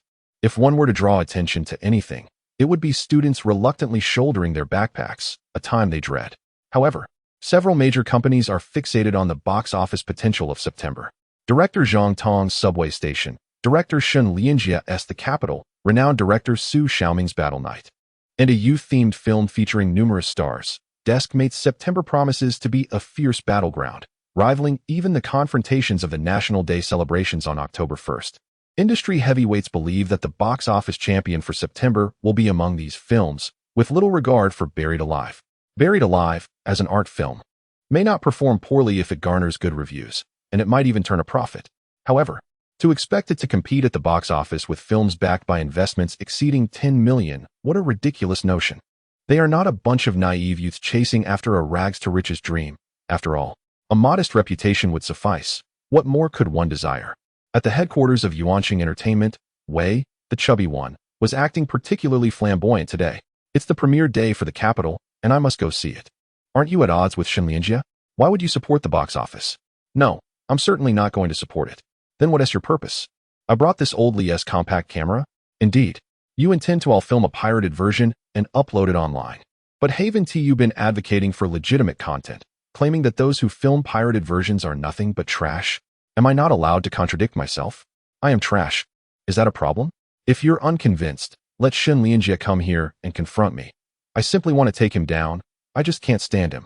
Lu Yuan set down his script, observing Wei, who, donning sunglasses, strutted out with Qian Zhong, exuding an overwhelming arrogance. Lu Yuan felt a sense of helplessness. You've already called yourself trash. How am I supposed to respond? Yet, how can a person be this despicable? Who taught him this? Ugh. Being around such a person makes me feel like I'm lowering my own standards. Forget it. I must rise above the filth and not let such low-quality individuals affect me. Shaking his head, Lu Yuan resumed studying the script, contemplating his character. The capital boasts a total investment of 30 million, hence its extensive advertising and promotion. Even within Tianhe cinemas, posters for the capital adorn the entrances and elevator lobbies. Lu Fangfei, the female lead, naturally carries a certain fan appeal, which made Wei and his companion feel an inexplicable pang of jealousy upon squeezing into the crowded theater. The scale of their own film pales in comparison to that of the capital. If one were a high-class gentleman, the other would be an awkwardly overweight individual. Almost a complete failure. The premiere of the capital was extravagantly lavish, with pre-sale tickets selling out rapidly, accompanied by various signed photos of Lu Fangfei and a plethora of merchandise, creating an atmosphere of sheer excitement. Everyone anticipated that the capital would be a major hit, potentially becoming the box office champion for September. After attending the premiere, even Wei felt a twinge of this sentiment. As he gazed at the trailers for the capital outside the cinema, he shook his head and stepped inside. Wei, should we film? Film what? Put that away. Upon entering the cinema, Wei ultimately refrained from filming a pirated version once the movie began. It wasn't that he suddenly developed a sense of morality and wished to honorably engage with the capital, but rather that the imposing security guards were vigilantly scanning the audience, their eyes wide, and alert. Wei feared that if he pulled out his camera, he would be beaten to a pulp. Thus, he chose to swallow his mischief and watch the film quietly. He had no choice. After all, a wise individual knows when to adapt. The film swiftly commenced. One must admit, the investment in the capital was indeed substantial. The male lead, Lu Yuan, was exceptionally attractive, and the female lead, Lu Fangfei, equally so. The props, production values, and special effects were all commendable, leading Wei to increasingly worry that his own buried alive would meet a tragic fate. A tragic fate is quite normal, isn't it? Attempting to compete a low-budget production with an extravagant $30 million film, what was I thinking? Have I lost my mind? This endeavor is not to be taken lightly. If I continue down this path, I might find myself brazenly challenging the big shots in the industry. Wei felt a sense of melancholy, realizing his chances were slim. Yet every situation has its turning point. As the film progressed, Wei's mood suddenly brightened considerably. Why? Because the capital, for reasons unknown, had a chaotic plotline and uneven pacing. Most of the budget seemed to have been squandered on big stars and special effects, while Shen Lianjia's attempt to inject artistic flair resulted in a muddled narrative that left many details and plot points feeling disjointed. What a disaster this is. Seizing the opportunity, Wei glanced at the other audience members, noticing their bewildered expressions, which made him feel much better. Shen Lianjia was likely to face a downfall. What is going on? All I see are props flying about. Where's the storyline? What does this mean? Did the female lead die? Goodness, this is disheartening. What on earth happened? It's all so haphazard. This is far too lackluster. I suddenly feel it's not worth it. I initially wanted to support Lu Fangfei twice, but now it seems pointless. Support? Forget that. I'm going to watch Subway Station. Yes, I'm going to watch Subway Station too. I heard Buried Alive is quite good. Were you able to get tickets? No luck. What a bummer. As the film concluded, Wei felt a surge of joy upon hearing the audience's comments as they exited. He walked away with a buoyant spirit, almost feeling like bursting into song. Hearing others criticize Shen Lianjia's film while praising his own, who wouldn't he feel elated? Wei was practically on cloud nine. What a thrill. What are you doing? Reading the script. You didn't go see the movie? No. Don't you want to gauge your opponent's strength? Or are you confident in your own abilities? I'm just simply not interested. You don't watch other films? Occasionally. What genres do you enjoy? Horror films, indeed. There is one horror movie that seems quite intriguing. Would you like to catch a glimpse of it tonight? No, I prefer to retire early this evening. As dusk settled, Lu Yuan received a call from Wang Jinxue, whose voice seemed to carry an enigmatic hint that puzzled him. Naturally, the conversation was abruptly cut off midway, a frequent occurrence with Wang Jinxue, leaving Lu Yuan unfazed. He had grown accustomed to such abrupt endings in their exchanges. After organizing his thoughts regarding the performance, Lu Yuan shook his head, deciding to venture out for some takeout. Uncharacteristically, he felt a diminished desire to smoke, a habit he usually indulged in when stepping out. This change came after reading Qianzhong's work, The Wanderer, which left him feeling strangely unsettled at the thought of smoking. Remarkably, he had gone an entire day without a cigarette, an achievement he found astonishing, even to himself. Was it possible that after The Wanderer, he had inadvertently quit smoking? Was that even feasible? Before stepping out, Lu Yuan's phone rang again. He glanced at the screen to see an unfamiliar number. Hello? Xiao Lu, where are you? Just left the office. Congratulations. I watched your film Buried Alive. It was quite impressive, truly commendable. Thank you. Do you have any free time in a few days? I should be available. Well, prepare yourself, you're coming with me. Venice? Indeed. Is there a problem? Not exactly, but what is the purpose of the trip? You've been nominated for the Best Film Song Award. What? I won an award? Not quite. It's a nomination, not a win. Oh, Lu Yuan was momentarily bewildered, still processing the news. Wait, doesn't Venice lack such awards? Not this year. They specifically introduced a new category. Oh, all right then, I'll get ready. Make sure you have everything in order. You might even get a bit of screen time. Okay, wait, do I need a passport? Of course. Don't tell me you don't have one. I don't. You've never traveled abroad. I haven't. Then hurry and get one. There is still time if you pull some strings. Oh, I have one question. What is it? Will the airfare be reimbursed? Is food and lodging covered? Lu Yuan recognized the voice on the line. It was Zhang Tong, the director of Metro Station. He seemed quite animated, but upon hearing Lu Yuan's inquiry about airfare reimbursement, the call abruptly ended. Lu Yuan pondered why people around him were so restless lately. Yet, he scratched his head in contemplation. I received a nomination, and I get to travel abroad? How delightful. But, will the airfare really be reimbursed? The first day box office results were about to be announced, and excitement filled the air. Which film do you think will claim the top spot? Perhaps City or Metro Station? I share your sentiments. Wait, it seems the data is coming in. On the early morning of September 2nd, while everyone else was lost in slumber, Shun Lianjie stared intently at the box office figures, his eyes bloodshot. City had received dismal reviews online, and its reception in reality was no better. However, he remained undeterred, knowing that some films thrived despite poor reviews, with box office results often taking precedence. Numerous lackluster films had astonishingly high earnings, raking in millions on opening day, with some even recouping their budgets instantly and turning a substantial profit. He felt a surge of confidence. After all, based on the screening numbers, City was on par with Metro Station, and it certainly wouldn't fall behind Battle Night. Thus, he was fully justified in vying for the top spot on the September box office list. The title of monthly box office champion symbolized not only profit, but also honor, representing his standing as a director within Huaxia. Whether he maintained his status quo or ascended even higher depended on the final box office performance of City. Shingu, the results are in. How much? 10 million. 10 million is decent. If things go well, we might just make a tidy profit. Indeed. What about the other films? The results just came out. I haven't had a chance to look at them yet. Only our figures, along with the overall box office trend in summary. Shun Lianjie took the report from his assistant, and after a brief glance, he felt a wave of disappointment wash over him. His disappointment did not stem from the box office numbers, as he considered 10 million on opening day to be quite commendable, devoid of any exaggeration. In a sense, City could potentially earn even more. What truly disheartened him was that City did not claim the top spot on the opening day box office chart. In fact, it had slipped to third place. Third, that ranking is precarious. He exhaled softly, scrutinizing the detailed data on the report once more. Zhang Tong, Metro Station, 21 million. Su Xiaoming, Battle Night, 15 million. Shun Lianjie, City, 10 million. Li Tong, Desk Mates, 9 million. Our opening day box office ranks third. Yes, this result is less than ideal.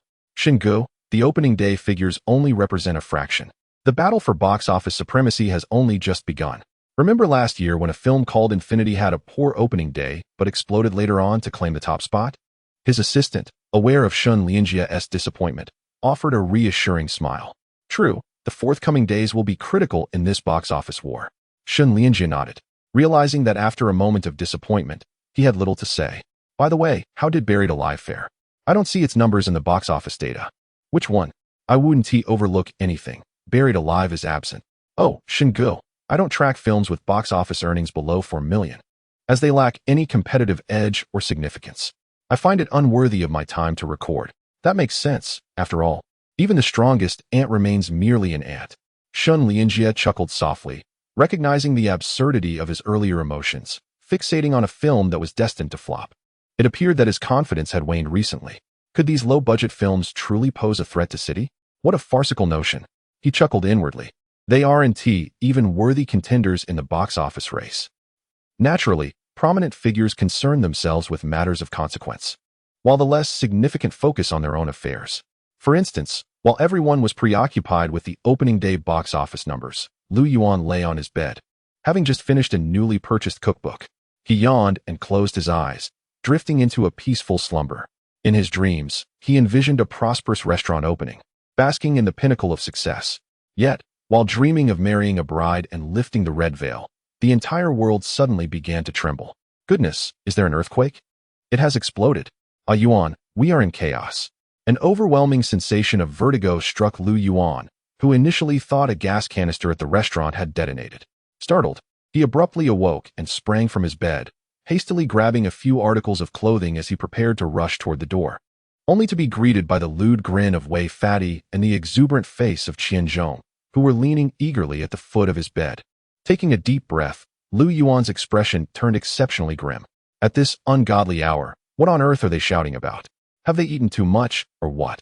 Yuan, we have exploded. You are the one who has exploded. No, I meant our film has exploded. Don't interrupt, let me finish. 4 million. Our premiere box office reached 4 million. Not only has it completely recouped the investment, but we have even made a small profit. We have even secured funds for our next film. Wei Fadi clutched the bed's edge, his entire being alight with excitement, resembling a 300-pound child filled with joy. 4 million?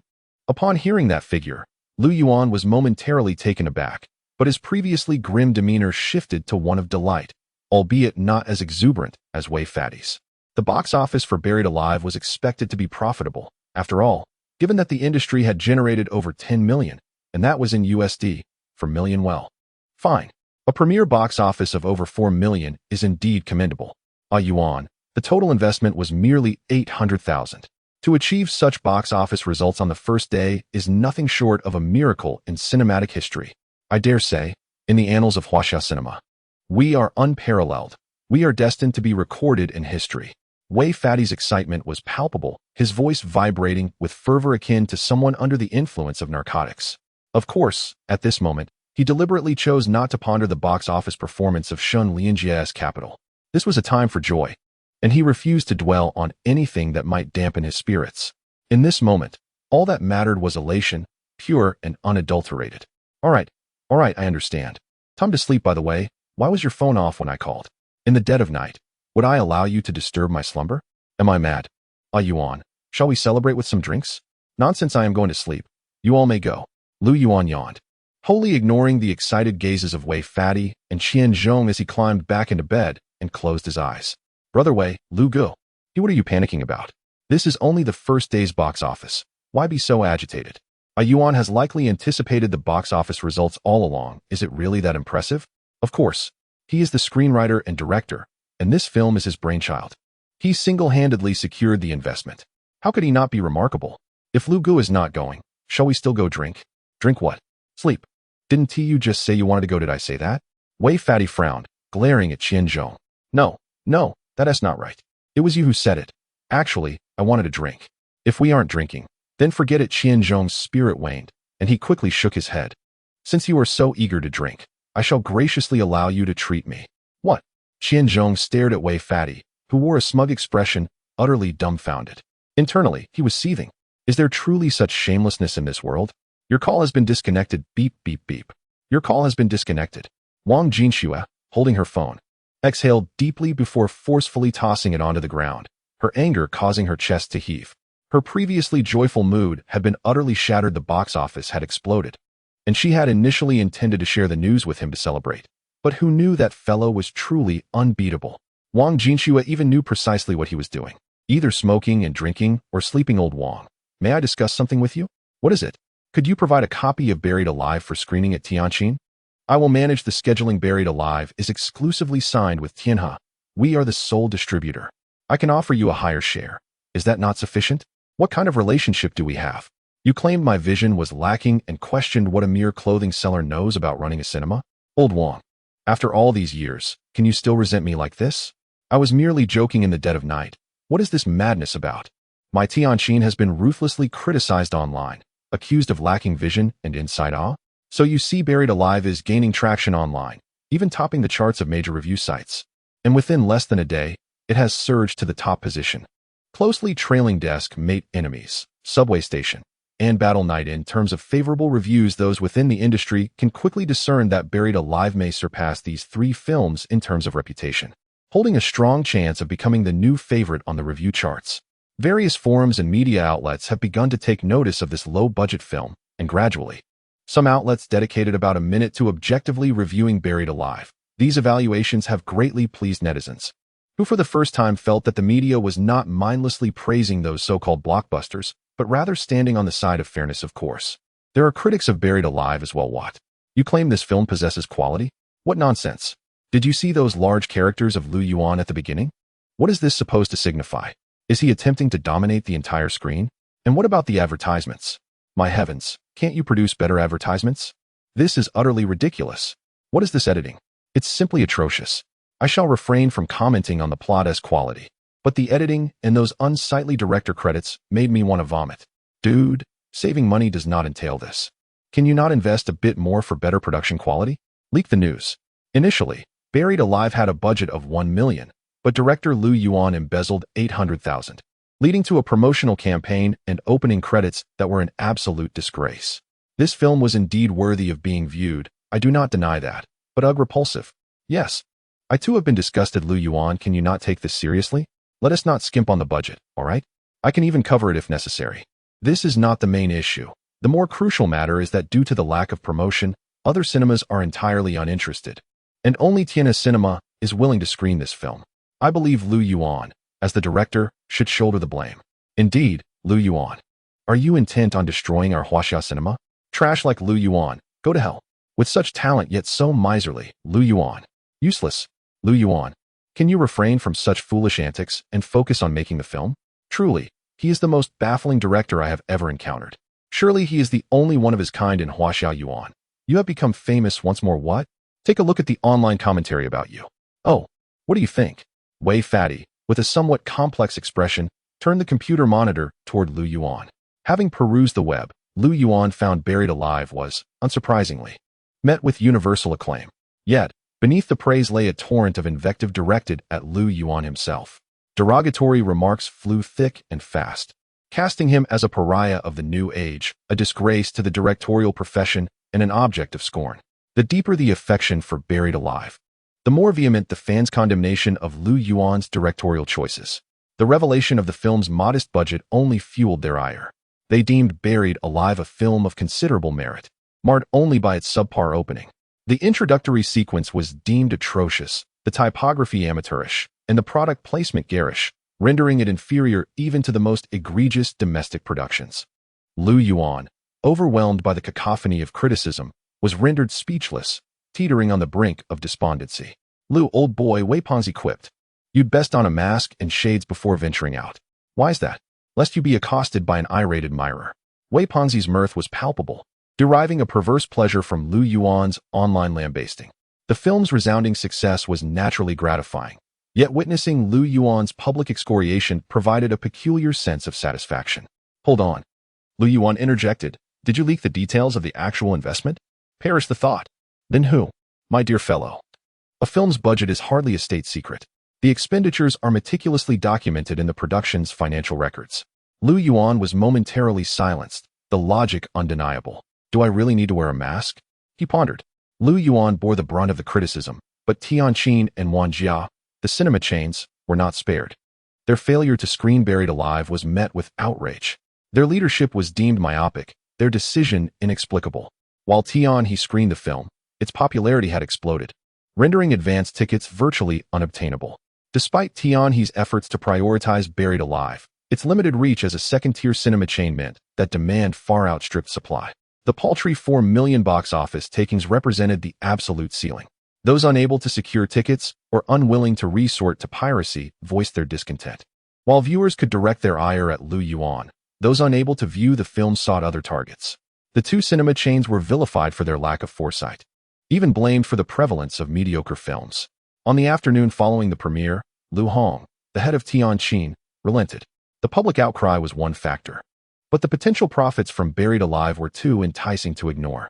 After reprimanding his marketing team, he contacted Wang Yaohua, admitting his misjudgment and expressing his desire to screen the film at Tianqin. Wang Yaohua responded with a knowing smile, savoring the moment of vindication. However, he ultimately demurred, citing Lu Yuan's exclusive agreement with Tianhe. He added that the decision to distribute the film further rested with Lu Yuan, the director and screenwriter, and his daughter, the investor. Wang, cease the coyness. How much do you want? I alone do not have the authority. Wang, the film's success benefits us all. Your cinema chain is of limited size, and you cannot expand it in the short term. Why be so rigid? This is the age of collaboration.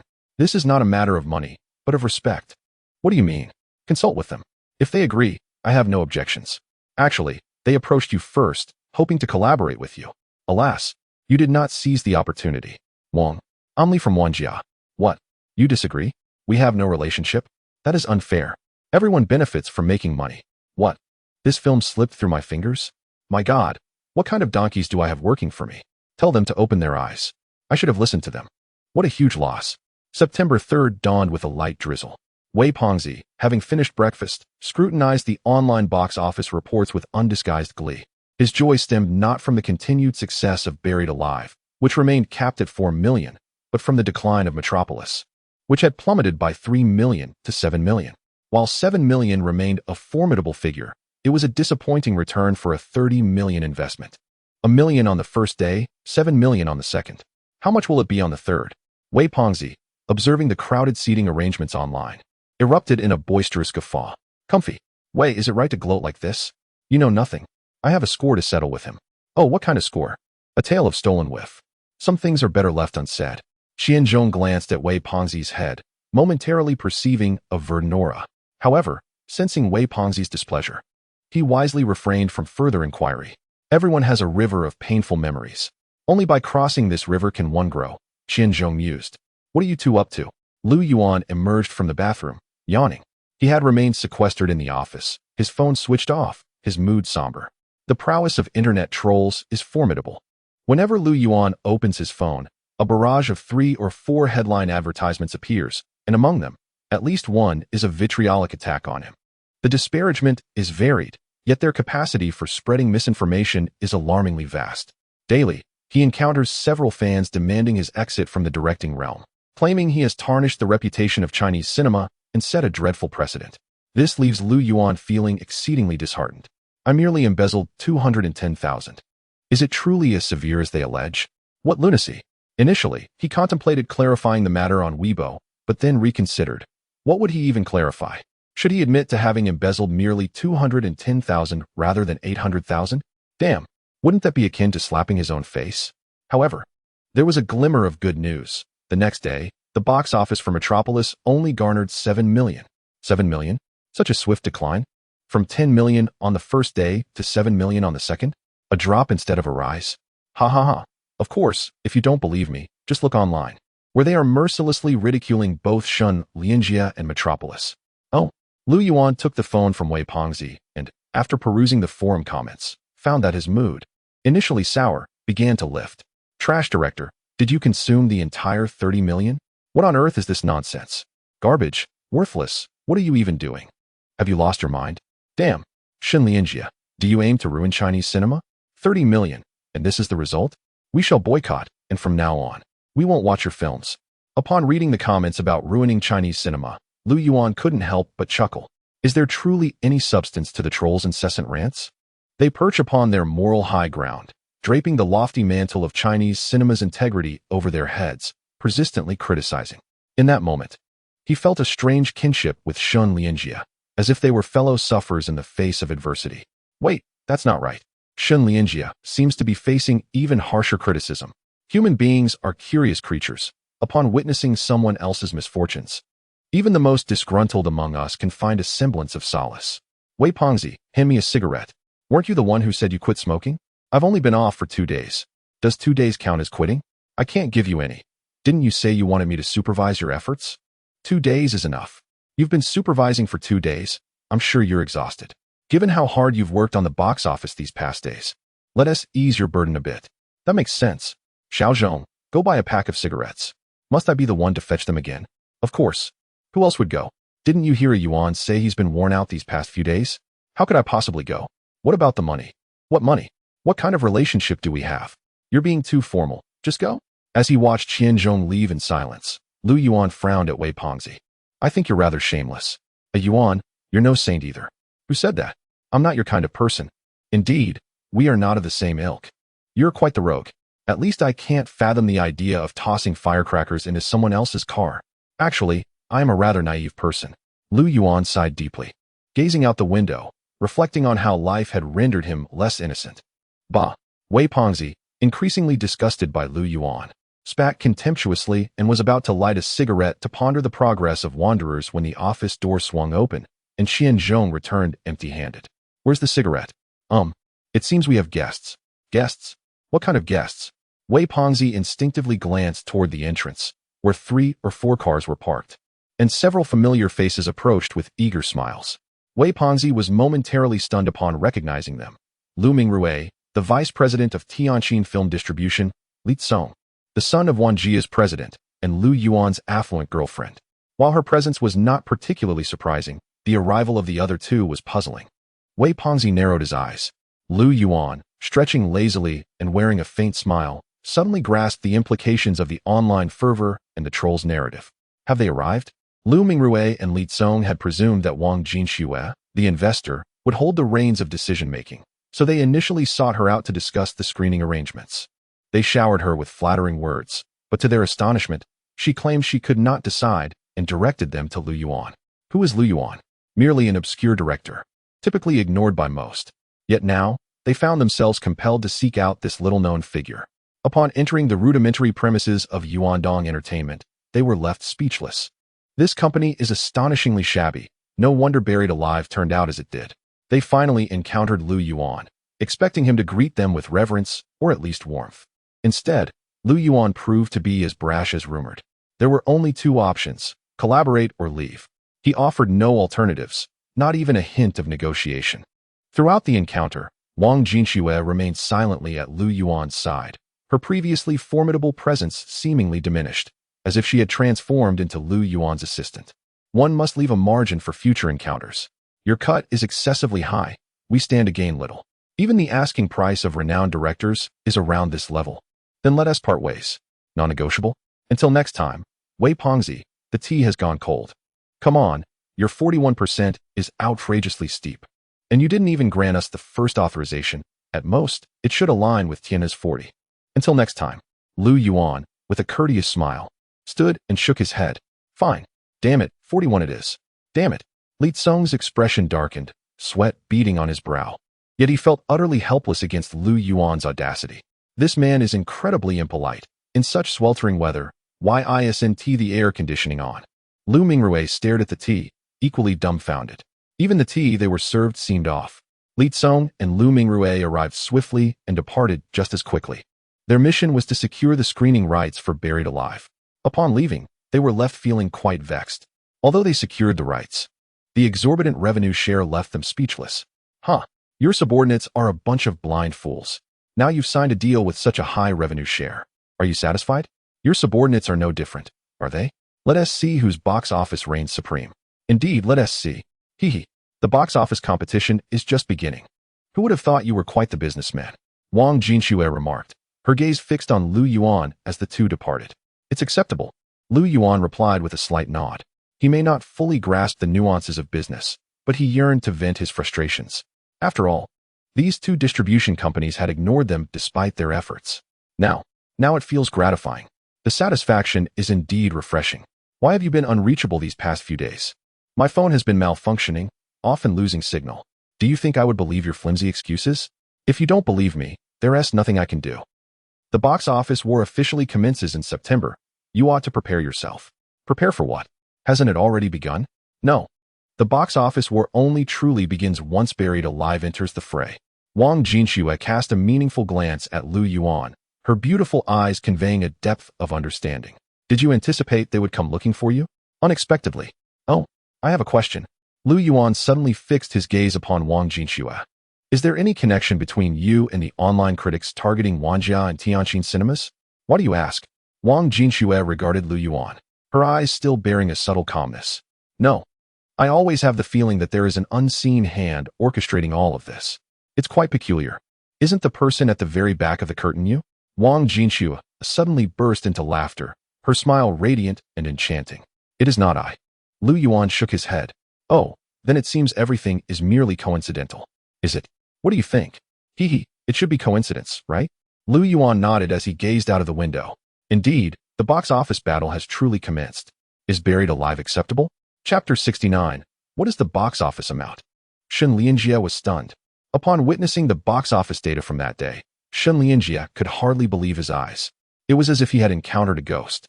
7 million? What? 7 million? What kind of figure is this? Are you certain this is the performance of my film capital on its second day? Shen Lianjie rubbed his eyes and scrutinized the report again, checking it multiple times. Yet, upon seeing that astonishing number once more, he was left utterly dumbfounded. Zhangtong, subway station 15 million. Su Xiaoming, battle night 13 million. Li Tong, desk mates 11 million. Shen Lianjie, capital 7 million. The film that originally ranked fourth, Desk Mates, unexpectedly surged past Capital, which saw a drop of 3 million, leaving Shen Lianjie in fourth place, trailing behind the low-budget film Crazy Life by 3 million. Everyone else was advancing, their box office figures reaching new heights, while Capital was going against the tide, plummeting by 3 million. This was beyond a mere disappointment. It left Shen Lianjie feeling disoriented. However, being an experienced filmmaker, Shen Lianjie took a deep breath and opened the movie ratings on Tomato Network. It was better that he hadn't, for upon opening it, he felt like he might vomit blood. He was aware that his film's online rating was poor, but the top-rated film was Buried Alive at 9.5, followed by Subway Station at 9. Then, as he scrolled down, he finally found Capital in the 20th position. Capital had a final score of 4.2, and this number seemed to be on a downward trend, essentially placing it on par with those domestic films rated 3.0. As for the comments below, they were a cacophony of criticism, with not a single favorable review to be found. Shen Lianjie shut his eyes, feeling increasingly dizzy. I estimate I am the most criticized director among this year's released films. The assistant glanced at the online reviews, hesitating. Speak the truth. Is it or isn't it? Shen Lianjie opened his eyes, fixing his gaze on the assistant. This isn't. The assistant shook his head after looking at the director's criticism leaderboard. Isn't it? The most criticized is the director of Buried Alive, Lu Yuan. Brother Shen, you are second. The assistant pointed at the first position on the criticism leaderboard, looking at Shen Lianjie. What?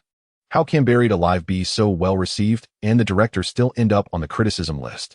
Shen Lianjie wondered, glancing at the comments lambasting Lu Yuan for cutting 80,000 from the budget, and he shut his eyes once more. In that moment, he found himself at a loss, unsure whether to laugh or cry. Naturally, he found it hard to believe. An 80,000 budget for a film was already a joke. Cutting 80,000 and making a film with 20,000. What would one use to film? Their head. Brother Shun, how about I contact Lu Fangfei and the others to arrange some activities? This can't continue. All right, go ahead. It's not the final moment yet. Okay. Oh, by the way, what is the box office for Buried Alive? Is there a statistic? Still 4 million. Upon hearing this figure, Shen Lianjie felt a pang of bitterness. One film was incurring losses while another was reaping profits. It was truly complex. September 3rd. The competition for box office was still heating up. However, moviegoers were somewhat bewildered. On that morning, fans holding tickets, ready to watch a film at Tianhe cinemas, suddenly found themselves in a state of confusion. They discovered that Buried Alive had been abruptly taken off the shelves, accompanied by a notice of compensation due to a half-day rectification. Rectification of what? What was there to rectify? What kind of international joke is this? Initially, they thought the film had violated some regulations, perhaps banned by the broadcasting authorities, as some art films might have been subject to scrutiny. But when they inquired with the broadcasting authorities, they found no indication that any such rectification for Buried Alive was necessary. What is going on? Did the cinema take it down without authorization? Are they insane? Don't they want to make money? Naturally, the moviegoers were quite dissatisfied, and they took to various forums, websites, and social media to voice their grievances. Tianhe Cinemas and Lu Yuan unfortunately became the targets of the fans' ire, with Lu Yuan's negative reviews surpassing Shen Lianjie's by more than double, firmly holding the top spot on the criticism leaderboard. Everyone was baffled by this turn of events. On the afternoon of September 3rd, after lunch, Buried Alive returned to Tianhe cinemas, and everything resumed normalcy. Simultaneously, Tianjin and Wanjia also screened Buried Alive. Upon seeing that major cinemas like Tianjin and Wanjia were showing Buried Alive, and that the quality had significantly improved, the online critics finally understood why the film had been taken down for half a day. It turned out that Buried Alive underwent a complete re-edit to enhance its quality. After this revelation, the number of online critics targeting Lu Yuan diminished significantly, and he ultimately regrettably fell from the top position, while Shen Lianjie finally secured the first place on the director's criticism leaderboard. Watching Lu Yuan drop out of the top 10, he breathed a sigh of relief. This came at a price. 50,000. Lu Yuan spent a total of 50,000 to re-edit the sample and make further adjustments to some details overnight, significantly improving the film's quality. Although this maneuver was quite unconventional, no one had ever done such a thing before. As it could severely impact box office revenue, Lu Yuan committed to it resolutely. Why? The online community was incessantly attacking Lu Yuan for cutting the investment, even exaggerating it to 80,000, causing him immense distress. He could not allow his reputation to be tarnished like this. What could he do? Should he claim he only cut 20,000? Such a statement would essentially admit to being quite greedy. This was unacceptable. Ultimately, he made the decision to invest heavily in rectification. At the very least, judging by the online reactions, he could consider himself vindicated. Half a day of box office. After all, he had already recouped his costs, and half a day wouldn't have a substantial impact. In the early hours of September 4th, the box office statistics were released once more. When the assistant arrived at Shen Lianjie's office with the box office report, he noticed that Shen Lianjie looked somewhat haggard. What is our box office today? Shen Lianjie looked up. 10 million. It seems Lu Fangfei's promotional efforts had some effect. At least she has a solid fan base. Yes, by the way, Brother Shen, there's something I don't know if I should mention. I think it might be important. What is it? Speak. The box office for Buried Alive on its third day is 6 million. 6 million? That doesn't pose a threat to us, right? Since it was taken down for half a day, the actual screening time was not a full day, but half a day. What? Half a day? Half a day 6 million? Shen Lianjie's eyes widened in disbelief. This is the report. Take a look. Upon receiving the box office data for Buried Alive, Shen Lianjie was jolted, and in that moment, he seemed to recall Wei Fatzi's lewd smile. 6 million. Damn. Could it be that it exploded? Then tomorrow, in the early hours of September 5th, how much did Buried Alive make? 9 million. And how much did we make? 4 million. What? How much? 4 million. Damn. Buried Alive has made a comeback. It has entered the box office battle as well. It was about time for a resurgence. Given the quality of this film after its revisions, I believe it is entirely deserving of a fight. After all, it is an art film. Art films and commercial films are not even on the same level. What is wrong with art films? Are they inherently inferior? That is not my point. My point is that its total investment is relatively modest. There have been instances of art films making a comeback. Though they are few, there remains a possibility. Oh, what is its current total box office ranking? Fifth. Alright, how far is it from the Metropolis? Let me check. The Metropolis has a total box office of 31 million, and Buried Alive has 21 million. So it's just 10 million short? Yes. It seems the distance is not too great. It might genuinely make a comeback. Indeed, we must observe the developments. By the way, have you noticed the major cinemas? Their screening volume and promotional efforts for Buried Alive have also ramped up. Phew, these cinemas have finally wised up, realizing that a gold mine must be excavated. Naturally, on Tomato Network, discussions about Buried Alive are proliferating across various movie forums and art sections. Its popularity is setting new records every day, finally reaching the 10th position on the homepage of Tomato Network's full film rankings after 6 days. The resurgence of this small-budget art film is something many netizens hope to witness, and the production quality of the revised Buried Alive is exceptionally refined, providing a comfortable viewing experience. A segment of art enthusiasts is captivated by this film, passionately analyzing its profound meanings and debating whether its conclusion is bright or dark. Countless controversial threads have fueled the rising acclaim for Buried Alive, with everyone marveling at its unique concept. A single actor has remarkably upheld the entire film, marking a historic transformation. At least, such a film has never appeared in the annals of cinema. In contrast, the reception of the Metropolis has not been as optimistic. Of course, the forums are not devoid of activity. They are quite lively, but they are mostly filled with scorn, criticizing the actors for their lack of skill, the plot for being incomprehensible, the details for being nonsensical, praising the special effects while denouncing the weak storyline, and lambasting director Shen Lianjia for spending so long on such a piece of rubbish. The disparity in reputation, online buzz, and attendance rates has led several cinemas to begin adjusting their screening schedules. They have swapped some screenings of The Metropolis for Buried Alive, and even some midnight horror screenings have been replaced with Buried Alive. Well, in a certain sense, Buried Alive does belong to the thriller and suspense genre, does it not? Why the shift? After all, cinemas need to be profitable. Whichever film sells tickets will receive more screenings. There's no point in screening poor films all day long. A cinema that doesn't make money is pointless. Amidst this prevailing environment, the dawn of September 6th arrived. We have exploded. We have achieved great success. Lu Yuan, stop looking at whatever recipe and come drink with me. You explode every day. What is the latest today? Our single-day box office has surpassed 10 million. 10 million? Of course, that is not even the most joyous news. Do you know what the happiest news is? What? The happiest news is that Shen Lianjia's The Metropolis has only made 3 million today, setting a historic low. We're about to crush him. 3 million? Yes. 3 million. Come on, Lu Yuan, let us go celebrate. It's on me. All right. Hearing the words Wei Fatty is treating, Lu Yuan, who had been languid, suddenly perked up. Are you happy? Xiaozhong, are you not happy? Happy, very happy. That's good. You see our strength now, don't you? I see it. The day after tomorrow. No, tomorrow, prepare your film. I'll have someone take it for approval to start shooting. Ah, so soon. It must be quick. A future great director should act this way. After drinking, eating barbecue, and settling the bill, Wei Fatty, humming a tune, happily strolled away with Qianzhong.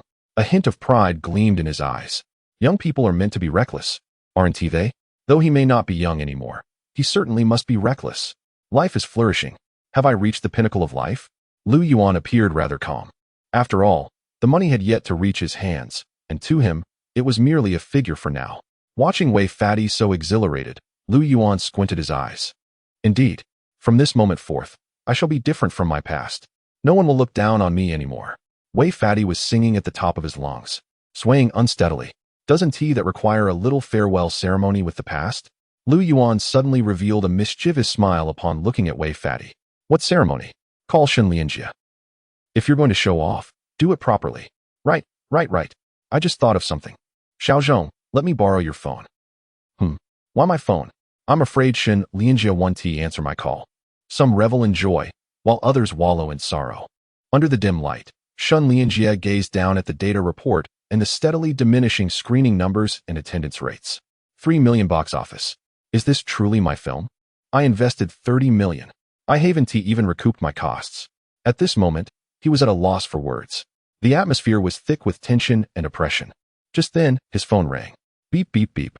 Hello? Is this Director Shen? Yes, who is this? Director Shen, how have you been lately? Oh, how is your heart doing? Haha. I have some heart medication here. Would you like me to send some over? Get lost. Bang.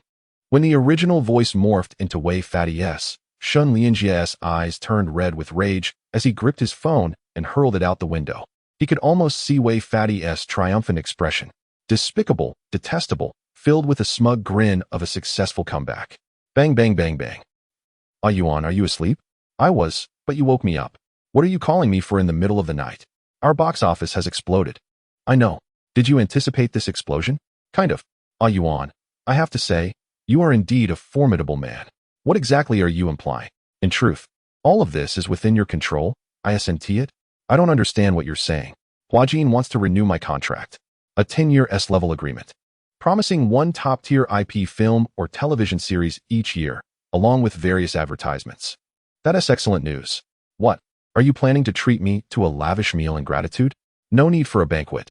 Just come by when I need you, or if you feel guilty. You can send me all your future earnings and shares. Lu Yuan reminisced about that early dream of opening a restaurant and suddenly chuckled. Perhaps everything may not be a dream after all. Lu Yuan, I don't want to sign with them anymore. On the other end of the line, Lu Yihong shook his head, his voice seemingly resolute. You want to switch companies? Have you been in contact with other entertainment firms? Lu Yuan felt puzzled upon hearing this. There is nothing. So what do you intend to do? Have you embarked on this profession? Lu Yuan, let me follow your lead. Wei Fatty has mentioned that you are preparing for your next film, Wanderer. So what? I might as well sign with your remote entertainment and become the first contracted artist of your company. After drinking, feeling elated yet somewhat bruised, Wei Fatty and Qianzhong fell into a deep slumber. Following a phone call from Lu Yuan, Lu Yuan found himself unable to sleep. He stepped outside to gaze at the moon, then cast his eyes upon the slightly crooked sign of remote entertainment, suddenly realizing how askew it appeared. Signing with us at remote entertainment? Has old Lu lost his mind? To forsake Huajin and commit to our mere shell of a company? Insanity. Are you out of your mind? Sister Xia, I am not mad. I see a tremendous opportunity. Insanity. To abandon such a significant company like Huajin for a flimsy one like remote? Sister Xia, you do not understand Lu Yuan. You are unaware of the caliber of person he is. You think you know? I only know he is a brash rogue. Indeed, I comprehend. He is not a rogue. He is a person of great ambition, aspirations, and profound wisdom. The emergence of Buried Alive is evidence of his meticulous planning. I have an inkling of what he has been orchestrating, and this team is the most enjoyable I have ever been a part of. Everyone is joyous, filled with dreams, which is why I wish to join. You are deranged. You must surely be out of your wits. I am calling the psychiatric hospital. I shall visit the remote company the day after tomorrow. What are you going there for? I wish to speak with him face to face, especially since he has turned me down. Rejected you? Buried Alive has become a massive success. On the 6th day, its box office reached 11 million. Although it does not rival the top 3 films, it is undoubtedly a blockbuster. Conversely, Capital has fizzled out. Regardless of how hard leading actress Lu Fangfei has promoted it, or how many channels Shen Lianjie has contacted to publicize it, they could not halt the downward trend. On the 6th day, its box office increased by only 2 million. The total box office for the day was merely 5 million. Buried Alive achieved a total box office of 32 million in 6 days. Capital managed 36 million in the same span. The gap between the two is merely 4 million. All discerning eyes recognize Buried Alive as the box office dark horse, while Capital stands as September's greatest failure. One was produced with 30 million, the other with merely 1 million. Ahem, well, and that 1 million was riddled with discrepancies. This is a profoundly ironic reality. Upon learning this, Shen Lianjie fell into a state of despair. If possible, he wished he could leap off a building. A few months back, he had aimed to ride the wave of this film's box office success straight to the top of September's rankings. But now, damn it, Capital no longer needed to be concerned about whether it would be a hit. The pressing question was how to explain such losses to the investors. After all, recovering the investment was out of the question. He suddenly felt that everything had gone awry since that series of firecrackers began. Lu Yuan is a loser. At least he once was. He disregarded the company's directives, shunned the idle path to pursue acting, and insisted on taking on challenging roles. The company deemed him unprofitable, resulting in his being shelved for several years. Huajin had never contemplated Lu Yuan's resurgence. Even when they heard he had taken on the art film Buried Alive, everyone believed he had lost his mind over wanting to make a film. All were prepared to scoff at him and ultimately terminate his contract by year's end, for he had become devoid of value.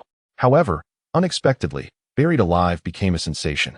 The film's success catapulted Lu Yuan back into the limelight, rendering him an ideal uncle in the eyes of netizens, possessing both charm and acting prowess. Other entertainment companies, including Tianyu, swiftly dispatched representatives to recruit Lu Yuan, hoping for collaboration. The conditions presented were extraordinarily generous, impossible for an ordinary star to refuse.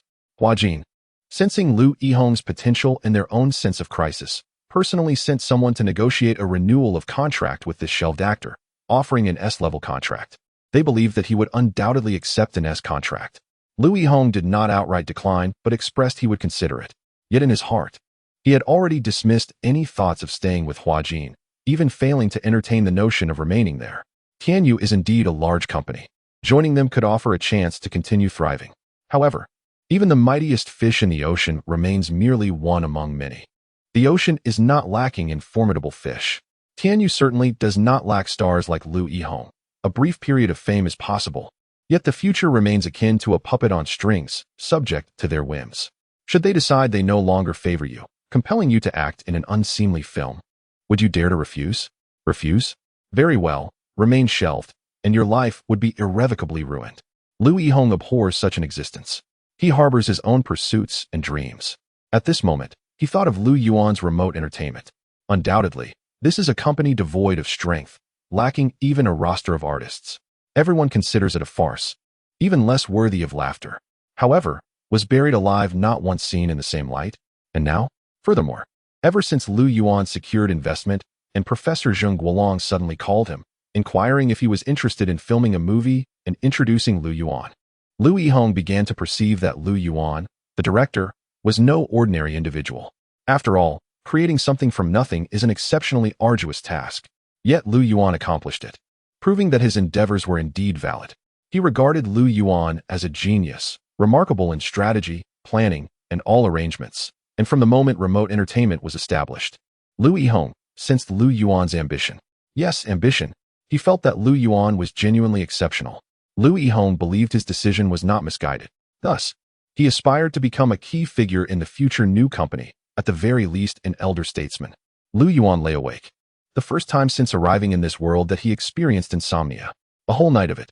Sometimes, one finds oneself at a loss, uncertain of which path to take or what actions to pursue.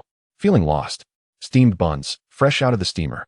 The aunt selling buns at the Baozi shop on Dongdajia in Hengdian opened the steamer, calling out in her familiar voice as a crowd, excitedly drawn by her shouts, gathered eagerly, seemingly oblivious to the dirt on their faces from the night shoot. Crouched in a corner, Lu Yuan lit a cigarette, silently observing the extras and the bun seller, and then glancing around at the bustling street filled with people. At that moment, he was suddenly engulfed by a sense of bewilderment. It appeared that everyone had their own tasks, each living fully. So, what should his future hold? Becoming a star? Nonsense. He was of ordinary appearance, hardly a fresh-faced youth capable of such a feat. Relying on talent for sustenance? Did he possess any talent? Nonsense. All that occupied his mind were vague outlines of a few film scripts, some songs, and piano and guitar pieces, and what else? Without these, what could he do? He could do nothing at all. Filming a movie? Although I have been diligently acquiring knowledge about films recently, and have been carefully learning while shooting Buried Alive, my skills are still incomparable to those of Wei, who seems to dwell in a realm far above my own. Some gaps simply cannot be bridged in a day. The chasm between us is indeed vast. As for acting, I have yet to properly engage in filmmaking. Can I truly call myself an actor? Writing novels? The narrative of a protagonist from another world effortlessly conquering all obstacles and ascending to greatness seems rather implausible to me. I lack the remarkable memory required to replicate popular novels like Zhu Xian or Dou Put Song Qiong, and I am incapable of crafting a complex screenplay. I can only manage simpler scripts, retaining the basic plot. I am acutely aware that my success has been exceedingly fortuitous, undoubtedly. Someone has assisted me behind the scenes. It is highly probable that Wang Jinxue has been that unseen support.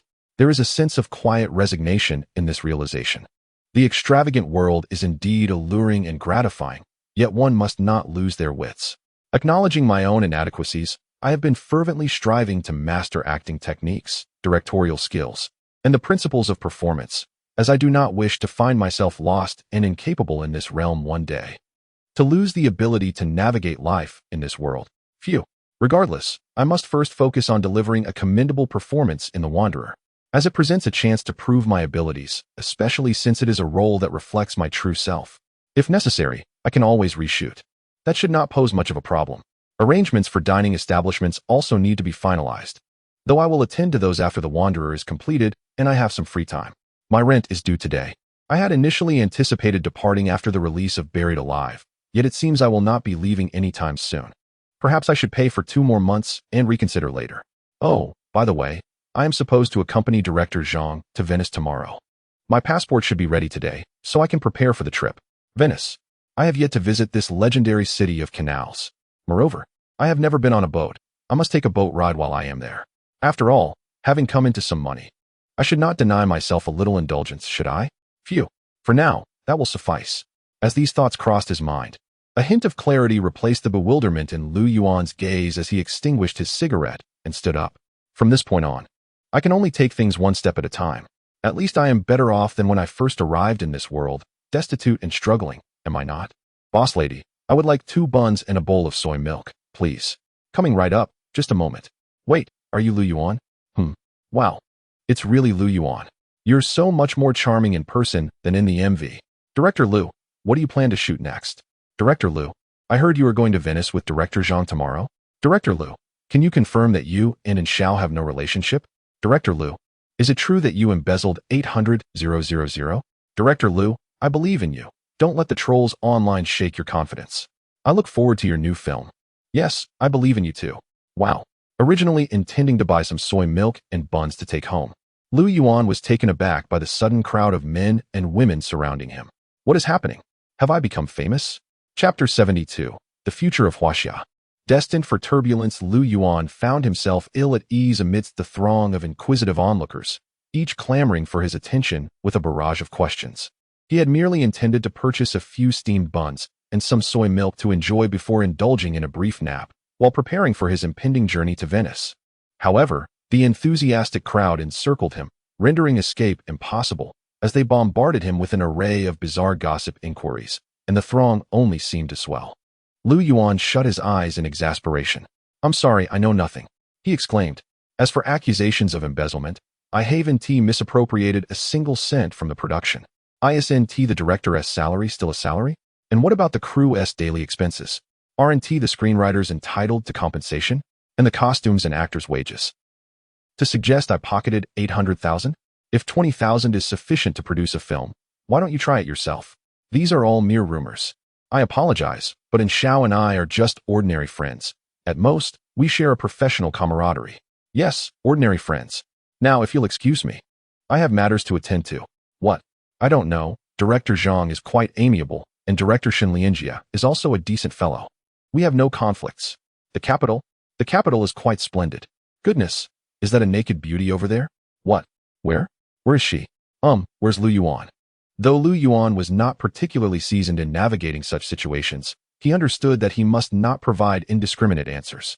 Beyond clarifying that he had not engaged in any embezzlement, he deliberately offered vague responses to all other inquiries, maintaining that everything was satisfactory and denying any discord. After enduring the crowd for what felt like an eternity, Lu Yuan devised a cunning plan. He pointed into the distance and suddenly shouted. Then, seizing the moment while the crowd was distracted, he slipped away into the mass. By the time they realized he had vanished, Lu Yuan was long gone. All that remained were a few trampled buns and a cup of soy milk, as if he had never existed. This is a story devoid of sorrow, yet distinctly perplexing. Undoubtedly, Lu Yuan had garnered a modicum of fame. With the success of Zhang Tong's subway station, Lu Yuan's old boy also gained considerable recognition. Additionally, the comedic debacle surrounding Buried Alive propelled him into the public eye, transforming him from an obscure figure into one of note. Life often unfolds unexpectedly. People are inherently different. Some yearn for the spotlight and strive tirelessly to become stars, while others feel overwhelmed by the chaotic swarm of fans, journalists, and curious onlookers.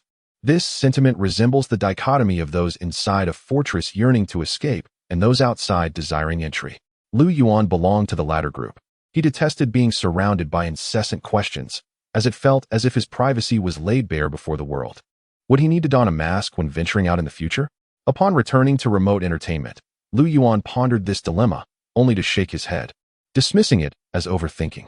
Nevertheless, the entertainment industry is one that values sustained popularity. Having achieved a mere flicker of fame, he questioned its significance. He was not an overnight sensation. Besides, how many overnight stars faded into obscurity within months or years? Why should he worry? With a calm demeanor, Lu Yuan discarded an empty cigarette pack into the trash and changed into a different outfit to retrieve his passport and prepare for his international journey. Meanwhile, Wei Fati and Qianzhong awoke in the afternoon, rejuvenated. With renewed vigor, Wei Fati promptly took Qianzhong's script and filming documents to secure necessary approvals. After completing a series of tasks, he contacted Li Qing to finalize the shooting schedule and identify available time slots.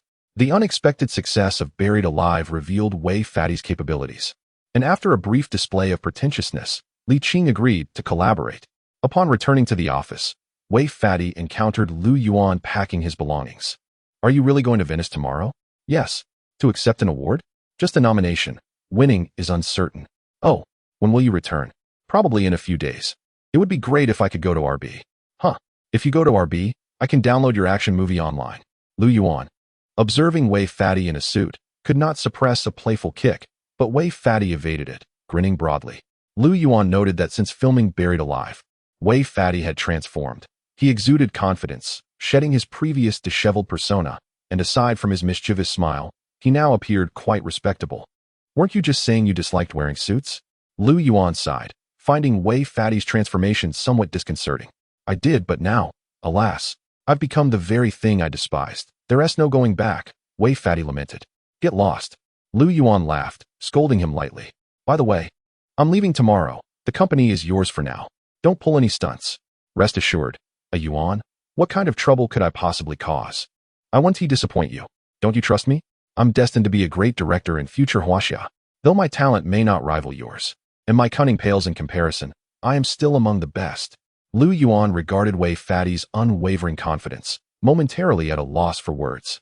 He sensed a divergence in their thought processes, as if they were drifting apart. The following morning, as dawn broke, Lu Yuan rose, brushed his teeth, and eagerly boarded the car to the airport, his suitcase in tow. It was his first trip abroad, and naturally, he felt a tinge of excitement.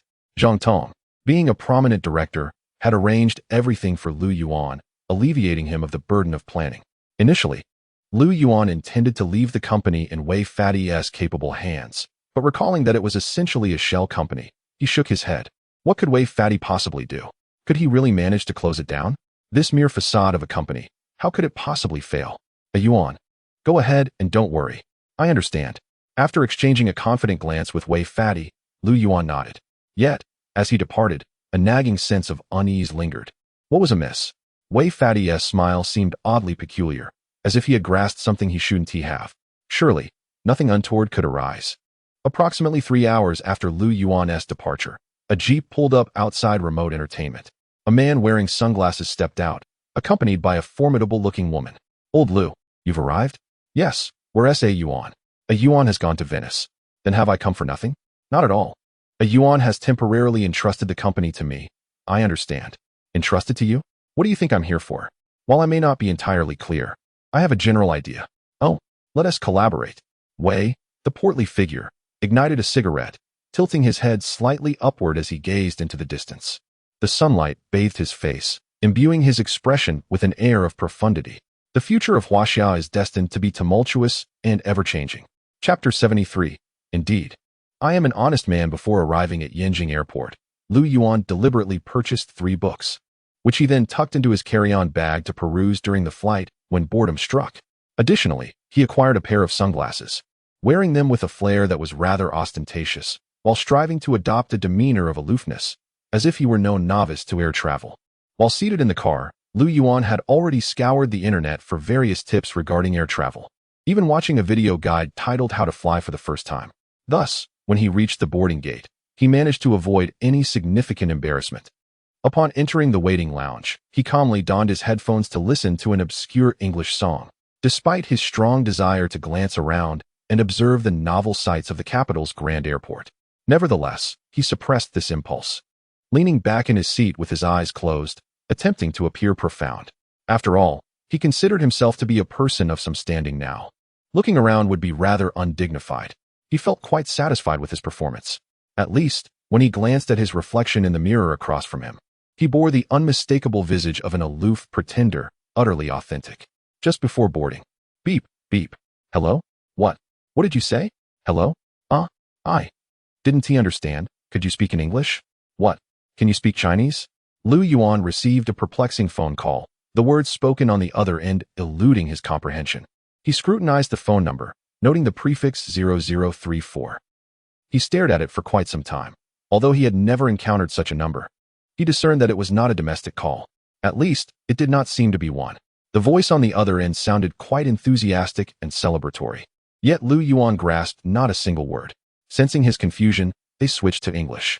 Lu Yuan could barely comprehend the English, but the rapid-fire delivery rendered him unable to catch more than a few words like congratulations and prize. A scam call? Have scam calls become this sophisticated, resorting to such convoluted foreign languages? This was quite an elevated level of deception. With a perplexed expression, Lu Yuan couldn't help but chuckle. He had never encountered such a scam before. It seemed rather amusing. However, he ultimately hung up the call. Mere minutes after disconnecting, his phone rang again, displaying the same number. Upon answering, he was again bombarded with a torrent of fluent English that he could not decipher. This time, Lu Yuan was far from amused and felt exasperated. Damn it, even if you're scamming me, can't you at least do it in Chinese? Your English is utterly incomprehensible. How on earth can you deceive me if I can't understand a word? This is far too professional. Or do you think I'm so naive that you're trying to show off in front of me? Taking a deep breath, Lu Yuan hung up once more. This time, they did not call back, but instead sent 2 lengthy text messages. Lu Yuan opened the messages, his frustration mounting. One was a long string of English. And after staring at it for a while, he finally recognized a few words like congratulations, winner, and sorry. The other message contained a jumble of distorted characters he had never seen before. What was the meaning? Were they mocking his lack of understanding? Did they think him uneducated? Was this some sort of joke? If they were scamming so professionally, they ought to target those with higher education, not someone like me, a foreign language novice. Ridiculous. With a deep sigh of annoyance, Lu Yuan was about to delete the messages when the boarding announcement chimed. He set his phone aside, slung his bag over his shoulder, and resumed his composed expression as he boarded the plane. Once aboard, Lu Yuan gazed out the window, feeling a tinge of sentimentality. He hadn't expected that his first flight would occur at this moment, and certainly not in first class. This bestowed upon him an inexplicable sense of happiness, especially after catching the smile of a stunning flight attendant with long legs, which intensified this delight. Yet, this was not the most significant aspect. The most vital detail was that he did not have to pay for the first-class ticket. It was a ticket arranged by director Zhang Tong. This undoubtedly made Lu Yuan feel as though he had reached the pinnacle of his life, elevating that sense of exhilaration even further. Director Zhang, over here. Has little Lu arrived? He should be here. I don't see anyone else downstairs. Oh, that is good. Director Zhang, may I help you with your luggage? Sure. Zhang Tong was the last to enter the cabin, and upon stepping through the door, his assistant took his luggage and placed it in the overhead compartment, while the tall flight attendant assisted him in removing his coat and adjusting the air conditioning. Such is the demeanor of a great director. His presence was distinctly different. Lu Yuan felt a surge of envy, but despite his envy, he maintained a calm expression, slightly rising to greet. Director, congratulations on the film's success. Haha, just luck, just luck. Zhang Tong's eyes lit up upon seeing Lu Yuan, and he opened his arms to give him a warm embrace, his gaze brimming with admiration. Zhang Tong's embrace was hearty and enthusiastic, but Lu Yuan was not accustomed to such warmth. Don't be so modest. You've broken records and still remain humble. Records? What records? The record for low investment and high box office returns. Don't you know? You made a film, and you haven't been following the box office trends and past records? Not really. I've been quite busy lately, so I haven't been keeping track. Are you certain you're not just pretending? Director Zhang, do I appear to be the type who pretends? Well, you may not seem like it now, but your film had no promotion in the early stages, and then suddenly burst onto the scene, causing one to suspect you're a wolf in sheep's clothing. I truly haven't. Director Zhang, you know I am a straightforward person. I never play such tricks. How can I not feel you are merely gilding the lily, utterly hypocritical? Impossible. I am genuinely sincere. Zhang Tong found Lu Yuan to be quite amusing.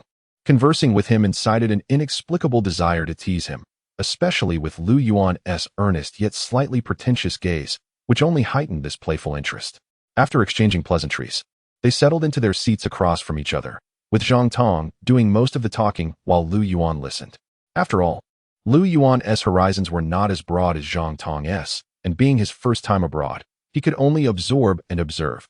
In Zhang Tong's presence, he felt like the younger sibling. This act of listening greatly pleased Zhang Tong, as most exceptionally talented youths tended to be rather arrogant. Yet, Lu Yuan displayed a humility and modesty that was refreshing, devoid of any youthful bravado. Zhang Tong naturally perceived this young man as promising, and thus, he began to ramble on. Zhang Tong transitioned from discussing domestic cinema to foreign films, subsequently delving into international film awards. His enthusiasm was palpable, as he lamented the lack of achievements by domestic films on the global stage, noting that in recent years, the focus on youthful stars and box office success has overshadowed the pursuit of artistic recognition. Little Lu, he urged, make your next film with care, striving to earn accolades abroad and elevate the reputations of young directors like yourself. With a sigh, Lu felt these aspirations were distant. How can you say that? One must possess ambition and dreams, particularly at your age. You should be bolder, less modest. In my youth, I traveled extensively and was far more audacious than you. Oh, by the way, Director Zhang, your English must be quite good from your travels? Indeed. When I made my first film, I ventured alone to England without an assistant. Could you help me understand this English text message? Hand it over. I'll take a look. As Lu Yuan revealed his phone, Zhang Tong wore a faint smile. However, upon reading the message, The smile abruptly vanished, replaced by a look of disbelief as he scrutinized Lu Yuan's earnest, somewhat naive expression. You claim to be honest and devoid of pretense? Yes, what's wrong? Well done. Your act nearly fooled even an old hand like me. What? Lu Yuan was momentarily taken aback. I suspected you were playing the fool.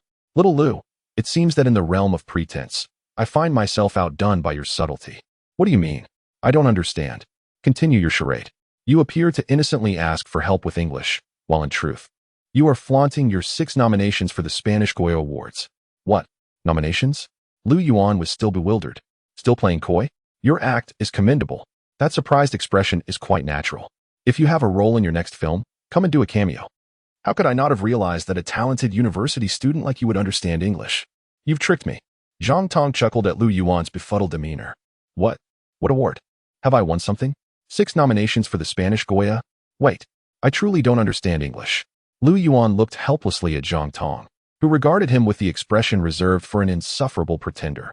He felt a pang of injustice, a sentiment he found intolerable. Venice, situated in Italy, is home to the Venetians, who speak Italian. Thus, the comprehensive English guide proved utterly useless for Lu Yuan. Upon landing and hearing authentic Italian, he confronted a shocking reality and felt an urge to slap himself for wasting over $30. This was a tale more tragic than sorrow itself.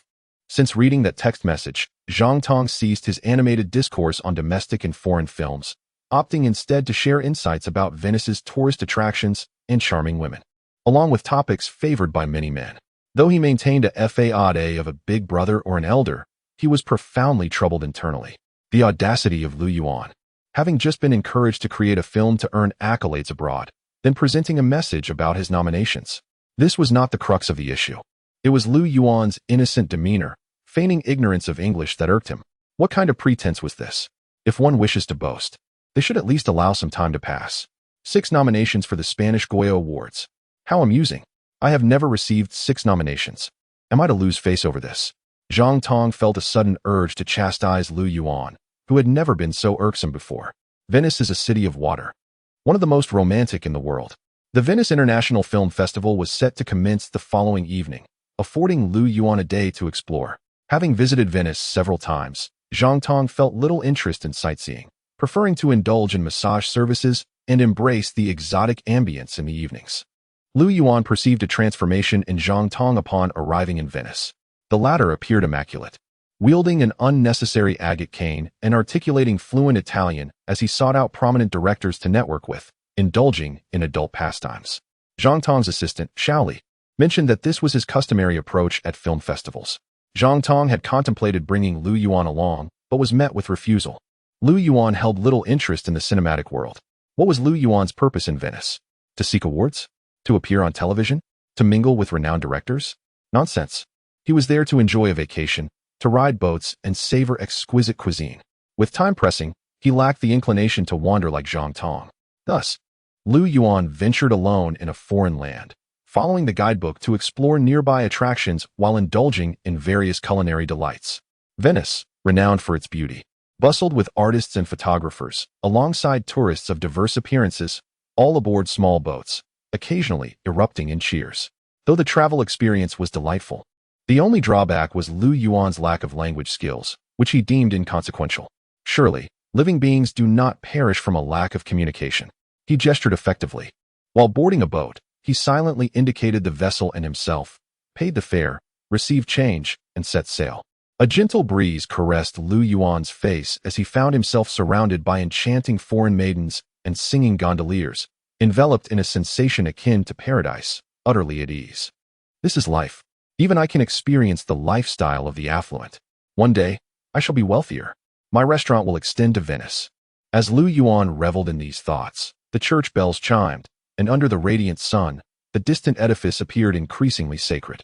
Overcome with wonder, he suddenly spotted a street vendor, causing a stir in his chest and igniting a flicker of greed as an irresistible allure drew him toward the merchant like a magnet. In that instant, the church, the statuesque beauties, the distant boats, and the gentle winds faded from his perception. All that occupied Lu Yuan's gaze was a beautiful HA brand cigar, its allure captivating and graceful. How much is this? Lu Yuan inhaled deeply before exclaiming in Chinese. The vendor, unable to comprehend, looked perplexed. How much? Lu Yuan stammered in his clumsy English, inquiring about the price. The elderly woman remained perplexed. 10 boxes, not 10 sticks. I would like 10 boxes. In the end, Lu Yuan could only resort to gesturing, indicating the quantity he desired. The street vendor stared at him quizzically as he extended 10 fingers, then glanced behind him. Upon seeing Lu Yuan's confirming expression, her face lit up with delight. She quickly nodded and hurriedly retrieved 10 boxes from the back. Lu Yuan gazed thoughtfully at the 10 boxes of cigars before him. Meanwhile, Daniel strolled quietly with his camera beside the Basilica di San Marco in Venice. He felt a sense of despondency and melancholy. As an esteemed art photographer in Italy, he had once garnered acclaim for his works such as The Lion, The River Corolla, and The Graceful Maiden. However, that was in the past. A decade had passed. 10 years ago, he had basked in glory and recognition, yet now he found himself in the depths of despair once more. He had no noteworthy works to present. His creativity had succumbed to Klitsch, losing its former brilliance. He sensed a change, as if his soul were bound by a divine force, leaving him in a perpetual search for inspiration. For an artist, the absence of inspiration and profound depths to explore is undeniably a nightmare. He felt trapped in this nightmare, unable to awaken. Today, like every other day, he visited the church, praying for a spark of inspiration to rejuvenate his spirit. However, upon leaving, everything remained unchanged. No inspiration, no miracles. Everything was as uneventful as ever. The same faces, the same occurrences, the same monotony. Despair enveloped him. Perhaps I am a person forsaken by God. The evening breeze was gentle and comforting, yet for one engulfed in despair, it felt like a cruel irony. Daniel sighed heavily, gazing at the sunset. For the first time acutely aware of his aging. Just as he was about to depart, he caught sight of an Eastern man in the corner of the church.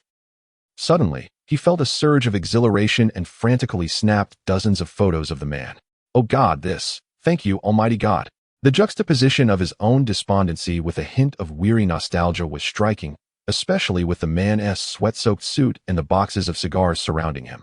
The man's expression, filled with resignation yet tinged with sorrow, confusion, and greed, coupled with the sunlight, exuded an extraordinary artistic essence. It was magnificent. This was truly replete with artistic flair. Thank you, Daniel exclaimed. This is the beauty of decline and rebirth. Perhaps this is the most artistically captivating photograph I shall ever capture in my lifetime. In that moment, Daniel took numerous photographs and then rushed towards the man, overcome with excitement. The man, who was smoking a cigar, looked at Daniel with bewilderment, astonished by the tearful Italian. He nearly dropped his cigar in shock. Click, click, click. Daniel continued to excitedly take more photos. Is smoking prohibited here? The Eastern man finally managed to stammer after a prolonged silence before the camera. I am a photographic artist, and I believe this photograph possesses immense artistic potential. May I submit it for the upcoming photography exhibition next month? If permitted, I would be immensely grateful. You would be my benefactor. Daniel spoke fluently in Italian, gazing earnestly at Lu Yuan. Is there a fine? How much is the fine? Lu Yuan, observing Daniel's fervent expression, discarded his cigar and gestured as if to indicate money. Yes. If this is a success, the reward could be substantial. I shall share the prize with you, and perhaps you will become one of the few featured photographers in the Venetian art scene. Daniel became even more excited. All right then, I won't smoke anymore. Please, do not be overly enthusiastic. Lu Yuan, having discarded the cigar and genuinely remorseful, gestured negatively. Do you not want the money? Yes. Money may seem somewhat vulgar, but thank you for your dedication to art. Here is my business card. May I know your name? Daniel, overwhelmed with gratitude, quickly retrieved his business card and presented it to Lu Yuan while gesturing for his name. As the sun dipped below the horizon, Lu Yuan took the crumpled card, scrutinizing it for a while, then looked at Daniel with confusion. Name. Daniel observed Lu Yuan's bewilderment and swiftly produced the recently taken photographs along with a pen. Your name? Do I need to register? Will it leave a record? Daniel. He wrote his name on the paper, pointed to the card, and then gestured towards Lu Yuan. Your name is Daniel? It won't leave a record? Lu Yuan gestured. Yes, your name is. Oh, all right, Lu Yuan. Lu Yuan wrote his name in Chinese characters. Thank you. Daniel expressed his heartfelt gratitude, realizing Lu Yuan was of Chinese descent. He then uttered a few clumsy Chinese phrases before turning reverently towards the church, offering prayers of thanks.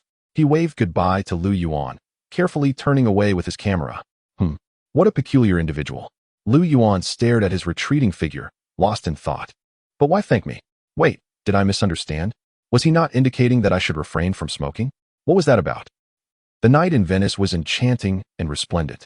Lu Yuan had his 10 boxes of cigars airlifted back to his homeland, subsequently indulging in extravagant feasting and revelry in the charming town of Venice. The joys of wealth allowed him to spend as he pleased. Previously, he believed he could fathom the happiness of the affluent, yet only after experiencing lavish expenditures did he comprehend the unimaginable nature of their lives. After feasting on countless delicacies and seafood, and wandering through the illuminated attractions, Lu Yuan returned to the Hilton Hotel. Gazing at the opulent decor and extravagant ambience, he realized he had indeed succumbed to decadence. For the first time, he sensed the allure of wealth and experienced the joy of possessing money. However, this elation lasted merely half an hour. Soon after, perhaps due to his indulgent feasting, his digestive system revolted, leading to an urgent predicament. Initially, Lu Yuan dismissed it as a minor issue, but he soon realized he was gravely mistaken. The tumultuous waves of his insides taught him the lesson of moderation in consumption. That night, Lu Yuan did not relish the exquisite bed of the Hilton nor the comforts of air conditioning. Instead, he found himself appreciating the capabilities of the intelligent toilet. In the early hours, around 4 or 5 o'clock, Lu Yuan's phone rang. Upon checking the caller ID, he saw it was an international call from Wang Jinxue. Hello. Lu Yuan, I have great news. Our film Buried Alive is nearing the top 3, potentially surpassing Desk Mates. Oh, that's wonderful news. Is Venice enjoyable? Fortunately. What happened to your voice? It sounds rather strange. Are you all right? What's odd about it? What are you doing now? You don't seem to be sleeping and appear a bit unwell. Are you involved with women? Upon hearing Lu Yuan's somewhat frail voice, Imo Mingxue inexplicably grew wary. No, I'm not involved with anyone. It's hard to explain. Lu Yuan took a deep breath, gazing at his haggard reflection in the mirror before closing his eyes. What are you doing? What is so difficult to explain?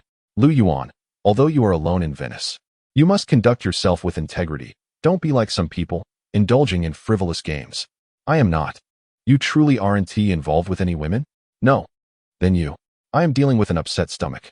After holding it in for a long time, Lu Yuan finally managed to utter this line, his face flushed. There was a moment of silence on the other end.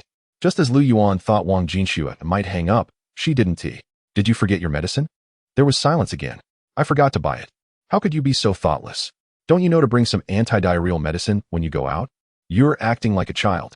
Lu Yuan felt a headache coming on, listening to her scold him. He found himself at a loss for words. Today, Wang Jinxue seemed especially talkative, going on for quite a while. Lu Yuan could only listen, unable to counter her remarks. After a few minutes of her lecturing, it appeared that Wang Jinxue realized she was being overly nagging, which was uncharacteristic of her usual demeanor towards Lu Yuan, and she eventually hung up.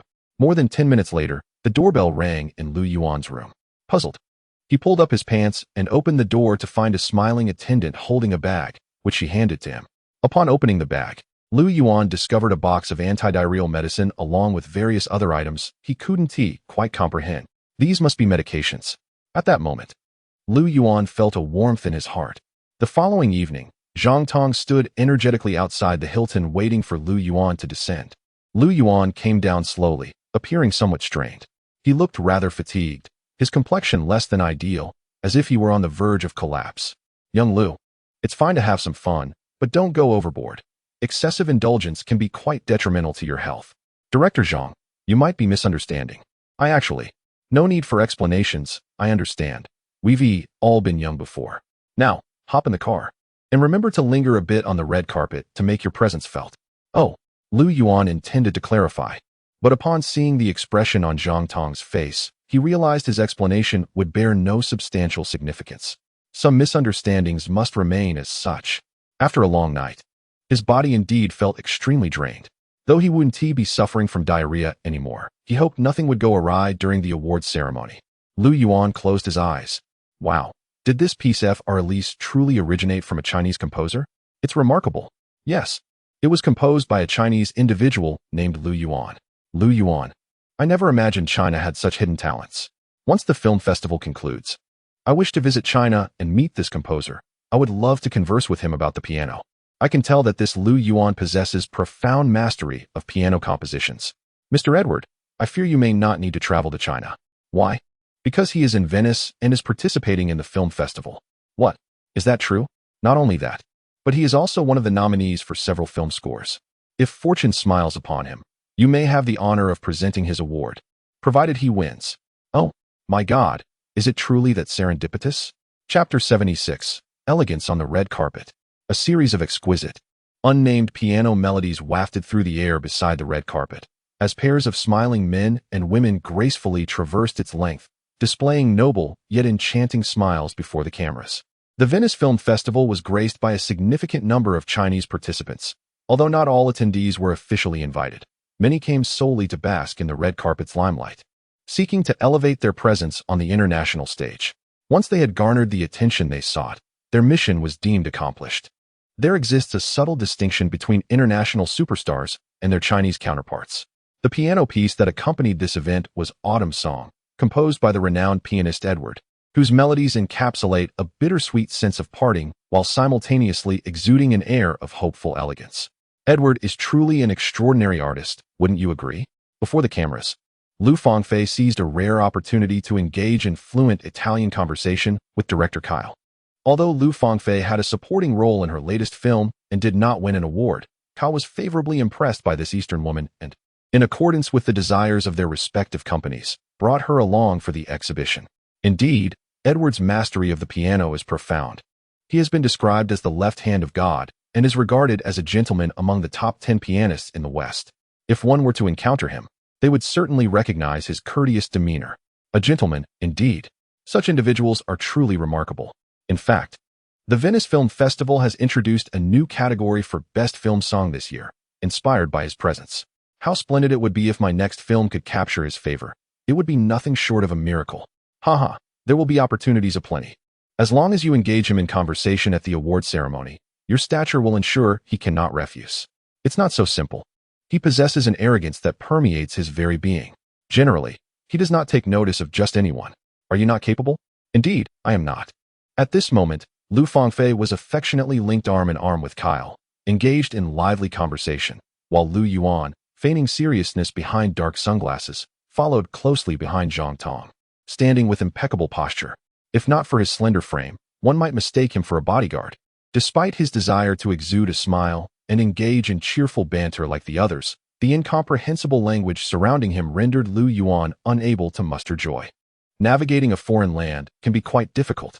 It seems I must endeavor to learn English. No, wait, Italian. Zhang Tong, with an arm around a blonde maiden, radiated joy, striking a flamboyant pose for the camera, while the blonde reciprocated with a playful kiss. Lu Yuan had initially thought he would enter alone, but as he presented his credentials to step onto the red carpet, a brief Phoenician girl approached him, warmly linking arms and chattering in a tongue he could not comprehend. Lu, we're stepping onto the red carpet now. Stay alert. Remove your sunglasses and cooperate with this lovely lady for a few shots. We are on the international stage, Zhang Tong advised, glancing back. Oh, Lu Yuan nodded, donning what he believed to be an admirable smile, before removing his sunglasses and stepping onto the red carpet. Am I stepping onto the red carpet too? However, just as he was about to embark, a sudden pain gripped his stomach. In an instant, a shiver coursed through him. Oh no, the Venice Film Festival is an international affair. Broadcast live from the moment one steps onto the red carpet until the conclusion of the award ceremony. Chinese film enthusiasts tuned in to the live stream, reveling in the exotic atmosphere, their screens flooded with lively comments. Lu Fangfei has arrived. Who is her male companion? Wow, is that the esteemed director Kyle? Indeed, the very same who directed Beast War. Did Lu Fangfei win an award for this film? It appears not. Is the next one Aaron? It seems so. Aaron's smile is indeed sweet. Wait, another Eastern face. Who is he? Oh, it's Zhang Tong, the director of the current box office champion Subway Station. Wasn't Zhang Tong supposed to be at the Berlin Awards? How did he end up here? Both festivals were considered. It just so happened that Venice accepted him while Berlin did not. Such matters are not solely up to one's desire. After all, it is international. All right then. Wait, who is that Eastern gentleman following director Zhang? Oh, who could he be? This man's smile appears forced, as if he is struggling to maintain composure. Wow, have you noticed? It seems as though someone is forcing him to walk the red carpet at gunpoint. His smile is unmistakably fabricated. And look at his stiff movements. What does he intend to convey by wanting to leave the red carpet so swiftly? Is there a bomb hidden here? Wait, where's the camera? Why has it vanished? Show me that gentleman again. I want to see his expression. I'm not interested in other stars. Where did he go? Who is this man? I feel like I've never seen him before. Wait, he resembles someone. Who? Is he not the director Lu Yuan of Buried Alive?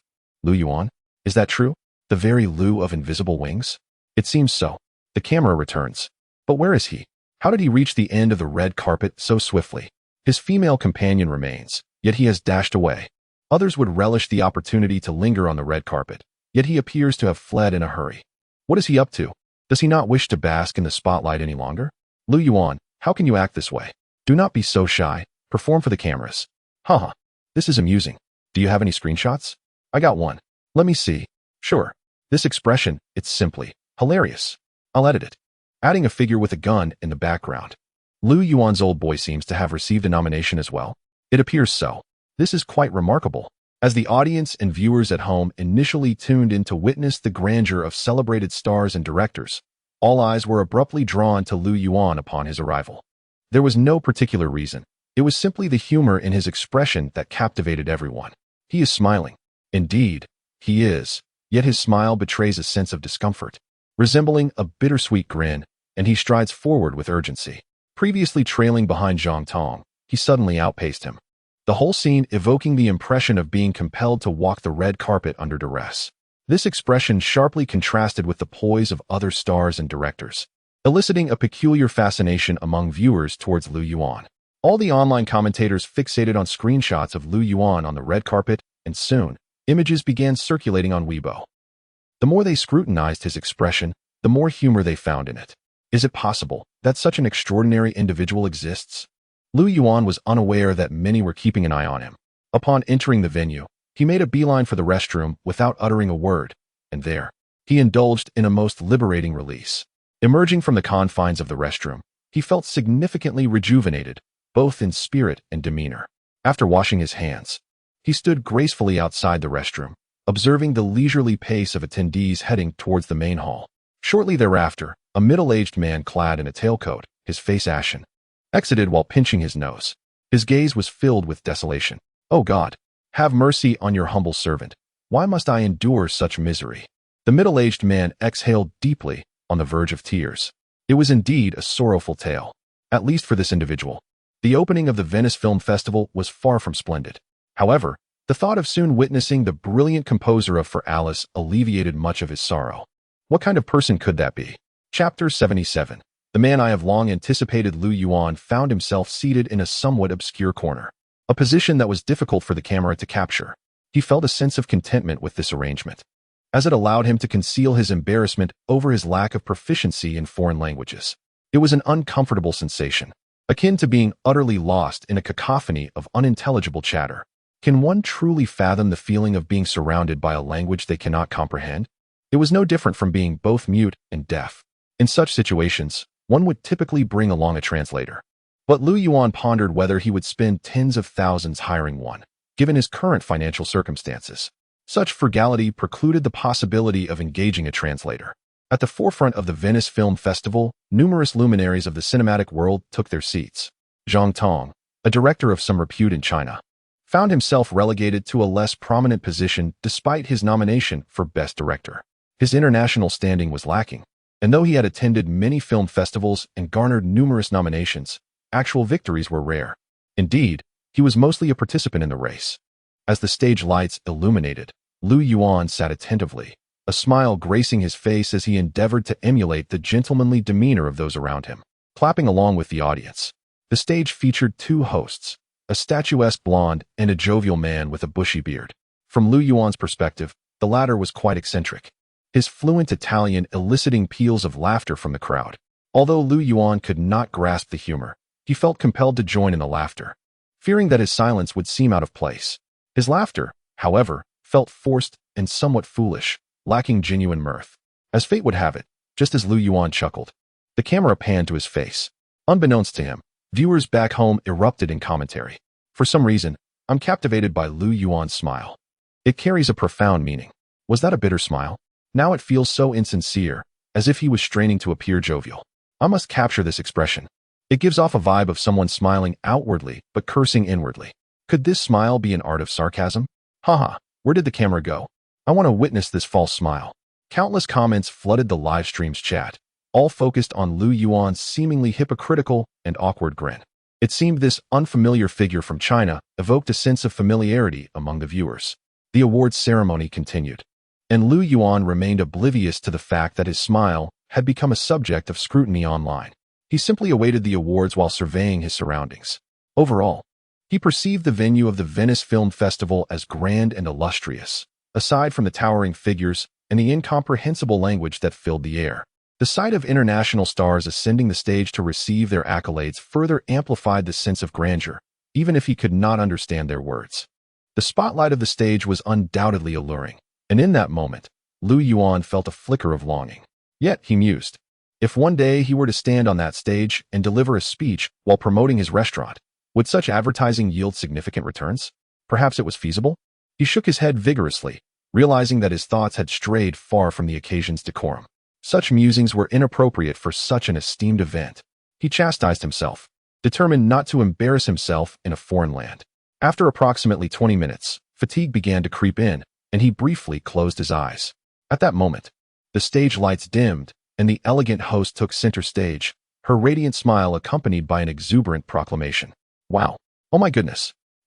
As the audience erupted in cheers, Lu Yuan was startled by the sudden enthusiasm. He observed everyone, as if possessed by a fervor, fixated on the large screen, their excitement palpable. With each announcement from the host, thunderous applause erupted, and clips from various films played on the screen. Among them was Subway Station, featuring Lu Fangfei in Beast War, and other visually stunning blockbusters. Was this the announcement for Best Director or Best Actor? Lu Yuan stood, unsure how to participate in this spectacle. He felt like a bewildered youth in an unfamiliar realm. When the host announced a director's name, and a bearded man dashed onto the stage, Lu Yuan guessed it was for the Best Director award, especially when he noted Zhang Tong's disappointed expression. Subway Station had only 2 nominations, Best Director and Best Film Song. True to form, Zhang Tong had once again become a mere participant in the race. Though Zhang Tong knew the odds of winning were slim, disappointment washed over him nonetheless. He had lost count of how many times he had been a runner-up. Fortune had never favored him. Colleagues seated nearby offered comforting pats on his shoulder. But Zhang Tong merely shook his head, donning a smile that belied his true feelings. Lu Yuan recognized this faade. Zhang Tong's acting prowess surpassed his own. Reflecting on the situation, Lu Yuan realized that he could not manage a genuine smile in such circumstances. Life, it seemed, was indeed a performance, and one's acting skills must keep pace. After a moment of introspection, he returned his gaze to the stage, patiently awaiting the ceremony's conclusion. As tranquility settled in, Lu Yuan felt drowsiness wash over him again. He glanced at Wang Jinxue, who had brought him medication. Surely, it couldn't be a sedative? The atmosphere had shifted. Directors remained in their seats, displaying a sense of decorum, even if they felt detached from the proceedings. The earlier fervor had dissipated, replaced by a collective calm. However, a group of blonde women remained exuberant, their eyes eagerly scanning the backstage area, anticipating something. After several more awards were presented, Zhang Tong appeared to relinquish all hope. Glancing at the seemingly drowsy Lu Yuan with a shake of his head, it seemed there was little expectation left for the final award. This year, like the previous ones, might conclude without any Chinese representation on the stage to deliver acceptance speeches, a likely scenario. About 20 minutes later, the stage lights dimmed once more, and an elegant, charismatic middle-aged gentleman emerged. The previously subdued atmosphere erupted into a frenzy as the audience, particularly the blonde women in the back row, erupted in enthusiastic cheers as if a superstar had graced them with his presence. Has the host changed? Is this host an international superstar? Lu Yuan could only entertain this thought. The following award will be presented by me, and I am aware that many are eagerly anticipating who will receive this honor. Naturally, I am also filled with anticipation, for this award holds great significance for me, determining whether my journey to Venice will be flawless. Of course, I realize that perfection is unattainable, and every experience carries its own regrets. After the middle-aged man concluded, he gestured towards the large screen, which soon showcased a series of film clips. Subway Station was prominently featured among them. So, to whom does this award belong? Allow me to first open the envelope.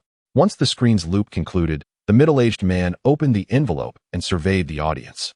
At this moment, I feel compelled to introduce a remarkable individual, a man of extraordinary charm. Before this journey, I never anticipated I would be so fortunate as to meet him. I was eagerly awaiting this moment, and even until just moments ago, my anticipation remained. This is where my regret lies. For that man is also among the nominees. Yet now, the middle-aged man continued to scan the crowd, maintaining an air of suspense with a subtle smile. Below, Lu Yuan felt inexplicably vexed by this middle-aged gentleman's prolonged suspense. Why all this fuss? Just get to the point. Congratulations, Yuan. Lu. What? As the lights shone brightly, Lu Yuan was momentarily stunned. What just happened? Chapter 78. Astonishment. An invitation from Edward. What? Has he won an award? No. The award itself is not what astonishes me. Rather, it is Edward's remarkably high regard for this Lu Yuan. Who is Lu Yuan? What notable works does he possess? This. Who exactly is Lu Yuan? Emerging as if from the depths of stone. Fr. Elise. Ah, textbook piece. Look it up in your textbooks. The composer of Fr. Elise is Lu Yuan. What? Why are you still dawdling? Hurry and write the news. This is monumental. Go on. This is utterly terrifying. What on earth is happening in this world? In Huaxia, countless spectators widened their eyes in disbelief, observing Edward alongside the bewildered Lu Yuan. An abundance of news media flocked to document this seemingly naive young man from Huaxia. Ultimately, Fr. Elise was revealed. Silence. A silence tinged with shock. Even the screaming foreign beauties stared wide-eyed. Director Zhang Tong looked at Lu Yuan in utter disbelief. Across the internet and television, viewers, including the reporters present, stood in stunned silence. They could not fathom that the man Edward held in such high esteem was an obscure individual from Huaxia, who appeared somewhat dazed as he stood. There were no cheers. Everything unfolded too abruptly, and no one had previously paid this Huaxia individual any heed, resulting in a lack of applause. Even the clapping was sporadic. The lights were dazzling for Lu Yuan, who glanced down at himself, finding nothing amiss, having done nothing extraordinary. However, upon seeing the title of the film flash above, Lu Yuan realized that he might indeed have won an award. Thus, he rose. Countless cameras, video recorders, and lights swirled around him, enveloping him in a brilliant aura.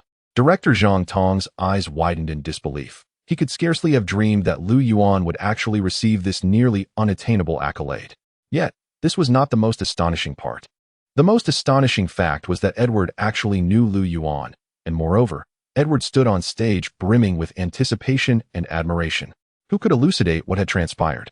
In the audience, Lu Fangfei was equally astonished, almost leaping from her seat to inquire how Lu Yuan had become acquainted with the extraordinarily gifted pianist Edward. Who is Edward? A man whose pride runs deep and whose intellect is profound. He has always been imperious, never having held anyone in such high regard. Who is Lu Yuan? Lu Fangfei had heard of Lu Yuan's name. Since the song Invisible Wings, she was aware of his presence in the entertainment industry. However, even when buried alive unexpectedly outshone Metropolis, she merely expressed mild surprise, but did not delve into Lu Yuan's reputation. After all, in her view, a movie or a song could prove nothing. She had begun to shift her focus toward foreign films, and while she would still accept domestic projects, they would be fewer. Thus, she had not closely followed Lu Yuan. When she encountered him at Venice, she merely smiled and nodded politely, acknowledging him. To her, it seemed they belonged to two different worlds. Until now. At this moment, not only had Lu Yuan won an award, but he also garnered the admiration of such a proud individual. What secrets does this man conceal? Lu Fangfei took a deep breath, striving to maintain her composure as she watched Lu Yuan gradually make his way down the aisle toward the stage. In remote entertainment, what? Did a Yuan really win an award? Wait, it seems Edward knows a Yuan. A pianist holds a Yuan in such high regard. Is a Yuan's Fr. Elise truly that remarkable? Of course. If it weren't exceptional, how could it be included in textbooks? Are you foolish? Li Qing and Wei Pengzi stared at the screen, both aghast. Only Lu Yihong shook his head, appearing rather composed. What is strange about it? It's a normal operation. If a Yuan were an ordinary person, I wouldn't have discarded Huajin. Don't you realize this is part of a Yuan's plan? Plan? What is he planning? Wei Pengzi pondered, but Li Qing was left bewildered. He felt he didn't quite grasp the situation. First, he puts himself out there to gain fame. Then the next film will utilize that fame to maintain its success. Once the film thrives and he achieves a certain level of recognition, He can form a formal team and officially enter the Huaxia entertainment industry, contending with major companies, continuing to leverage small gains against large ones. A Yuan has ambitions beyond merely making films. Old Lu, how do you know this? I thought he only wanted to make movies. Li Qing felt as if he were listening to an ancient text, sensing the truth was not as he perceived. Of course, the sign at the entrance reads remote entertainment, not remote film industry. He has made his ambitions clear from the very beginning. He aims to make a name for himself in the entertainment industry. Wei Ponzi shot Li Qing an incredulous glance, questioning his lack of understanding. Wow, a Yuan's plans are quite far-reaching. Li Qing thought it was a bit far-fetched. Of course, a Yuan is impressive. Lu Yihong shook his head, speculating that a Yuan likely has further plans. We shall wait and see. Is that true? Li Qing closed his eyes, staring at the screen once more. Could it be that remarkable? All this glory belongs to Lu Yuan. His emotions were complex. Mimicking the others, Lu Yuan ascended the stairs, step by step, toward the stage. He felt a tinge of nervousness. During their earlier conversation, Zhang Tong had mentioned many aspects of the award ceremony. Yet he had not informed him what to say upon receiving the award. He could not speak Italian or English, only Chinese. Moreover, observing the anticipatory expressions of the award presenters, Lu Yuan was utterly perplexed. What should I say? What should I do? This felt akin to a country bumpkin stepping onto a grand stage, everything unfamiliar. After all, throughout his life, even over 2 lifetimes, Lu Yuan had never won an award in such a formal setting. Undoubtedly, it was an exceedingly daunting task.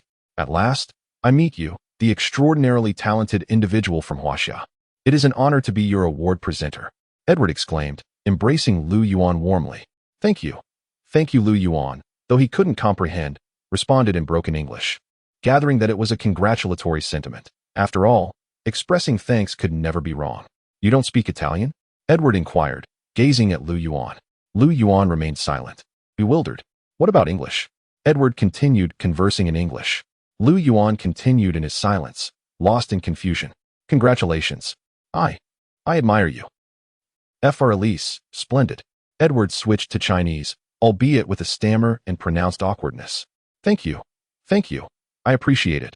I thank everyone. Lu Yuan understood, nodding appreciatively as he accepted the certificate of honor from Edward, then turned to bow to the audience below, expressing his gratitude. After expressing his gratitude, he looked at Edward, who was gazing at him with eager eyes. His steps, which were initially headed for departure, came to a halt. Do you have time tomorrow? Edward stammered as he gazed at Lu Yuan. Tomorrow? I have a music concert and would like to invite you to perform a piece together. Edward smiled at Lu Yuan, extending his invitation with earnestness. Despite his stuttering Mandarin, his sincerity was palpable. Upon hearing this, Lu Yuan took a deep breath. Tomorrow. I might have to return to my country, I'm sorry. Although Lu Yuan was not very familiar with Edward, he could tell from his demeanor that he was no ordinary person. To perform alongside someone of such caliber, his own skill level. Was it not a jest? Edward's smiling face suddenly froze, and after a prolonged silence, he revealed a look of disappointment. What a pity. Perhaps next time? Lu Yuan quickly replied in a traditional manner. All right, next time. Edward's eyes brightened once more. I will be going to Huaxia at the beginning of next month. Shall we collaborate then? Beneath the camera, Lu Yuan felt slightly awkward but instinctively nodded.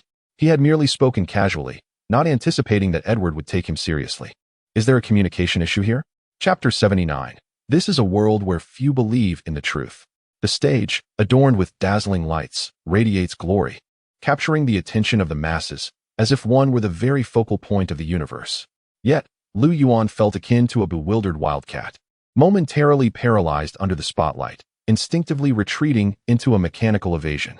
After receiving the award and expressing his gratitude, he stepped off the stage, only to be besieged by an insatiable swarm of journalists, peppering him with questions in various languages: Mandarin, English, Italian.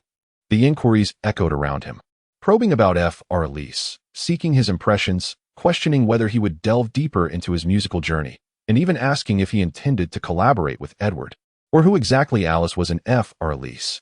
How could Lu Yuan respond to the question of Alice? He found himself at a loss, for he had never anticipated such inquiries would rain upon him. A sudden wave of panic washed over him. Once, he had merely wished to impress. Little did he know this pretense would thrust him onto the international stage, leaving him at a loss for how to gracefully exit. Lu Yuan, an ordinary individual, had never encountered such overwhelming scrutiny, leaving him utterly unprepared to articulate any thoughts to the reporters. Thus, he could only feign a smile, shaking his head slowly, retreating to his seat to maintain a facade of poise and silence. Smile, remain elegant. This is a tale steeped in sorrow. Zhang Tong, observing Lu Yuan's demeanor, was nearly driven to anguish. The moment Lu Yuan declined Edward's invitation, Zhang Tong felt his heart lurch. What an extraordinary opportunity. Edward, a renowned pianist abroad. How many aspired to earn Edward's favor? Countless had knocked on doors, only to find them closed. Yet Lu Yuan? He discarded such a chance to connect with the international scene, not merely relinquishing it, but outright rejecting it. What was he thinking? Was it a matter of literary pride? However, one could not allow pride to reach such a perilous extreme. Could they? Was he not sabotaging his own future? Furthermore, with so many international reporters surrounding him, could he not muster a few words, if only to become a familiar face on camera? This was to be broadcasted on television. If these journalists penned favorable pieces about him, he could surely reap great rewards. In that moment, witnessing Lu Yuan's stiff smile as he sat quietly, Zhang Tong nearly lost his composure and smacked him on the head. How could he be so oblivious? To reject such a promising future? After more than 10 minutes had passed, once the awards ceremony concluded, Zhang Tong, unable to restrain himself any longer, confronted Lu Yuan. Faced with Zhang Tong's tirade, Lu Yuan's face flushed red with embarrassment. Finally, he sighed. Director Zhang, I know my talent has waned. Accepting Edward's offer would mean embarrassing myself on an international scale. I assure you, it is not a matter of literary arrogance. Do you believe me? Get lost. Why don't you just disappear? Even if one must be ostentatious, it should not be in such a foolish manner. Zhang Tong's irritation with Lu Yuan's endearing yet exasperating demeanor only intensified. He recalled similar sentiments Lu Yuan had expressed on the plane. Unable to contain himself, he uttered a polite exclamation. How could such a person exist in this world? Lu Yuan, observing Zhang Tong's expression as if he had just swallowed a fly, felt unjustly aggrieved but could not find the words to respond. Did he not believe the stark reality? September 10th. Although the oppressive heat of summer had receded, the atmosphere remained stifling. The box office battle raged on, with directors fixated on the September box office skirmish.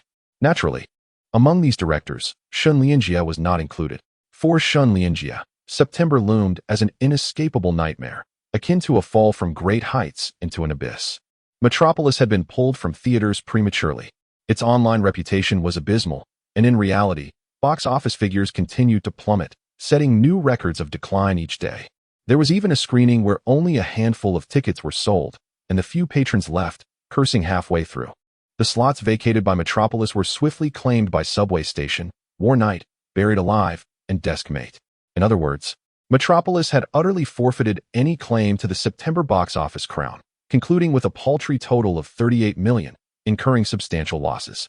The crushing defeat aged Shun Lianjie overnight, even sprouting a few gray hairs. The film Buried Alive, once deemed inconsequential, surged forth with a wild vigor, as if under the influence of a narcotic. In the early hours of September 11th, Buried Alive astonishingly achieved a staggering record of 12 million in a single day. This low-budget film had gone utterly berserk, shattering innumerable records, racing towards the unknown. The importance of film promotion cannot be overstated. Typically, a film like Buried Alive would require a promotional budget of at least 10 million to achieve such box office success. However, Buried Alive defied convention, entirely reliant on word of mouth and Lu Yuan's audacious maneuvers. As of the 10th, Buried Alive had amassed a total box office of 80 million. What does this signify? It is a concept bordering on madness, a notion capable of driving the entire film industry into a frenzy. A modest investment yielding explosive returns. This is a terrifying record in the annals of Chinese cinema, nay, even in the global cinematic landscape. Nevertheless, despite the wild success of Buried Alive, the prospect of clinching the September box office title remained bleak. Subway Station boasted a box office of 130 million. War Night reached 125 million. Deskmate garnered 90 million. Buried Alive ranked fourth. Yet, in the eyes of netizens, September belonged to Buried Alive. And even the potential future box office champion could not overshadow its brilliance, marking the first time a film ranked fourth in popularity eclipsed the top box office film. However, following September 10th, netizens suddenly realized that September unequivocally belonged to the director Lu Yuan. Lu Yuan, once an obscure figure just a month prior, skyrocketed to fame after September 10th. He became a sensation, igniting a wildfire of attention.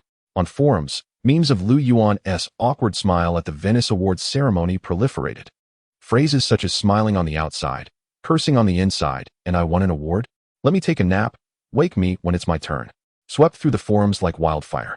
On Weibo, revelations about Lu Yuan's identity flooded in, unearthing numerous aspects of his life, including poetry gatherings, songwriting, filmmaking, and piano compositions. Video sharing platforms even unearthed footage of Lu Yuan drunkenly seizing a guitar to perform Old Boy. Boom. At that moment, everything erupted as if a bomb had been detonated. Suddenly, netizens went wild, discovering the multitude of Lu Yuan's hidden past. Could one individual truly possess such a diverse array of talents? Was he not a prodigy among men? Of course, on September 11th, Weibo's headline buzzed with a question of immense interest. Who exactly is Alice in Lu Yuan's heiress? This query garnered explosive attention, with countless replies flooding in. Some even revealing letters Lu Yuan had written to his middle school classmates. These revelations remained unknown to Lu Yuan for the time being. As he gazed at the menu aboard the flight returning to Huaxia, he pondered a profoundly significant question in his life. What style and approach should his restaurant embody in its decor? What type of staff should he hire, and what scale should the establishment attain? These inquiries merit deep contemplation. Chapter 80. What do you mean by this? What? Is this Lu Yuan's love letter? Wow, how naive. Indeed, it is quite innocent. I didn't expect Lu Yuan to have such a youthful side. It seems intriguing. Perhaps the Alice into Alice is the object of this love letter. A reflection of Lu Yuan's nostalgia? Wait, by the end, I sense something amiss with the tone of this love letter. I refuse to believe I'm the only one who thinks so. I seem to share the sentiment. Hold on. The final line seems. Ha. What on earth is this? I can't take it anymore. Lu Yuan, are you trying to kill me with laughter to inherit my fortune? I am merely a naive netizen, clueless about what you all are discussing. Yet here I am, laughing heartily. Could it be that Lu Erguzi had already started to indulge in risque humor back then? Navi, to hell with that. Wait, why do I suddenly feel the urge to create a meme? What is wrong with you all? Upon Lu Yuan's return to the office, he sensed an odd atmosphere. Wei Fati, Li Qing, and Lu Yihong gazed at Lu Yuan as if they were seeing him for the first time, stifling their laughter. Their faces appeared rather flushed. And nothing else wrong. Wei Fati shook his head, yet his eyes remained fixated on Lu Yuan, as if trying to see right through him. It felt as if they were meeting Lu Yuan for the first time. I'm off to sleep, don't disturb me. Lu Yuan, uninterested in Wei Fati's antics, stretched his body and yawned, beginning to feel drowsy. He had slept a few hours on the plane. Although still in first class, it wasn't a restful slumber. Thus, he remained in a state of semi-consciousness. He planned to rest for a while before proceeding. Yuan. How was Venice? However, just as Lu Yuan was about to take off his shoes and lie down, Wei Fati and Li Qing approached him with insufferable grins. Their expressions so smug that he felt an urge to slap them. Lu Yihong pretended to focus on the script, but his peripheral vision was glued to Lu Yuan. Venice was fine. What's up? And nothing. I just wanted to ask. What do you mean? Lu Yuan felt uneasy under Wei Fati's intense gaze. Nothing. Yuan. Is it easy to ride a stallion? Li Qing, holding his breath, finally couldn't resist asking.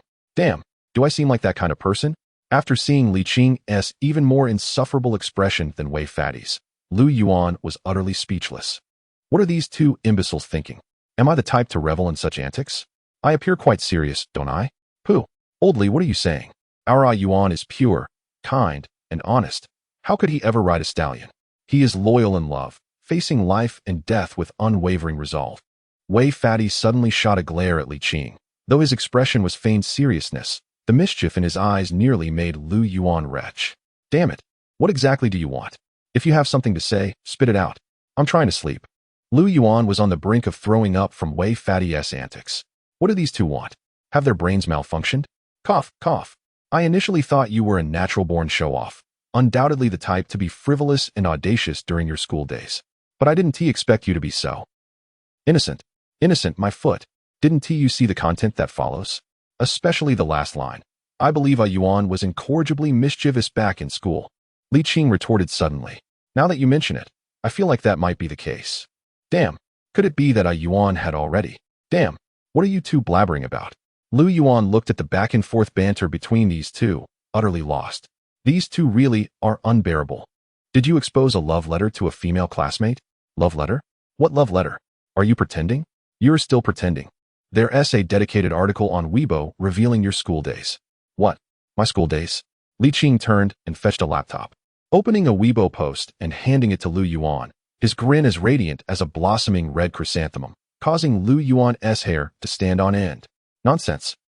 Lu Yuan took the laptop, opening the page to view several images. This appeared to be a piece of paper. The paper, having absorbed moisture, had begun to yellow, indicating its age. Although the handwriting was somewhat crooked, he could still discern its contents. Unless one was mentally impaired, it was evident that this was a love letter. The love letter was penned with heartfelt sincerity, the words conveying deep yearning and admiration for the girl, even employing cliches like facing death with resolve and loyalty and love, culminating in an invitation asking the girl if she would like to enjoy a sausage after class. This is a tale of innocence. Perhaps in that era, it was merely an ordinary story. However, in modern times, the last line sounds rather peculiar, especially with Lu Yuan's name signed at the bottom. Beneath the image of the love letter were scattered descriptions of Lu Yuan's school days.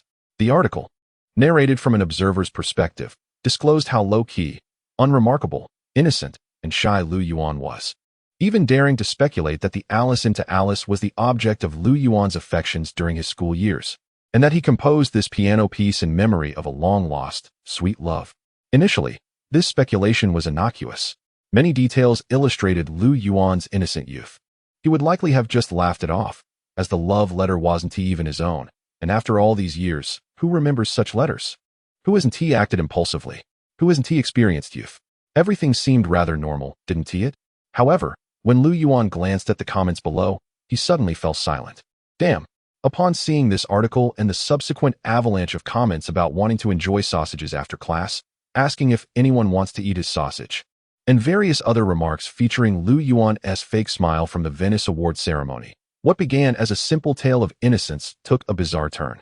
Not only did it take a turn, but it also became sordid. Yuan, your sausage, has gone viral. Weibo headlines, forum memes, and even trending searches are all about sausage. Wei Fatty, upon reading the latest comments, burst into laughter. Ha ha. Yuan, you're amazing. Did you plan this from childhood? Ha ha. Lu Yihong, who had been suppressing laughter while pretending to read the script, suddenly erupted in laughter, tears streaming down his face. He was a highly professional actor, typically refraining from laughter unless utterly unable to contain himself. Now, witnessing the absurd comments from the netizens, he couldn't hold back. Lu Yuan set the laptop aside and sighed deeply. In his memory, the original Lu Yuan did indeed write love letters and innocently invited the girl he liked to enjoy a 50-cent grilled sausage from the shop downstairs. There's nothing wrong with that, is there? A Na'vi boy inviting a Na'vi girl to share a grilled sausage. What's the issue? Not a single problem. But then, what do you mean by calling me Lu the Great Lecture online? And why has it gone viral across various forums, threads, and Weibo? Are you all so bored? Indeed, the Italian Pomeranian Art Gallery. Daniel, you're here again? Yes, I am. Forgive my candor, Daniel, but I know you were once a formidable artist. However, that was in the past. For a decade, you haven't produced a single inspired piece. Do you realize what a decade signifies? Your glory has faded. Countless young artists have emerged in recent years. You've aged. Just examine my work. Our theme this time is decadence and rebirth. Did you capture any inspiration? Yes, I did. Excellent. Show me. This theme. Wait. I seem to perceive a hint of something. And another. This photograph. This. Time elapsed swiftly, and it was now September 20th. After September 20th, the temperature began to decline gradually. The box office battle was nearing its conclusion. Despite the explosive acclaim and fervor surrounding Buried, it inevitably entered a period of decline. After more than 10 days of dominance, Buried's daily box office revenue finally decreased from over 10 million to 9 million, then gradually to 8 million, 7 million, 6 million. This was unavoidable. No matter how popular or sensational a film is, its box office revenue and audience reach a saturation point. Online buzz surrounding Lu Yuan was fervent in September, even overshadowing Subway Station. According to box office statistics, Buried had grossed over 150 million in 20 days, firmly securing fourth place in September's box office rankings. Based on the box office trend line, Buried's final gross would be around 180 million. Although it didn't surpass 200 million or catch up to the third-place film, Classmate Enemies, with 240 million. Buried had become a miraculous phenomenon that astonished everyone. On September 21st, Buried's decline stabilized at 4 million, and major theaters began to reduce its screening schedule appropriately. Zhang Tong of Subway Station was suddenly frustrated. Despite the fact that his film Subway Station had grossed over 300 million, he had promoted it and generated buzz. Even being hailed as one of the few directors in China to surpass 500 million, he inexplicably felt like he was working for someone else. Why? Because he eagerly took Subway Station to Venice to compete for the Best Director award, only to be an also-ran, while Lu Yuan, whom he thought was just there to make up the numbers, stole the show. The more successful Subway Station became, the more famous Lu Yuan became. Even if Subway Station becomes a milestone in Chinese film history, Lu Yuan will be associated with it. After all, Subway Station only won one award in Venice, the Best Film Song Award. When people search for Subway Station's awards, can Lu Yuan be censored out? Of course not. So, he painstakingly made a film, planned meticulously, and secured the September box office crown, only to find that he was working for Lu Yuan. After reading the news, Zhang Tong's heart skipped a beat, and he fainted on the spot. Lu Yuan, Lu the Savage, Lu the Simpleton, Sausage, Lu Yuan Smile, Alice.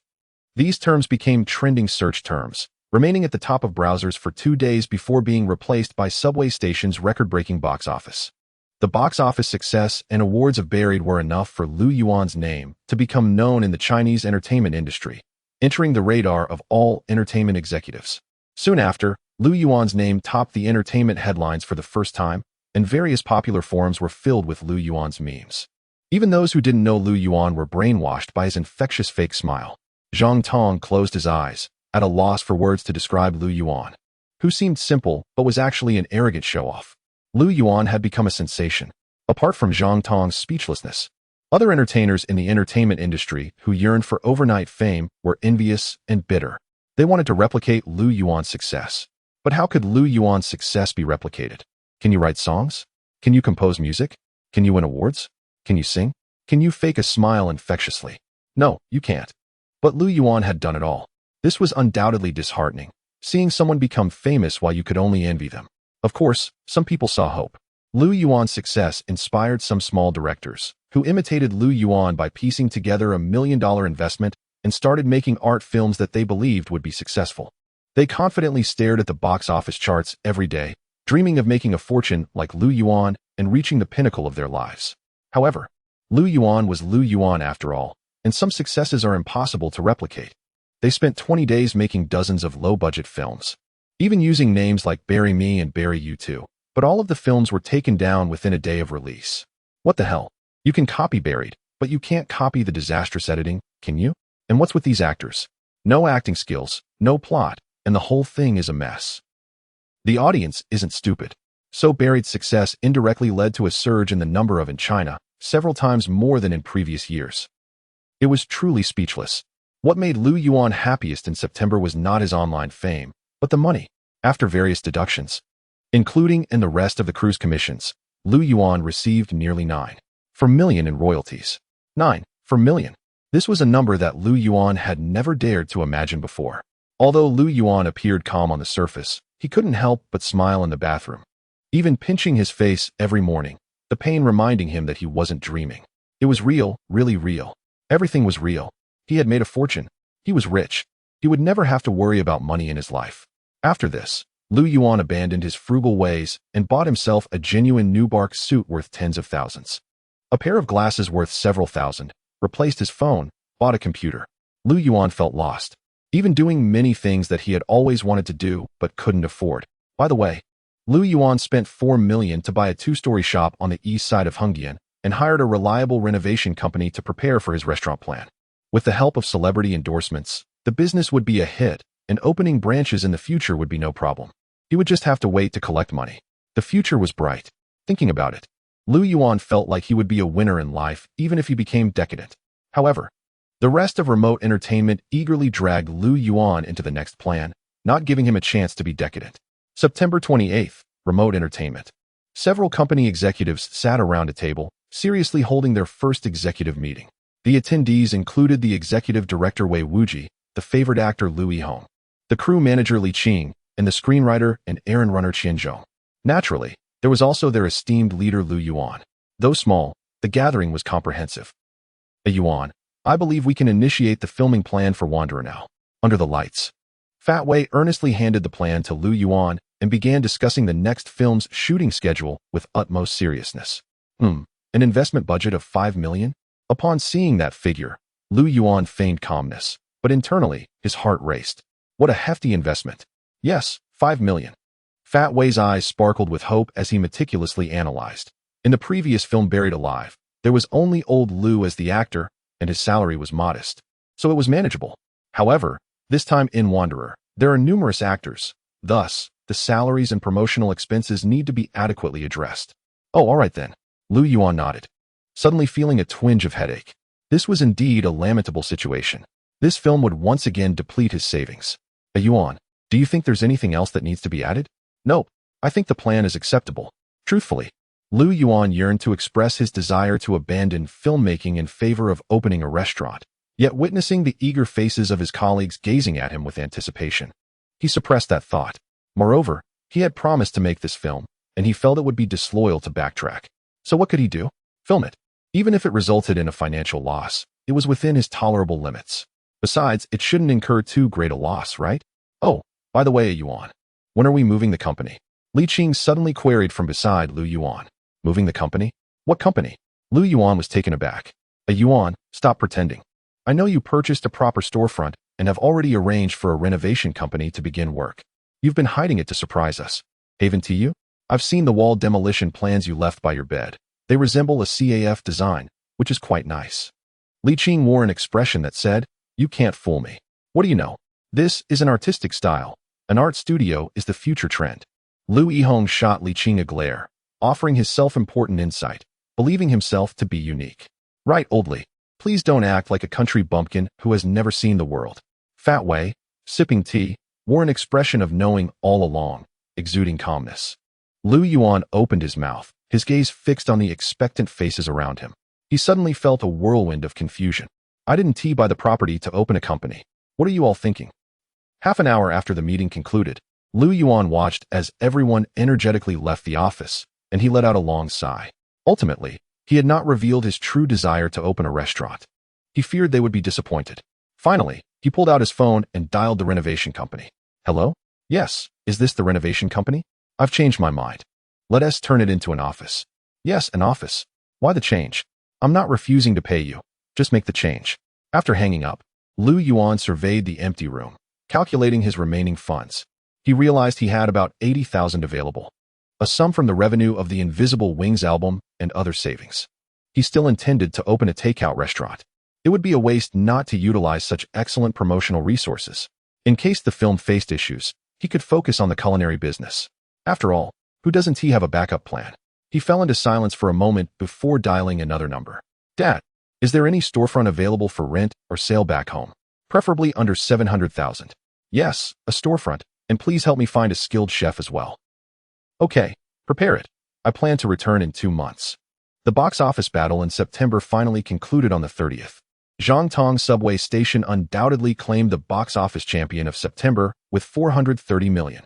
Su Xiaoming's War Night followed closely in the second position with 350 million. Wild Desk Mates lagged behind by over 30 million. As for the fourth position, Buried Alive garnered 180 million. At the celebration banquet, Zhang Tong specifically invited Lu Yuan, who sat in the center, observing Zhang Tong getting intoxicated, unable to contain his joy. Lu Yuan, however, remained composed, refraining from drinking or smoking, and left the banquet through the back door before it concluded, donning a hat and sunglasses. Outside the hotel, countless reporters surrounded him. Lu Yuan disliked being swarmed by reporters, especially as he had to rush to another event. After attending the celebration for Subway Station, Lu Yuan returned to the company to partake in the celebration for Buried Alive. Compared to the lavish banquet for Subway Station, the celebration for Buried Alive was considerably simpler. It was neither held in a grand hotel nor accompanied by piano music, lacking the fragrant and opulent ambience along with tall, glamorous female servers. Fat Wei, Li Qing, Qian Zhong, Lu Yihong, and other core members of the entertainment team, clad in shorts and tank tops, boisterously dashed to the nearby barbecue stall run by Old Chun, booking a 10-person private room, indulging in beer and barbecued skewers, reveling in the moment. Their faces flushed with merriment. Initially, some key figures from the crew struggled to adapt to such an atmosphere, having never experienced a celebration like this. They were puzzled. With Buried Alive achieving such box office success, why not celebrate in a five-star hotel? What could it cost? Even if they were thrifty, it shouldn't be to this extent. It seemed so lacking in class. However, as the atmosphere of boasting escalated, they gradually became swept up in the excitement, tossing aside their suits, drinking beer, and enjoying skewers. Feeling utterly liberated. Without leaders, without constraints, they were completely free to express their true selves. After consuming some drinks, watching everyone huddled together, smoking and boasting to their heart's content, they suddenly understood. This was a vibe they had never felt in a five-star hotel. Joy knows no boundaries. The key lies in the company. Then, their gazes fell upon the inebriated Lu Yuan. Lu Yuan, along with Fat Wei and the others, was enjoying skewers, wearing a silly grin reminiscent of a naive son of a landlord, frequently raising his beer to toast them, expressing heartfelt gratitude. His words of thanks were sincere, devoid of any pretentiousness typical of a successful director. This reminded them of previous celebration banquets during film releases. Though held in lavish hotels with impeccable cuisine and ambience, directors had always mingled with investors, never sparing them a glance or raising a toast. In the eyes of those esteemed directors, they were merely insignificant figures, of little value. But this time, Lu Yuan invited no investors, only the crew, treating them as equals. They felt a profound respect emanating from Lu Yuan, a warmth filling their hearts. At that moment, they suddenly recognized a unique charm in Lu Yuan, one that inspired a desire to work alongside him. They recalled the upcoming wanderer. An inexplicable surge of motivation coursed through them. For a true friend, one would lay down their life. They were blissfully unaware that Lu Yuan had chosen such an inexpensive venue due to the exorbitant costs of the Grand Hotel. Had they known, the entire scenario would have unfolded differently. This was yet another exquisite misunderstanding. Director Lu, how about a rendition of Old Boy? As the atmosphere reached a certain crescendo, someone spontaneously urged him on, and soon all eyes were on Lu Yuan. Come on, Director Lu. Director Lu. All right. Wrapped in the warmth of their enthusiasm, Lu Yuan set aside any pretenses. He picked up the guitar nearby, his gaze slightly hazy yet bright as he faced the crowd. Glancing at himself, a smile broke across his face. He suddenly felt less inclined to sing Old Boy. Instead, another song surfaced in his mind. This song was titled Salted Fish. It seemed to echo his own existence. I am a salted fish, unwilling to admit it yet unable to deny it. Do not pity me for my foolishness, nor praise my innocence, as I still dream of rising again. A salted fish, even if it turns over, remains just a salted fish, sincere in its defeat.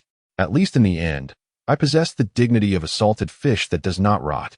The barbecue stall, typically vibrant and boisterous, began to quiet down as Lu Yuan's rich, clear voice resonated beyond the confines of the private room. Initially, one person instinctively approached the booth, followed by two, then three, and so forth. Gradually, the clamor within the room faded. Lu Yuan's voice, deep and resonant, seemed to carry stories within it, evoking a sense of nostalgia. Salted Fish was a grassroots anthem of perseverance, tinged with a hint of sorrow, yet brimming with positivity, striking a chord within the hearts of many. On the street, a bespectacled middle-aged man happened to pass by the barbecue stall. Upon hearing the guitar, he found himself drawn inside, eager to discover the source of the singing.